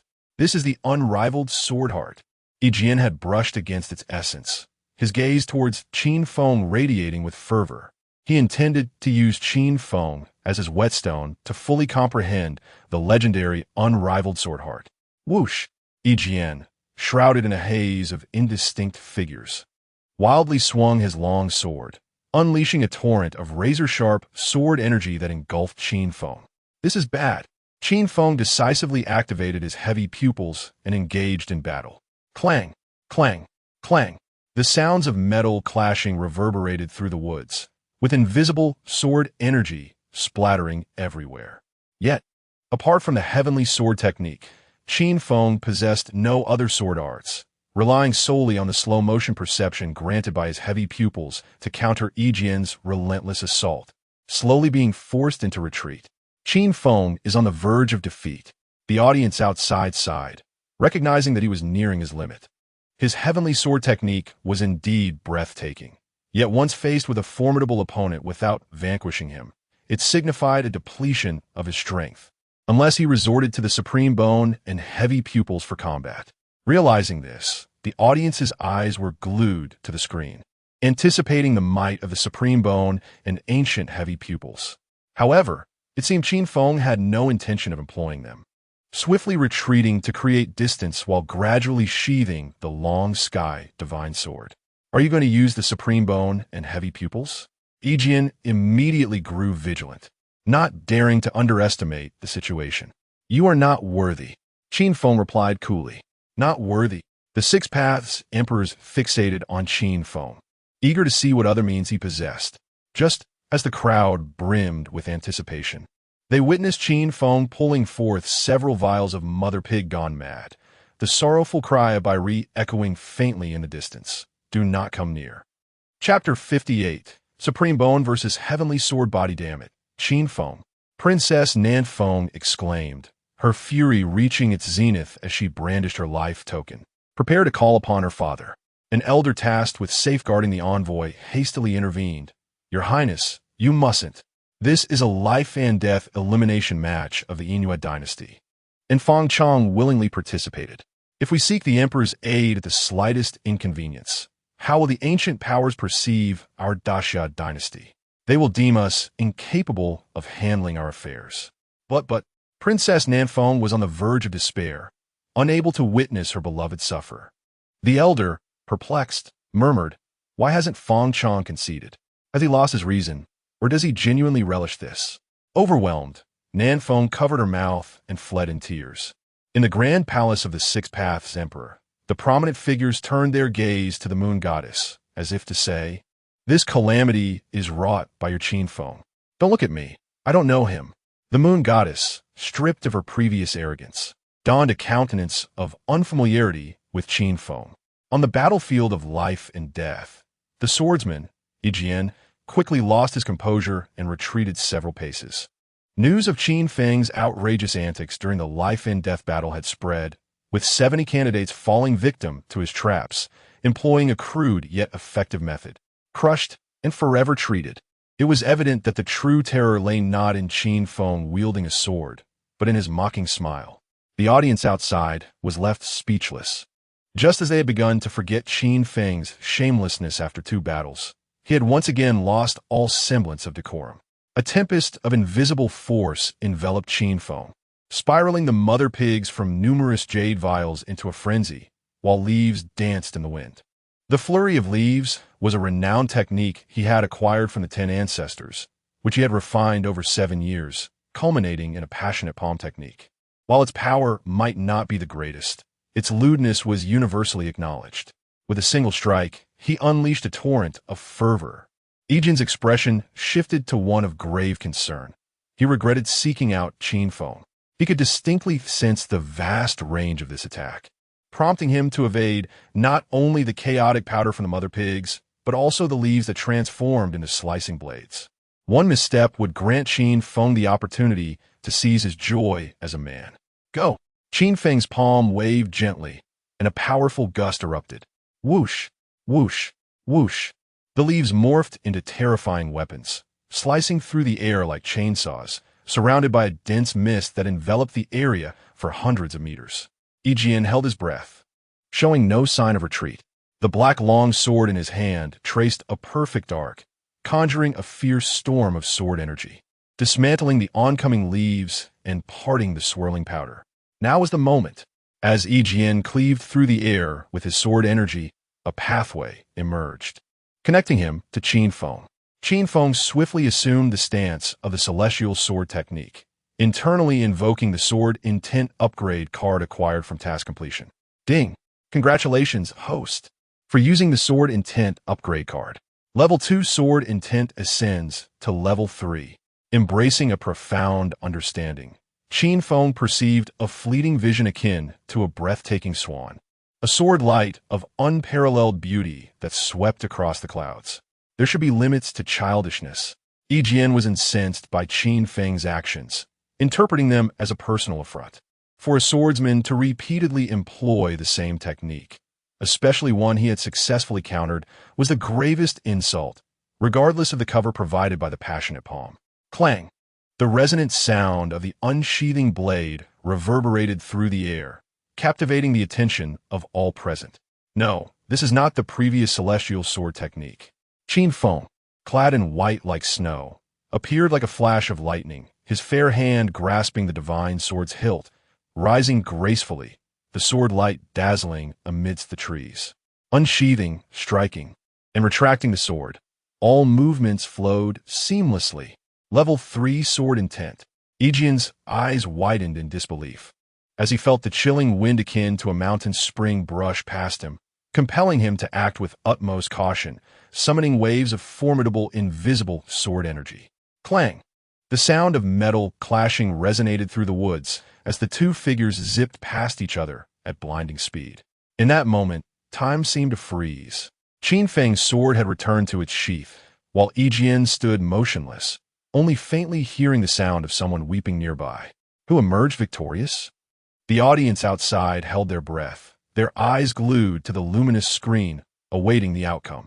Initially believing Qin Feng's level 2 sword intent to be his limit, they were astonished to discover he had attained level 3, truly embodying the essence of the greatest prodigy of the ancient era.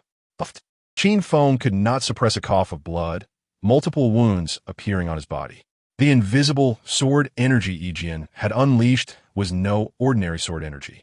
It was the lethal sword energy inherent to the heavenly sword body, inflicting significant harm during the breakthrough with the celestial sword technique. Yet, according to the rule of bloodshed in sword duels, his injuries would surely outweigh Yijian's. Yijian, adhering to protocol, knelt on one knee, unable to contain the blood that gushed forth from him, a gaping wound appearing on his body, blood spraying forth as if it were free. Qin Feng won. The audience outside was incredulous, unable to quell the tumult within their hearts. Despite Qin Feng being hailed as the greatest prodigy of the ancient era, his cultivation at the 9th level of the extraordinary realm seemed insubstantial. Yet he had managed to defeat Yijian, ranked 53rd in the point standings. It was known that in this life-and-death elimination tournament, Yijian was a top 10 expert. This young man is remarkable.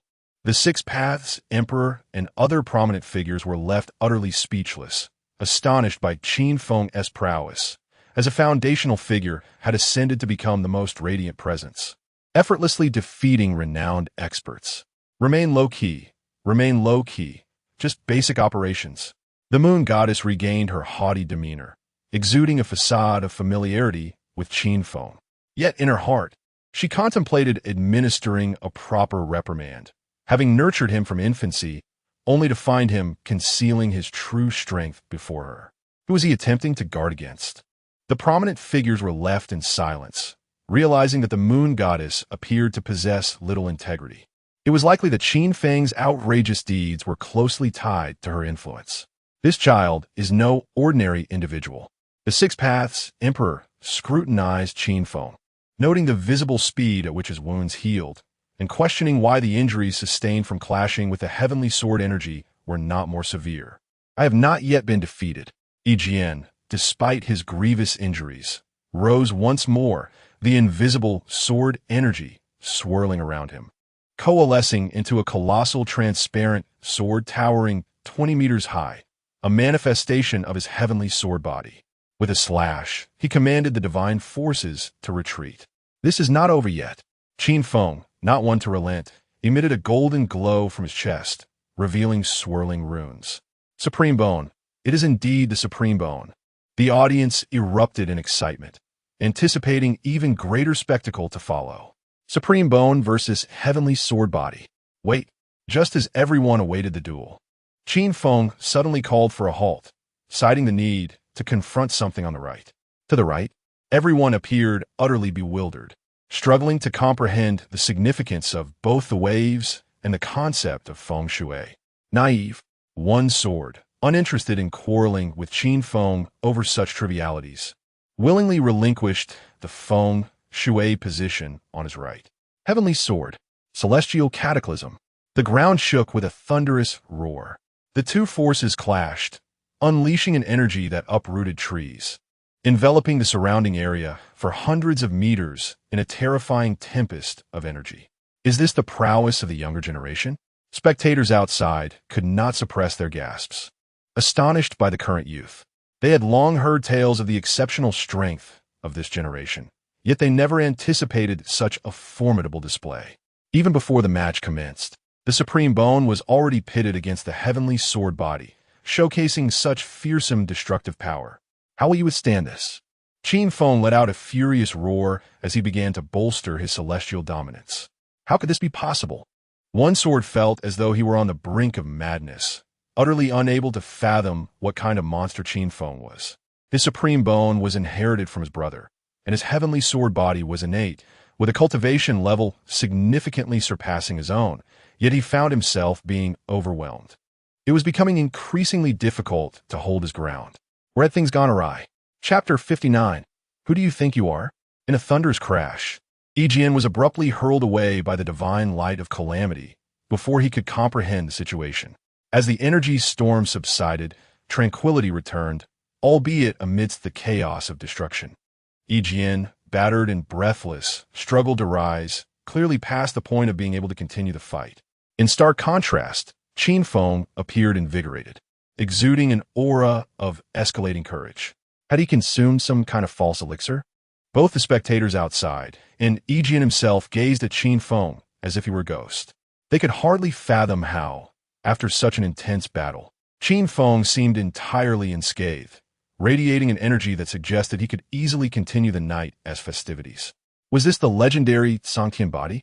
Qin Feng realized that the Sangtian body surpassed his expectations.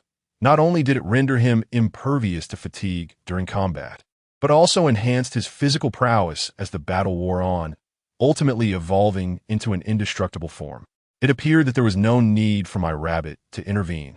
After a bit of commotion, Xiaobai finally settled on Qin Feng's shoulder to nibble on a carrot. Indeed, the Six Paths Emperor could not suppress a chuckle, having uncovered Qin Feng's little secret. The injuries Qin Feng had sustained from Ejian's sword, Qi, seemed utterly incongruous. It was known that the sword Qi, inherent to the Tianjian physique, was exceptionally formidable. A mere brush could be fatal, while even the slightest contact could result in grievous injury. Yet, Qin Feng appeared to have suffered only minor scrapes. Now, he was more spirited than ever, devoid of any sign of fatigue. There could be no other explanation but the legendary Sangtian body. The dignitaries within the palace were left dumbfounded, their minds echoing with disbelief. How could one possess ancient heavy pupils, comprehend the invincible sword heart, and now, to add to that, the Sangtian body, born for battle? Oh heavens, this favoritism is excessive. Impossible, absolutely impossible. The moon goddess shook her head vehemently, refusing to believe that Qin Feng possessed the Sangtian body. Having resided in the moon goddess palace since the age of 8, she was well aware of what Qin Feng encompassed. If he possessed the Sangtian body, how could she not know? The Six Paths Emperor interjected. This is only the second day. Tomorrow's final day will be even more chaotic. The Sangtian body cannot be concealed in such an environment. The various dignitaries exchanged glances, awaiting the climactic confrontation of the following day. At that moment, figures began to emerge from all directions, their gazes toward Qin Feng and Ejian brimming with avarice. Brother Qin, we have a long future ahead, until we meet again. Ejian, fully aware of their intent to profit from their struggle, uttered a parting remark and swiftly departed, dragging his injured body away. Who do you think you are? You think you can just come to battle and then leave it all? Qin Feng propelled himself forward with the force of a leopard. The sharp sound of wind slicing through the air startled Ejian, who saw Qin Feng materialize before him with a fierce gust. Before he could react, Qin Feng executed a devastating kick. What? Fear etched on Ejian's face as he realized Qin Feng was still fixated on his brother. With a resounding crash, chaos ensued. Ejian's eyes widened in horror as an excruciating pain coursed through his body. He had not evaded the onslaught. Hiss! Those who had positioned themselves as opportunists drew in sharp breaths, feeling an inexplicable chill. They could not fathom why Qin Feng had such a penchant for destruction, with an estimated 70 brothers having fallen victim to his wrath. Simultaneously, they pondered a pressing question. Was it truly wise to provoke Qin Feng for mere points? Ding dong. Congratulations, host, on the destruction of 104 targets, earning 104,000 villain points. With over 100 individuals present, and calculating the potential yield of villain points per individual, Qin Feng saw an opportunity to amass a significant sum. Buzz! The air was suddenly filled with the shrill cries of swords. Qin Feng swiftly formed a series of gestures, causing the Long Kong divine sword before him to split into 9 miniature swords, orbiting around him. Unleash the 9 swords. Qin Feng executed another gesture. directing the swords toward the multitude. Whoosh, whoosh, whoosh. A chorus of slicing winds echoed as the 9 swords shot forth like meteors, unembellished in their trajectory, aimed directly at their targets. Ah! The cries of despair rose and fell as one after another succumbed. Run, run, as the bodies fell. Terror spread among the remaining crowd. The moment the sword lights flashed, leaving no room for mercy, they felt as though they had plunged into an icy abyss. The roles of hunter and prey shifting in an instant. Ding dong. Congratulations, host, on the destruction of another target, earning 1,000 villain points. Ding dong. Congratulations, host, on the destruction of another target, earning 1,000 villain points. As the destruction continued, the system's notifications echoed relentlessly. Run. He is a devil. No one could withstand the fear gripping their hearts, and they turned to flee, realizing the terror of this ancient prodigy. He may not be the strongest, but he was undoubtedly the most unscrupulous.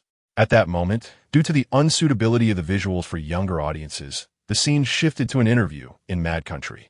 Miss, what are your thoughts on Master Ma's previous assertion that Qin Feng would rank around 100 now that he has defeated EGN, who ranks 54th?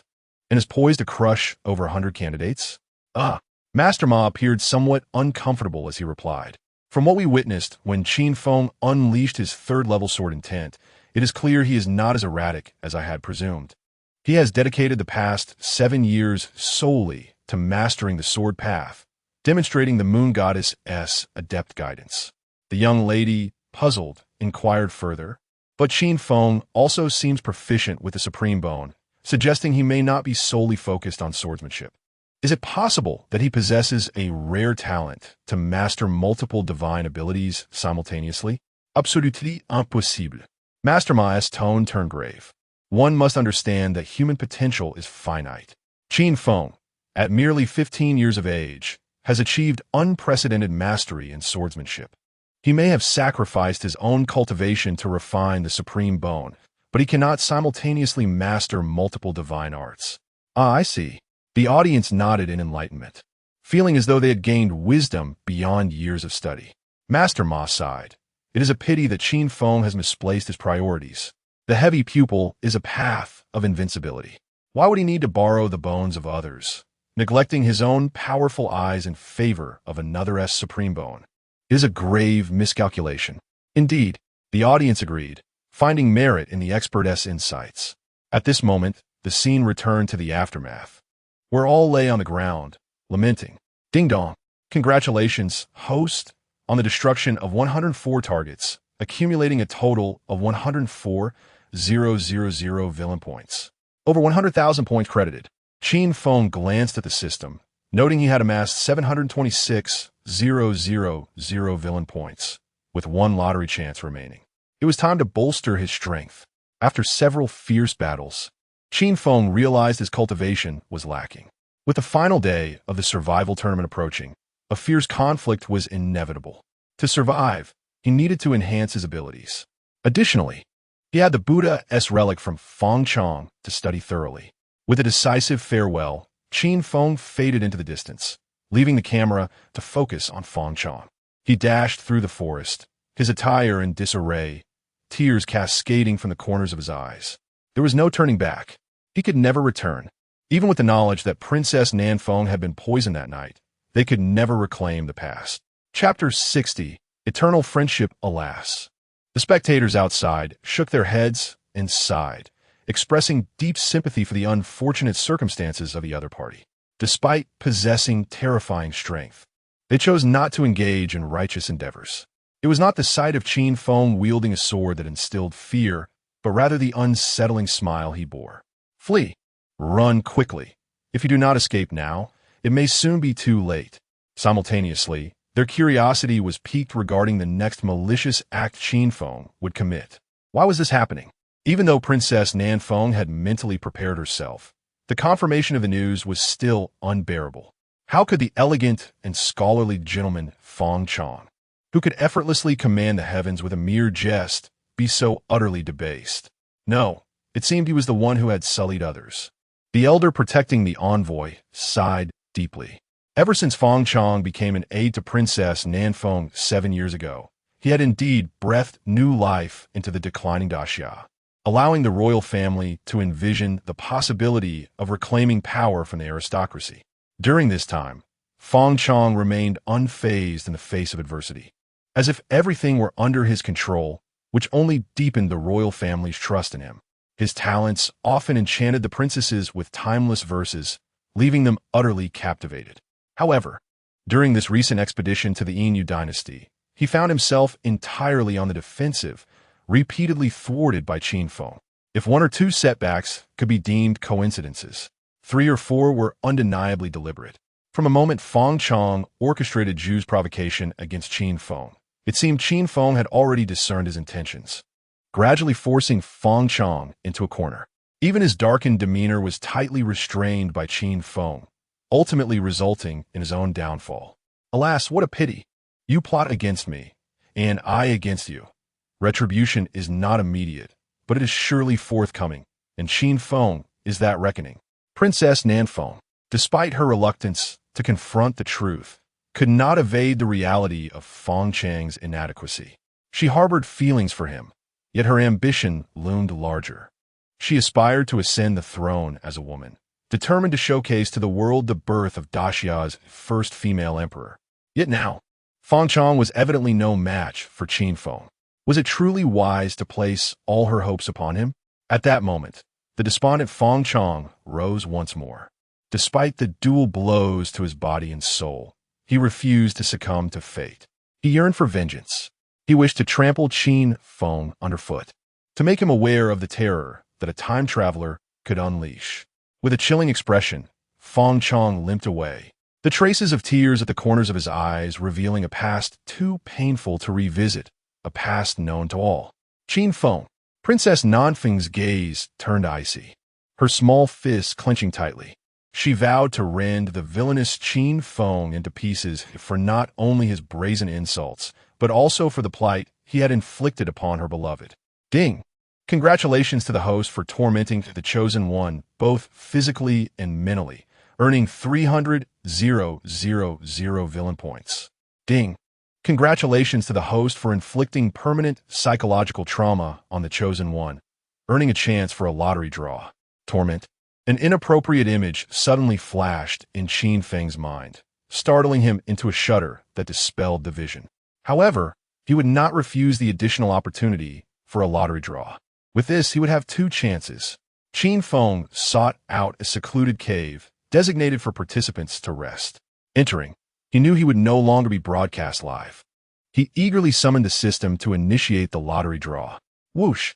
The grand spinning wheel reappeared before Qin Feng, beginning its slow rotation. Ding! Congratulations to the host for acquiring the divine sword technique, the Great River Sword Technique. In an instant, Qin Feng envisioned a mighty river, composed of countless streams of sword qi, surging forth with awe-inspiring grandeur.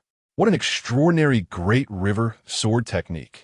Qin Feng exhaled deeply, profoundly moved by its magnificence. Until now, he had only mastered the sky-slaying sword technique, leaving him vulnerable should he fail to slay his opponent with a single strike. The arrival of the Great River Sword Technique alleviated this predicament. The recently acquired 300,000 villain points brought his total to 1,026,000, sufficient to exchange for a car that would perfectly enhance the Great River Sword Technique's might. Ding! Congratulations to the host for spending 1,000,000 villain points, successfully exchanging for the Supreme Harmony card. Ding! Congratulations to the host for successfully utilizing the Supreme Harmony card, elevating the Great River Sword Technique to the state of Supreme Harmony. Buzz! A torrent of sword qi surged around Qin Feng, roaring forth like a raging river. Little White, munching on a carrot, perked up, sensing the sword qi emanating from Qin Feng, taking a significant step closer to becoming the legendary Sword Rabbit. Time passed, and Qin Feng slowly opened his eyes. In his obsidian gaze lay a glimmer of piercing clarity, having fully comprehended the essence of the Great River Sword Technique. Indeed, Qin Feng nodded in satisfaction and called upon the system for another lottery draw. Ding! Congratulations to the host for drawing the divine seal, Indomitable Will. Indomitable Will, a divine seal granting immunity to any mental attack in existence. What a splendid acquisition.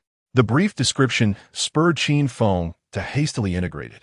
In the realm of ancient cultivation, mental attacks equated to soul assaults, a most insidious form of attack, invisible and intangible, that could ensnare one unawares. It was said that powerful assailants could brand the souls of their victims, rendering them slaves devoid of freedom. Now, with the Indomitable Will, he need not fear such treacherous assaults. Next, he turned to the Buddha's relic.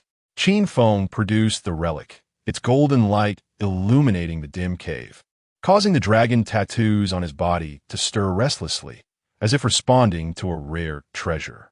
What effects would the fusion of the Buddha's relic with the great dragon of heaven's might yield?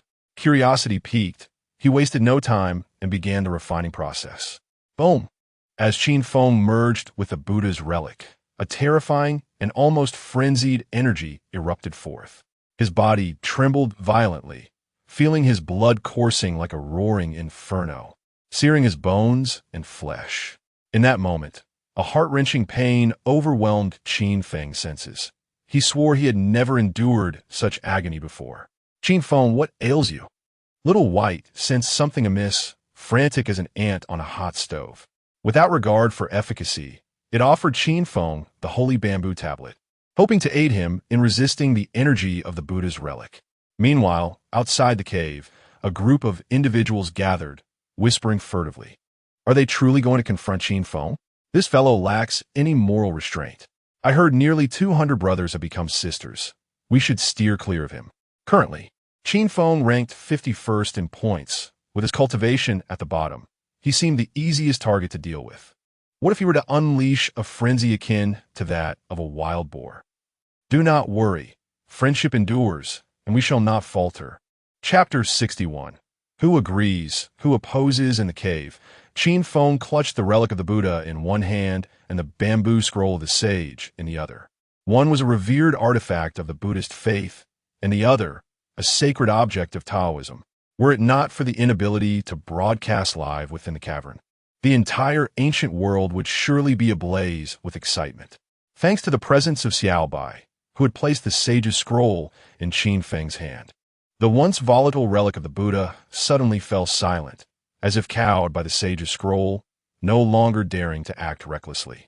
Indeed, all things in the world exist in a delicate balance of mutual generation and restraint. Seizing the opportunity, Qin Feng adeptly activated the 33 Heavens Creation Sutra, channeling the energy emanating from the Buddha's relic into his limbs and bones. With a roar, the golden dragon patterns on Qin Feng's body emitted a dragon's chant, voraciously absorbing the energy from the relic. With the authentic power of Buddhism empowering him, the might of the great heavenly dragon would ascend to new heights. A series of dull thuds erupted from within Qin Feng's body as he began to tremble uncontrollably. An indescribable agony spread from his limbs, akin to the sensation of bones shattering and flesh tearing apart. Yet, thanks to the extraordinary healing ability of the 33 Heavens Creation Sutra, the fractured bones and torn flesh began to mend, causing his physique to grow increasingly robust with each reconstruction. This exquisite sensation was exhilarating, yet the greater the ecstasy, the more suffering one must endure. He was on the verge of breaking through to the spiritual martial realm, feeling this surging energy within him. Qin Feng resolved to make a decisive breakthrough into the spiritual martial realm. Unlike the outward projection of spiritual energy in the transcendent realm, the spiritual martial realm involved the transformation of spiritual energy into form. Depending on the martial techniques practiced, the resultant manifestations varied. Some transformed into wolves, others into tigers, while some, like Feng Chong, manifested as a colossal Buddha. Currently, his sky-slashing sword technique lacked a defined form. The great river sword technique took the shape of a vast river, and the great heavenly dragon manifested as a soaring dragon in the sky. Due to the perfect compatibility of his martial techniques, he need not waste time on the transformation of spiritual energy. He could directly employ his techniques upon breaking through to the spiritual martial realm. This is precisely why self-created martial techniques are deemed the most formidable. That which is tailored to oneself is the most effective. Is everything all right? Xiaobai observed Qin Feng's gradually calming expression and sighed in relief, nearly transforming into a forsaken stray rabbit. Suddenly, a rapid series of footsteps echoed from outside the cave, causing Xiaobai's heart to race once more. Oh no, someone is coming. With determination, Xiaobai positioned herself at the entrance of the cave to protect Qin Feng, who was in the midst of his cultivation. A throng of over 100 men, all possessing strength above the 5th level of the spiritual martial realm, approached. They had heard of Qin Feng's feat of defeating a legendary swordsman and recognized that the first prodigy of the ancient world was no mere boast. Yet they could not resist the allure of the points he possessed. Compared to other prodigies, Qin Feng appeared to be the easiest target, as he lacked both age and cultivation advantages, having just battled fiercely with a renowned swordsman, and was believed to be significantly weakened after severing several hundred roots of wisdom. My master is negotiating a multi-billion deal inside. I advise you to leave quickly. Xiaobai feigned calmness, though her heart raced with anxiety, unsure if she could intimidate them. A business deal? Is that for real? A multi-billion deal? They scoffed. Given Qin Feng's notorious reputation, it was hard to believe that such a person could engage in significant business. The crowd's expressions shifted from envy to doubts about their intentions. There's no way Qin Feng is really negotiating. He must be healing inside, one skeptic shouted. Yet before he could finish, Xiaobai vanished from sight. With a sharp whoosh, the air was split as Xiaobai reappeared before the skeptic, delivering a swift kick. Thud! The sound echoed as the skeptic lost his root of wisdom, his eyes widening in shock as searing pain coursed through him, collapsing to the ground in agony. Ah! It's spatial power. This rabbit possesses spatial abilities. The crowd recoiled in fear, their gazes now filled with wariness. Spatial power is an extraordinarily rare ability, allowing one to suddenly appear in a location seemingly at will. Only the most powerful of humans can cultivate such a skill. In contrast, some demonic beasts are born with these abilities. Such creatures are often referred to as extraordinary among their kind. None anticipated that Qin Feng's adorable little rabbit was, in fact, a rare demonic beast with innate spatial powers. My rabbit has spoken. Who agrees? Who opposes? Xiaobai asserted her dominion, producing a carrot from her space and nibbling on it with an air of superiority. At that moment, the scene shifted to a close-up of Xiaobai outside, drawing attention. Isn't that Qin Feng's rabbit? How incredibly audacious. Yet, why do I find it so endearing? The crowd marveled at her confidence, recognizing that such audacity was a reflection of her master. As the onlookers exchanged glances, they began to suspect that Xiaobai was merely bluffing. If Qin Feng truly were engaged in business negotiations, there would surely be some commotion. Xiaobai's demeanor only heightened their suspicion that she was stalling for time. Why can't there be more trust between humans and rabbits? Xiaobai realized that her ruse had failed and braced herself for a fierce confrontation. With a swift motion, Xiaobai chose to strike first, employing her spatial abilities once more. Movement, a fierce kick, shattering, all in one fluid motion. Why is this rabbit so shameless, just like Qin Feng? Be more confident. Remove the why.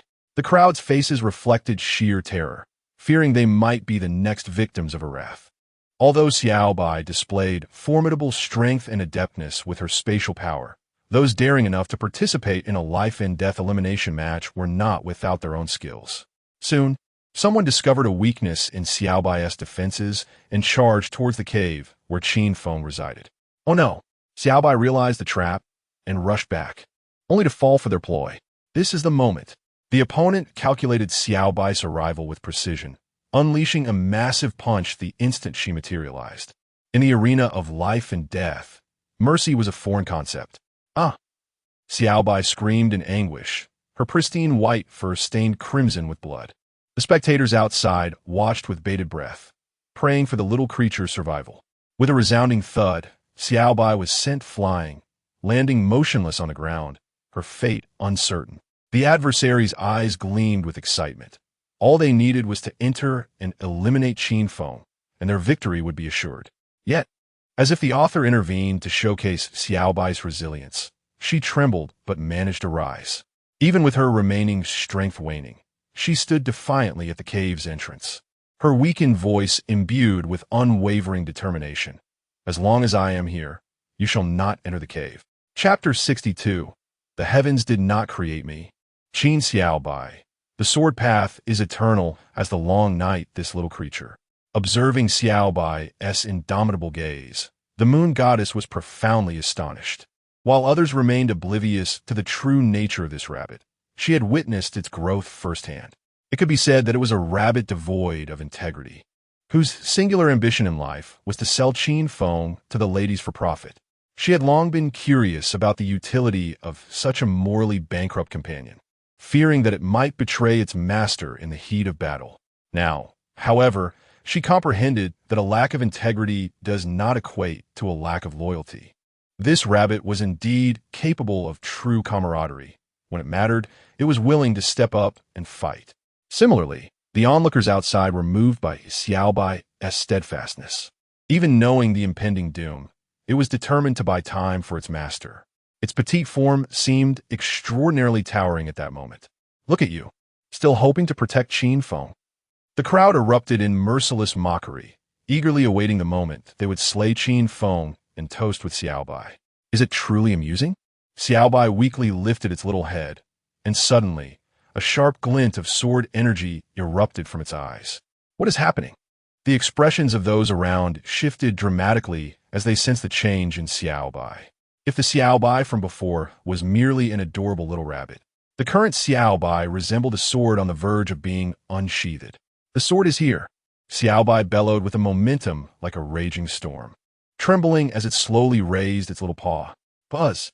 A crisp ringing of swords resonated from the cave, and a beam of sword light shot forth like a meteor.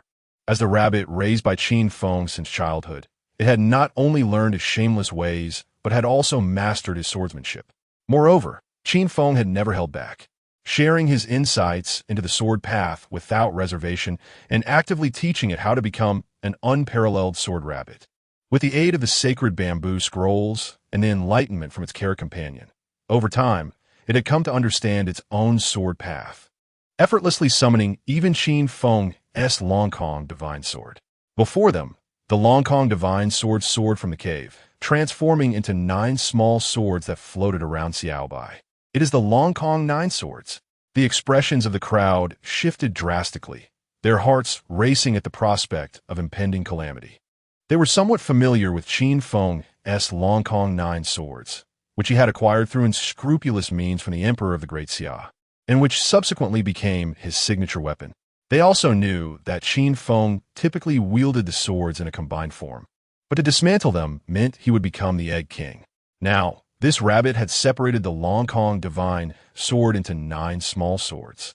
They could scarcely believe that a rabbit raised by Qin Feng possessed any shred of integrity. The heavens did not create me, Qin Xiaobai. The sword path is eternal as the long night. Xiaobai recalled a phrase Qin Feng had uttered, akin to a scion's battle cry after being beaten.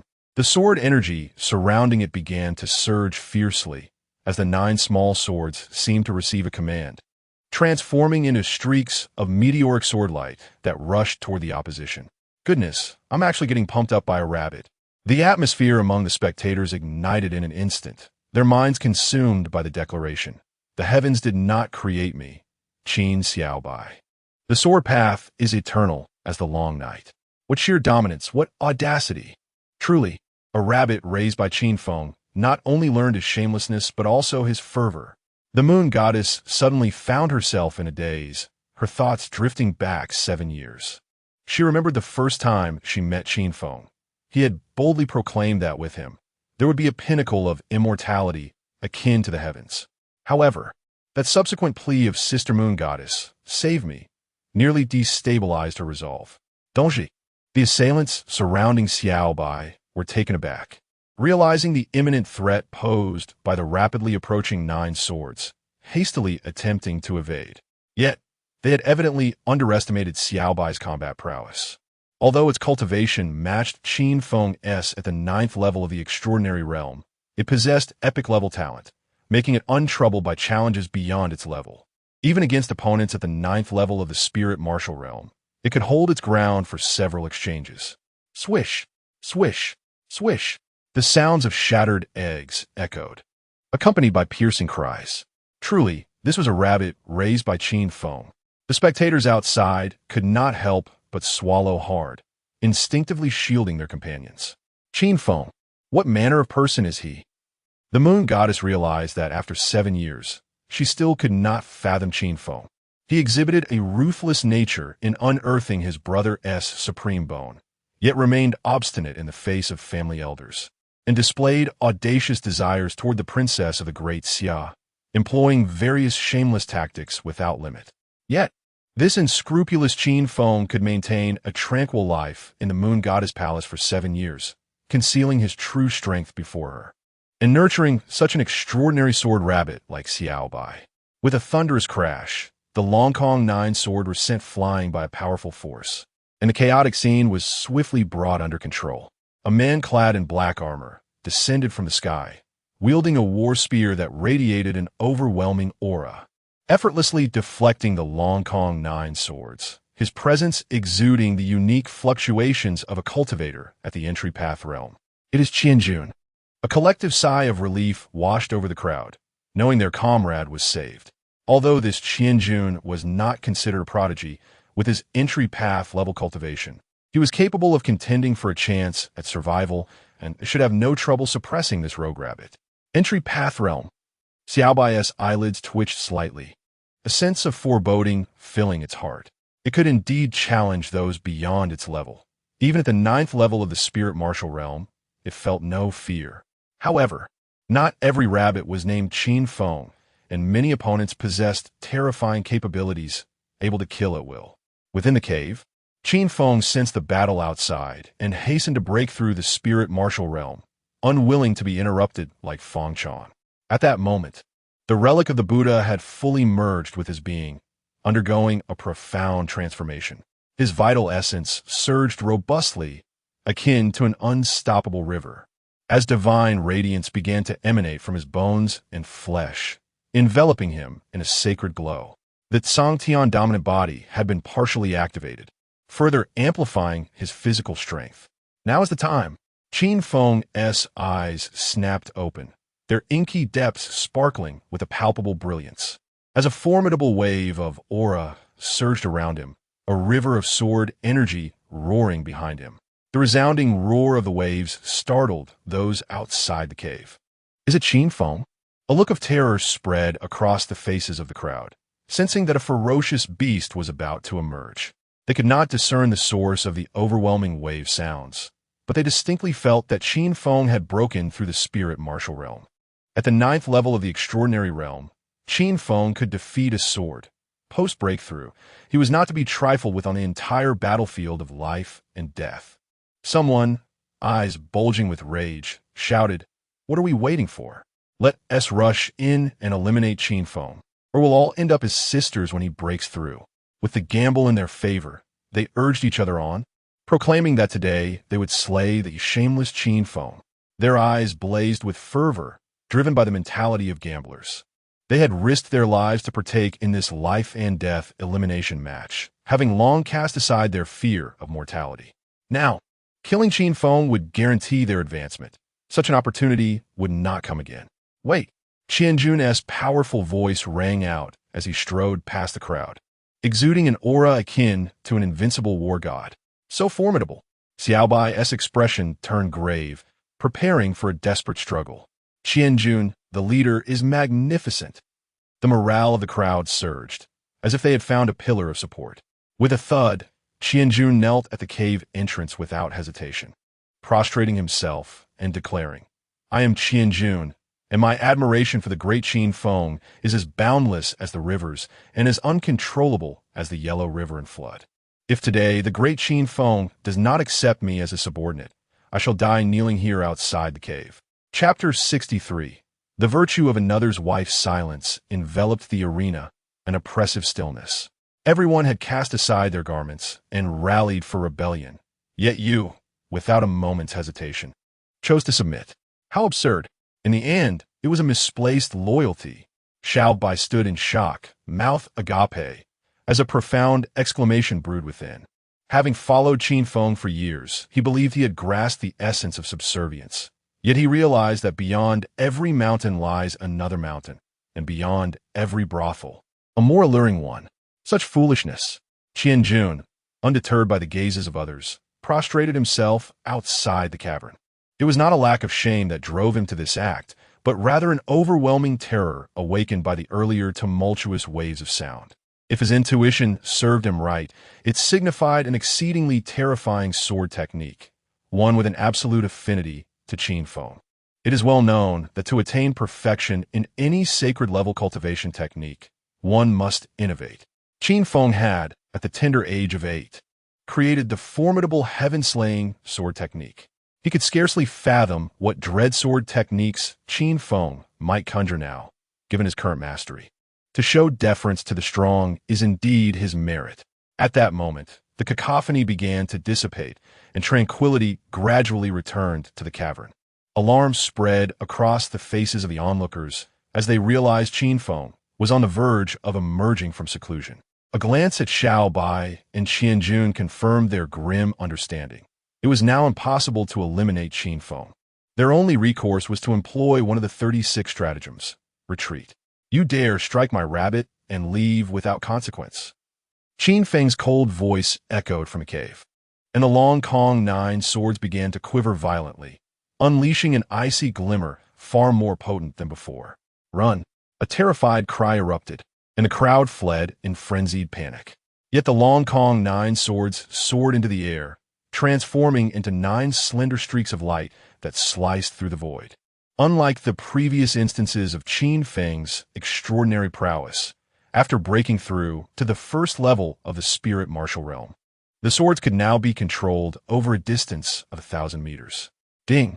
Congratulations to the host for shattering eternity, earning 1,000 villain points. Ding! Congratulations to the host for shattering eternity, earning 1,000 villain points. As the wails of despair rang out, the system notifications echoed incessantly. Oh, how utterly shameless! The spectators outside could hardly bear to witness the scene, at a loss for words to describe Qin Feng. To label him as cruel? He was the only participant in the life-or-death elimination rounds to achieve a top 100 rank without taking a life, not just in this round, but in all previous iterations as well. Yet to claim he was not ruthless? Nearly 300 young men had been transformed into sisters under his influence. An unprecedented occurrence in the annals of the life-or-death tournaments.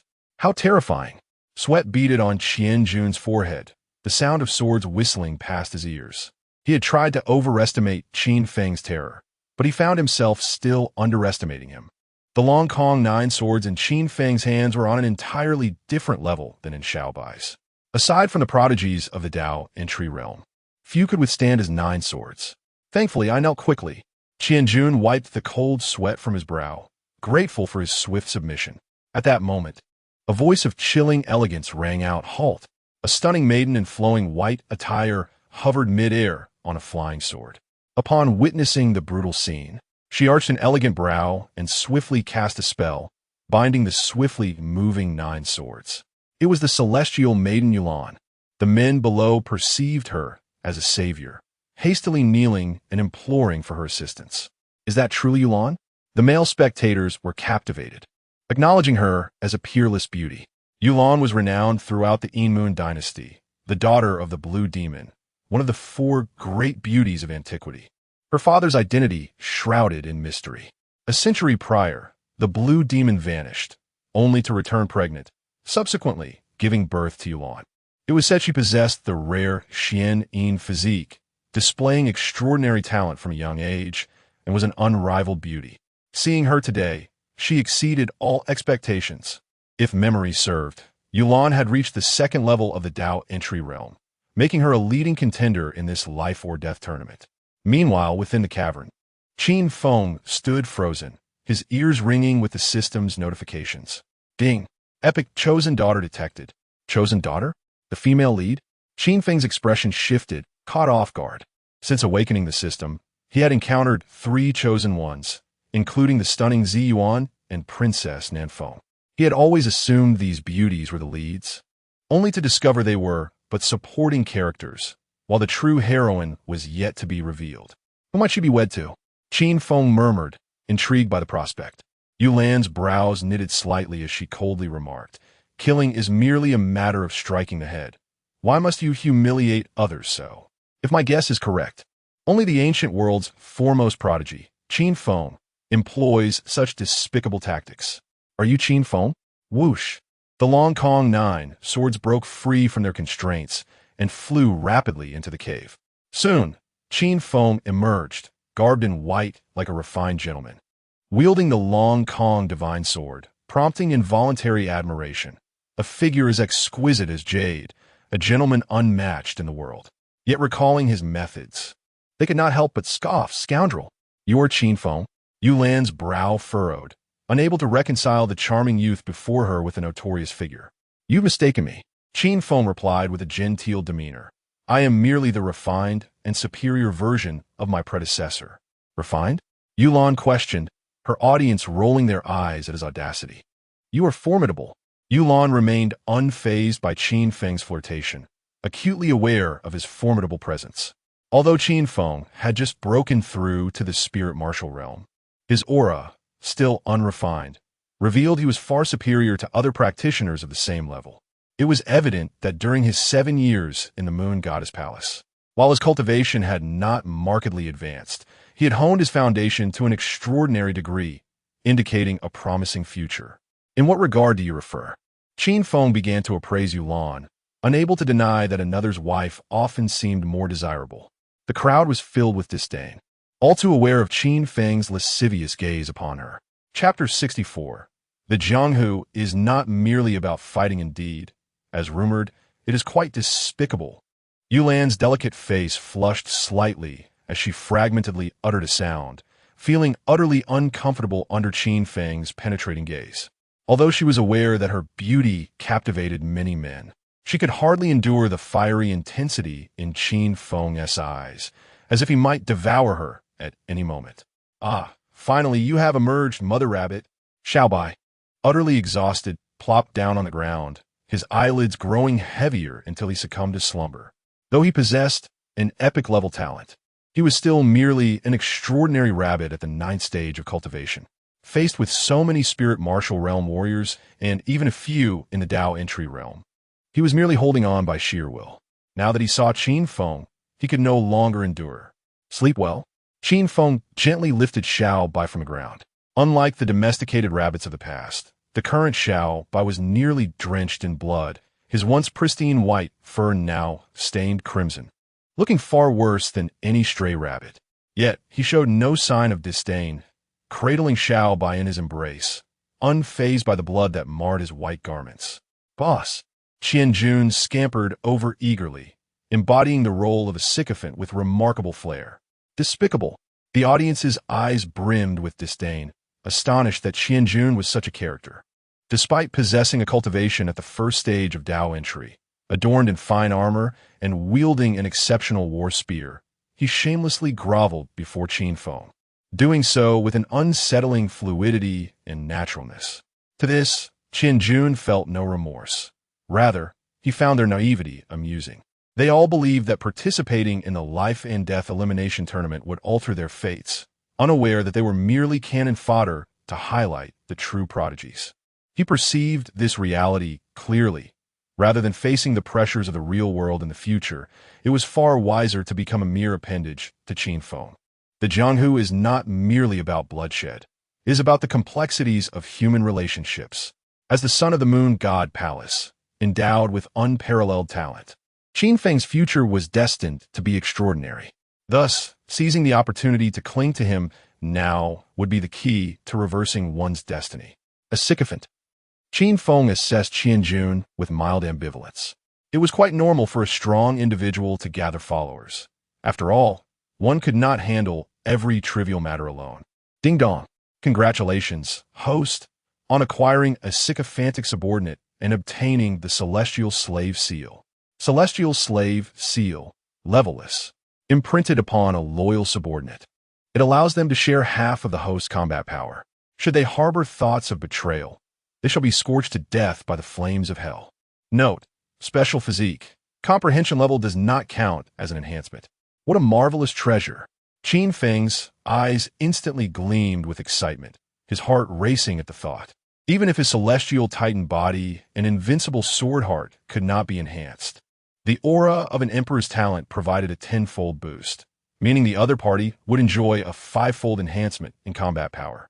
Not to mention, who among the so-called prodigies could resist the allure of such power?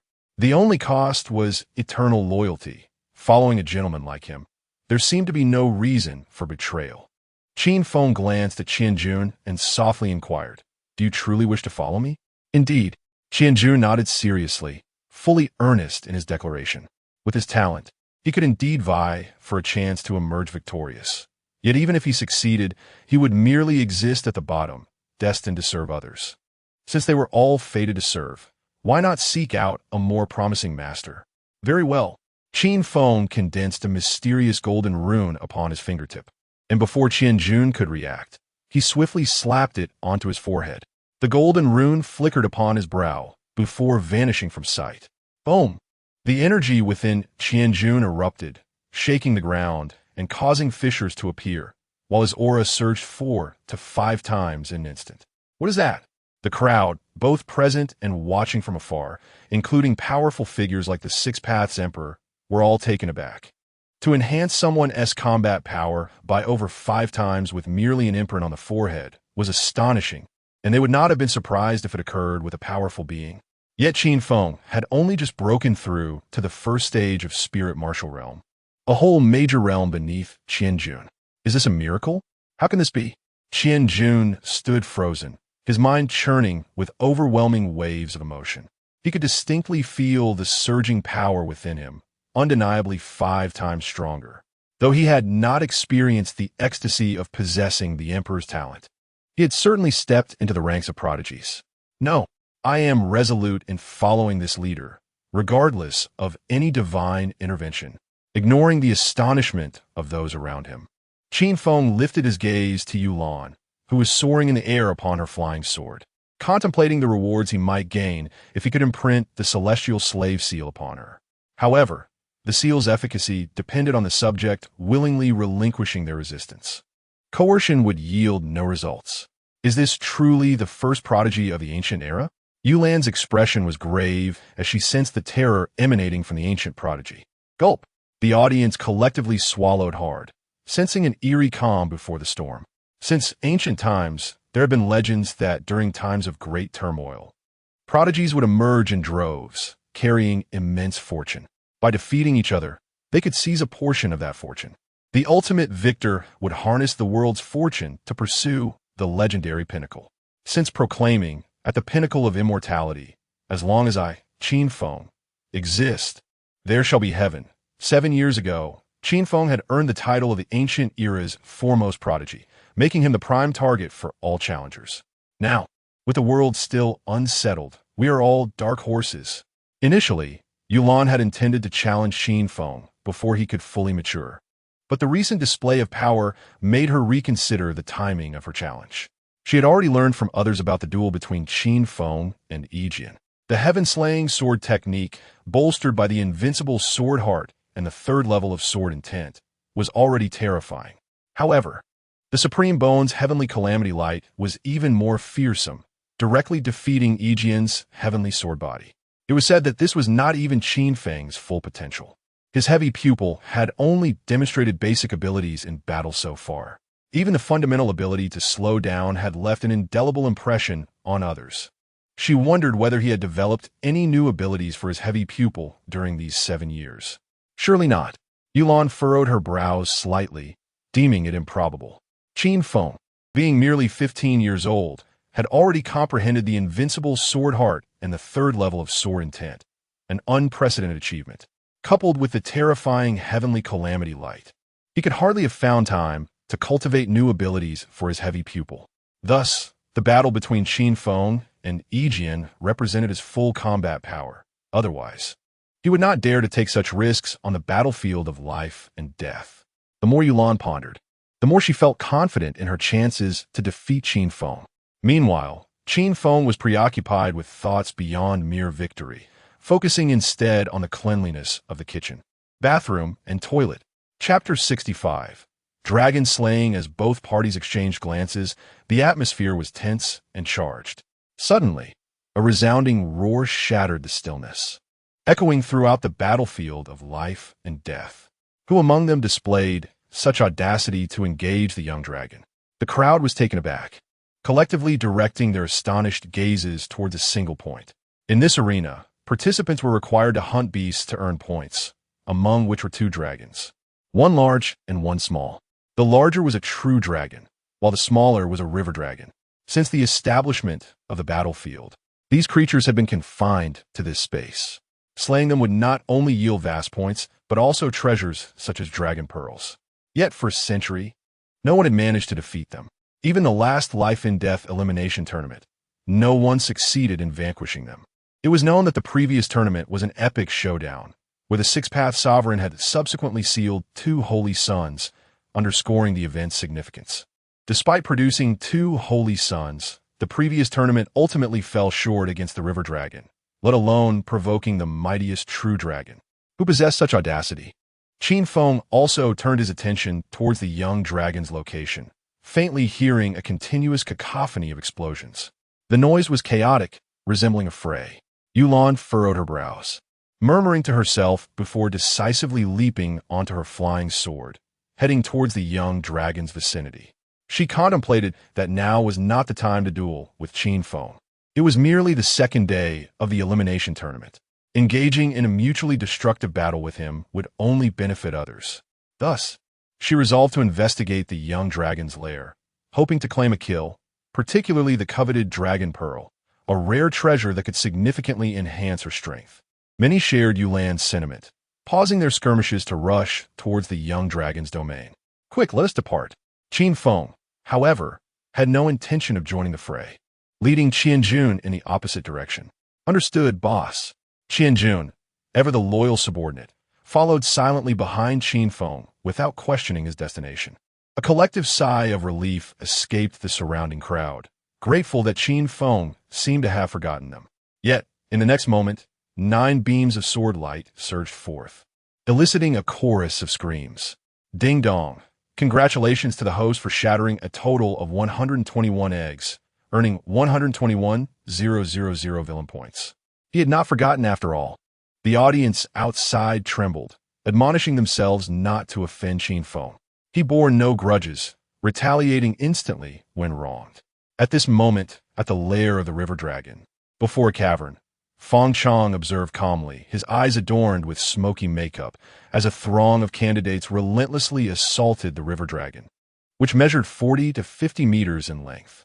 Unlike a united effort to vanquish a boss, this group appeared dazed, akin to walking corpses, charging forward even after sustaining injuries from the river dragon, seemingly willing to self-destruct in its presence.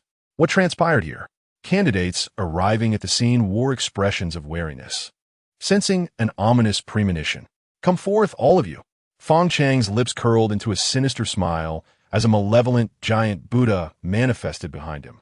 As the Buddha began to speak, an eerie chant resonated across the heavens and earth. It was the demonic sound of the Buddha. Some were quick to cover their ears, retreating in terror. This constituted a formidable mental assault. Those with wavering resolve would succumb to its influence, becoming thoughtless husks. They underestimated the terrifying transformation of Feng Chang, whose was swiftly invaded by the demonic sound of the Buddha, their eyes glazing over on the brink of total control. Only Yulan, endowed with the halo of the Chosen One, managed to resist the encroachment of the Buddha's demonic sound. Who was this individual? Yulan found it incomprehensible that such a fiend existed within the life and death elimination tournament. Feng Chang seized a man ensnared by his influence, viciously biting into his neck, voraciously siphoning the life force to heal his wounds. The scene was gruesomely sanguine. After a convulsion, the man lay still, devoid of life. This individual had succumbed entirely to darkness. The spectators outside were aghast, their hair standing on end, horrified by Feng Chang's methods. Although he had not made a remarkable impression in the tournament, continuously outmaneuvered by Qin Feng. The memory of his understanding of the true essence of Buddha and demon was vivid, marking him as a rare prodigy of antiquity. They could scarcely fathom the calamity that such a prodigy, now turned malevolent, could unleash upon the ancient world. Almost there, almost restored. Fang Chong wiped the blood from his lips, his eyes glimmering with madness.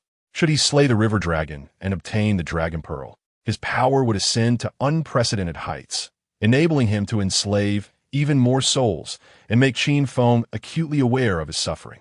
At this moment, while Fang Chong manipulated the demonic sound of the Buddha to enslave candidates in a frenzy against the river dragon, Qin Feng led Qian Jun to a sheer cliff, atop which lay a vast natural cave, beneath which lay a stark expanse of white bones, belonging to both beasts and humans. "Boss, what are we doing here?" Qian Jun trembled uncontrollably, convinced that his leader harbored some peculiar intentions. While everyone else flocked to witness the slaughter of the river dragon, he had brought him to the lair of the true dragon. Indeed, this is the true dragon with the highest points in the battlefield of life and death. Initially, Qin Feng intended to head towards the river dragon, but upon reflection, he realized that the dragon pearl of the true dragon far surpassed that of the river dragon. Moreover, as all eyes were drawn to the river dragon, he saw an opportunity to unleash his full strength against the true dragon without fear of others claiming a share of the spoils. Confucius once said, "One does not speak of strange forces or chaotic spirits." Qin Feng cast a casual glance at Qian Jun, confused. Qian Jun inquired, "What does that mean?" Little Bai, nestled in Qin Feng's arms, regained some strength, her expression grave as she declared, "Using strange forces to render the questioner senseless means your inquiries are superfluous." "Superfluous? Do you mean you intend to slay the dragon?" Qian Jun ventured cautiously. "What's your take?" Qin Feng twisted his neck, commencing warm-up exercises in preparation. He truly intended to slay the dragon. Qian Jun felt a wave of dizziness, convinced that his leader had lost his sanity. The true dragon possessed a strength equivalent to the 5th level of the Tao, an exceedingly rare sight among the demon race, far surpassing the prowess of any comparable human prodigy. Even if Qin Feng's talents were extraordinary, was it not a bit presumptuous to think he could slay it with a mere 1st-level cultivation? At this moment, the focus returned to Qin Feng. Everyone unanimously concluded that this child must have consumed tainted liquor. He was undoubtedly under the influence of something that had deranged his mind. Chapter 66. The unruly Qin Lao Lu slays dragons.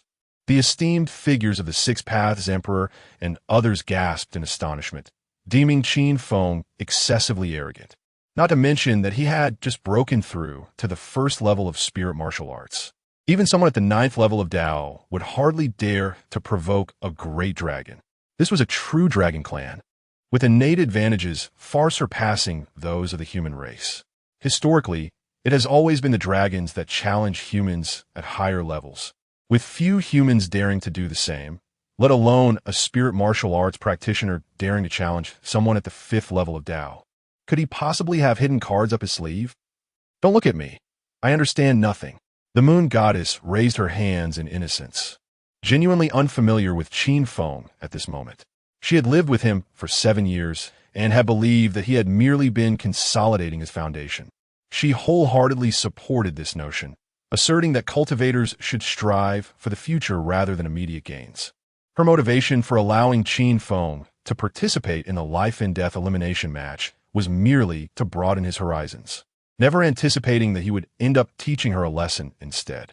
The sheer abnormality of his foundational consolidation was remarkable enough. Yet he had also quietly elevated his sword intent to level 3. Moreover, the Six Paths Emperor had mentioned the celestial tyrant body. Whether it was true or not remained a mystery. If it were true, this young man would indeed be a complete fraud and an utter anomaly. Uncertain, the Six Paths Emperor directed his gaze towards the projection of Qin Feng. He genuinely admired the talent Qin Feng exhibited, yet rules were rules. Unless Qin Feng voluntarily withdrew, he could not simply release him. At this moment, in the lair of the dragon, explosions reverberated incessantly. Art, indeed, is an explosion. A manic grin spread across Feng Chang's face as he observed a horde of human-shaped bombs relentlessly assaulting the dragon. The dragon's scales were shedding continuously, and blood rained down like a torrential downpour. Yet, Feng Chang remained unsatisfied, using the Buddha's demonic sound to enslave even more spectators drawn to the battle. This individual was utterly ruthless. The audience outside was filled with indignation, displaying zero tolerance for the demon practitioners. They could no longer be considered human, having lost all reverence for life. In their eyes, human life was no more significant than that of ants, especially since he was a disciple of the emperor of the Great Xia, enslaving the people of the Yin dynasty. Feng Chang. Princess Nanfeng was taken aback, unable to fathom how Feng Chang had transformed into such a being. The image she held of him as an erudite and refined gentleman was now a stark contrast to the selfish, self-serving man he had become, willing to resort to any means to achieve his goals. The elder tasked with protecting the delegation slowly spoke. To fall into demonic influence is to release the suppressed desires within one's heart. This means that Feng Chang's previous elegance was merely a facade. At his core, he is a selfish and self-serving individual. Impossible. Absolutely impossible. Princess Nanfeng shook her head vigorously, completely disbelieving that Feng Chang was such a person. In her eyes, he was the epitome of a perfect companion, possessing a grand vision that astounded all, effortlessly crafting ancient masterpieces and deftly resolving even the most challenging situations. He was meant to be an individual of boundless benevolence. How could he possibly be a selfish rogue? Sigh. The elder sighed helplessly and refrained from further commentary. Meanwhile, Qin Feng had finished warming up. After handing Xiao Bai to Qianjun, he dashed into the cave with extraordinary speed. Is he really going in? Qianjun was left awestruck, his mind momentarily blank. He had witnessed fearless individuals before, but never had he encountered someone so willingly courting death as Qin Feng. Found it. As soon as Qin Feng entered the cave, he decisively activated his heavy pupils, revealing a massive dragon head within. At that moment, the great dragon lay asleep, oblivious to the audacity of those who dared to challenge it. Even though it had vaguely heard the cries of the dragon earlier, it dismissed them entirely. Every time the life-and-death battlefield opened, there would always be a few hot-blooded youths who believed themselves invincible, only to end up as the late-night snack of a little mudfish. The great dragon's eyelids fluttered slightly, sensing an intruder's presence. Draw the sword. Almost as soon as the great dragon opened its eyes, the dark, watery sword light was drawn from its sheath. Clang! The piercing sound of the sword being unsheathed resonated like a thunderclap, jolting the great dragon's senses. Not good. There's danger. An old six is attempting a sneak attack on it. Before the great dragon could react, Qin Feng's snow-white figure flashed like lightning, rising gracefully, akin to a startled swan. The dazzling sword light erupted within the cave. Draw the sword, strike, sheath the sword. Each movement flowed seamlessly. With a resounding thud, a spray of crimson gushed forth, and the great dragon felt its vision blur. A sharp pain radiated from its left eye, coursing throughout its body. Roar! The agony compelled the great dragon to emit a piercing roar that echoed through the heavens, and the blinding of its left eye triggered its berserk mode. Debris from the cave ceiling rained down as fearsome cracks began to spread. Not good, the cave is collapsing. With a bewitching stride, Qin Feng swiftly exited the cave. Boss! Qianjun couldn't help but exclaim, relieved to see Qin Feng unharmed. Yet, the next moment his heart sank once more. Boom! The cave collapsed entirely, the sheer cliffs crumbling. A colossal dragon, entirely black and nearly 100 meters long, soared from the ruins. And a closer look would reveal that the great dragon's left eye had transformed into a bloody void, roaring angrily in the air, as if vowing to seek out that old six and rend him to pieces. Oh dear, it's too loud for my poor ears. Xiaobai hastily pulled down her long ears to block the deafening noise. Incredible. Qin Feng was truly slaying dragons. The audience outside was left astounded, their hearts racing in disbelief. They realized that this Qin Feng was exceptionally fierce. He dared to challenge a great dragon at the first level of spirit martial arts. successfully blinding one of its eyes, a feat unprecedented since the establishment of the life-and-death battlefield. Shut up. Qin Feng offered no respite to the great dragon, leaping onto its head before it could utter a word of vengeance, employing the celestial cataclysm without so much as a second thought. Golden light flickered from his chest, revealing swirling runes. Boom! The great dragon was caught off guard, receiving the full brunt of the attack to its face, another spray of crimson erupting in the air.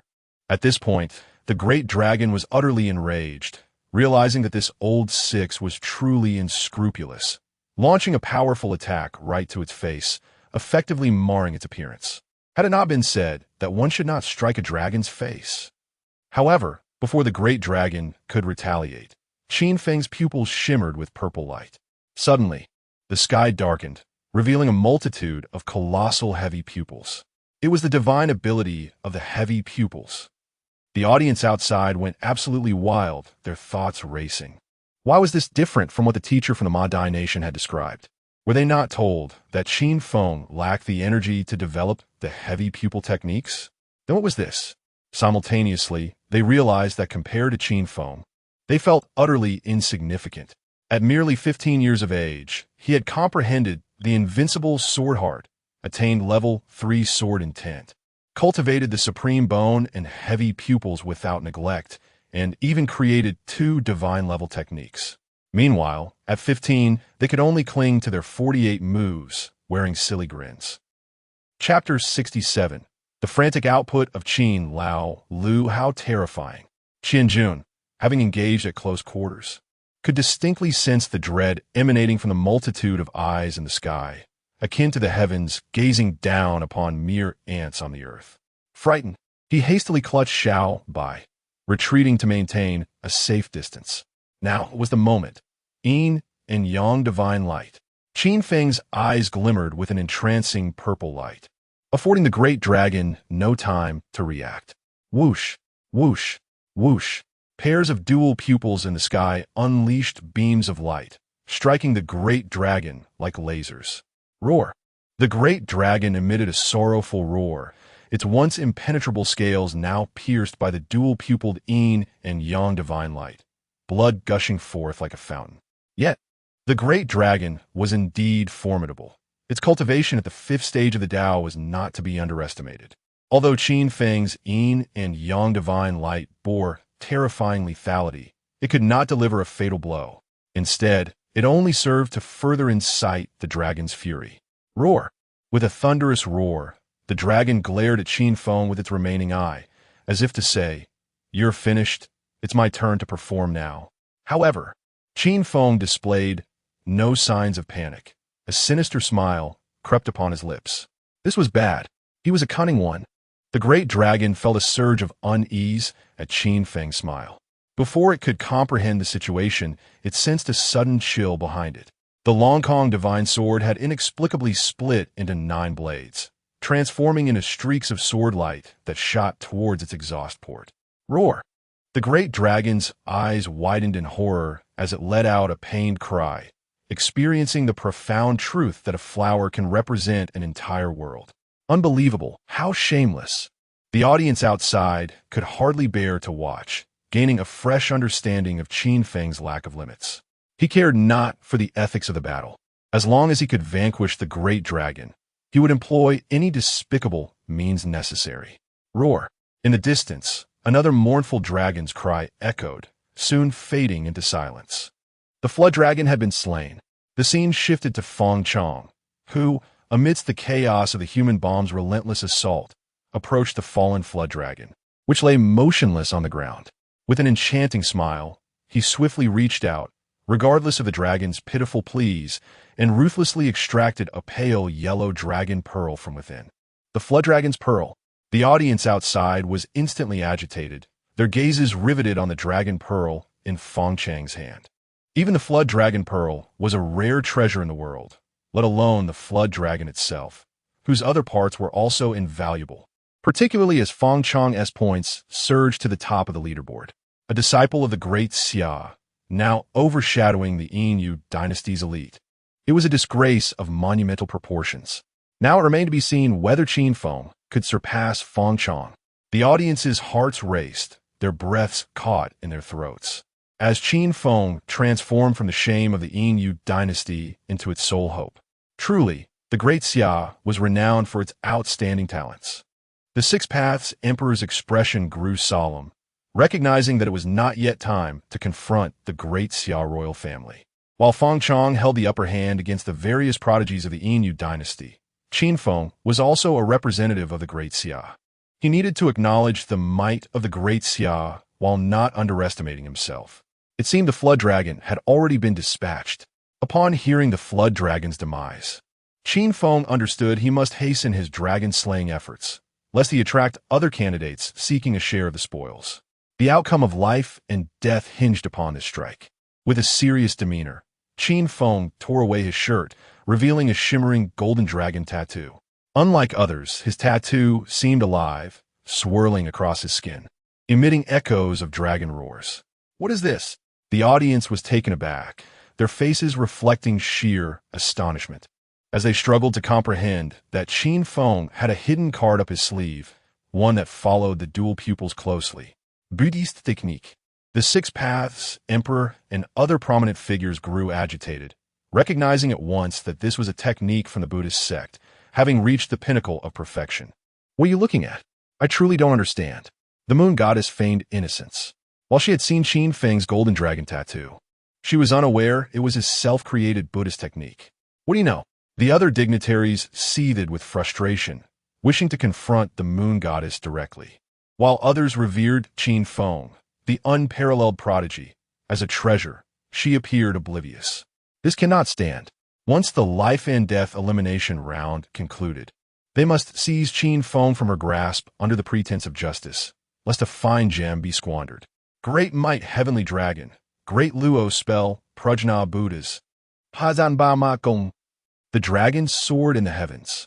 After executing a dazzling series of hand gestures, Qin Feng's dragon tattoo erupted from his body, transforming into a magnificent golden dragon rivaling even the black dragon. Roar! The golden and black dragons roared at each other before entwining in a fierce battle. Rumble! The spiritual energy between heaven and earth was thoroughly disrupted, brilliant light cascading like a celestial river, and the two colossal figures coalesced within, their formidable dragon might radiating outward. However, after enduring Qin Feng's sword technique, celestial calamity light, and yin and yang divine light, the great dragon was further weakened by the onslaught of the 9 swords.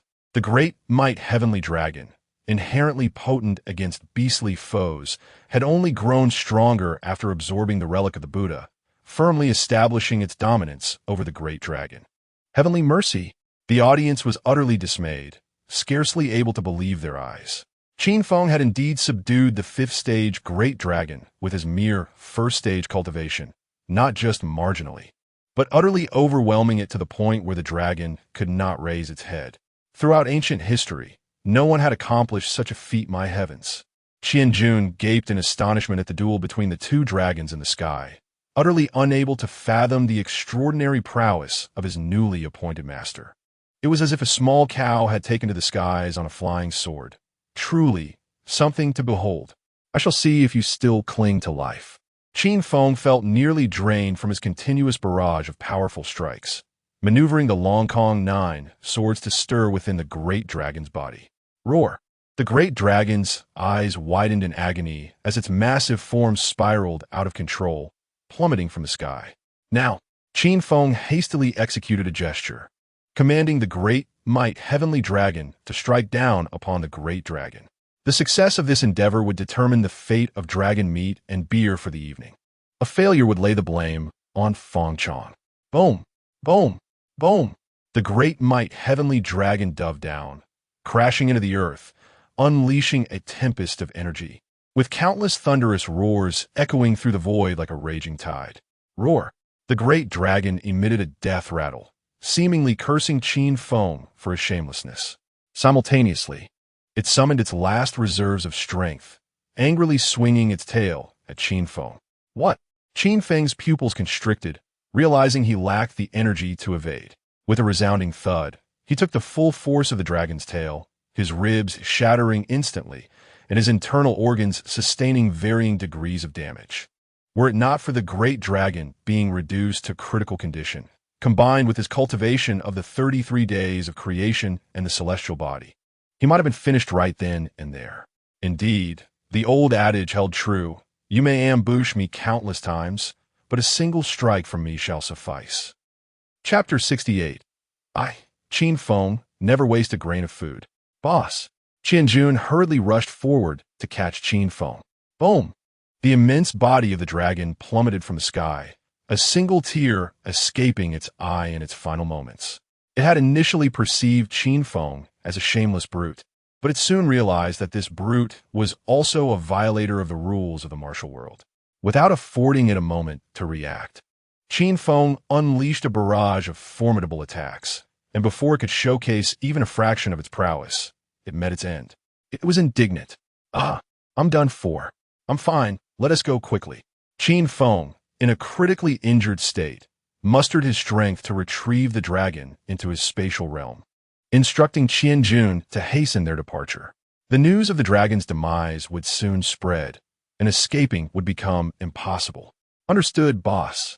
Qian Jun grasped his battle spear and swiftly led Qin Feng away from the scene. At this moment, the audience outside fell into a profound silence, all frozen in disbelief. They had thought that Feng Chang's slaying of the flood dragon was shocking enough, but who could have anticipated that mere minutes later, Qin Feng, a novice in martial arts, would annihilate the colossal dragon in the battlefield of life and death? The strength displayed in this era of fierce competition was indeed outrageous. Meanwhile, Feng Chang was reveling in the sight of the dragon pearl, his expression brimming with joy as he meticulously examined it. His mind began to conjure fantasies of defeating Qin Feng and forcefully feeding him hundreds of pounds of swine, amplifying his suffering 100-fold. Yet, amidst his fascination with the dragon pearl, a mournful dragon's lament echoed from afar, unmistakably the sound of a true dragon meeting its demise. Could it be? Who killed the dragon? Feng Chang's face contorted with disbelief. The dragon pearl in his hand suddenly lost its allure. As if struck by a realization, he swiftly produced a jade tablet and infused it with spiritual energy, revealing a projection of a leaderboard. The first place, once his, now prominently bore Qin Feng's name. Puffed. Feng Chang, shaken his core, coughed up blood.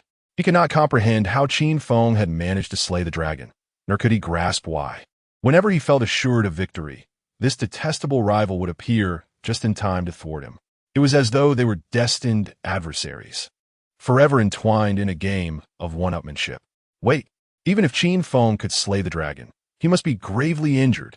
Feng Chang refused to accept the possibility of Qin Feng being unscathed. He was convinced that Qin Feng was currently wounded, and if he could find him, not only could he exact revenge, but the dragon pearl would also be his. From that moment onward, Feng Chang spiraled into madness, employing the Buddha's demonic voice to enslave the candidates in droves, leading them towards the dragon's lair. What a terrifying tyrant! Yulan, hiding in a corner, collapsed onto the ground only after Feng Chang had departed. Had it not been for her formidable willpower cultivated from a young age, she would have likely succumbed to Feng Chang's manipulative voice. Simultaneously, she felt an immense relief for not having provoked the monstrous Qin Feng, who had proven himself terrifyingly capable of slaying dragons. At that moment, Qin Feng was recuperating in a cave, although he had not been felled by the dragon's tail. Full recovery would likely require an entire night. An entire night? Qian Jun was left dumbfounded, internally exclaiming that Qin Feng was a freak. Such severe injuries would have claimed the lives of countless others, yet he merely required a night to heal. If anyone had told him such a tale prior, he would have scoffed in disbelief, but after witnessing Qin Feng's dragon-slaying prowess, he felt compelled to adapt to this reality. There was nothing this boss would shy away from, no matter how improbable. An entire night. Qin Feng was evidently dissatisfied with this outcome. Had he not broken through to the spirit martial realm, he could have healed within half an hour.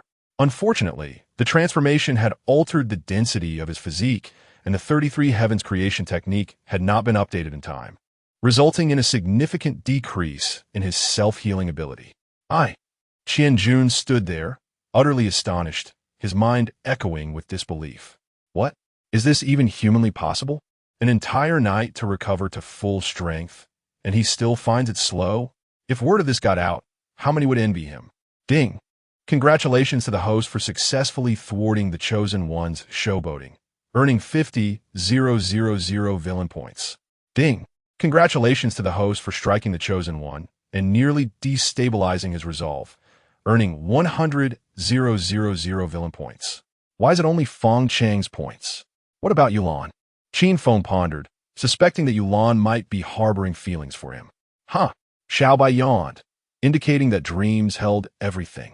Never mind. I am a man she cannot attain. Shaking off such thoughts, Qin Feng opened the system to find he still had 297,000 villain points.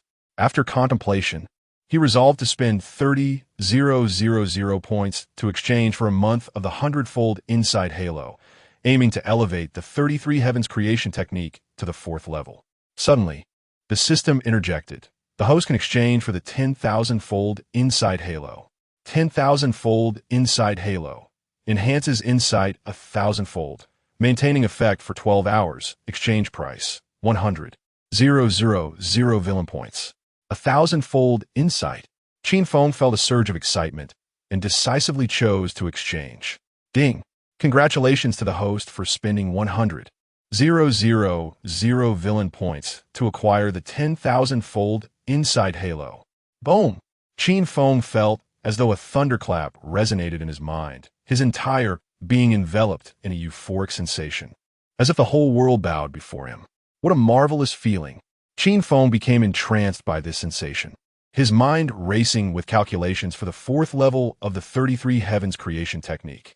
Even finding the energy to simulate the dual energies of the yin and yang of the heavy pupil, as well as the celestial tribulation light of the supreme bone. He could even spare some attention for the great river sword technique, the sky-slaying sword art, and the great might heavenly dragon.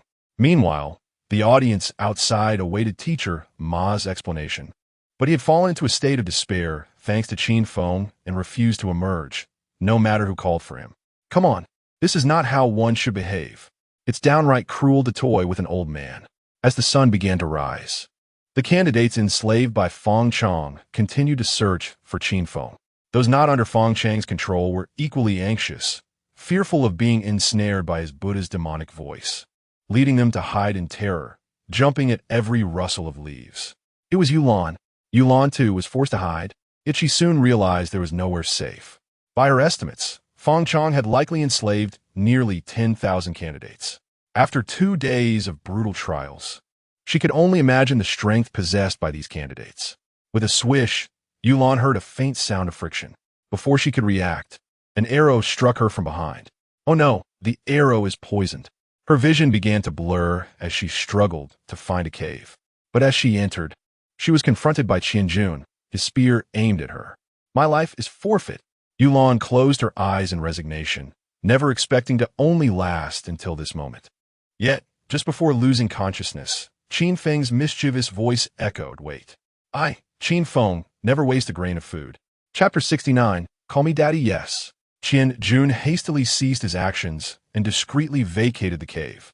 This scenario, however, seemed rather implausible for someone of my villainous standing. At this moment, Qin Feng was acutely aware that time was of the essence.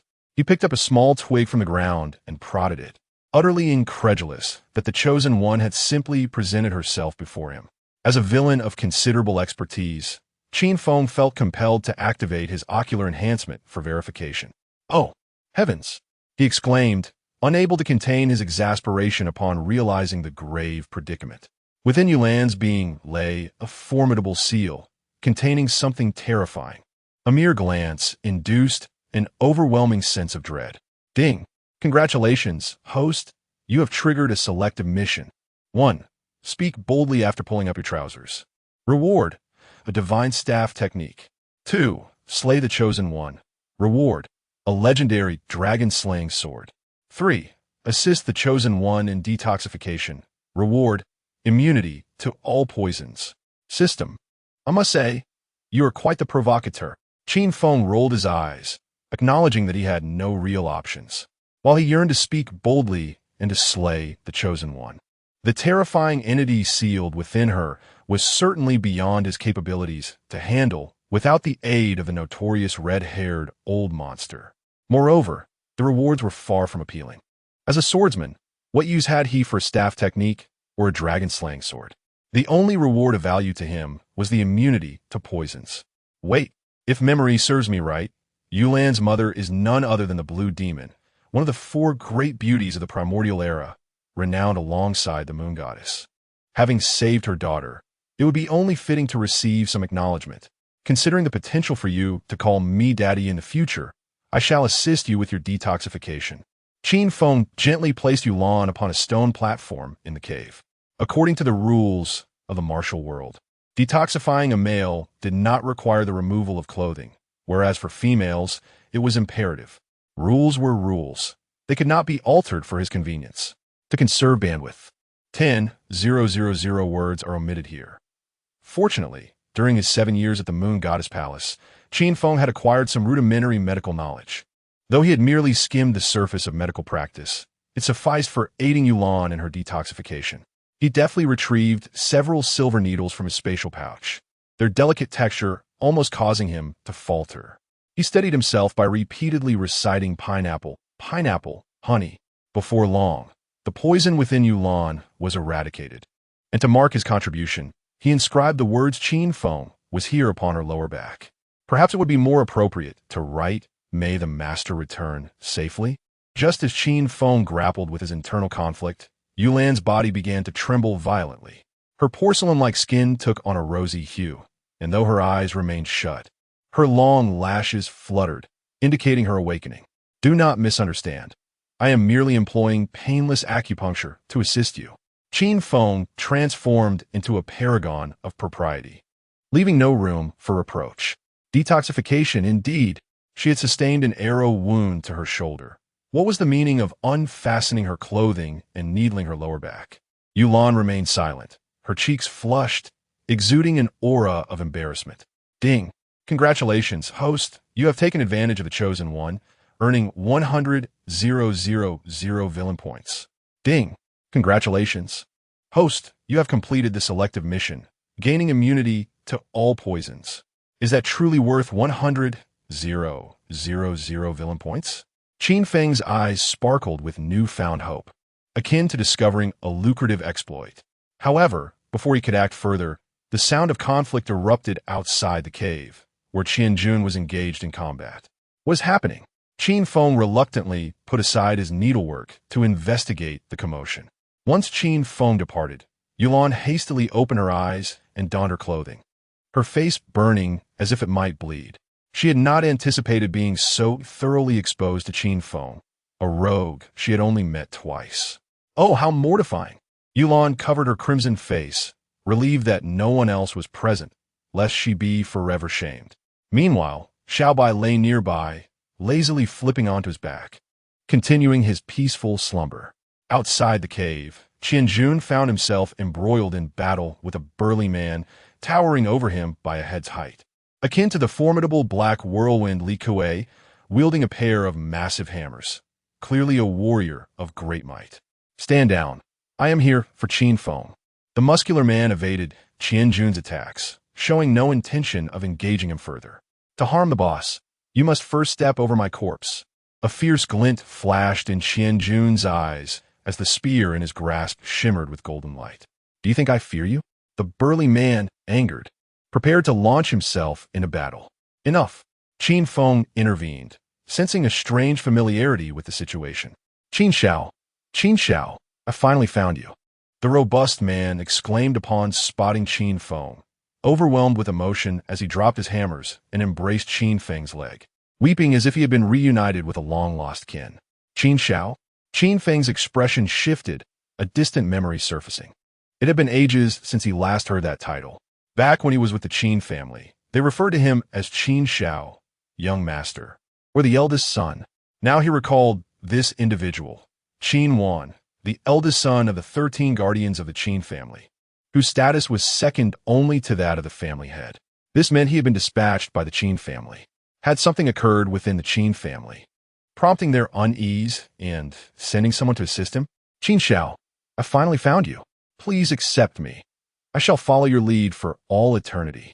Qin Wan babbled incoherently, tears streaming down his face, leaving Qin Feng feeling rather queasy. Brother, with your physique akin to Li Kuei, spare us the theatrics. All right, I accept you. Is that satisfactory? Qin Feng, already disgusted by the scene, hastily inscribed a slave seal upon Wan's forehead, hoping to distance himself from this individual. As Wan showed no resistance, he accepted Qin Feng as his master effortlessly, and soon 5 times his combat power surged forth. This. Wan's eyes widened in disbelief, astonished by what he had just witnessed. He knew this young master was the hope of the entire Qin family, yet he never anticipated such extraordinary abilities. Ding! The slave seal has reached its limit. The host may unlock further potential by enhancing their cultivation. There's a limit to this technique? Qin Feng felt a wave of disappointment wash over him. He had hoped to amass a legion of subordinates. Now, with a cap on the number, he would be forced to pursue an elite route. Fortunately, these 2 individuals were not without merit. Qin Feng surveyed Qianjun and Wan, sensing a resemblance to the legendary warriors Su Chu and Dian Wei. This meant that with these 2 guardians at his side, he could boldly inherit the Chancellor's will. Suddenly, a flurry of hurried footsteps echoed through the night, revealing a multitude of figures emerging from the shadows, their vacant stares fixed upon Qin Feng. This is bad, boss. We must flee. Wan's expression shifted drastically as he realized that Feng Chong had arrived. Why should I be afraid? Qin Feng had comprehended the 4th tier of the 33 heaven transformation technique, and his wounds were visibly healing at an astonishing rate. With the supreme bone, the heavy eye, the heaven-slaying sword technique, and the great river sword technique all within his grasp, he had no need to fear Feng Chong, this chosen one. Upon contemplating this, Qin Feng couldn't help but emit the signature laughter of a villain. He turned and re-entered the cave. If Yulan did not address him as father, he would compel her to do so. What has befallen the boss? Qianjun and Wan Ma exchanged glances, left with no choice but to dutifully remain outside the cave. Chapter 70. For justice, for world peace, thunderous roars echoed as the duo, 1,000 troops and 10,000 horses, decisively unleashed their fury upon a throng of enslaved examinees. How exhilarating it was! 10,000 horses, brimming with excitement, let out jubilant cries. As the eldest son of the 13 protectors of the Qin family, he possessed extraordinary talent from a young age, complemented by innate strength. With the quintuple combat prowess bestowed by Qin Feng, he was introduced to an entirely new realm, akin to a young calf soaring on a flying sword, utterly magnificent. Wielding a colossal hammer, each strike reverberated through the earth, accompanied by anguished cries. In contrast to the brutal aesthetics of 1,000 troops and 10,000 horses, the latter favored a fierce and straightforward approach, wielding his war spear to reap heads with abandon. While the battle outside the cave raged fiercely, an equally intense conflict ensued within. Yulan, unable to conceal her embarrassment, suddenly struck out at the entering Qin Feng. He did not allow her to have the upper hand, performing a nimble sidestep followed by a swift retrieval maneuver. "Oh, you've changed your clothes," Qin Feng remarked, observing the red bodice in his hand, distinct from the one he had seen earlier during her healing. Ding! Congratulations. Host has taken advantage of the chosen one, gaining 100,000 villain points. You shameless. Yulan, taken aback by such lewdness, felt her face flush crimson, struggling to articulate a response, ultimately resorting to intensifying her attacks. Qin Feng pretended to be struck down, lying on the ground as if he would not rise without millions to his name. Hey, don't play dead. I hardly used any strength with that last move. Seeing him still, Yulan picked up a branch and poked at him. Feigning imminent demise, Qin Feng weakly proclaimed, "I suffered grievous injuries while slaying the dragon today. I expended my energy healing you, and after receiving your blow, I fear I may not see the dawn. Don't frighten me." Yulan panicked, rushing to help him up. While she was uncertain about the truth of his claims regarding expending energy to heal her, It was undeniable that he had indeed slain a dragon today. With his cultivation at the first level of spirit martial, such a feat was miraculous. If he were unscathed, it would be even more unbelievable. Where are you hurt? Iulan ugenti inquit. Her suspicions were confirmed. From Yulan's earlier act of heroism, it was evident that the Chosen One possessed a compassionate heart. Regarding the discourse surrounding those who slay the compassionate ones first, Qin Feng could not concur, believing it a pity to waste such a saintly individual. He resolved to take advantage of the opportunity while it was ripe. Nestling closer to Yulan, he gazed at her with deep affection, asking, "Do you believe in love at first sight?" Yulan's cheeks flushed, and feigning composure, she retorted, "What are you talking about? Quickly tell me where you're injured so I can heal you. There's no need for you to exert yourself. I am well aware of my condition." Seizing the moment, Qin Feng grasped Yulan's delicate hand, his gaze filled with longing. "I previously doubted the existence of love at first sight, but upon meeting you, I have since renounced that belief. My heart is now ensnared by you, beating solely for you. Even if I were to perish at your hands, I would willingly accept it. Yulan's face reddened further, her heart racing like a startled deer. She could not fathom why she felt this way. Although she had heard many similar declarations before, she had always remained composed. Yet today, her tranquility was shattered. Was it because he had saved her? Qin Feng placed a finger gently against Yulan's rosy lips, his voice a tender whisper amidst his feigned weakness.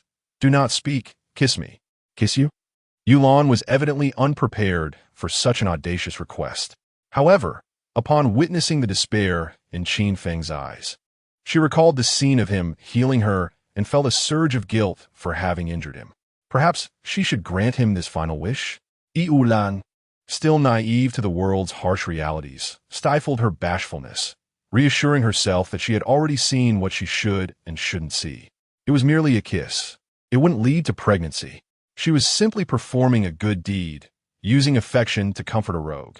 Not far away, Xiao Bai eagerly munched on a carrot, eyes fixated on the pear. Yulan's face was flushed, her eyes gently closed, inching closer to Qin Feng's forehead, her long lashes fluttering, betraying her inner turmoil. Yet Qin Feng was not satisfied with a mere forehead kiss. He sought the sensation of a passionate embrace and, seizing the moment, launched a sudden advance. Due to brevity, 10,000 words omitted. Ding. Congratulations, host has taken advantage of the Chosen One, gaining 100,000 villain points. Yulan's eyes widened in shock as she finally realized she had been tricked. He actually extended his tongue. Ding. Congratulations, host has taken advantage of the Chosen One, gaining 100,000 villain points. Yulan, enraged, pushed Qin Feng away, her face aflame, struggling to articulate her thoughts. "You what? You initiated this. I'm the victim here. You took advantage of me." Qin Feng, the rogue, proclaimed first, rising to dust himself off before departing. Yulan was infuriated, nearly on the verge of her monthly cycle, having never encountered such audacious shamelessness. Meanwhile, outside the cave, the battle raged on. 1,000 troops and 10,000 horses had lost count of their kills, yet the examinees enslaved by Feng Chong continued to surge towards them. Even with the quintuple combat strength granted by Qin Feng, they found themselves nearing their limits. What in the world is happening? The onlookers awakened to this bloody spectacle, witnessing a stark contrast to previous examination rounds. This year's reincarnation rate would undoubtedly break records. At least tens of thousands have been turned into human bombs for dragon slaying by Feng Chong, and now 1,000 troops and 10,000 horses had slain even more. Feng Chong seemed utterly unconcerned with the Yin Moon dynasty. The prominent figures of the Yin Moon dynasty wore grim expressions, yearning to charge in and annihilate Feng Chong on the spot. The Six Paths Emperor sat silently, appearing oblivious to the chaos.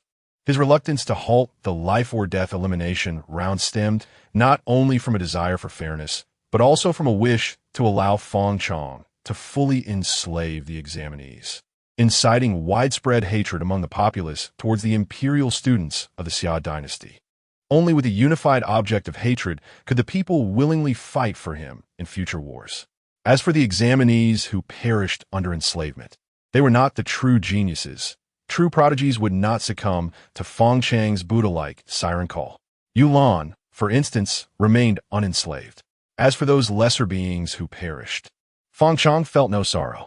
At that moment, a peculiar chant echoed in the ears of 1,000 troops and 10,000 horses. What is happening? Feng Chang, concealed in the shadows, was taken aback, realizing the Buddha's melody had no effect on the two. However, something felt amiss. Given their status, they should not have been able to resist the Buddha's melody. 1,000 troops and 10,000 horses shared their confusion, suspecting it was related to Qin Feng's celestial bond. With a thunderous crash, Feng Chang, uninterested in pondering further, personally descended upon 1,000 troops and 10,000 horses. "It's you," they exclaimed in shock as the figure before them was none other than the darkened Feng Chang, now clad in smoky makeup, surrounded by an aura of darkness. Even from several meters away, a chilling presence enveloped them. Feng Chang had refined the dragon pearl. The audience outside watched with concern, uncertain of Qin Feng's fate. Yet they were also filled with anticipation for the climactic battle between the top two contenders. For justice, for world peace. Qin Feng proclaimed the protagonist's rallying cry, emerging from the cave, radiating the light of righteousness. Chapter 71. Do you wish to dance? It is Qin Feng. The audience outside erupted in fervent cheers upon the appearance of Qin Feng, entirely oblivious to the disgrace he had brought upon the Yin dynasty. Having confiscated the tools of crime from nearly 300 individuals, Qin Feng Chang's eyes turned red as he spotted Qin Feng. Ever since encountering the treacherous Qin Lao Lu, he had been ensnared in a web of deceit, unable to unleash his true potential. Ultimately, he was left in ruin, stripped of his most cherished love. At this moment, it was no longer about personal gain. He was consumed by a singular thought, to eliminate the treacherous Qin Lao Lu. With a resounding thud, Feng Chang propelled himself off the ground, transforming into a shadow that lunged toward Qin Feng with astonishing speed. Qin Feng swiftly activated his heavy pupils, decelerating Feng Chang's movements to dissect his impending actions. Alas, it was too late to evade. He could only cross his arms defensively across his chest. With a thunderous impact, Feng Chang's foot struck Qin Feng's arms, yet the immense force failed to budge Qin Feng an inch. What? Feng Chang's expression was one of disbelief, questioning the very fabric of reality.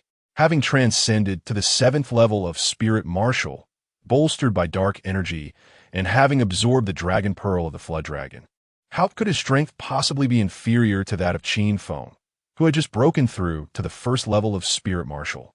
This could only be the celestial body. The Six Paths Emperor's gaze remained fixed on Qin Feng, recognizing that only the celestial body could possess such formidable physical prowess. The Dar transformation had indeed enhanced Qin Feng's strength.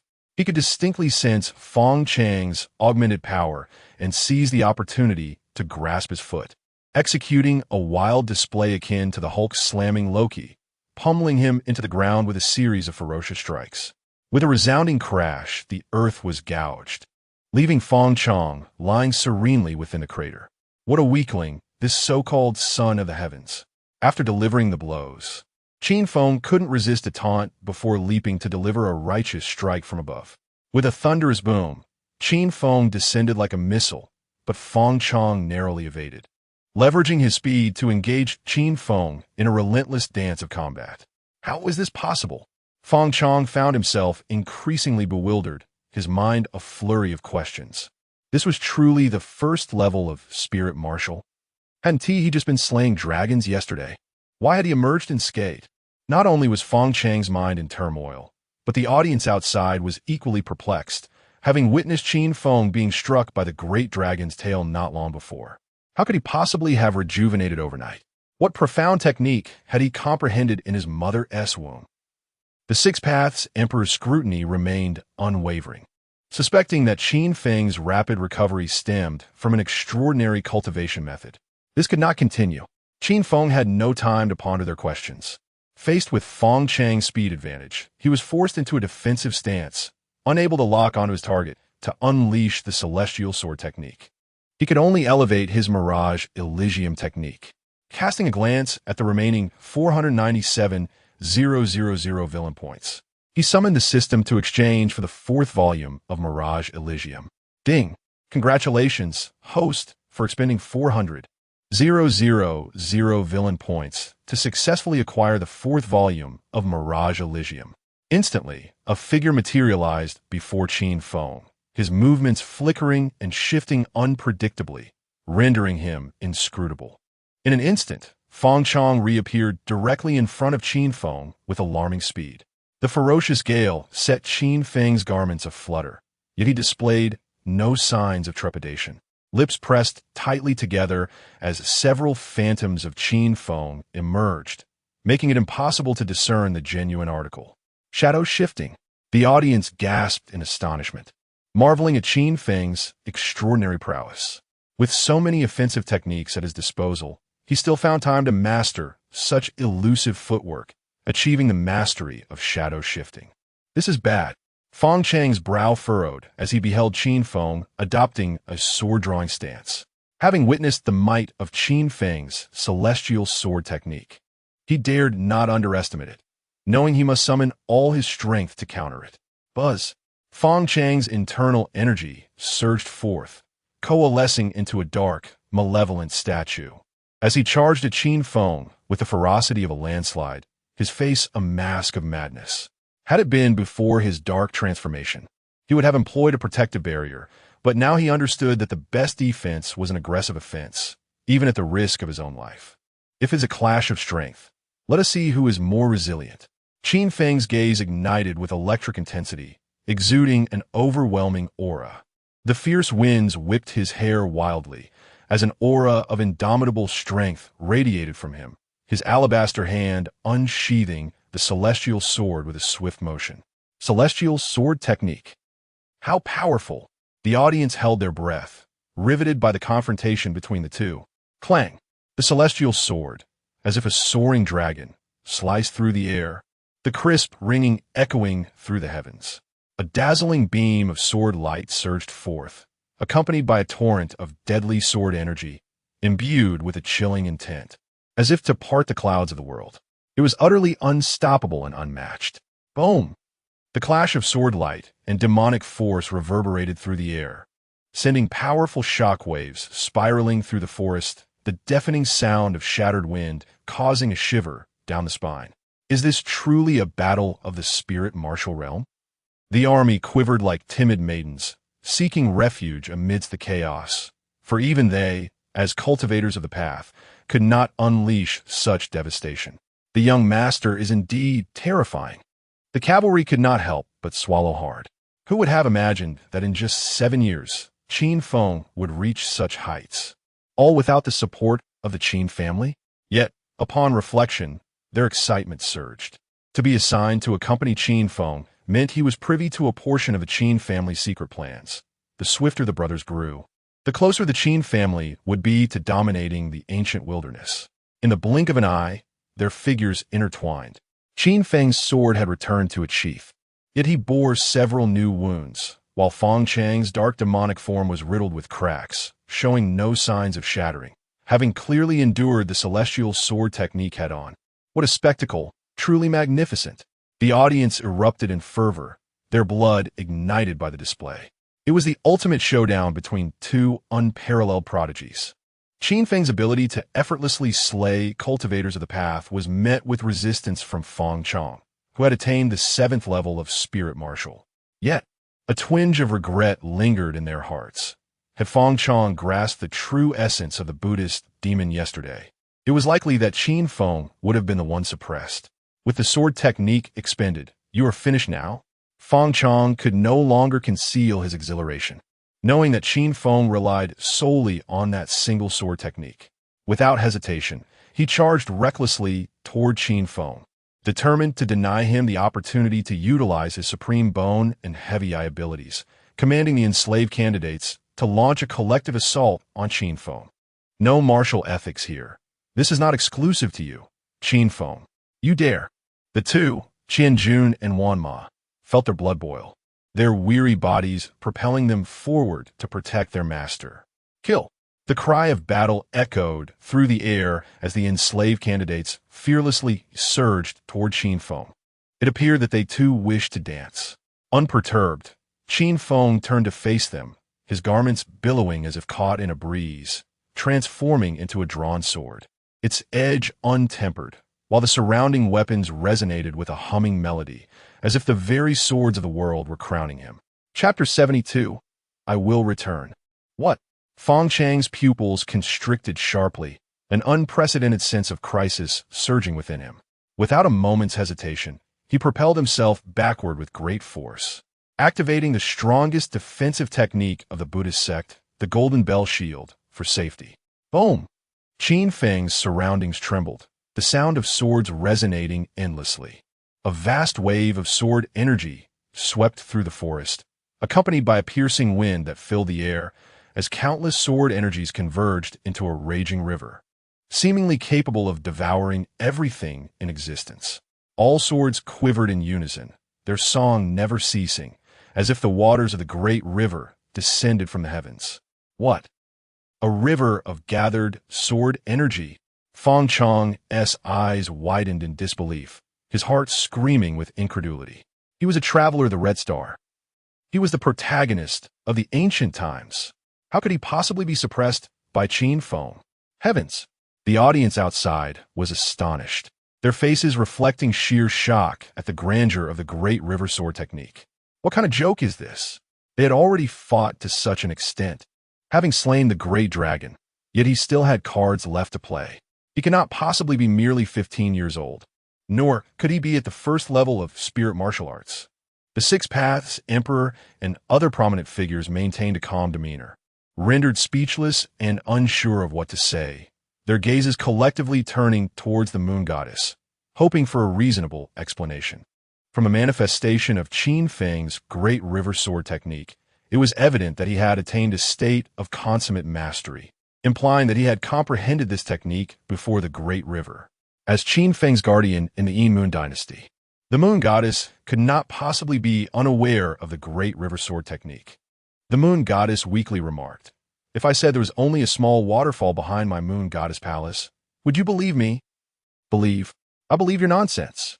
As Qin Feng's guardian, how could she have spent 7 years without knowing what skills he possessed?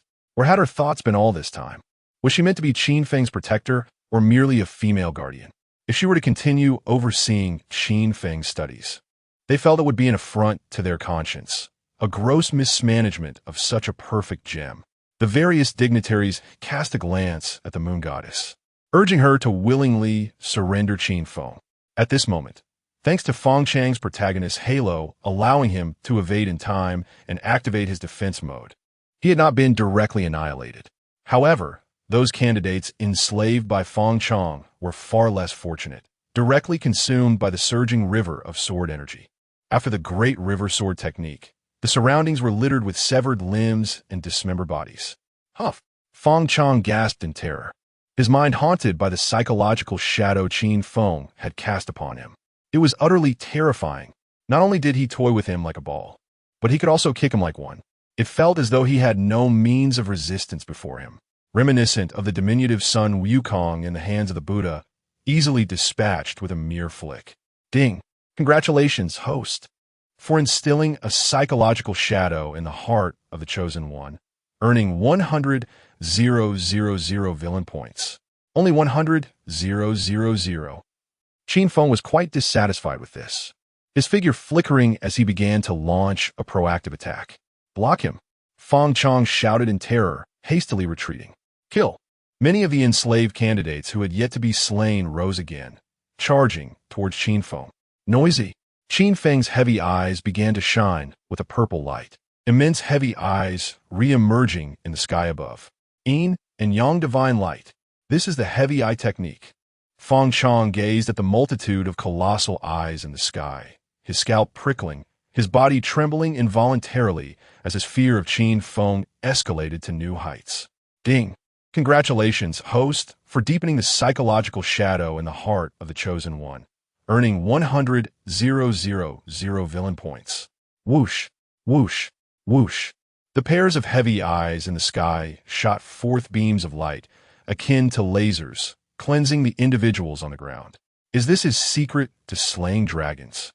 Yulan stood outside the cave, witnessing the earlier confrontation, the grandeur of the great river sword technique leaving her astounded by his talent, while the terror of the heavy eyes instilled fear within her.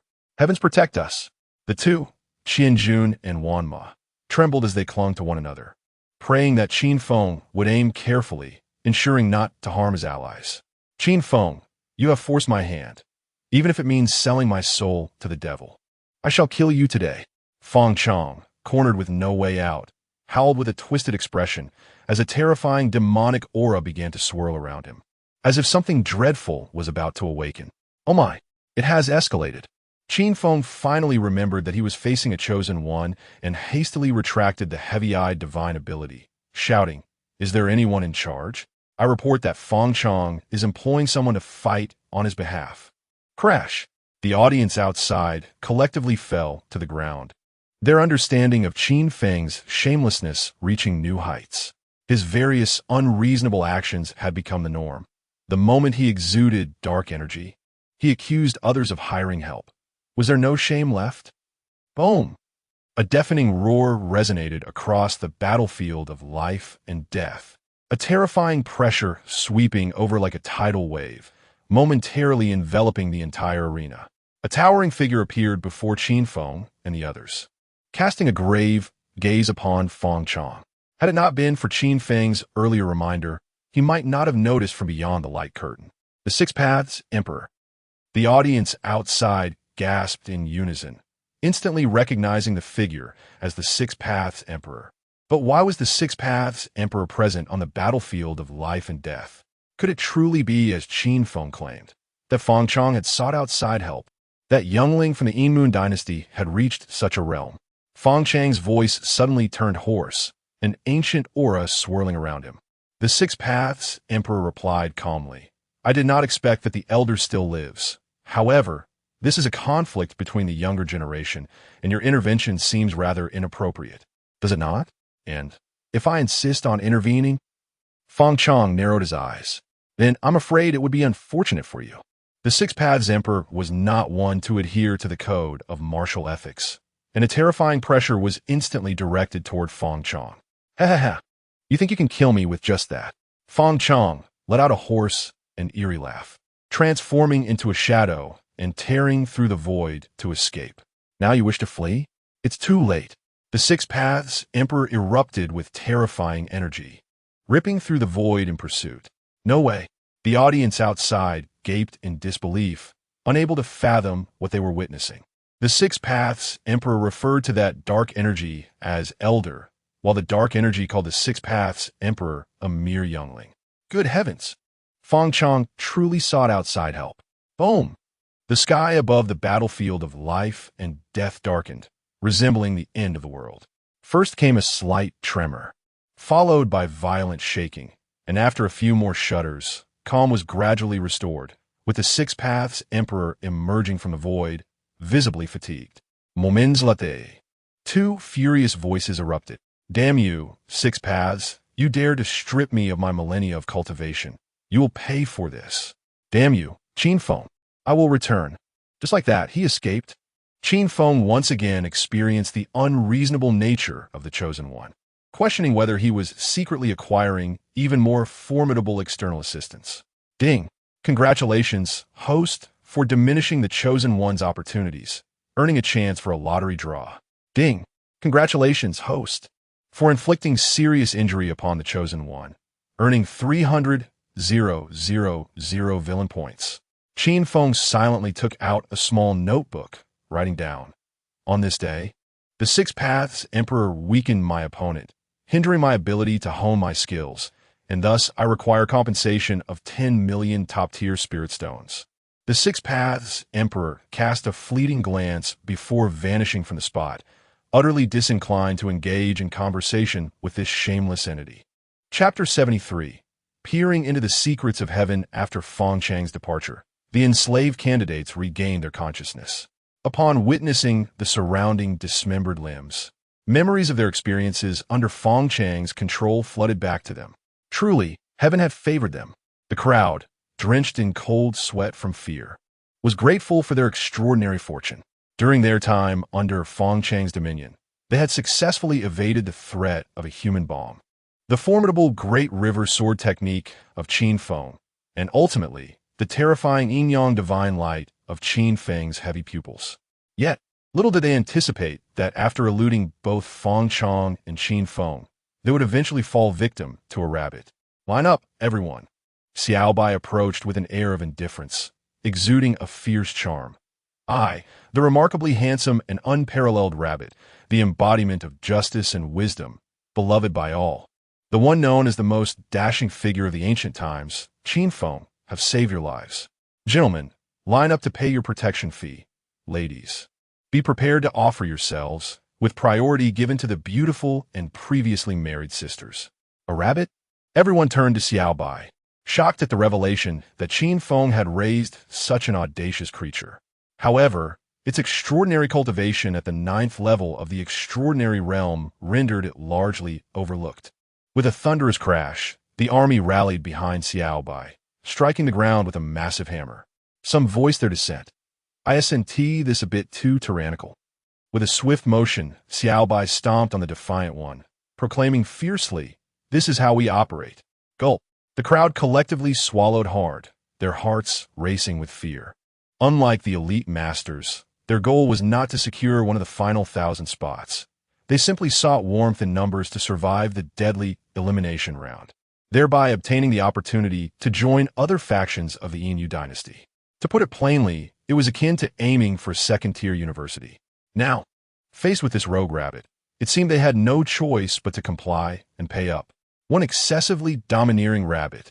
The onlookers were utterly astonished, realizing that this was indeed a rabbit with a cute facade but a fierce heart. At this moment, Qin Feng was lost in thought, gazing vacantly in the direction Feng Chong had departed. Feng Chong had left just like that. A long-lost loneliness surged within him once more. He pondered whether the next moment of heart-fluttering would take another 7 years to arrive. And there was also the chosen one. Qin Feng felt invigorated, as if he had applied a stimulating balm.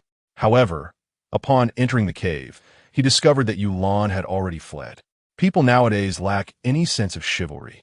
According to the rules of the martial world, she ought to have offered herself instead of running away.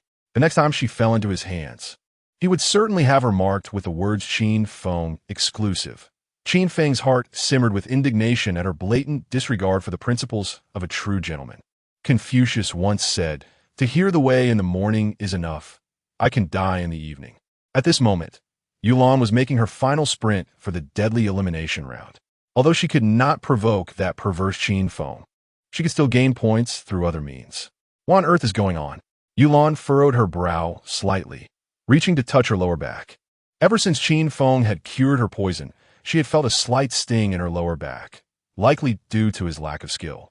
She resolved to check in the mirror when she returned home, hoping not to bear any scars. Within the palace of the Six Paths Emperor, the various leaders had lost interest in observing the deadly elimination round. Qin Feng's terrifying reputation had spread throughout the battlefield, and no one dared to provoke him. The upcoming conflict seemed rather dull. The Six Paths Emperor spoke. "I have decided to appoint Qin Feng as the third holy son of the Yin dynasty." Agreed. No one opposed this decision. Given Qin Feng's extraordinary talents that overshadowed all others, he indeed possessed the qualifications to become a holy son, with the potential to vie for the position of emperor of the Yin dynasty in the future. However, their current interest lay not in Qin Feng's ascension as a holy son.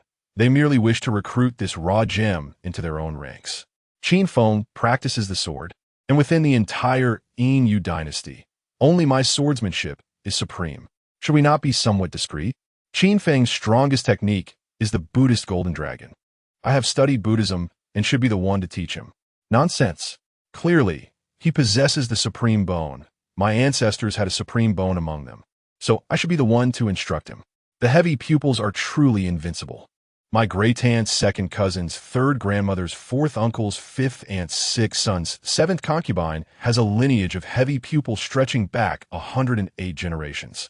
The moon goddess sat aside, thoroughly entertained, occasionally fanning the flames to incite them to quarrel.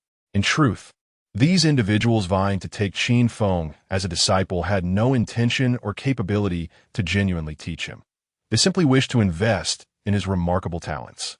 Presently, with 3 holy sons and only 1 emperor position available, various factions would choose to support their favored holy son, hoping to assist him in ascending to the throne and thereby gain glory by association. Fortunately, I possessed foresight and invested in Qin Feng 7 years ago. The moon goddess felt quite pleased with her investment, ready to support Qin Feng in becoming the next emperor of the Yin dynasty from behind the scenes. Enough. The Six Paths Emperor, irritated by their power struggles, declared coldly, I already have a candidate in mind for Qin Feng's master. There is no need for you to waste your efforts. Understood. The various leaders, sensing the emperor's displeasure, did not dare to draw a breath. The Six Paths Emperor continued, I shall dispatch an envoy to the Qin family to persuade them to reconcile with Qin Feng. Reconcile? The leaders contemplated, internally commending the emperor's cunning. Given Qin Feng's displayed talents, the Qin family must be alarmed and likely regretting their decision to expel him. At this juncture, persuading them to reconcile might just allow them to step down gracefully. If they could leverage Qin Feng's identity as a holy son to bring the Qin family back into their fold, it would mean the entire eastern region would fall under their control.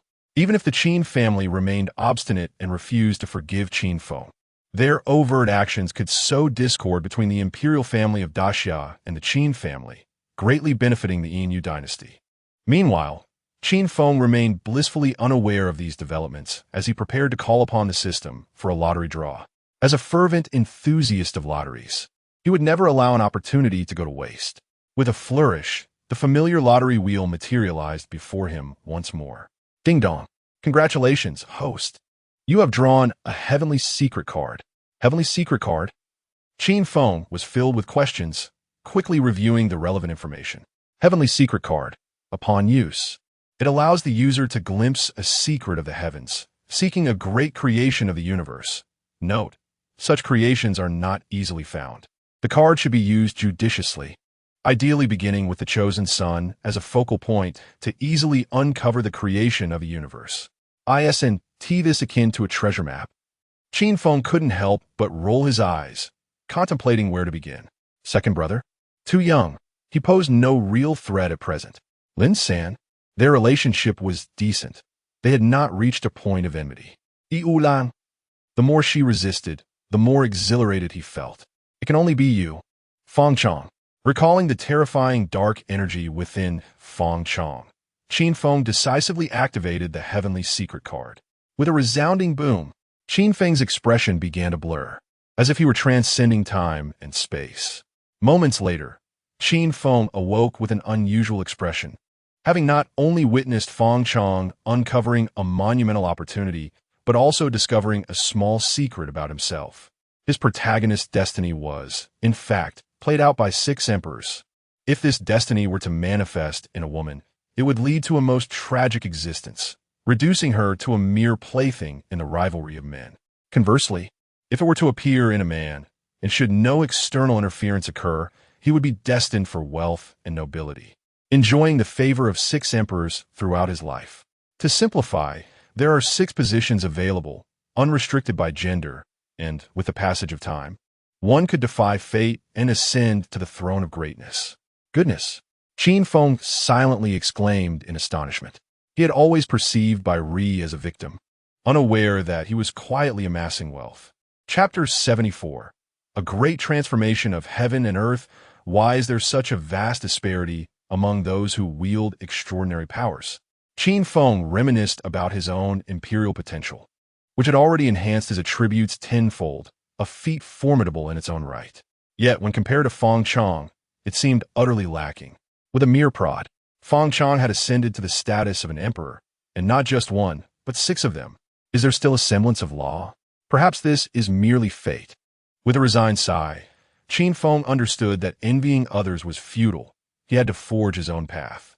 As a dedicated Confucian disciple, he would naturally keep Feng Chong's little secret, his connection with 6 emperors, under wraps.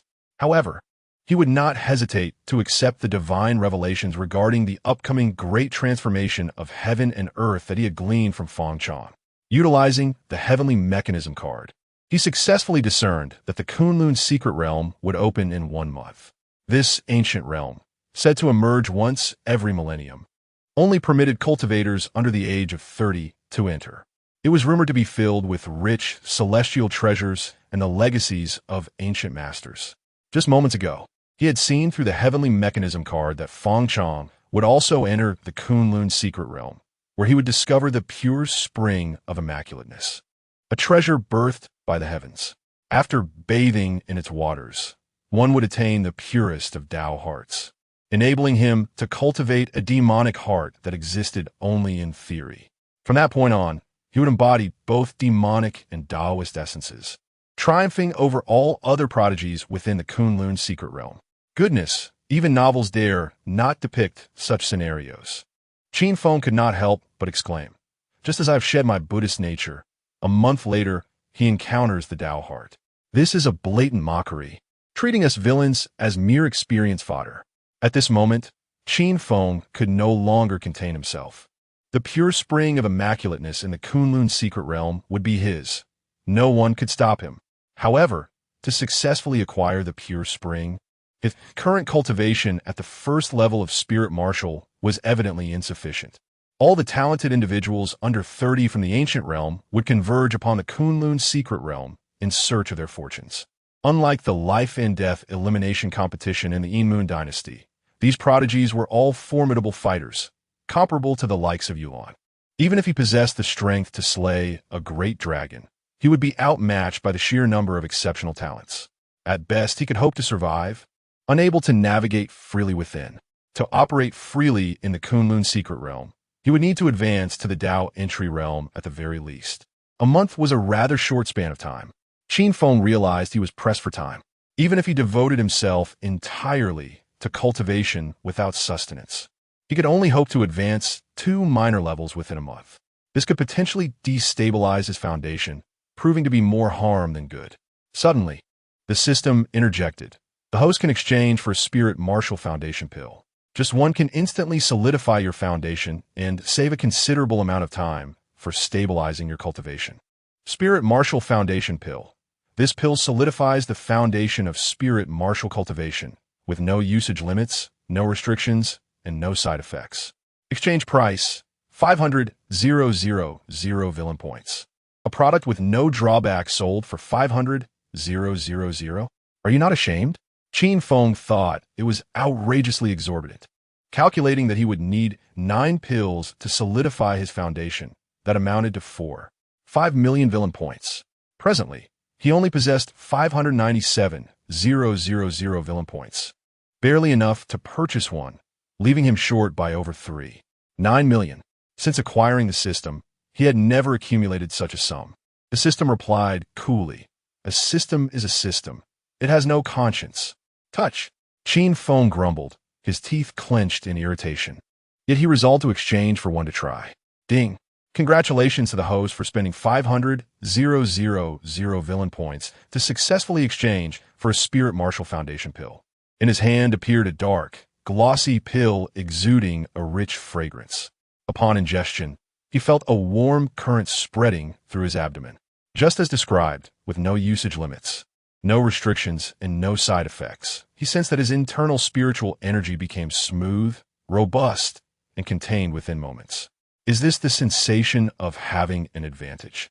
Qin Feng was left astounded, internally exclaiming in delight. He had spent 7 years honing his foundation in the extraordinary realm, yet the effect was akin to that of a mere pill sold by the system. It seemed he could no longer afford to wait idly at home. He must actively seek out the chosen ones of destiny. Bong! A bell tolled throughout the battlefield, signaling the conclusion of the 3-day life and death elimination competition. At last, it is over. Qin Feng exhaled deeply, his form fading from sight. When he reappeared, he found himself in a vast square, surrounded by a throng of people, at least tens of thousands. My dear mother, I have succeeded. I have emerged alive. The number of survivors this year was dismally low, with only around 20,000 remaining. The usual mortality rate was 50%, yet this year it had shockingly reached 80%.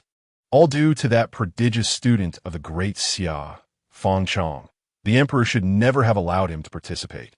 How could one refuse the great Xia envoy? Rumor had it that Feng Chong played unfairly, hiring someone to fight on his behalf. The successful candidates, exhilarated, resembled students celebrating the end of their exams, relishing their newfound freedom. Qin Feng. Suddenly, he heard a voice filled with hostility from behind. Turning, he beheld his rival, the young master of the Mingjian Mountain Villa. Yi Lin. Oh, Yi Lin.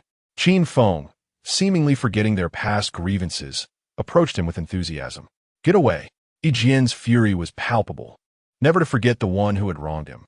You're ruining the moment. Qin Feng lamented. We were all participants in the elimination competition. Conflict was inevitable. Now that it has concluded, why not embrace friendship? More friends mean more paths, right? Are you serious? More friends, more paths? The crowd around them was taken aback, utterly unable to comprehend Qin Feng's audacity in suggesting friendship after his previous actions. Seeing Yi Jian still seething, Qin Feng pondered and proposed, how about this? I'll share a monumental secret as compensation, but you must not tell anyone else. A monumental secret? The crowd perked up, eager to hear what it was. Qin Feng surveyed the surroundings and lowered his voice. I possess a method to rapidly achieve the status of an emperor. The status of an emperor? The crowd, including Yi Jian, paused in astonishment. Qin Feng continued in a hushed tone. The method to achieve the status of an emperor is encapsulated in 4 words. The coming days are long.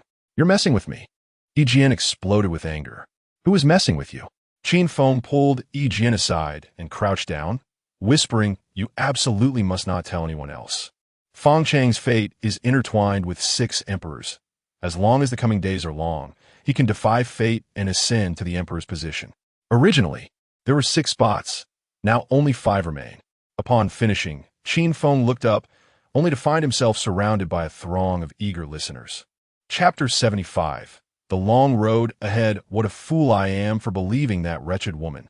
The expression on Sword Chi's face darkened as he reflected on the absurdity of trusting her deceitful words, especially concerning the 6 sovereigns. How could he have been so naive? I am the one being wronged here.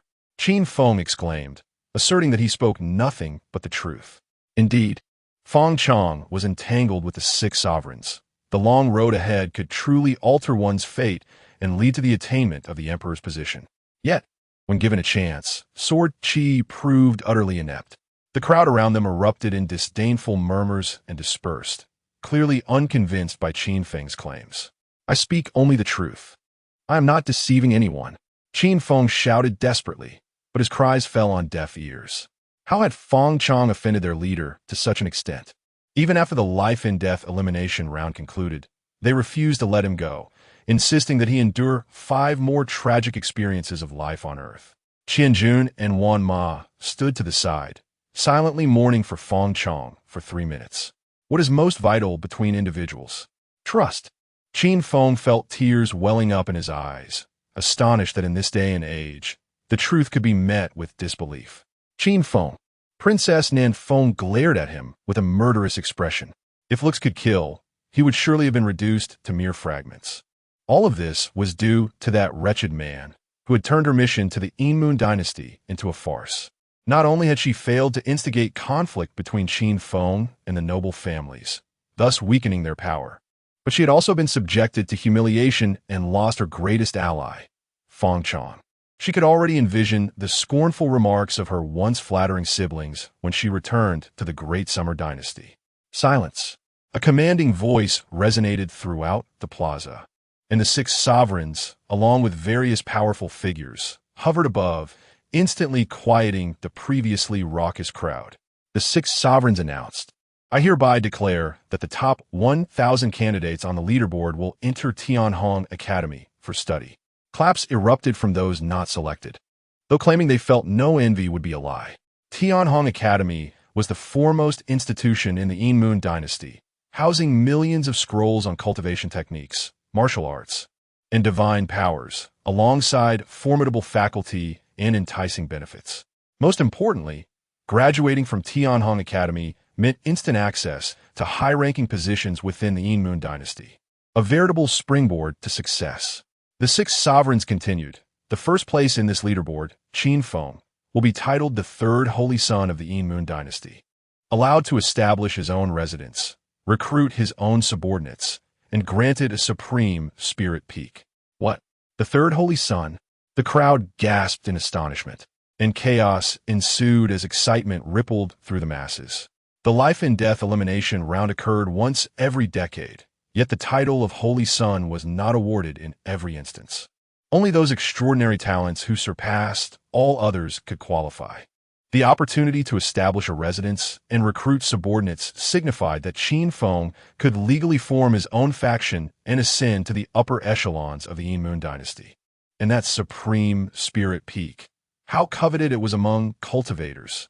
Should Qin Feng choose to open it to the public, countless practitioners would flock to him. All of this now belonged to Qin Feng, a mere 15-year-old boy. I must go to my leader's quarters tonight and express my utmost admiration. Qin Yun rejoiced, recalling how that one act of submission not only preserved his life, but also bestowed upon him fortune and glory. Remarkable. Wan Ma regarded Qin Feng with awe. He recognized his young master's prowess, but realizing he had achieved the title of Holy Son without relying on the Qin family's support filled him with admiration. It was evident that Qin Feng must have endured unimaginable hardships to reach this pinnacle. The title of Holy Son and the Spirit Peak? Qin Feng, however, felt little interest in such accolades, instead scanning the crowd for Yulan. With no chosen one by his side, he sought to extend his grasp toward this chosen maiden, aiming to extract 400,000 villain points from her before the Kunlun's secret realm commenced. What? Nearby, Yulan shivered involuntarily, sensing an inexplicable gaze upon her. Was it merely her imagination? Puzzled, she glanced around, only to find Qin Feng smiling at her from a distance, causing her cheeks to flush as memories of their intimate encounter in the cave resurfaced. She quickly averted her gaze, feigning ignorance. Simultaneously, curiosity about Qin Feng began to stir within her. Why, when she was the sun herself, did she need to bask in another's light? As Qin Feng cast a lascivious glance at Yulan, many others harbored similarly unwholesome intentions toward him. The vivid portrayal of the life and death elimination round had not only showcased the terrifying might of the ancient first prodigy, but had also revealed that Qin Feng possessed a relic of the Buddha and the dragon pearl obtained from slaying a dragon. Such treasures were irresistible to any cultivator. Even aware of Qin Feng's formidable strength and his status as the third holy son, many were undeterred by risk, willing to gamble on even the faintest possibility of success. Before long, the 6 sovereigns concluded their speeches and departed. The surviving candidates erupted in cheers, finally liberated to express themselves freely. Just as Qin Feng prepared to approach Yulan to discuss life and aspirations, a commotion erupted nearby. Turning his head, he saw Princess Nan Feng and her entourage blocked by a group of irate parents of enslaved candidates, demanding the surrender of the perpetrator, Feng Chang. They could endure their children perishing in the life and death elimination round, but they could not accept the idea of Feng Chang, that fiend, enslaving them to be human bombs, leaving no trace behind. This princess has no knowledge of Feng Chang's whereabouts. Princess Nan Feng replied curtly. Even if she knew, she would never divulge such information. Feng Chang's successful evasion from the 6 sovereigns indicated much. Even if he was not as monstrous as Qin Feng, he was still an extraordinary prodigy. She would never hand over such a talent. I do not know. The crowd could no longer contain their fury and surged forward, ready to fight. Outrageous. The disciples of the Son of Heaven seethed. As esteemed prodigies of the great summer, they had never endured such indignity, and they immediately engaged in battle with the enraged parents. Oh, how delightful this spectacle is! Qin Feng, ever the lover of chaos, scampered over with Little White, finally understanding why Princess Nan Feng was not the leading lady. Without a long road ahead, how could one hope to defy destiny? At this moment, Yulan chose not to join the fray, returning home to disrobe and reveal her fair, delicate skin, preparing to indulge in a soothing bath. However, when she caught sight of the tattoo reading Qin Feng was here adorning her slender waist in the mirror, her demeanor changed instantly. A shrill scream of indignation echoed throughout the Blue Demon Palace. Damn you, Qin Feng! I shall not let you escape unscathed. Ding dong! Congratulations to the host for successfully humiliating the chosen daughter. earning 100,000 villain points. As Qin Feng observed the unfolding drama, he could only offer silent blessings to Yulan in his heart, wishing her beauty and grace would flourish even more in the days to come. Chapter 76. I seek your assistance in my cultivation, alas. The square echoed with continuous wails as one parent after another was knocked to the ground.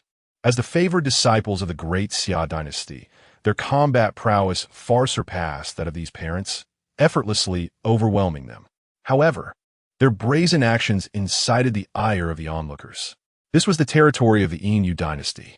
How dare the disciples of great Xia act so arrogantly and violently here? Is there no law? Is there no justice? Someone shouted in rage, and the conflict escalated instantly. Unbelievable! Princess Nanfeng's chest heaved in anger, struggling to contain the fury within. It was one thing to endure the humiliation from that scoundrel Qin Feng, but now even these commoners dared to treat her with such disdain, as if the princess of Great Xia were mere clay to be molded. Princess, be careful. An elder tasked with protecting the envoy rushed forward to shield Princess Nanfeng. Everyone, cease this madness. A loud voice resonated through the square, instantly quelling the chaos. The crowd turned to see a group clad in black armor approaching, each exuding an aura of formidable strength, not merely at the spirit martial or entry realm, but at the celestial sovereign level. It was the Qin guards. The expressions of the surrounding onlookers changed dramatically, and they quickly parted to make way for the group. The Qin guards were responsible for the safety of the royal city of the Yin dynasty, with a minimum cultivation level of celestial sovereign. Though their ranks may not be high, they represented the face of the Six Paths Emperor, and no one in the Yin dynasty dared to disregard them. Princess Nanfeng showed no deference to the Qin guards, snorting disdainfully as she prepared to return to the envoy's residence. However, the leader of the Qin guards raised a hand to block her path, coldly stating, Princess Nanfeng, this is the Yin dynasty, not your great Xia. These disciples of the emperor have harmed our citizens and must come with us. What did you say? For us to go with you? The disciples of the emperor could not help but burst into laughter, deeming this guard to be utterly delusional. After all, they were the esteemed disciples of great Xia, the scions of noble families, and how could a mere guard dare to apprehend them? Take them all away. The leader of the Qin guards was evidently not jesting. With a single command, his men swiftly charged at the disciples of the emperor. While they were indeed esteemed, their cultivation levels were merely at the spirit martial and entry realms, rendering them no match for the celestial sovereign Qin guards. Within moments, they were all subdued. You dare! The disciples of the emperor erupted in fury, clamoring to seek justice from the Six Paths Emperor. Yet, the Qin guards paid them no heed, efficiently escorting the captives away, earning a chorus of cheers from the crowd. This is an outrageous affront. Princess Nanfeng's chest heaved violently, and she contemplated seeking an audience with the Six Paths Emperor for redress. Princess, it may be futile to go, the elder cautioned. If the Six Paths Emperor truly intended to intervene, he would not have allowed these events to unfold, nor would he have permitted the Qin guards to act against the disciples. Are you suggesting that the Six Paths Emperor is orchestrating this from behind the scenes? Princess Nanfeng quickly regained her composure, realizing the implications. If she were to encounter an adversary like Feng Chong, she too would seek to eradicate him, meaning it was not these individuals seeking Feng Chang's whereabouts, but rather the Six Paths Emperor himself. The elder continued, Your Highness, with Feng Chang's whereabouts unknown, remaining in the Yin dynasty serves no purpose and may even pose a danger. It would be prudent to return to Great Xia. But Princess Nanfeng's expression was troubled. She felt she could not return empty-handed. She had come on a mission to the Yin dynasty, and not only had she failed in her task, but she had also lost track of Feng Chong. If she neglected to rescue the captured scions, she would surely offend the noble families upon her return. Even if her father were inclined to favor her, he might have no choice but to cast her into the cold palace. Rescue them? The elder felt a headache coming on. In the unfamiliar territory of the Yin dynasty, lacking power or influence, how could they persuade the Six Paths Emperor to release them? Princess Nanfeng's brow arched slightly as she spotted a familiar figure. now that Qin Feng had recently been appointed as the third holy son of the Yin dynasty. Perhaps he could persuade the Six Paths Emperor to reconsider. Your Highness, do not. The elder quickly dissuaded her. Seeking help from that scoundrel Qin Feng was akin to courting disaster. With no other options available, Princess Nan Feng resolved to seek out Qin Feng. Meanwhile, having witnessed the conclusion of the commotion, Qin Feng, accompanied by Xiao Bai and his two subordinates, made his way to his exquisite spiritual peak. Along the way, he took the opportunity to impart wisdom, stating, "You all saw those disciples of the emperor just now, right? This is the consequence of straying from the righteous path. Never emulate them. Instead, strive to be like me, a proper Confucian gentleman, understand?" "Yes, my goal is to be a proper Confucian rabbit." Xiao Bai nodded fervently, absorbing every word of Qin Feng's sage advice. Confucius once said, "Learning without thought is labor lost. Thought without learning is perilous." Thus, Xiao Bai diligently studied both Qin Feng's swordsmanship and his dubious methods. Grupe gentlemen, Qi Jun and Wan Ma exchanged bemused glances, unable to suppress their amusement as they turned to the square. Oppose Qin Feng as holy son. Overthrow that scoundrel Qin Feng. Severe punishment for Qin Feng. Return our dignity. A protest march, composed of 300 to 400 individuals, stood in the square, chanting in unison. Though they had survived the death elimination round, they had lost their masculine tools, relegating them to compete within the palace instead. Before long, Qin Feng and his companions arrived at the exquisite spiritual peak, marked by a stone tablet inscribed with emerald bamboo peak. The entire peak radiated vibrant green vitality, adorned with various spiritual herbs, while fish in the babbling brook leaped joyously. Upon entering, one could feel a rich concentration of spiritual energy akin to gentle raindrops cascading upon them, making cultivation here exceptionally fruitful. Emerald Bamboo Peak, splendid. Qin Feng nodded in satisfaction, leaping into a bamboo grove. The air was thick with spiritual energy, even more so than before, complemented by a quaint bamboo cottage nestled by a flowing stream. "I love this place." Xiao Bai gleefully leaped from Qin Feng's shoulder, frolicking excitedly among the bamboo.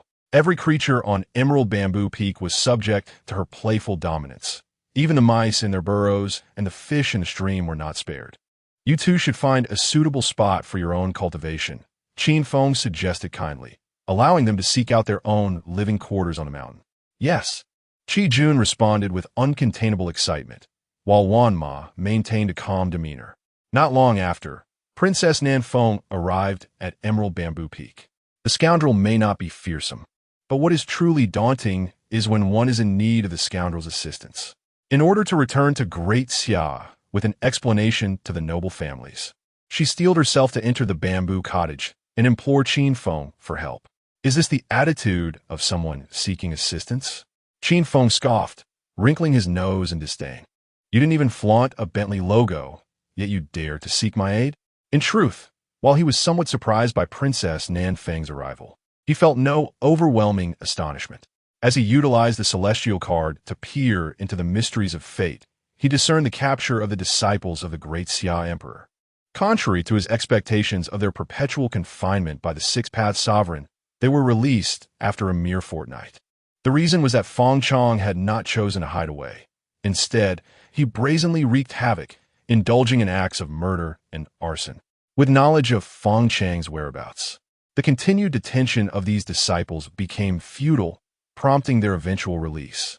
Now, with Princess Nan Feng willingly presenting herself, he felt it imperative to seize the opportunity to extract a price from her, for to do otherwise would be to dishonor the illustrious reputation of his villainous persona. What do you truly desire? Princess Nan Feng inquired, her tone softening. I require your assistance in my cultivation, came the sinister laughter of Qin Feng, a sound emblematic of a true antagonist. He recognized the audacity of Princess Nan Feng, who dared to approach his bamboo peak without even a single attendant. Did she truly believe that Qin Feng was to be trifled with? As the sun gradually descended, casting a dimming hue across the sky, Princess Nan Feng emerged from her bamboo dwelling, her hair disheveled and a blush adorning her cheeks. Bah, Qin Feng, this matter is far from over, she exclaimed, Her face flushed as she spat, frustrated at the amount of energy she had wasted. Fortunately, the scoundrel Qin Feng had agreed to her request, promising that within half a month, he would release the captured disciples. Aside from a fixed deposit, the subsequent payment of 5 million top-grade spirit stones was indeed a remarkably reasonable price. Chapter 77. No more white moonlight, only black pearls ding-dong. Congratulations to the host for taking advantage of the absence of the Chosen One to bully his beloved white moonlight, earning 100,000 villain points. Qin Feng immediately felt invigorated, realizing that it was possible to take advantage of old Feng's absence. From now on, there would be no more white moonlight, only black pearls.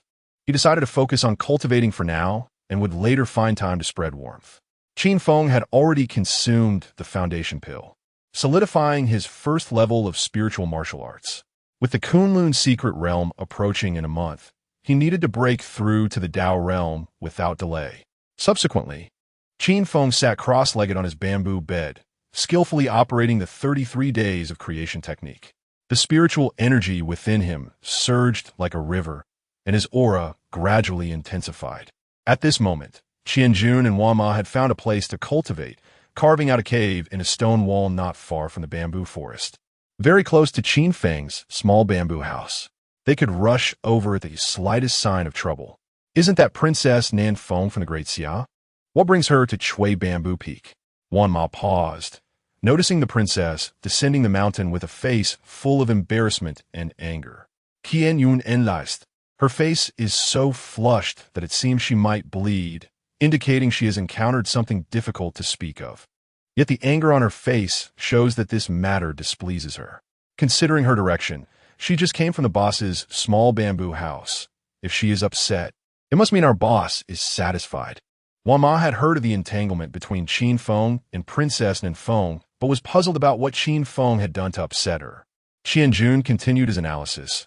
It's likely she has developed feelings for the boss, and, after confessing, was rejected, leading to her embarrassment and anger. Sigh. Wama couldn't help but lament, truly, to meet the young master is to mislead one's life. To not meet the young master is to mislead one's entire life. In the Great Xia, the Qin residence, Qin Hao was cultivating in his room, with the ethereal figure of an old man floating beside him. With a thunderous roar, Qin Hao suddenly opened his eyes, unleashing an exceptionally fierce wave of aura that sent everything in the room flying. Excellent. The old man looked at Qin Hao, who had completed his training, and revealed a profoundly satisfied smile.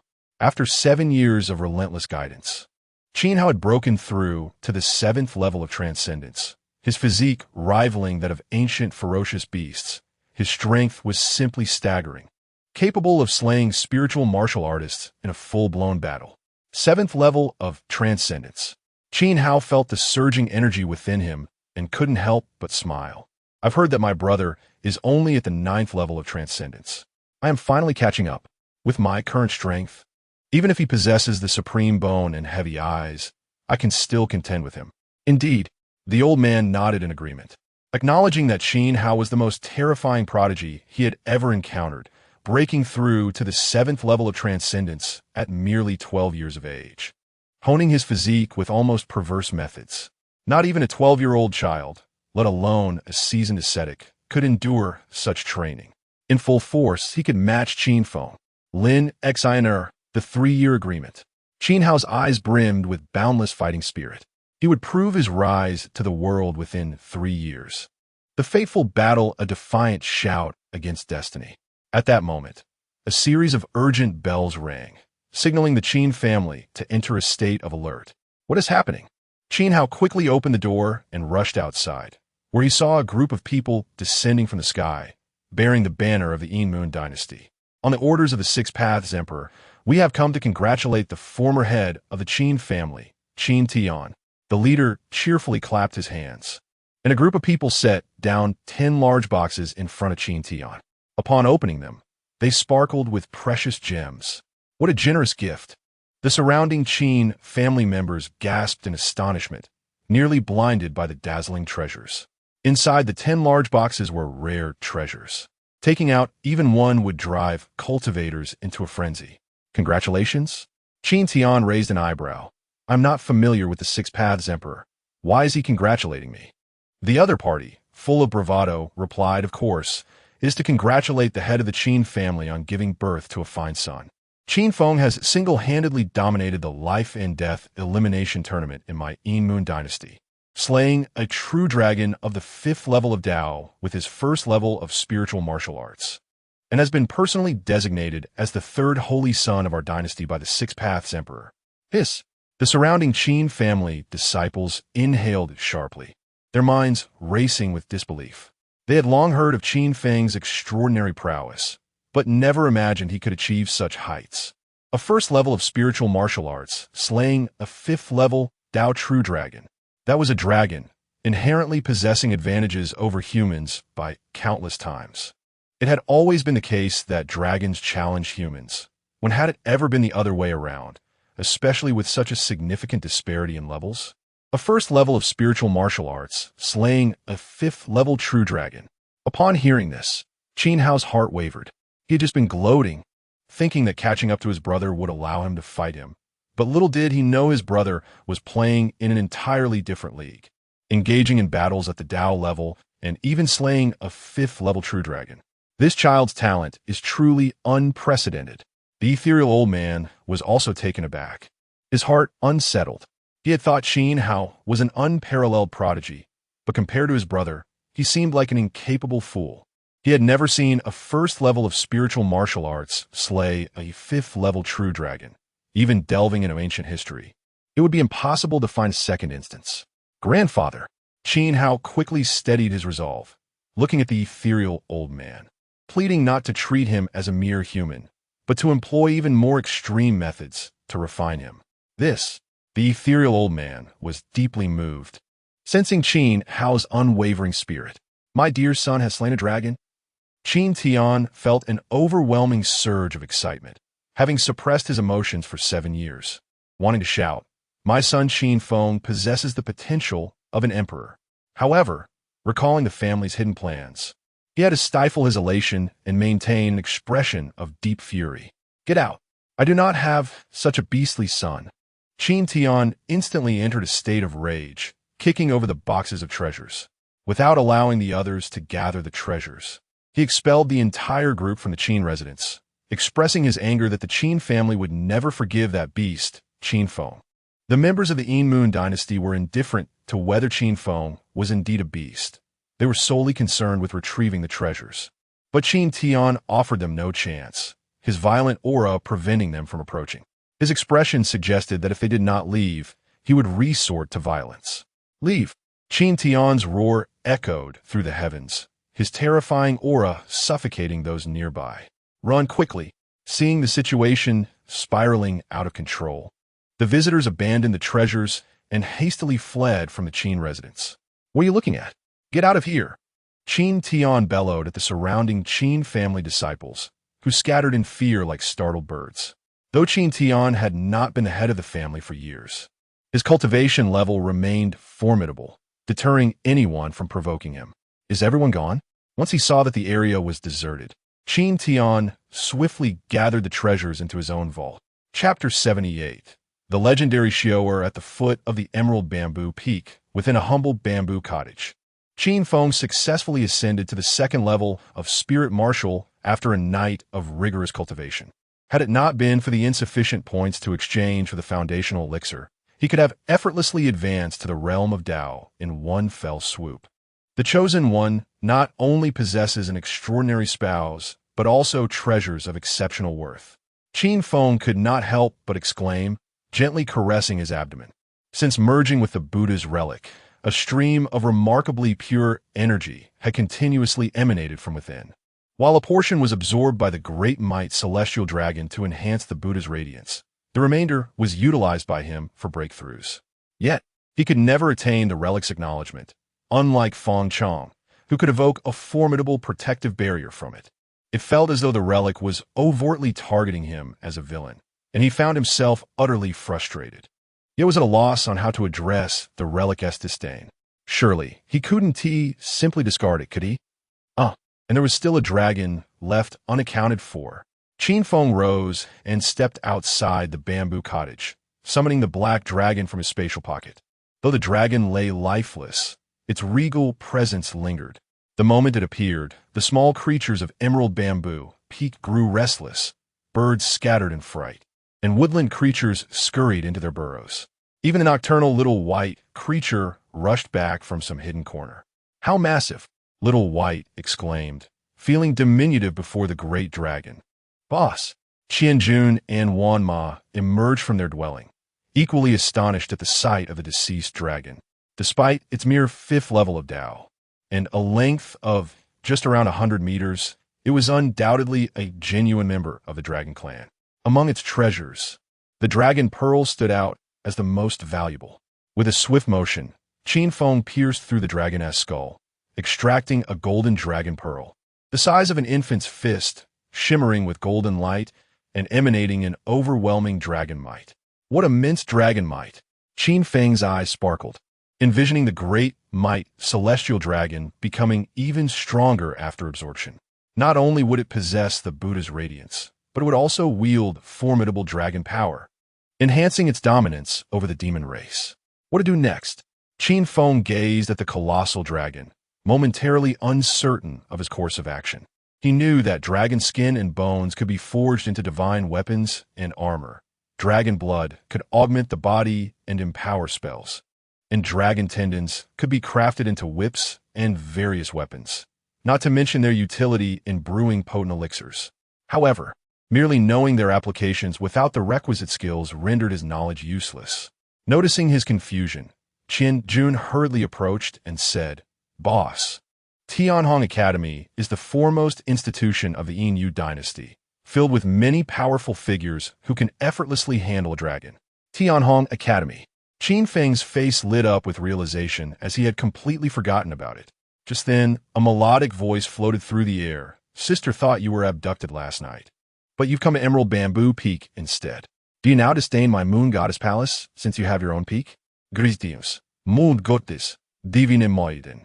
Qianjun and Wan Ma quickly bowed as the moon goddess descended gracefully, accompanied by Ziyuan. "Not at all," Qin Feng protested, feeling wronged. "I've always vowed to repay your life-saving grace, dear moon goddess. I've moved to Emerald Bamboo Peak because I still have 3 years until I come of age. Once I reach adulthood, you can come in a grand procession to marry me. How about making Emerald Bamboo Peak my dowry?" Giggling, the moon goddess found his antics amusing, appreciating his unwavering affection since their first meeting in his childhood. 7 years had passed, yet he remained steadfast in his desires, proving her undeniable charm. For no woman would belittle her own allure. How infuriating! Ziyuan stomped her foot in frustration. "All you think about is your aunt. It's not that hard to woo her, you know." Qianjun and Wan Ma exchanged nervous glances, fearful of the moon goddess's notorious reputation for ruthlessness. After all, she was one of the 4 ancient beauties and had earned her place as the guardian deity of the Yin dynasty through sheer strength. "I want to bicker with you, little one. Prepare yourself. I'm taking you to meet someone." The moon goddess effortlessly cradled Little White, who, upon receiving a spirit fruit, reluctantly allowed her to pet him. "Who are we meeting?" Qin Feng inquired, waving his hand to summon the great dragon back. Ziyuan replied mysteriously, "Your master, personally selected by the Six Paths monarch, is the most erudite individual of the Yin dynasty. He is not only a master of the arts, but also well-versed in various martial disciplines, alchemy, artifact crafting, and runes, with profound knowledge of unique physical conditions." Qianjun interjected in awe. Could it be the Emperor Xiao, one of the 4 ancient prodigies? "Indeed, it is he." The moon goddess's expression grew wistful, as if reminiscing. Ever since that event a century ago, he has completely fallen from grace, now drowning his sorrows in alcohol. The Six Paths monarch wishes to see if your talent can inspire him to reclaim his former glory. Fallen from grace? And I am to stimulate him? Qin Feng felt utterly bewildered, unsure how he could possibly provoke a prodigy. Could it be that he needed to don women's attire to entice him? Soon enough, Qin Feng learned the tragic tale of Xiao. A century ago, this esteemed prodigy, endowed with vast knowledge, striking looks, and formidable prowess, had risen to become one of the four ancient prodigies, a superstar of his time, adored by all ancient maidens. He fell in love with a woman, and they had a son together. Believing their lives would unfold blissfully, he was devastated to learn that she was a transformed demon. In the ancient world, humans and demons were destined to be adversaries, an insurmountable divide. In a moment of despair, he callously took the life of their infant son, prompting the heartbroken demon to flee, vowing he would pay dearly for his actions. Yet, rather than garnering support from humankind, he became a pariah, deemed a villain who could slay his own child, leading to his gradual isolation. Subsequently, he succumbed to despair, drowning his sorrows in drink, losing all semblance of his former brilliance. Now, the Six Paths monarch hoped to salvage what remained of him, believing that only a prodigy like Xiao could nurture someone as extraordinary as Qin Feng. Alas, Qin Feng was left speechless, realizing that Xiao was even more ruthless than he had imagined. To have killed his own son over the divide between humans and demons, what would become of someone like him, who cherished cat girls, bunny girls, and fox spirits? Would he, too, be cast aside, deemed a tool for retribution? Chapter 79. Continuing to promote the spirit of Qin Lao Lu before long, Qin Feng and his companions followed the moon goddess to the Tianhong Academy, where it was said that Xiao was currently in a state of despondency. At first glance, the academy appeared no different from any ordinary institution. Yet Qin Feng could faintly sense the presence of dozens of terrifying auras. The students they encountered along the way exuded an equally formidable energy. Aside from the fresh graduates who had attained the Dao realm, the lowest among them were at the celestial sect level, and there were even quite a few students of the essence realm. Truly, a cradle of talent for the Yin Yu dynasty. Qin Feng could distinctly feel the pressure. As a practitioner of the second level of spiritual martial arts, he felt out of place here. The students were equally astonished at his presence. Since the establishment of the Tianhong Academy, there had never been a student at the spiritual martial level. However, upon recognizing Qin Feng as the third holy son, their surprise dwindled. Having witnessed his remarkable performance in the life and death elimination rounds, they acknowledged his qualifications to study at Tianhong Academy. The arrival of the third holy son promised an engaging spectacle. The students exchanged knowing smiles, eagerly awaiting the unfolding drama. It is worth noting that there was not just one holy son at Tianhong Academy. The previous life and death elimination rounds had produced two holy sons, both currently enrolled, and they were embroiled in a fierce rivalry, dividing the students into two factions, each supporting their respective holy son. The emergence of a third contender would surely complicate the situation further. Leader, should we recruit some troops? Wan Ma's eyes sparkled with eagerness, yearning to charge into battle for his young master. Leader, Qianjun looked at Qin Feng with hopeful eyes, waiting for orders to gather forces. With Qin Feng now possessing a premium spiritual peak, a mere announcement of recruitment would undoubtedly attract countless powerful followers. There's no rush. After a brief contemplation, Qin Feng decided against engaging the other two holy sons directly. They had already established themselves at the Tianhong Academy for many years, and a reckless confrontation might lead to severe repression, ultimately costing him dearly. Instead, he resolved to continue embodying the spirit of Qin Lao Lu, to dig low-key holes while burying high-profile figures. At that moment, a sharp and icy voice pierced through the air. Qin Feng. Iu Lang. Qin Feng's eyes sparkled with excitement, thanking the heavens for this fortuitous encounter. Having just broken through to the second level of spiritual martial arts, Yulan had now delivered herself right to him. This was a splendid opportunity to further his progress toward the third level. Upon seeing Qin Feng, Yulan's expression was filled with animosity. The memory of that scoundrel's words inscribed behind her back made it hard for her to suppress the primal force within her, leaving her to ponder how she could ever marry after this humiliation. A sharp, whistling sound of wind swept through, tugging at Qin Feng's garments. Yulan approached with swift, graceful steps, her flowing hair dancing in the wind, emanating an aura of extreme cold that froze everything in her wake. She was indeed the embodiment of the Xian Yin body. The surrounding students gasped, instinctively retreating.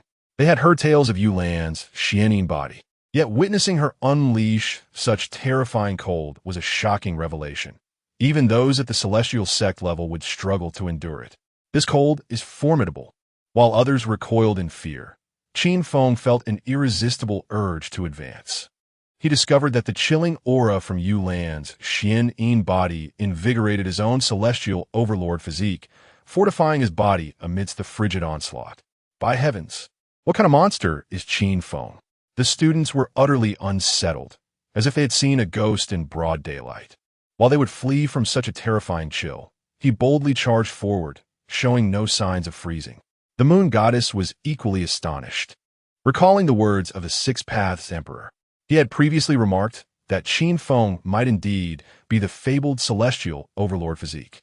However, Qin Feng's capabilities far exceeded anyone's expectations. Even at a disadvantage in cultivation, he had still triumphed in the life-and-death elimination rounds without revealing his true potential. Now, witnessing Qin Feng's fearless defiance of Yulan's cold, she couldn't help but accept the Six Paths Emperor's assessment. What kind of prodigy is this? With a thunderous crash, the two collided, and the frigid air erupted into a flurry of ice blossoms. Before Yulan could react, Qin Feng pressed his lips against hers, voraciously absorbing the cold energy within her. Ugh! Yulan's eyes widened in shock, unable to believe that Qin Feng would dare kiss her. Ding dong! Congratulations to the host for taking advantage of the Chosen One, earning 100,000 villain points. Ah, this is infuriating. Zi Yuan, Fuming, grabbed Xiao Bai and began to squeeze the little creature in frustration. Having grown up alongside Qin Feng, she felt slighted that he had kissed two outsiders before ever doing the same to her. How could he treat my rabbit like this? Xiao Bai's round face was squished, and with considerable effort, she took out a small notebook, writing, "On this day, I, the rabbit, suffered a pain not befitting my age for Qin Feng and require compensation of 20 carats. By heavens! The surrounding students were in an uproar, utterly unable to contain themselves. They had long heard that the third holy sun lacked boundaries, but to witness such shamelessness in broad daylight was beyond their imagination. Shameless. Yulan, incensed, pushed Qin Feng away, wiping her lips disdainfully. Ah, that was refreshing. Qin Feng couldn't help but shiver, feeling his body grow stronger. You shameless fool. Yulan's face flushed crimson with rage as she charged at Qin Feng once more. However, after just 2 steps, she saw him raise a hand and produce a pink belly band adorned with lotus flowers. Yulan was rendered speechless, hurriedly clutching her chest. Ding dong, congratulations to the host for bullying the Chosen One, earning 100,000 villain points. Good heavens, this is outrageous. The surrounding students gasped, wishing to learn this technique from their teacher. Enough, everyone stop. The moon goddess interjected, turning her gaze to the side. Not far away, a man who resembled a beggar staggered towards them, drinking from a wine jar. The students recoiled as though they had encountered a plague. Is it the emperor of the ancient 4 talents, Dixio? Qin Feng couldn't help but scrutinize the newcomer, sensing a formidable aura emanating from him. Ah, moon god. Dixio, inebriated, raised his wine jar in invitation. The moon goddess ignored him, her expression neutral as she said, Dixio, the emperor instructed me to inform you that he has found a good disciple for you. Would you be interested? Disciple? Dixio asked, squinting through his drunken haze. What weapon does he use? Qin Feng responded earnestly. In response to Senior Dixio, I use an external aid. Chapter 80. Has Qin Feng fallen? What an oddity. Dixio was filled with questions. Although he had languished for over a century, his mind remained intact. But what on earth was this oddity? Senior Dixio, do not heed his nonsense. Zi Yuan interjected, casting a disdainful glance at Qin Feng. He has mastered swordsmanship, comprehended the 3rd level of sword intent, possesses an indomitable sword heart, and has even created 2 divine-level sword techniques. Furthermore, he possesses the ancient heavy eye and the supreme bone, along with a self-created, formidable divine Buddhist technique. In this life-and-death elimination contest, he successfully slayed a great dragon. Dixio nearly dropped his wine jug, his despondent expression now tinged with shock. Indeed, he was astounded by Qin Feng. He had initially thought that sharing a few techniques would suffice to send him on his way, yet he encountered such a prodigy. While he had seen many geniuses at Tianhong Academy, none matched the extraordinary caliber of Qin Feng. It was as if he had encountered something unheard of and unseen. Possessing the ancient heavy eye and supreme bone, these remarkable innate qualities gave him a head start. On top of that, he had grasped the third level of sword intent and the indomitable sword heart, and created 3 divine-level techniques, leaving no room for others to thrive. Qin Feng glanced around and noticed everyone was looking at him like a spectacle. As a seasoned underdog, the attention made him feel somewhat uncomfortable. It was evident that his performance in the life-and-death elimination contest had been too conspicuous, making him a thorn in the side of the other 2 saints.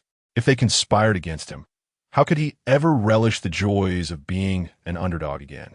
He needed to learn how to conceal himself. Seeing Dixio's reaction, the moon goddess seized the moment and said, "The emperor has stated that Qin Feng's talent is beyond the instruction of ordinary individuals. Only you, the most learned one in the Moon dynasty, can guide him. I can barely teach myself, let alone others." Dixio chuckled self-deprecatingly, continuing to drink and drift through life, taking it one day at a time. Sighing, the moon goddess felt a pang of helplessness. She hadn't anticipated the profound impact that past incident had on Dixio, leading him to reject even a peerless talent like Qin Feng. "Senior Dixio, wait," Qin Feng suddenly declared earnestly, "I wish to learn from your failures in life." Everyone froze, bewildered by Qin Feng's words. Qin Feng began to perform, lamenting from birth. "I comprehended the divine-level technique, 33 Heavens Creation Sutra. No matter how grave my injuries, I could heal swiftly. I broke through to the opening realm at 3, transcended to the extraordinary realm at 8, and have since grasped sword intent and an indomitable sword heart. Now at 15, I possess the ancient heavy eye and supreme bone. Among other abilities, life has been so smooth that I feel no pressure whatsoever. Can you fathom such torment? I can understand your plight." Dixio retorted, bewildered. "You call that a smooth life, devoid of pressure? You're merely living in comfort while complaining. Unlike those of us who would consider any one of your abilities a monumental stroke of fortune." The crowd was filled with disbelief, wishing they could confront Qin Feng for his audacity. Dixio stood there, utterly flabbergasted, not knowing how to respond to someone who complained about a flawless life that many would envy. "Please, Senior Dixio, I implore you." Qin Feng remained undaunted by the gazes of others, planning to keep close to Dixio for now. Once the attention waned, he would return to his role of an underdog, digging pitfalls for the 2 saints. "Do as you wish." Dixio waved his hand dismissively, returning to his drink. "I shall report to you tomorrow," Qin Feng declared, glancing at his system points, which had amassed to 497,000, just shy of the 500,000 needed to purchase a foundational elixir. He only needed to further bully Yulan to reach his goal. As Qin Feng shifted his gaze to Yulan, a mischievous smile crept onto his face, reminiscent of the Hulk gazing at Black Widow. What was he planning? Yulan felt an inexplicable dread wash over her. Recalling the moments he had tormented her, tears welling in her eyes. As the daughter of the Blue Demon, she had never been bullied, yet here she was, kissed before a crowd by Qin Feng. Who would dare marry her now? Overcome with emotion, Yulan could no longer contain her tears and fled, covering her face. "Hey, don't go.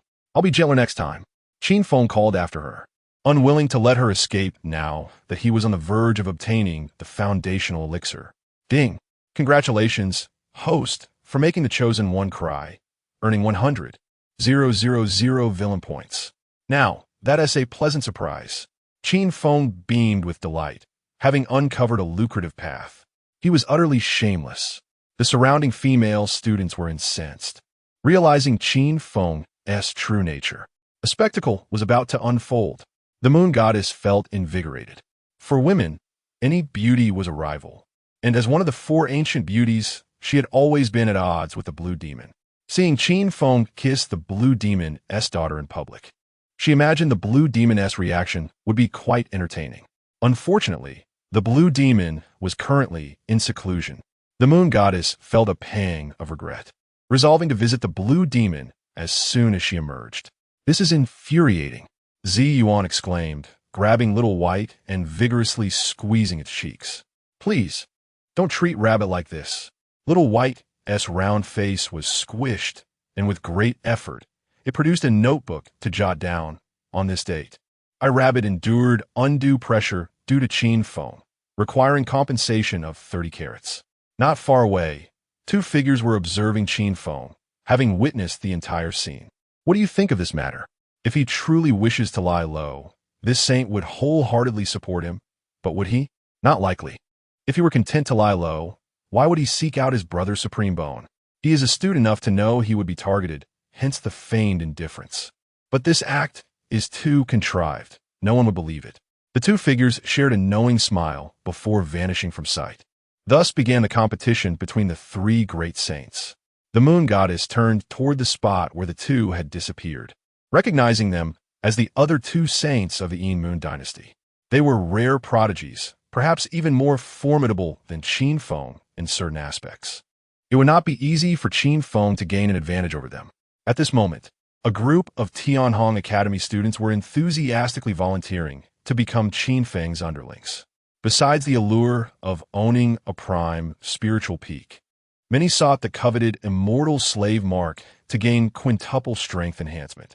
However, to everyone's surprise, Qin Feng appeared to genuinely lie low, ignoring those eager to join him and instead roaming about like a street urchin with Little White, bullying the younger female students.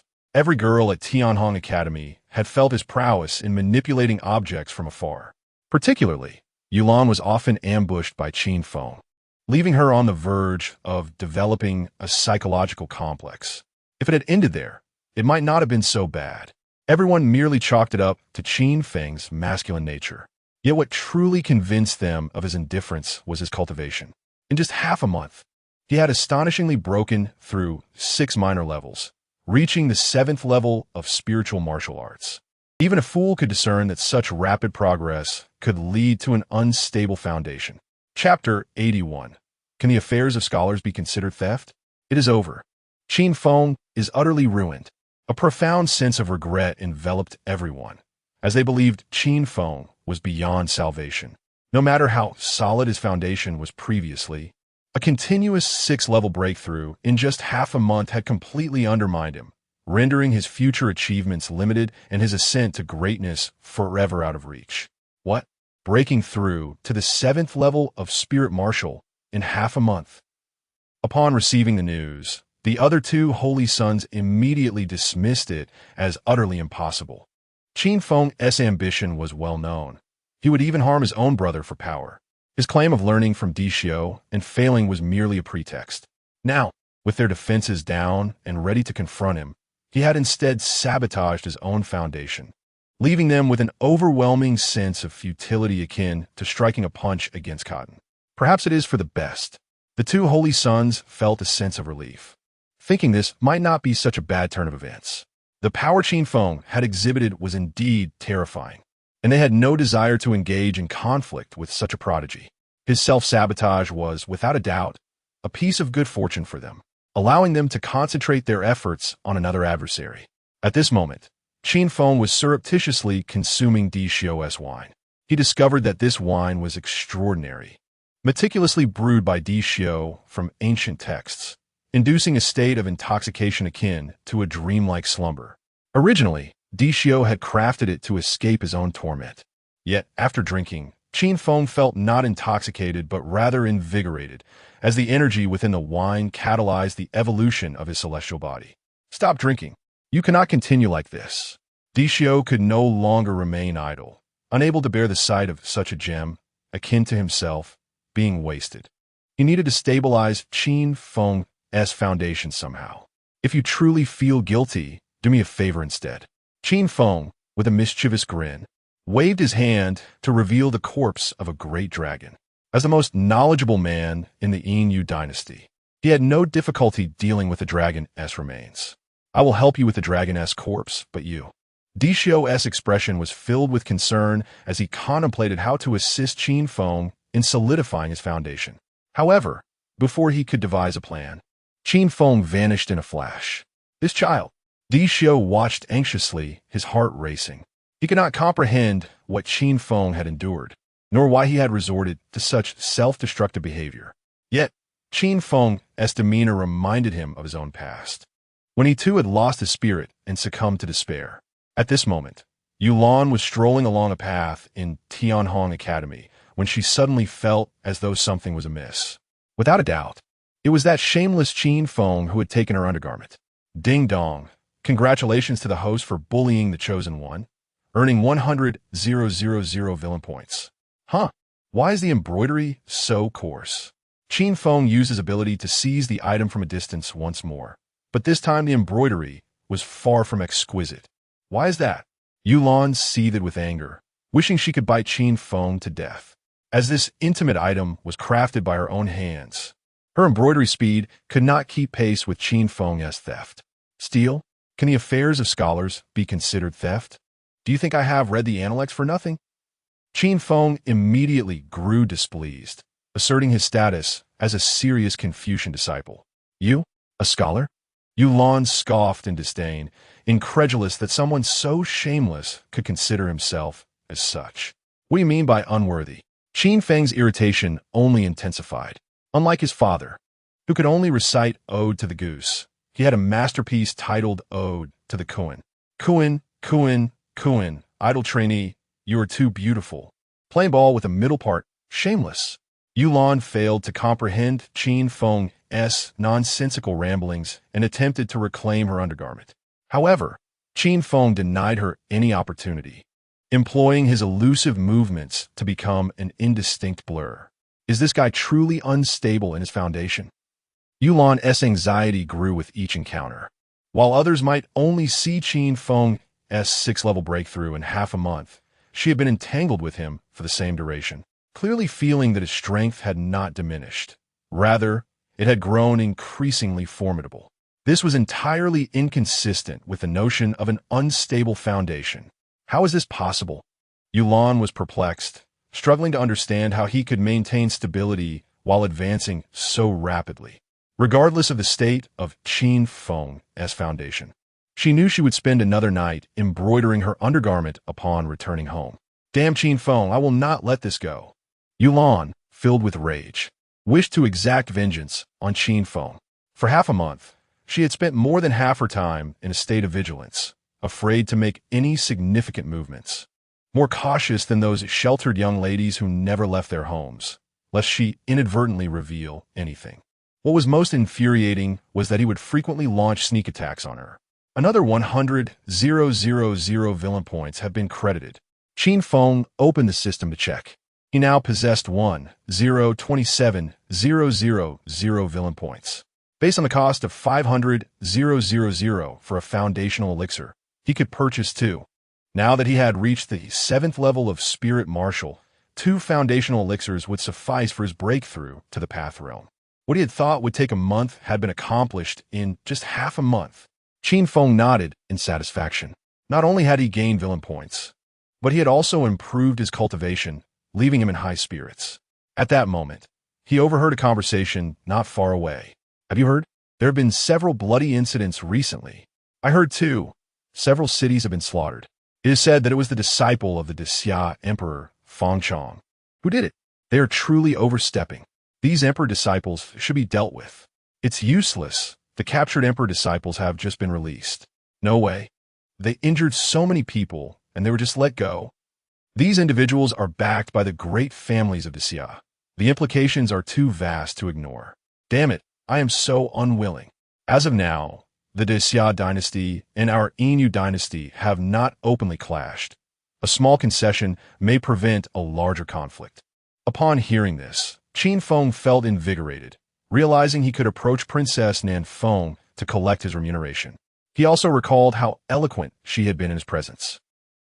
In the foreign envoy's guest house, Princess Nanfeng had completely withdrawn into herself since her encounter with Qin Feng.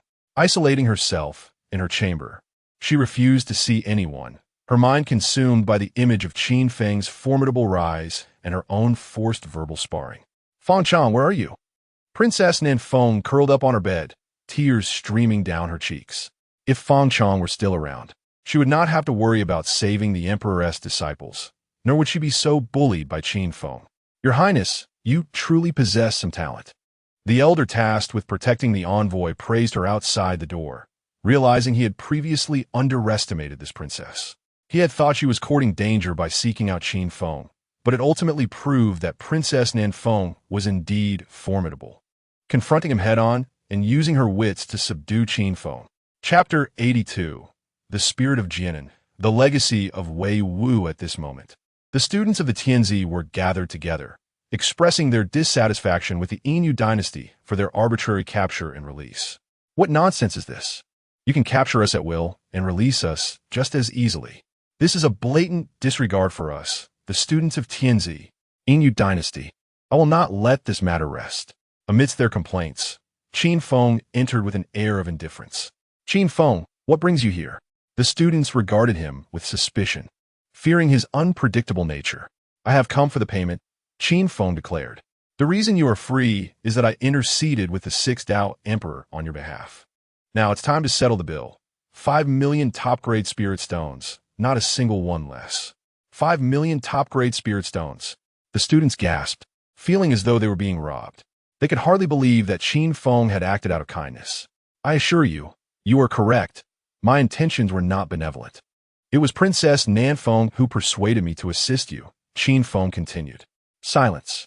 The furious voice of Princess Nan Feng echoed from the loft, revealing her irritation at Qin Feng's blatant disregard for propriety. Had he not heard the saying about not mentioning matters from the mountain while descending? She promptly ordered her subordinates to prepare the 5 million spirit stones to hasten his departure. Yes, the elder responsible for protecting the delegation complied, producing the agreed sum without hesitation. After receiving the payment, Qin Feng suddenly remarked, Princess Nan Feng, you wouldn't want Feng Chang to be in danger, would you? What do you mean? Princess Nan Feng felt a chill run down her spine and hurried out of the loft.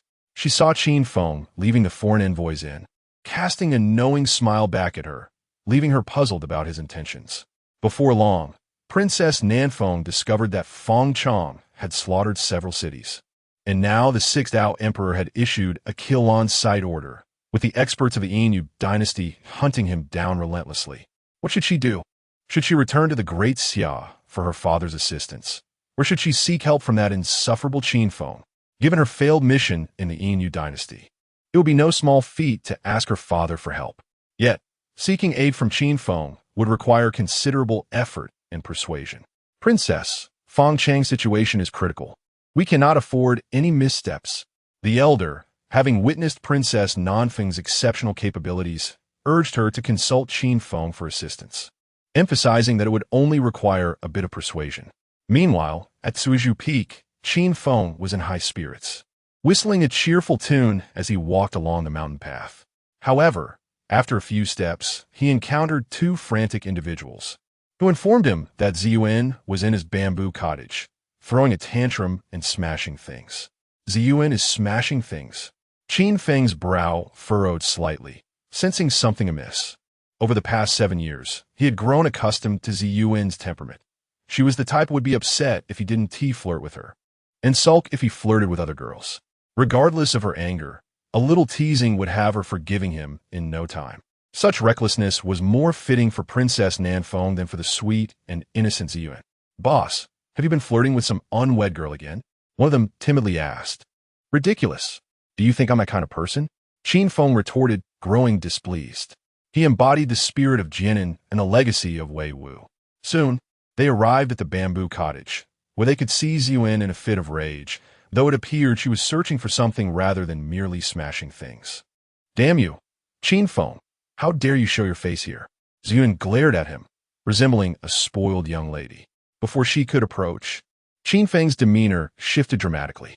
Like a proud snow lotus standing against the wind on a cliff, he emanated an overwhelming aura, causing his clothes to flutter without a breeze. As a fierce blade, energy surged around him. Qin Feng, what are you doing? Be careful, or I'll tell my aunt. Ziyuan's expression changed slightly, but she did not halt her advance. What is happening? The 2 who had accompanied him sensed the tension and quickly readied their weapons. You are not Ziyuan. Who are you? Qin Feng's eyes flashed with a sharp light, instantly recognizing the impostor. The genuine Ziyuan would never speak to him in such a tone, nor would she threaten him with her celestial heritage. I don't understand what you're saying. The false Ziyuan maintained her approach, quickening her pace. Boom! The air around Qin Feng trembled, the sound of swords resonating endlessly. A vast torrent of blade energy surged forth, accompanied by a piercing wind that threatened to consume all in its path. 1,000 swords trembled, their song unending, as the river of swords descended from the heavens. Not good. The false Yuan's voice suddenly deepened, taken aback by Qin Feng's audacity to strike. Without a hint of panic, the impostor unleashed a terrifying wave of energy that tore through Qin Feng's torrent of blade energy. What? The two onlookers' eyes widened in disbelief, not shocked by the opponent's prowess, but by the sheer strength of Qin Feng's blade aura, which displayed no sign of instability. Indeed, he was the ancient first genius of the world, declaring, "With me, Qin Feng, the heaven shall fall." The false Ziyuan couldn't help but praise him. Had it not been for their significant difference in cultivation levels, she would have had no chance against his formidable sword technique. However, even if Qin Feng was the ancient first genius, she was determined to seize the Dragon Pearl and the Buddha's relic today. She had always taken treasures from others. No one had ever dared to take treasures from her. Qin Feng's eyes revealed utter disdain, not considering her a threat. Oh really? The false Yuan watched him with keen interest, eager to see what other tricks he had up his sleeve. Gulp! The two companions could barely contain their anticipation, sensing the atmosphere had reached a boiling point, waiting to see how Qin Feng would retaliate. Everyone, forgive my intrusion. Qin Feng clasped his hands in a bow, turning to flee while calling out, "Sister Moon Goddess, save me." Chapter 83. No use in crying out with a sudden jolt. The false Yuan felt his composure waver, nearly spitting out a mouthful of blood. Though he had long been aware of the third Holy Sun's lack of decorum, he never anticipated such a profound depth of shamelessness. One moment, he appeared fervent, akin to an ambitious youth prepared to vanquish any foe. The next, he discarded his principles without hesitation, calling out for the moon goddess to save him. Had he not witnessed it with his own eyes? Who would dare believe a person could sink to such depths of disgrace? Truly, it was akin to a small knife grazing one's rear, an eye-opener. Qianjun and Wanma stood petrified, their minds echoing with the cries of startled groundhogs. What the hell? Here I am, with my pants down, waiting for you to unleash your grand move, and you toss aside your dignity without a second thought. Yet, who could blame them for following such a leader? No matter how devoid of integrity he might be, they were sworn to follow him unto death. Help! Help! Qianjun and Wanma dashed about, desperately calling for the moon goddess. This is utterly disgraceful. The false Yin was left speechless, glancing at the trio in different directions, knowing that forcibly seizing the moment was futile. Given that Qin Feng had attained the Emerald Bamboo Peak not far from the moon goddess palace, should she truly heed any disturbance and arrive? Even 10 lives would not suffice for him to explain himself. He dare not gamble. It was wiser to flee post-haste, lest he truly encounter the moon goddess. You may escape the first day of the month, but not the 15th. With a cold snort, the false Yin transformed into a swarm of bats and vanished from sight. Not long after, Qin Feng and his companions stealthily returned to the small bamboo cottage. Surely, they must have left by now? Qin Feng inquired.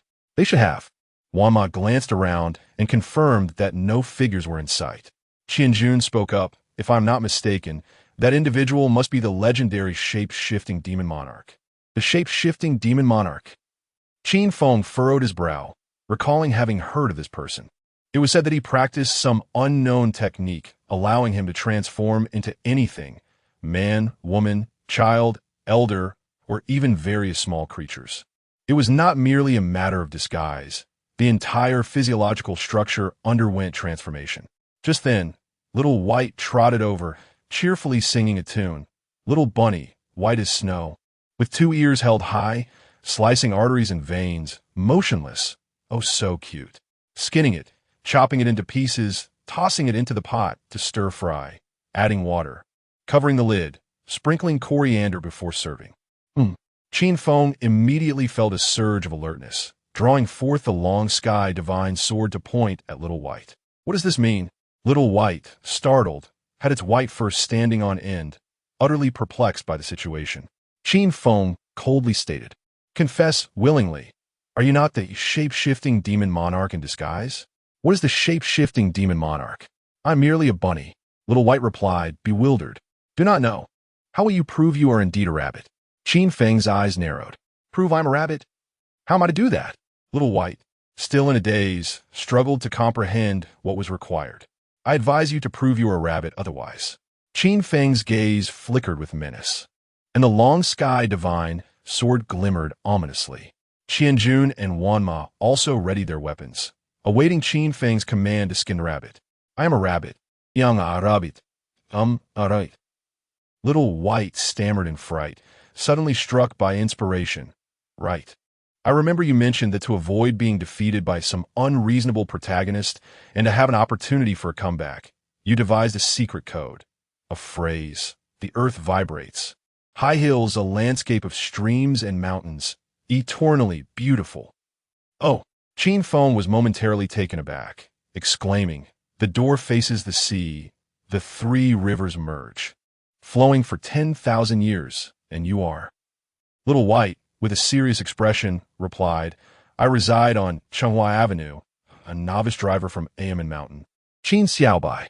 Qin Feng continued, "I studied for 2 years at Erxiankyo Primary School, a legendary little Y bug in the mortal realm, Qin Laolu." Truly, you are my rabbit." Qin Feng hastily sheathed his sword. He believed that aside from the rabbit he had raised himself, no one else would understand the secret code. "Boo-hoo!" Little White began to cry, looking utterly aggrieved, pulling out a small notebook to write. "On this day, I was terrified half to death by Qin Feng, requiring compensation of 10 carats. A profound silence enveloped the scene. Qianjun and Wanma stood frozen, unable to regain their composure, awed by the bizarre exchange between the human and the rabbit.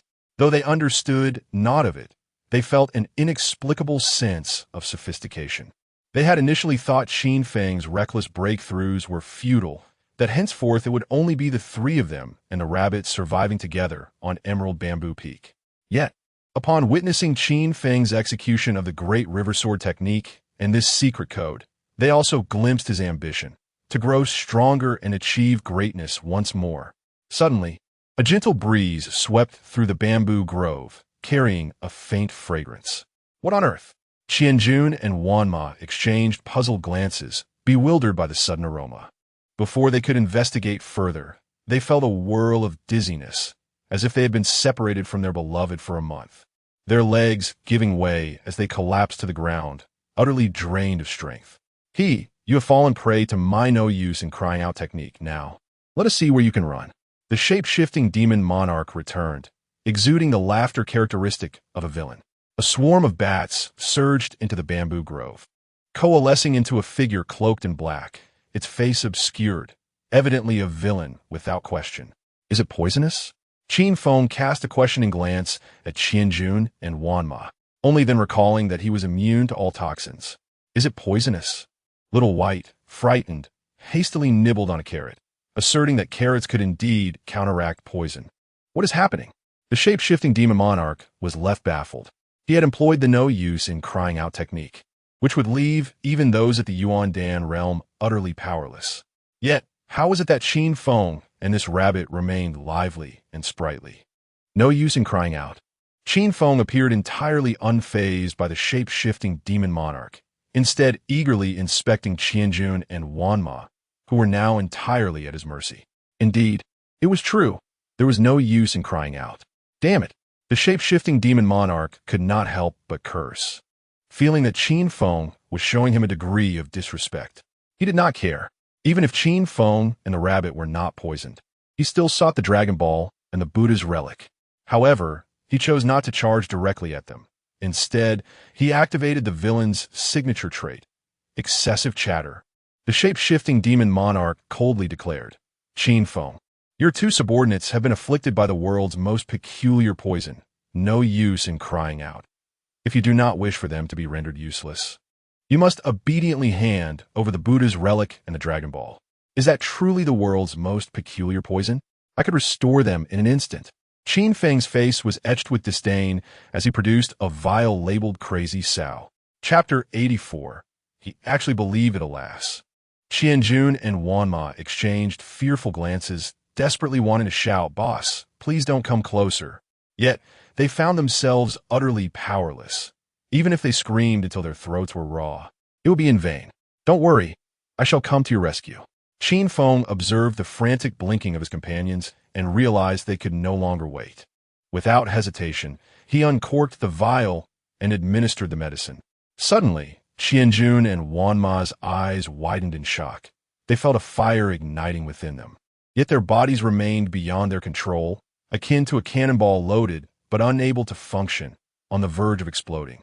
How could it be ineffective? Qin Feng mused, baffled by the chaotic behavior of the mother pig. Logically, even if Lu Xiaohui consumed it, there should have been some reaction. Why were Qianjun and Wanma utterly unresponsive? Should he perhaps administer a few more pounds as a test? Simultaneously, he developed a keen interest in this peculiar poison, shouting until one's throat is raw, which was indeed a necessary remedy for traversing the martial world, engaging in murder and thievery, and inheriting the Chancellor's will. Did one truly believe that this so-called world's most extraordinary poison was merely a hollow title? The ever-changing demon Lord cackled. "I advise you to obediently hand over the Dragon Pearl and the Buddha's relic. Otherwise, they will be utterly ruined." Indeed, the villain had a penchant for verbosity. If it were him, he would have acted decisively. Qin Feng could not help but scoff internally, recognizing the limited intellect of this antagonist, rendering it hardly worth his effort to summon assistance. Qin Feng began to weave his deception. "Even if I were to give you the Dragon Pearl and the Buddha's relic, do you truly believe that with my innate talent, it would take long for me to surpass you? And considering my disposition, do you think I would ever spare you in the future?" The demon lord furrowed his brow, a murderous intent brewing towards Qin Feng. Remaining unfazed, Qin Feng continued his ruse. "Even if you wish to eliminate me to prevent future troubles, do you think the moon goddess would let you off the hook? She has invested far too much in me over these 7 years, even promoting me to the third holy son of the Yin Moon dynasty. Killing me would render her investment utterly futile. Furthermore, the Six Paths Emperor, whether for the sake of the Yin Moon dynasty's reputation or to set an example, would not let you escape either. Do you truly believe you will enjoy good days ahead? As one ages, it is wise to remain humble and deliberate in action." The demon lord momentarily paused, inexplicably sensing the validity in Qin Feng's words. In the face of such a formidable antagonist with an overwhelming background, only the protagonist would dare confront them. Others truly lack the courage to contend. Qin Feng continued, "Moreover, even if you were to acquire the Dragon Pearl and the Buddha's relic, how much would your combat prowess truly improve? Why not consider a trade instead?" "What trade?" The demon lord felt a twinge of insecurity, compelled to consult a professional villain. With a smirk, Qin Feng proposed, "You provide me with the formula for the shouting until one's throat is raw antidote, and I shall reveal to you a method to attain the position of emperor." The position of emperor? The demon lord's breath hitched, mentally exclaiming that this was a lucrative deal. While the shouting until one's throat is raw poison was indeed formidable, it paled in comparison to the allure of becoming an emperor. The two were not even in the same league. Despairing, Qianjun and Wanma closed their eyes, fully aware that the method Qin Feng spoke of to achieve the position of emperor likely referred to Feng Chang's Six Emperors play. Such deceitful talk would not fool even a child, let alone the formidable demon lord. It was clear that Qin Feng had abandoned them to buy time, hoping to cry out for the moon goddess to save him. "Wait, you are not trying to deceive me, are you?" The demon lord suddenly grew wary, recalling Qin Feng's unscrupulous nature. How many of his words were genuine or false, he alone knew. Even if the method to attain the emperor's position were true, it was likely fraught with peril. One might end up losing their life instead of achieving greatness. Rest assured, I, Qin Feng, am a paragon of Confucian virtue, swearing to the heavens that not a single word of mine is false. I can assure you that this method is as simple as riding a horse. Qin Feng confidently declared. Do you believe I would trust you? The demon lord shot Qin Feng a skeptical glance, as if to say, I graduated from elementary school. As simple as riding a horse? Did he truly think the position of emperor was akin to plucking a cabbage from the ground? If such a straightforward method to becoming an emperor existed, why would Qin Feng not keep it for himself rather than selling it at a bargain? There was certainly a trap hidden within. After some contemplation, Qin Feng continued. Have you heard of a remarkably unique fate known as the Six Emperors' Play? The Six Emperors' Play? The demon lord faltered, then exclaimed in disbelief. He had stumbled upon this fate in an ancient text. Recognizing that every woman possessing such a fate met a tragically grim end, yet simultaneously, it birthed six great emperors. Qianjun and Wanma stood frozen in place, utterly baffled by this turn of events. He actually believed it. He believed Qin Feng's tall tale. He believed in the existence of the Six Emperors' Play. My goodness, I have finally found someone with discernment. Qin Feng felt overwhelmed with emotion, tears streaming down his face, astonished that trust could come from a fellow traveler. Who is this person you speak of? The demon lord's breath quickened, unable to resist the temptation of the emperor's position. Qin Feng proposed, you write down your antidote and formula, and I shall jot down the names of the individuals I know.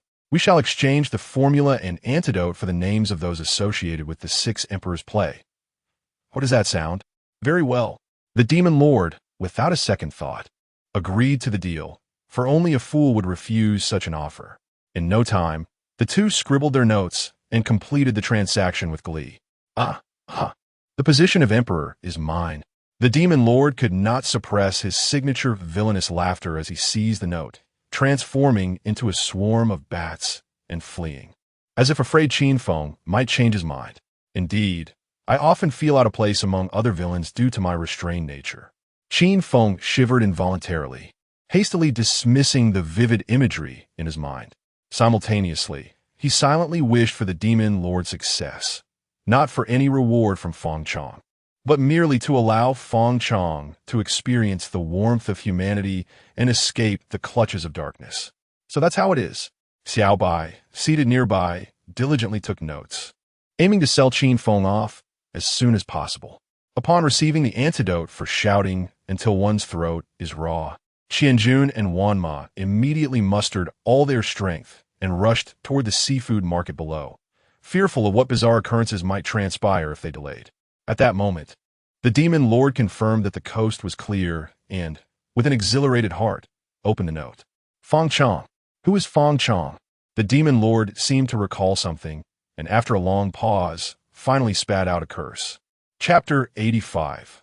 The bitter lesson of the Chancellor in the Yin dynasty. Within a certain city, the heavens and the earth appeared as a blood-red canvas, littered with mountains of corpses.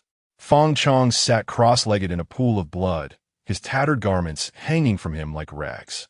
The gruesome sight of the mountains of cadavers and seas of blood before him was his own handiwork. Ever since leaving the battlefield of life and death, he had succumbed to a frenzy of slaughter in pursuit of power. Humanity, being the pinnacle of creation, served as the most potent elixir. As he engaged in his bloody rampage, he consumed the essence of his victims, losing count of how many he had slain and how much he had absorbed, only aware that he was on the verge of a breakthrough into the Tao realm. Although this method allowed him to advance rapidly, it also intensified the malice within him, threatening to transform him into a mindless monster driven solely by the urge to kill. No more killing. Feng Chang's expression twisted in anguish as he fought to suppress his murderous desires. Yet, a hoarse, seductive voice echoed within him, taunting him to abandon his high-mindedness. Since you have chosen the path of darkness, there is no turning back. Reflect on your past. You are tainted. Do you understand why Qin Feng humiliated you and why Princess Nanfeng abandoned you? It is because you lack power. You must claw your way to the top. Embracing the spirit of perseverance, silence. Feng Chong roared, clutching his head in defiance against the old demon's temptations. He understood that this malevolent spirit sought to manipulate him not only out of desperation to recover its lost vitality, but also to extinguish his will through slaughter. Seizing control of his body. Previously, he could easily suppress the demon with the relic of Buddha, But now that relic had been taken by Qin Feng, leaving him to rely solely on his willpower, which was perilously close to faltering. Ha! Ha! Ha! The demon cackled ominously, sensing Feng Chong teetering on the brink of collapse. He had descended too deeply into darkness. Returning was no longer an option. Eventually, the demon would seize his body unless Feng Chong could achieve enlightenment regarding the demonic path, which only existed as an abstract concept. How could a mere child grasp such profound understanding? At that moment, the shape-shifting demon lord arrived in the blood-stained city, spotting Feng Chong in the distance, howling in despair. Over the past few days, he had consulted numerous experts in divination based on Feng Chang's birth details, and the results left him astounded. Qin Feng's words were indeed true. This individual was the fabled sixth emperor of the fateful destiny. Now that Feng Chong had completely succumbed to darkness, wreaking havoc throughout the Yin Moon dynasty, locating him posed no challenge. The only dilemma for the shape-shifting demon lord was that Feng Chong was a man. Damn it! I am hesitating between becoming an emperor and preserving my dignity. The shape-shifting demon lord slapped himself, realizing that relying solely on his talent would not suffice to achieve the status of an emperor. He swiftly transformed into a shadow, racing towards Feng Chong. Danger! Feng Chang's complexion changed dramatically as an unprecedented sense of crisis washed over him. Without a moment's hesitation, he tore apart a space teleportation talisman, vanishing from his location. Where do you think you're going? The shape-shifting demon lord leisurely surveyed his surroundings before quickly locking onto Feng Chang's trail and pursuing him. At Tianhong Academy, Qin Feng inquired with D11 about the progress of D-Ling, as the opening of the Kunlun secret realm was mere days away. I have taken care of D-Ling, but your cultivation. D11 gazed at Qin Feng in disbelief, unable to fathom the sight before him. In just a few days, Qin Feng's cultivation had surged to the 9th level of Spirit Marshal, and the fluctuations of spiritual energy around him indicated he was on the verge of breaking into the Tao realm. Goodness, what in the world is this guy up to? In less than a month, he had advanced from the 1st to the 9th level of Spirit Marshal. Such a feat would be impossible even for a celestial being.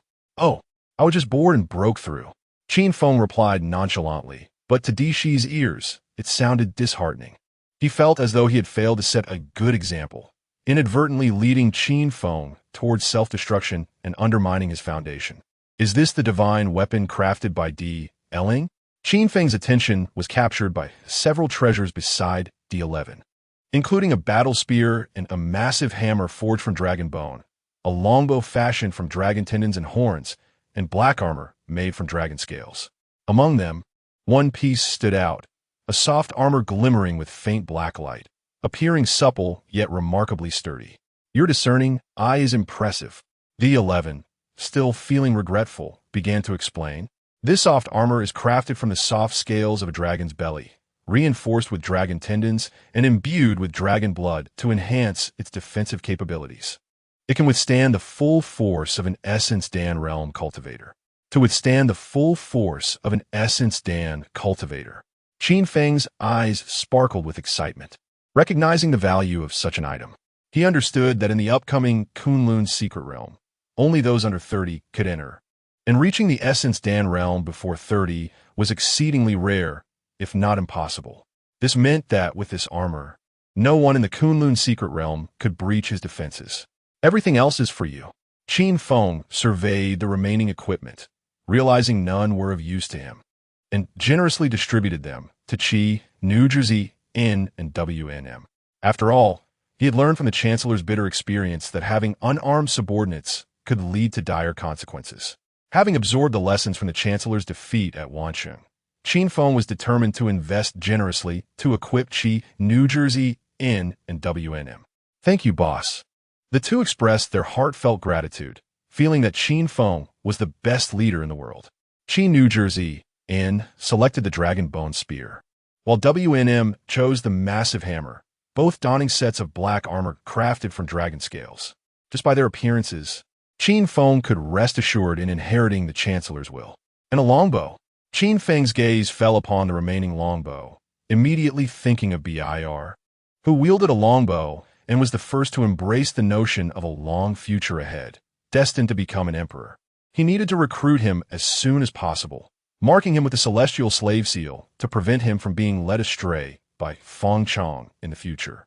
Unfortunately, his current celestial slave seals have been depleted, and he needed to break through to the Dao realm to unlock 2 more slots.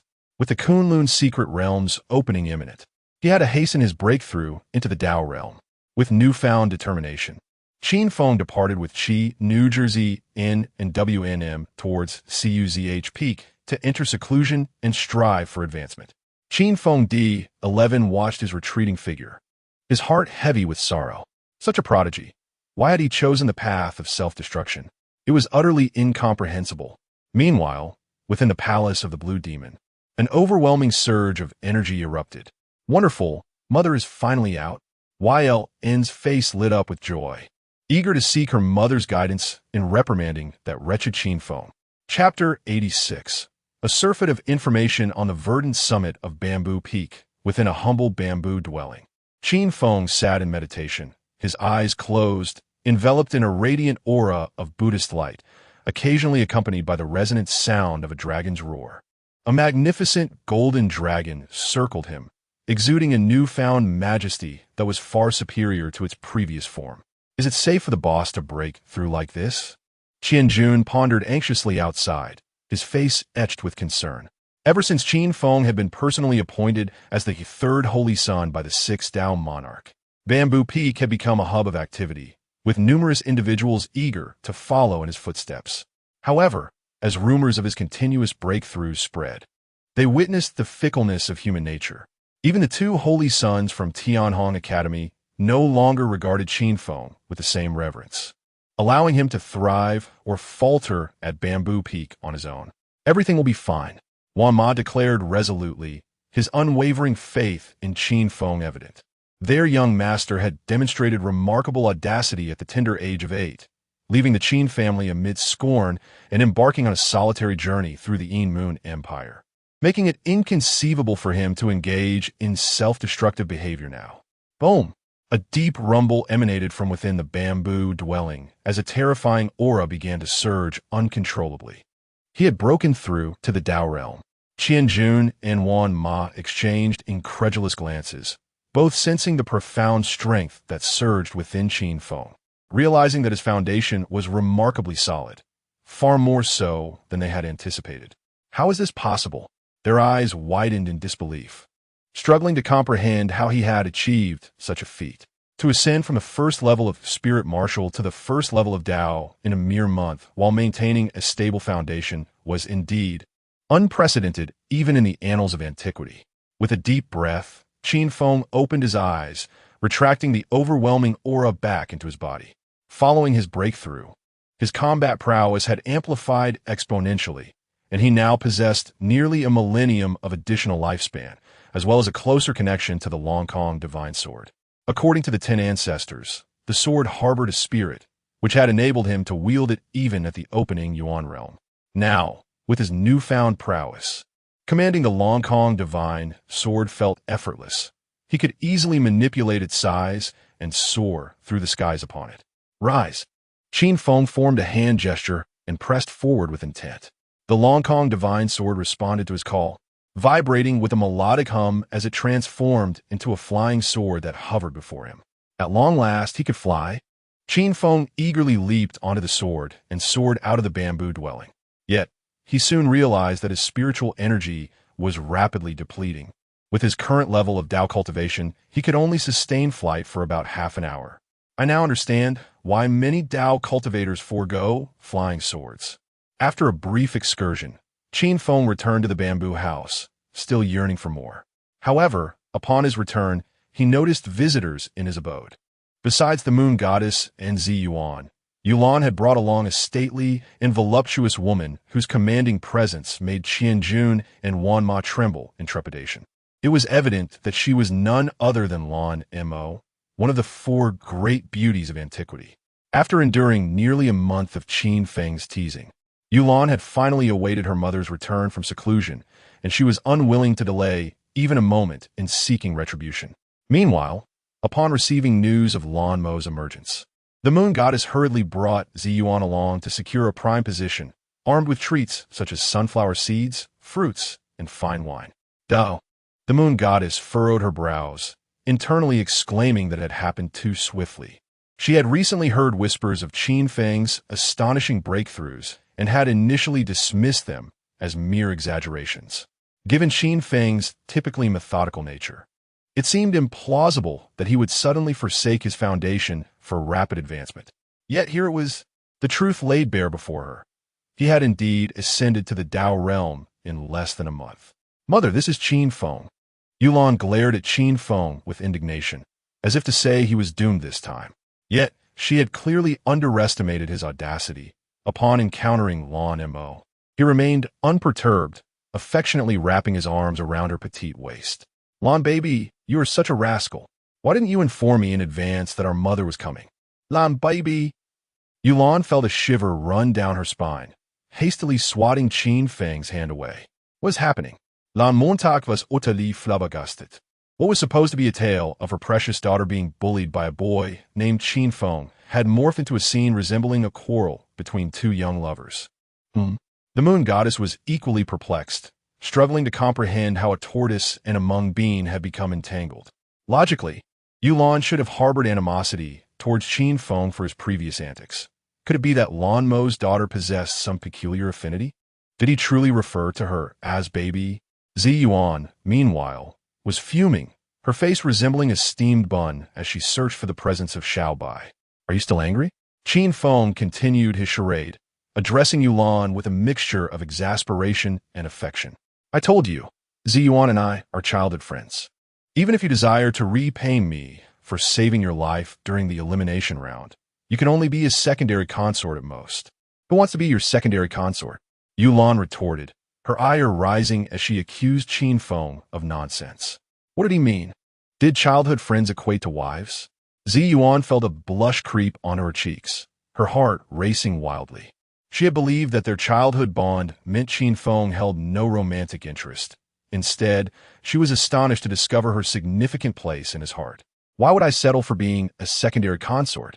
Qin Feng took Yulan's hand, sincerity etched on his face. Rest assured, I, Qin Feng, am a responsible man. I only removed your clothing to cure your poison, and regarding the belly band you gifted me as a token of affection, I will keep it a secret and never reveal it to outsiders. Lan Mo was left utterly speechless, grappling with the overwhelming implications of his words. Goodness.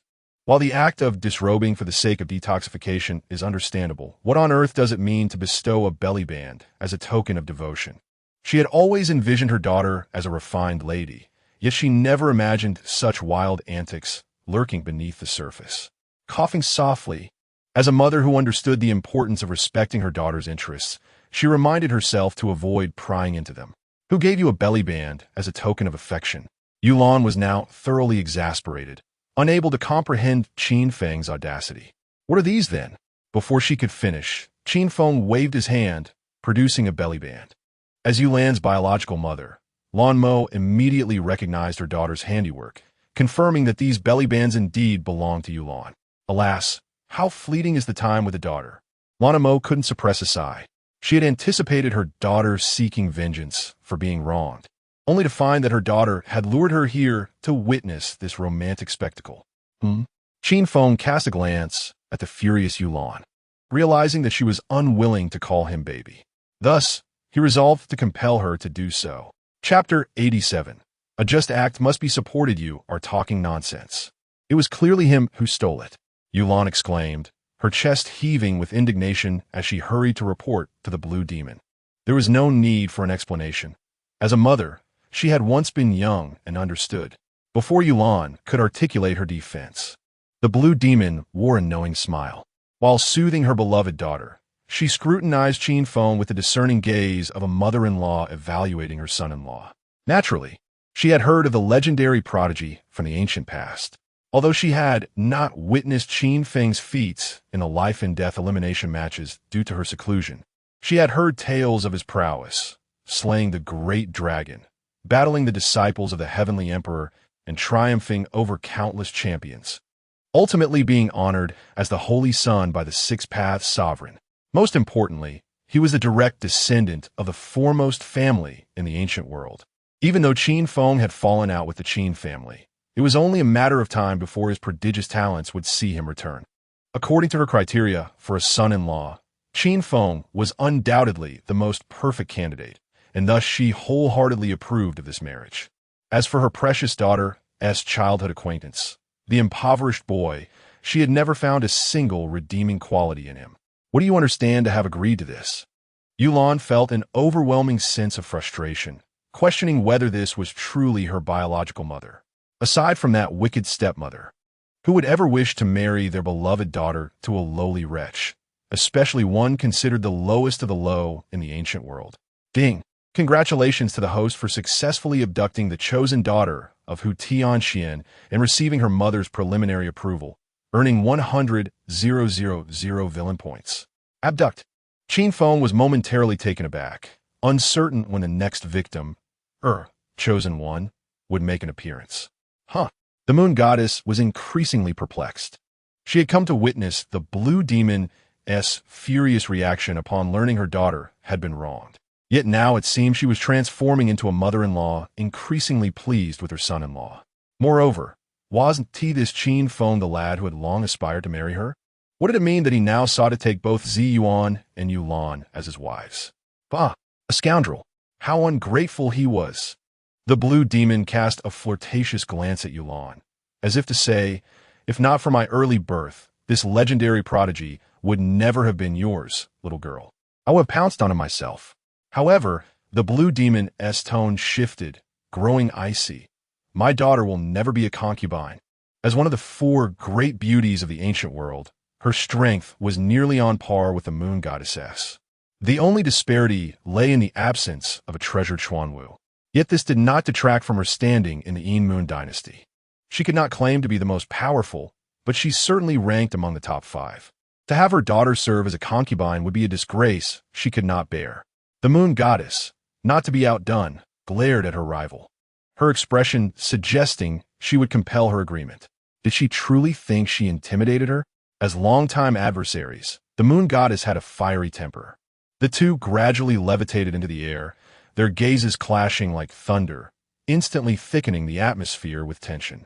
Now it's my turn to enjoy the show. Qin Feng settled into the spectator's position originally belonging to the moon goddess, savoring the refreshments she had prepared, while drawing the lovely Zi Yuan closer into his embrace. As the Navi Zi Yuan reveled in the joy of being Qin Feng's bride, she was entirely unperturbed by his advances. Meanwhile, Yulan was infuriated, declaring she had never encountered someone so brazen. Ding! Congratulations to the host for angering the chosen daughter, Yulan, earning 10,000 villain points. Qin Feng fell into contemplation. As a gentleman of Confucian values, should he not step forward to console Yulan? Boom!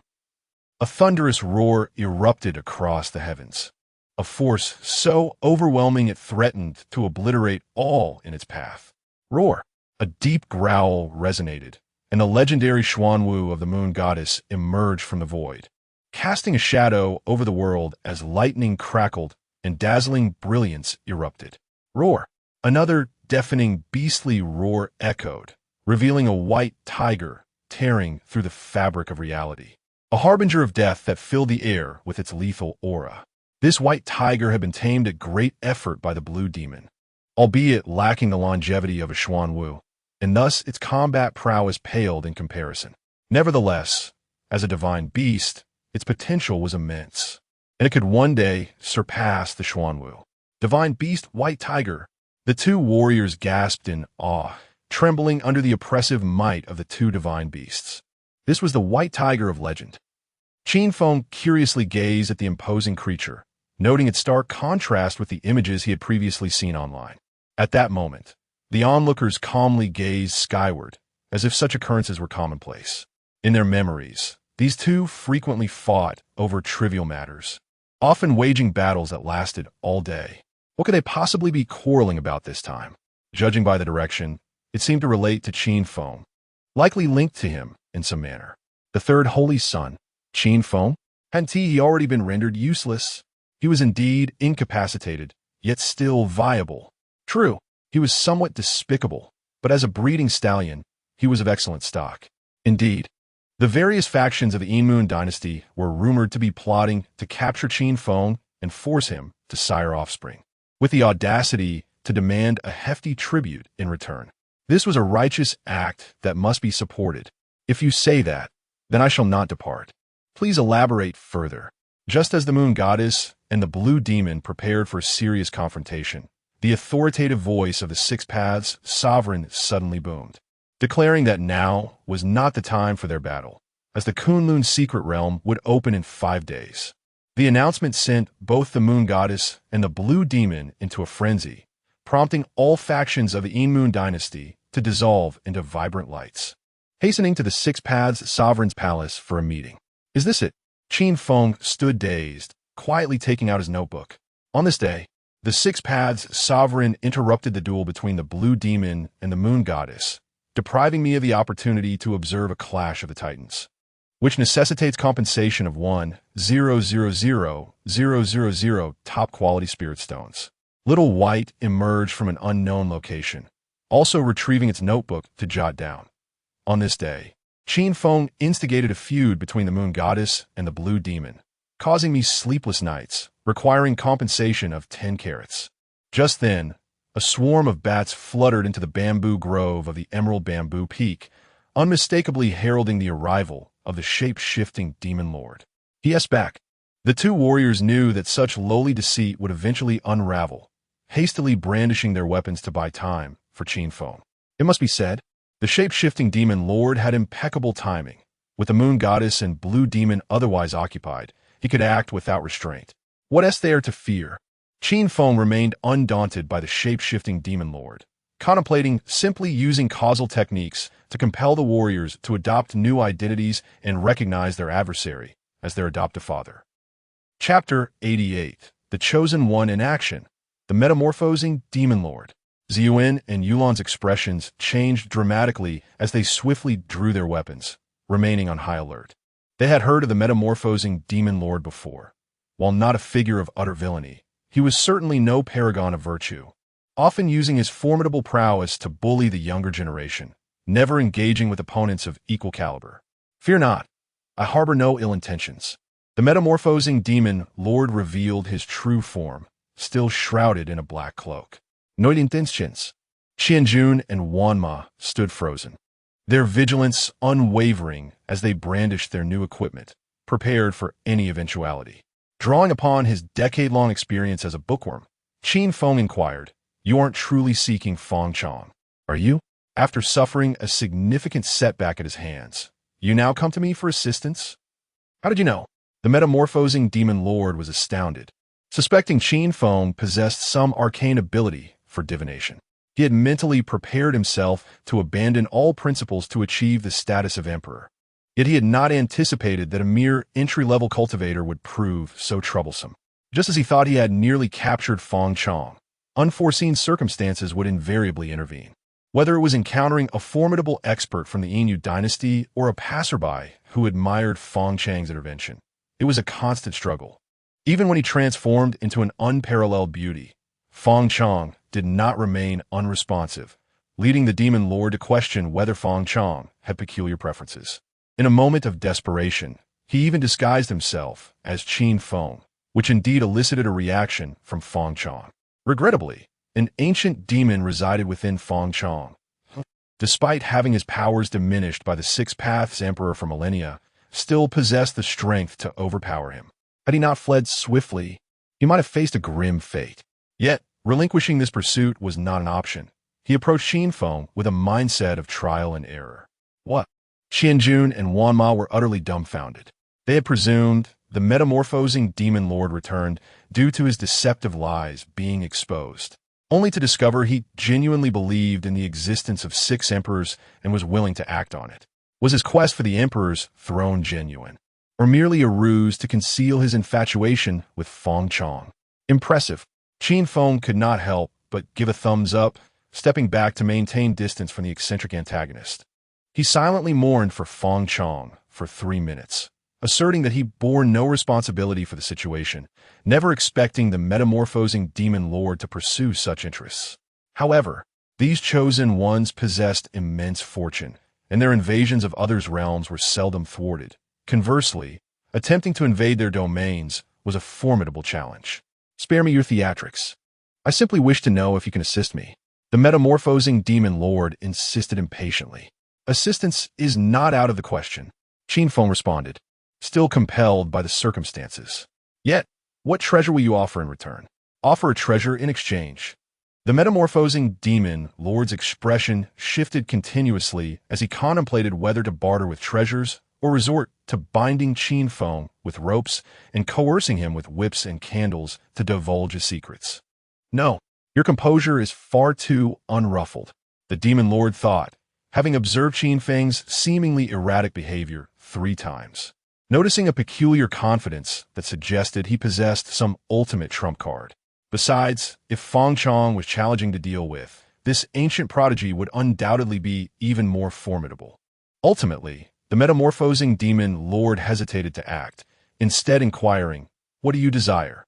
"I want you," Qin Feng stated plainly. "I want you to serve me for a century. And I guarantee you will be able to seek out Feng Chong thereafter." "A century? Impossible." The metamorphosing demon lord shook his head vehemently. "I can only agree to serve you for 3 years at most. A century is absolutely out of the question." "Fine, it's a deal." Qin Feng promptly agreed as soon as the demon lord's words fell. "What?" The metamorphosing demon lord was left dumbfounded, utterly bewildered by Qin Feng's response. He had anticipated a negotiation, aiming for a price around 50 years. Yet upon offering 3 years, Qin Feng had readily accepted. For Qin Feng, however, whether it was a century or a day made no difference. Once he imprinted the celestial slave seal upon him, it would bind him for life, compelling him to obey. Now that he had broken through to the first level of the Tao, he had successfully unlocked 2 celestial slave seals. This is the metamorphosing demon lord's breath quickened as he witnessed Qin Feng raise his hand, forming a celestial slave seal. The tale of Qin Feng enhancing Qianjun and Wanma's combat prowess 5-fold during the life and death elimination round had spread widely, and there had been no sign of any adverse effects afterward. If Qin Feng's seal could also benefit him, he would be open to negotiation regarding the duration of service. Qin Feng, however, paid no heed to the demon lord's eagerness, instead turning his gaze towards Yulan. Rather than granting a single opportunity to the demon lord, he preferred to imprint the celestial slave seal upon Yulan, the chosen maiden, believing it would yield profound rewards. Of course, this was contingent upon her willingness. "Oomph," Yulan scoffed disdainfully, turning away from Suizhu Peak. Although she was tempted by the prospect of quintupled power, her understanding of Qin Feng suggested that while she might gain, he would never lose. What a pity, Qin Feng sighed, resigned to imprinting the seal upon the metamorphosing demon lord, as the latter harbored no resistance. The celestial slave seal was effortlessly inscribed upon him. With such intellect, he would soon bid farewell to independence.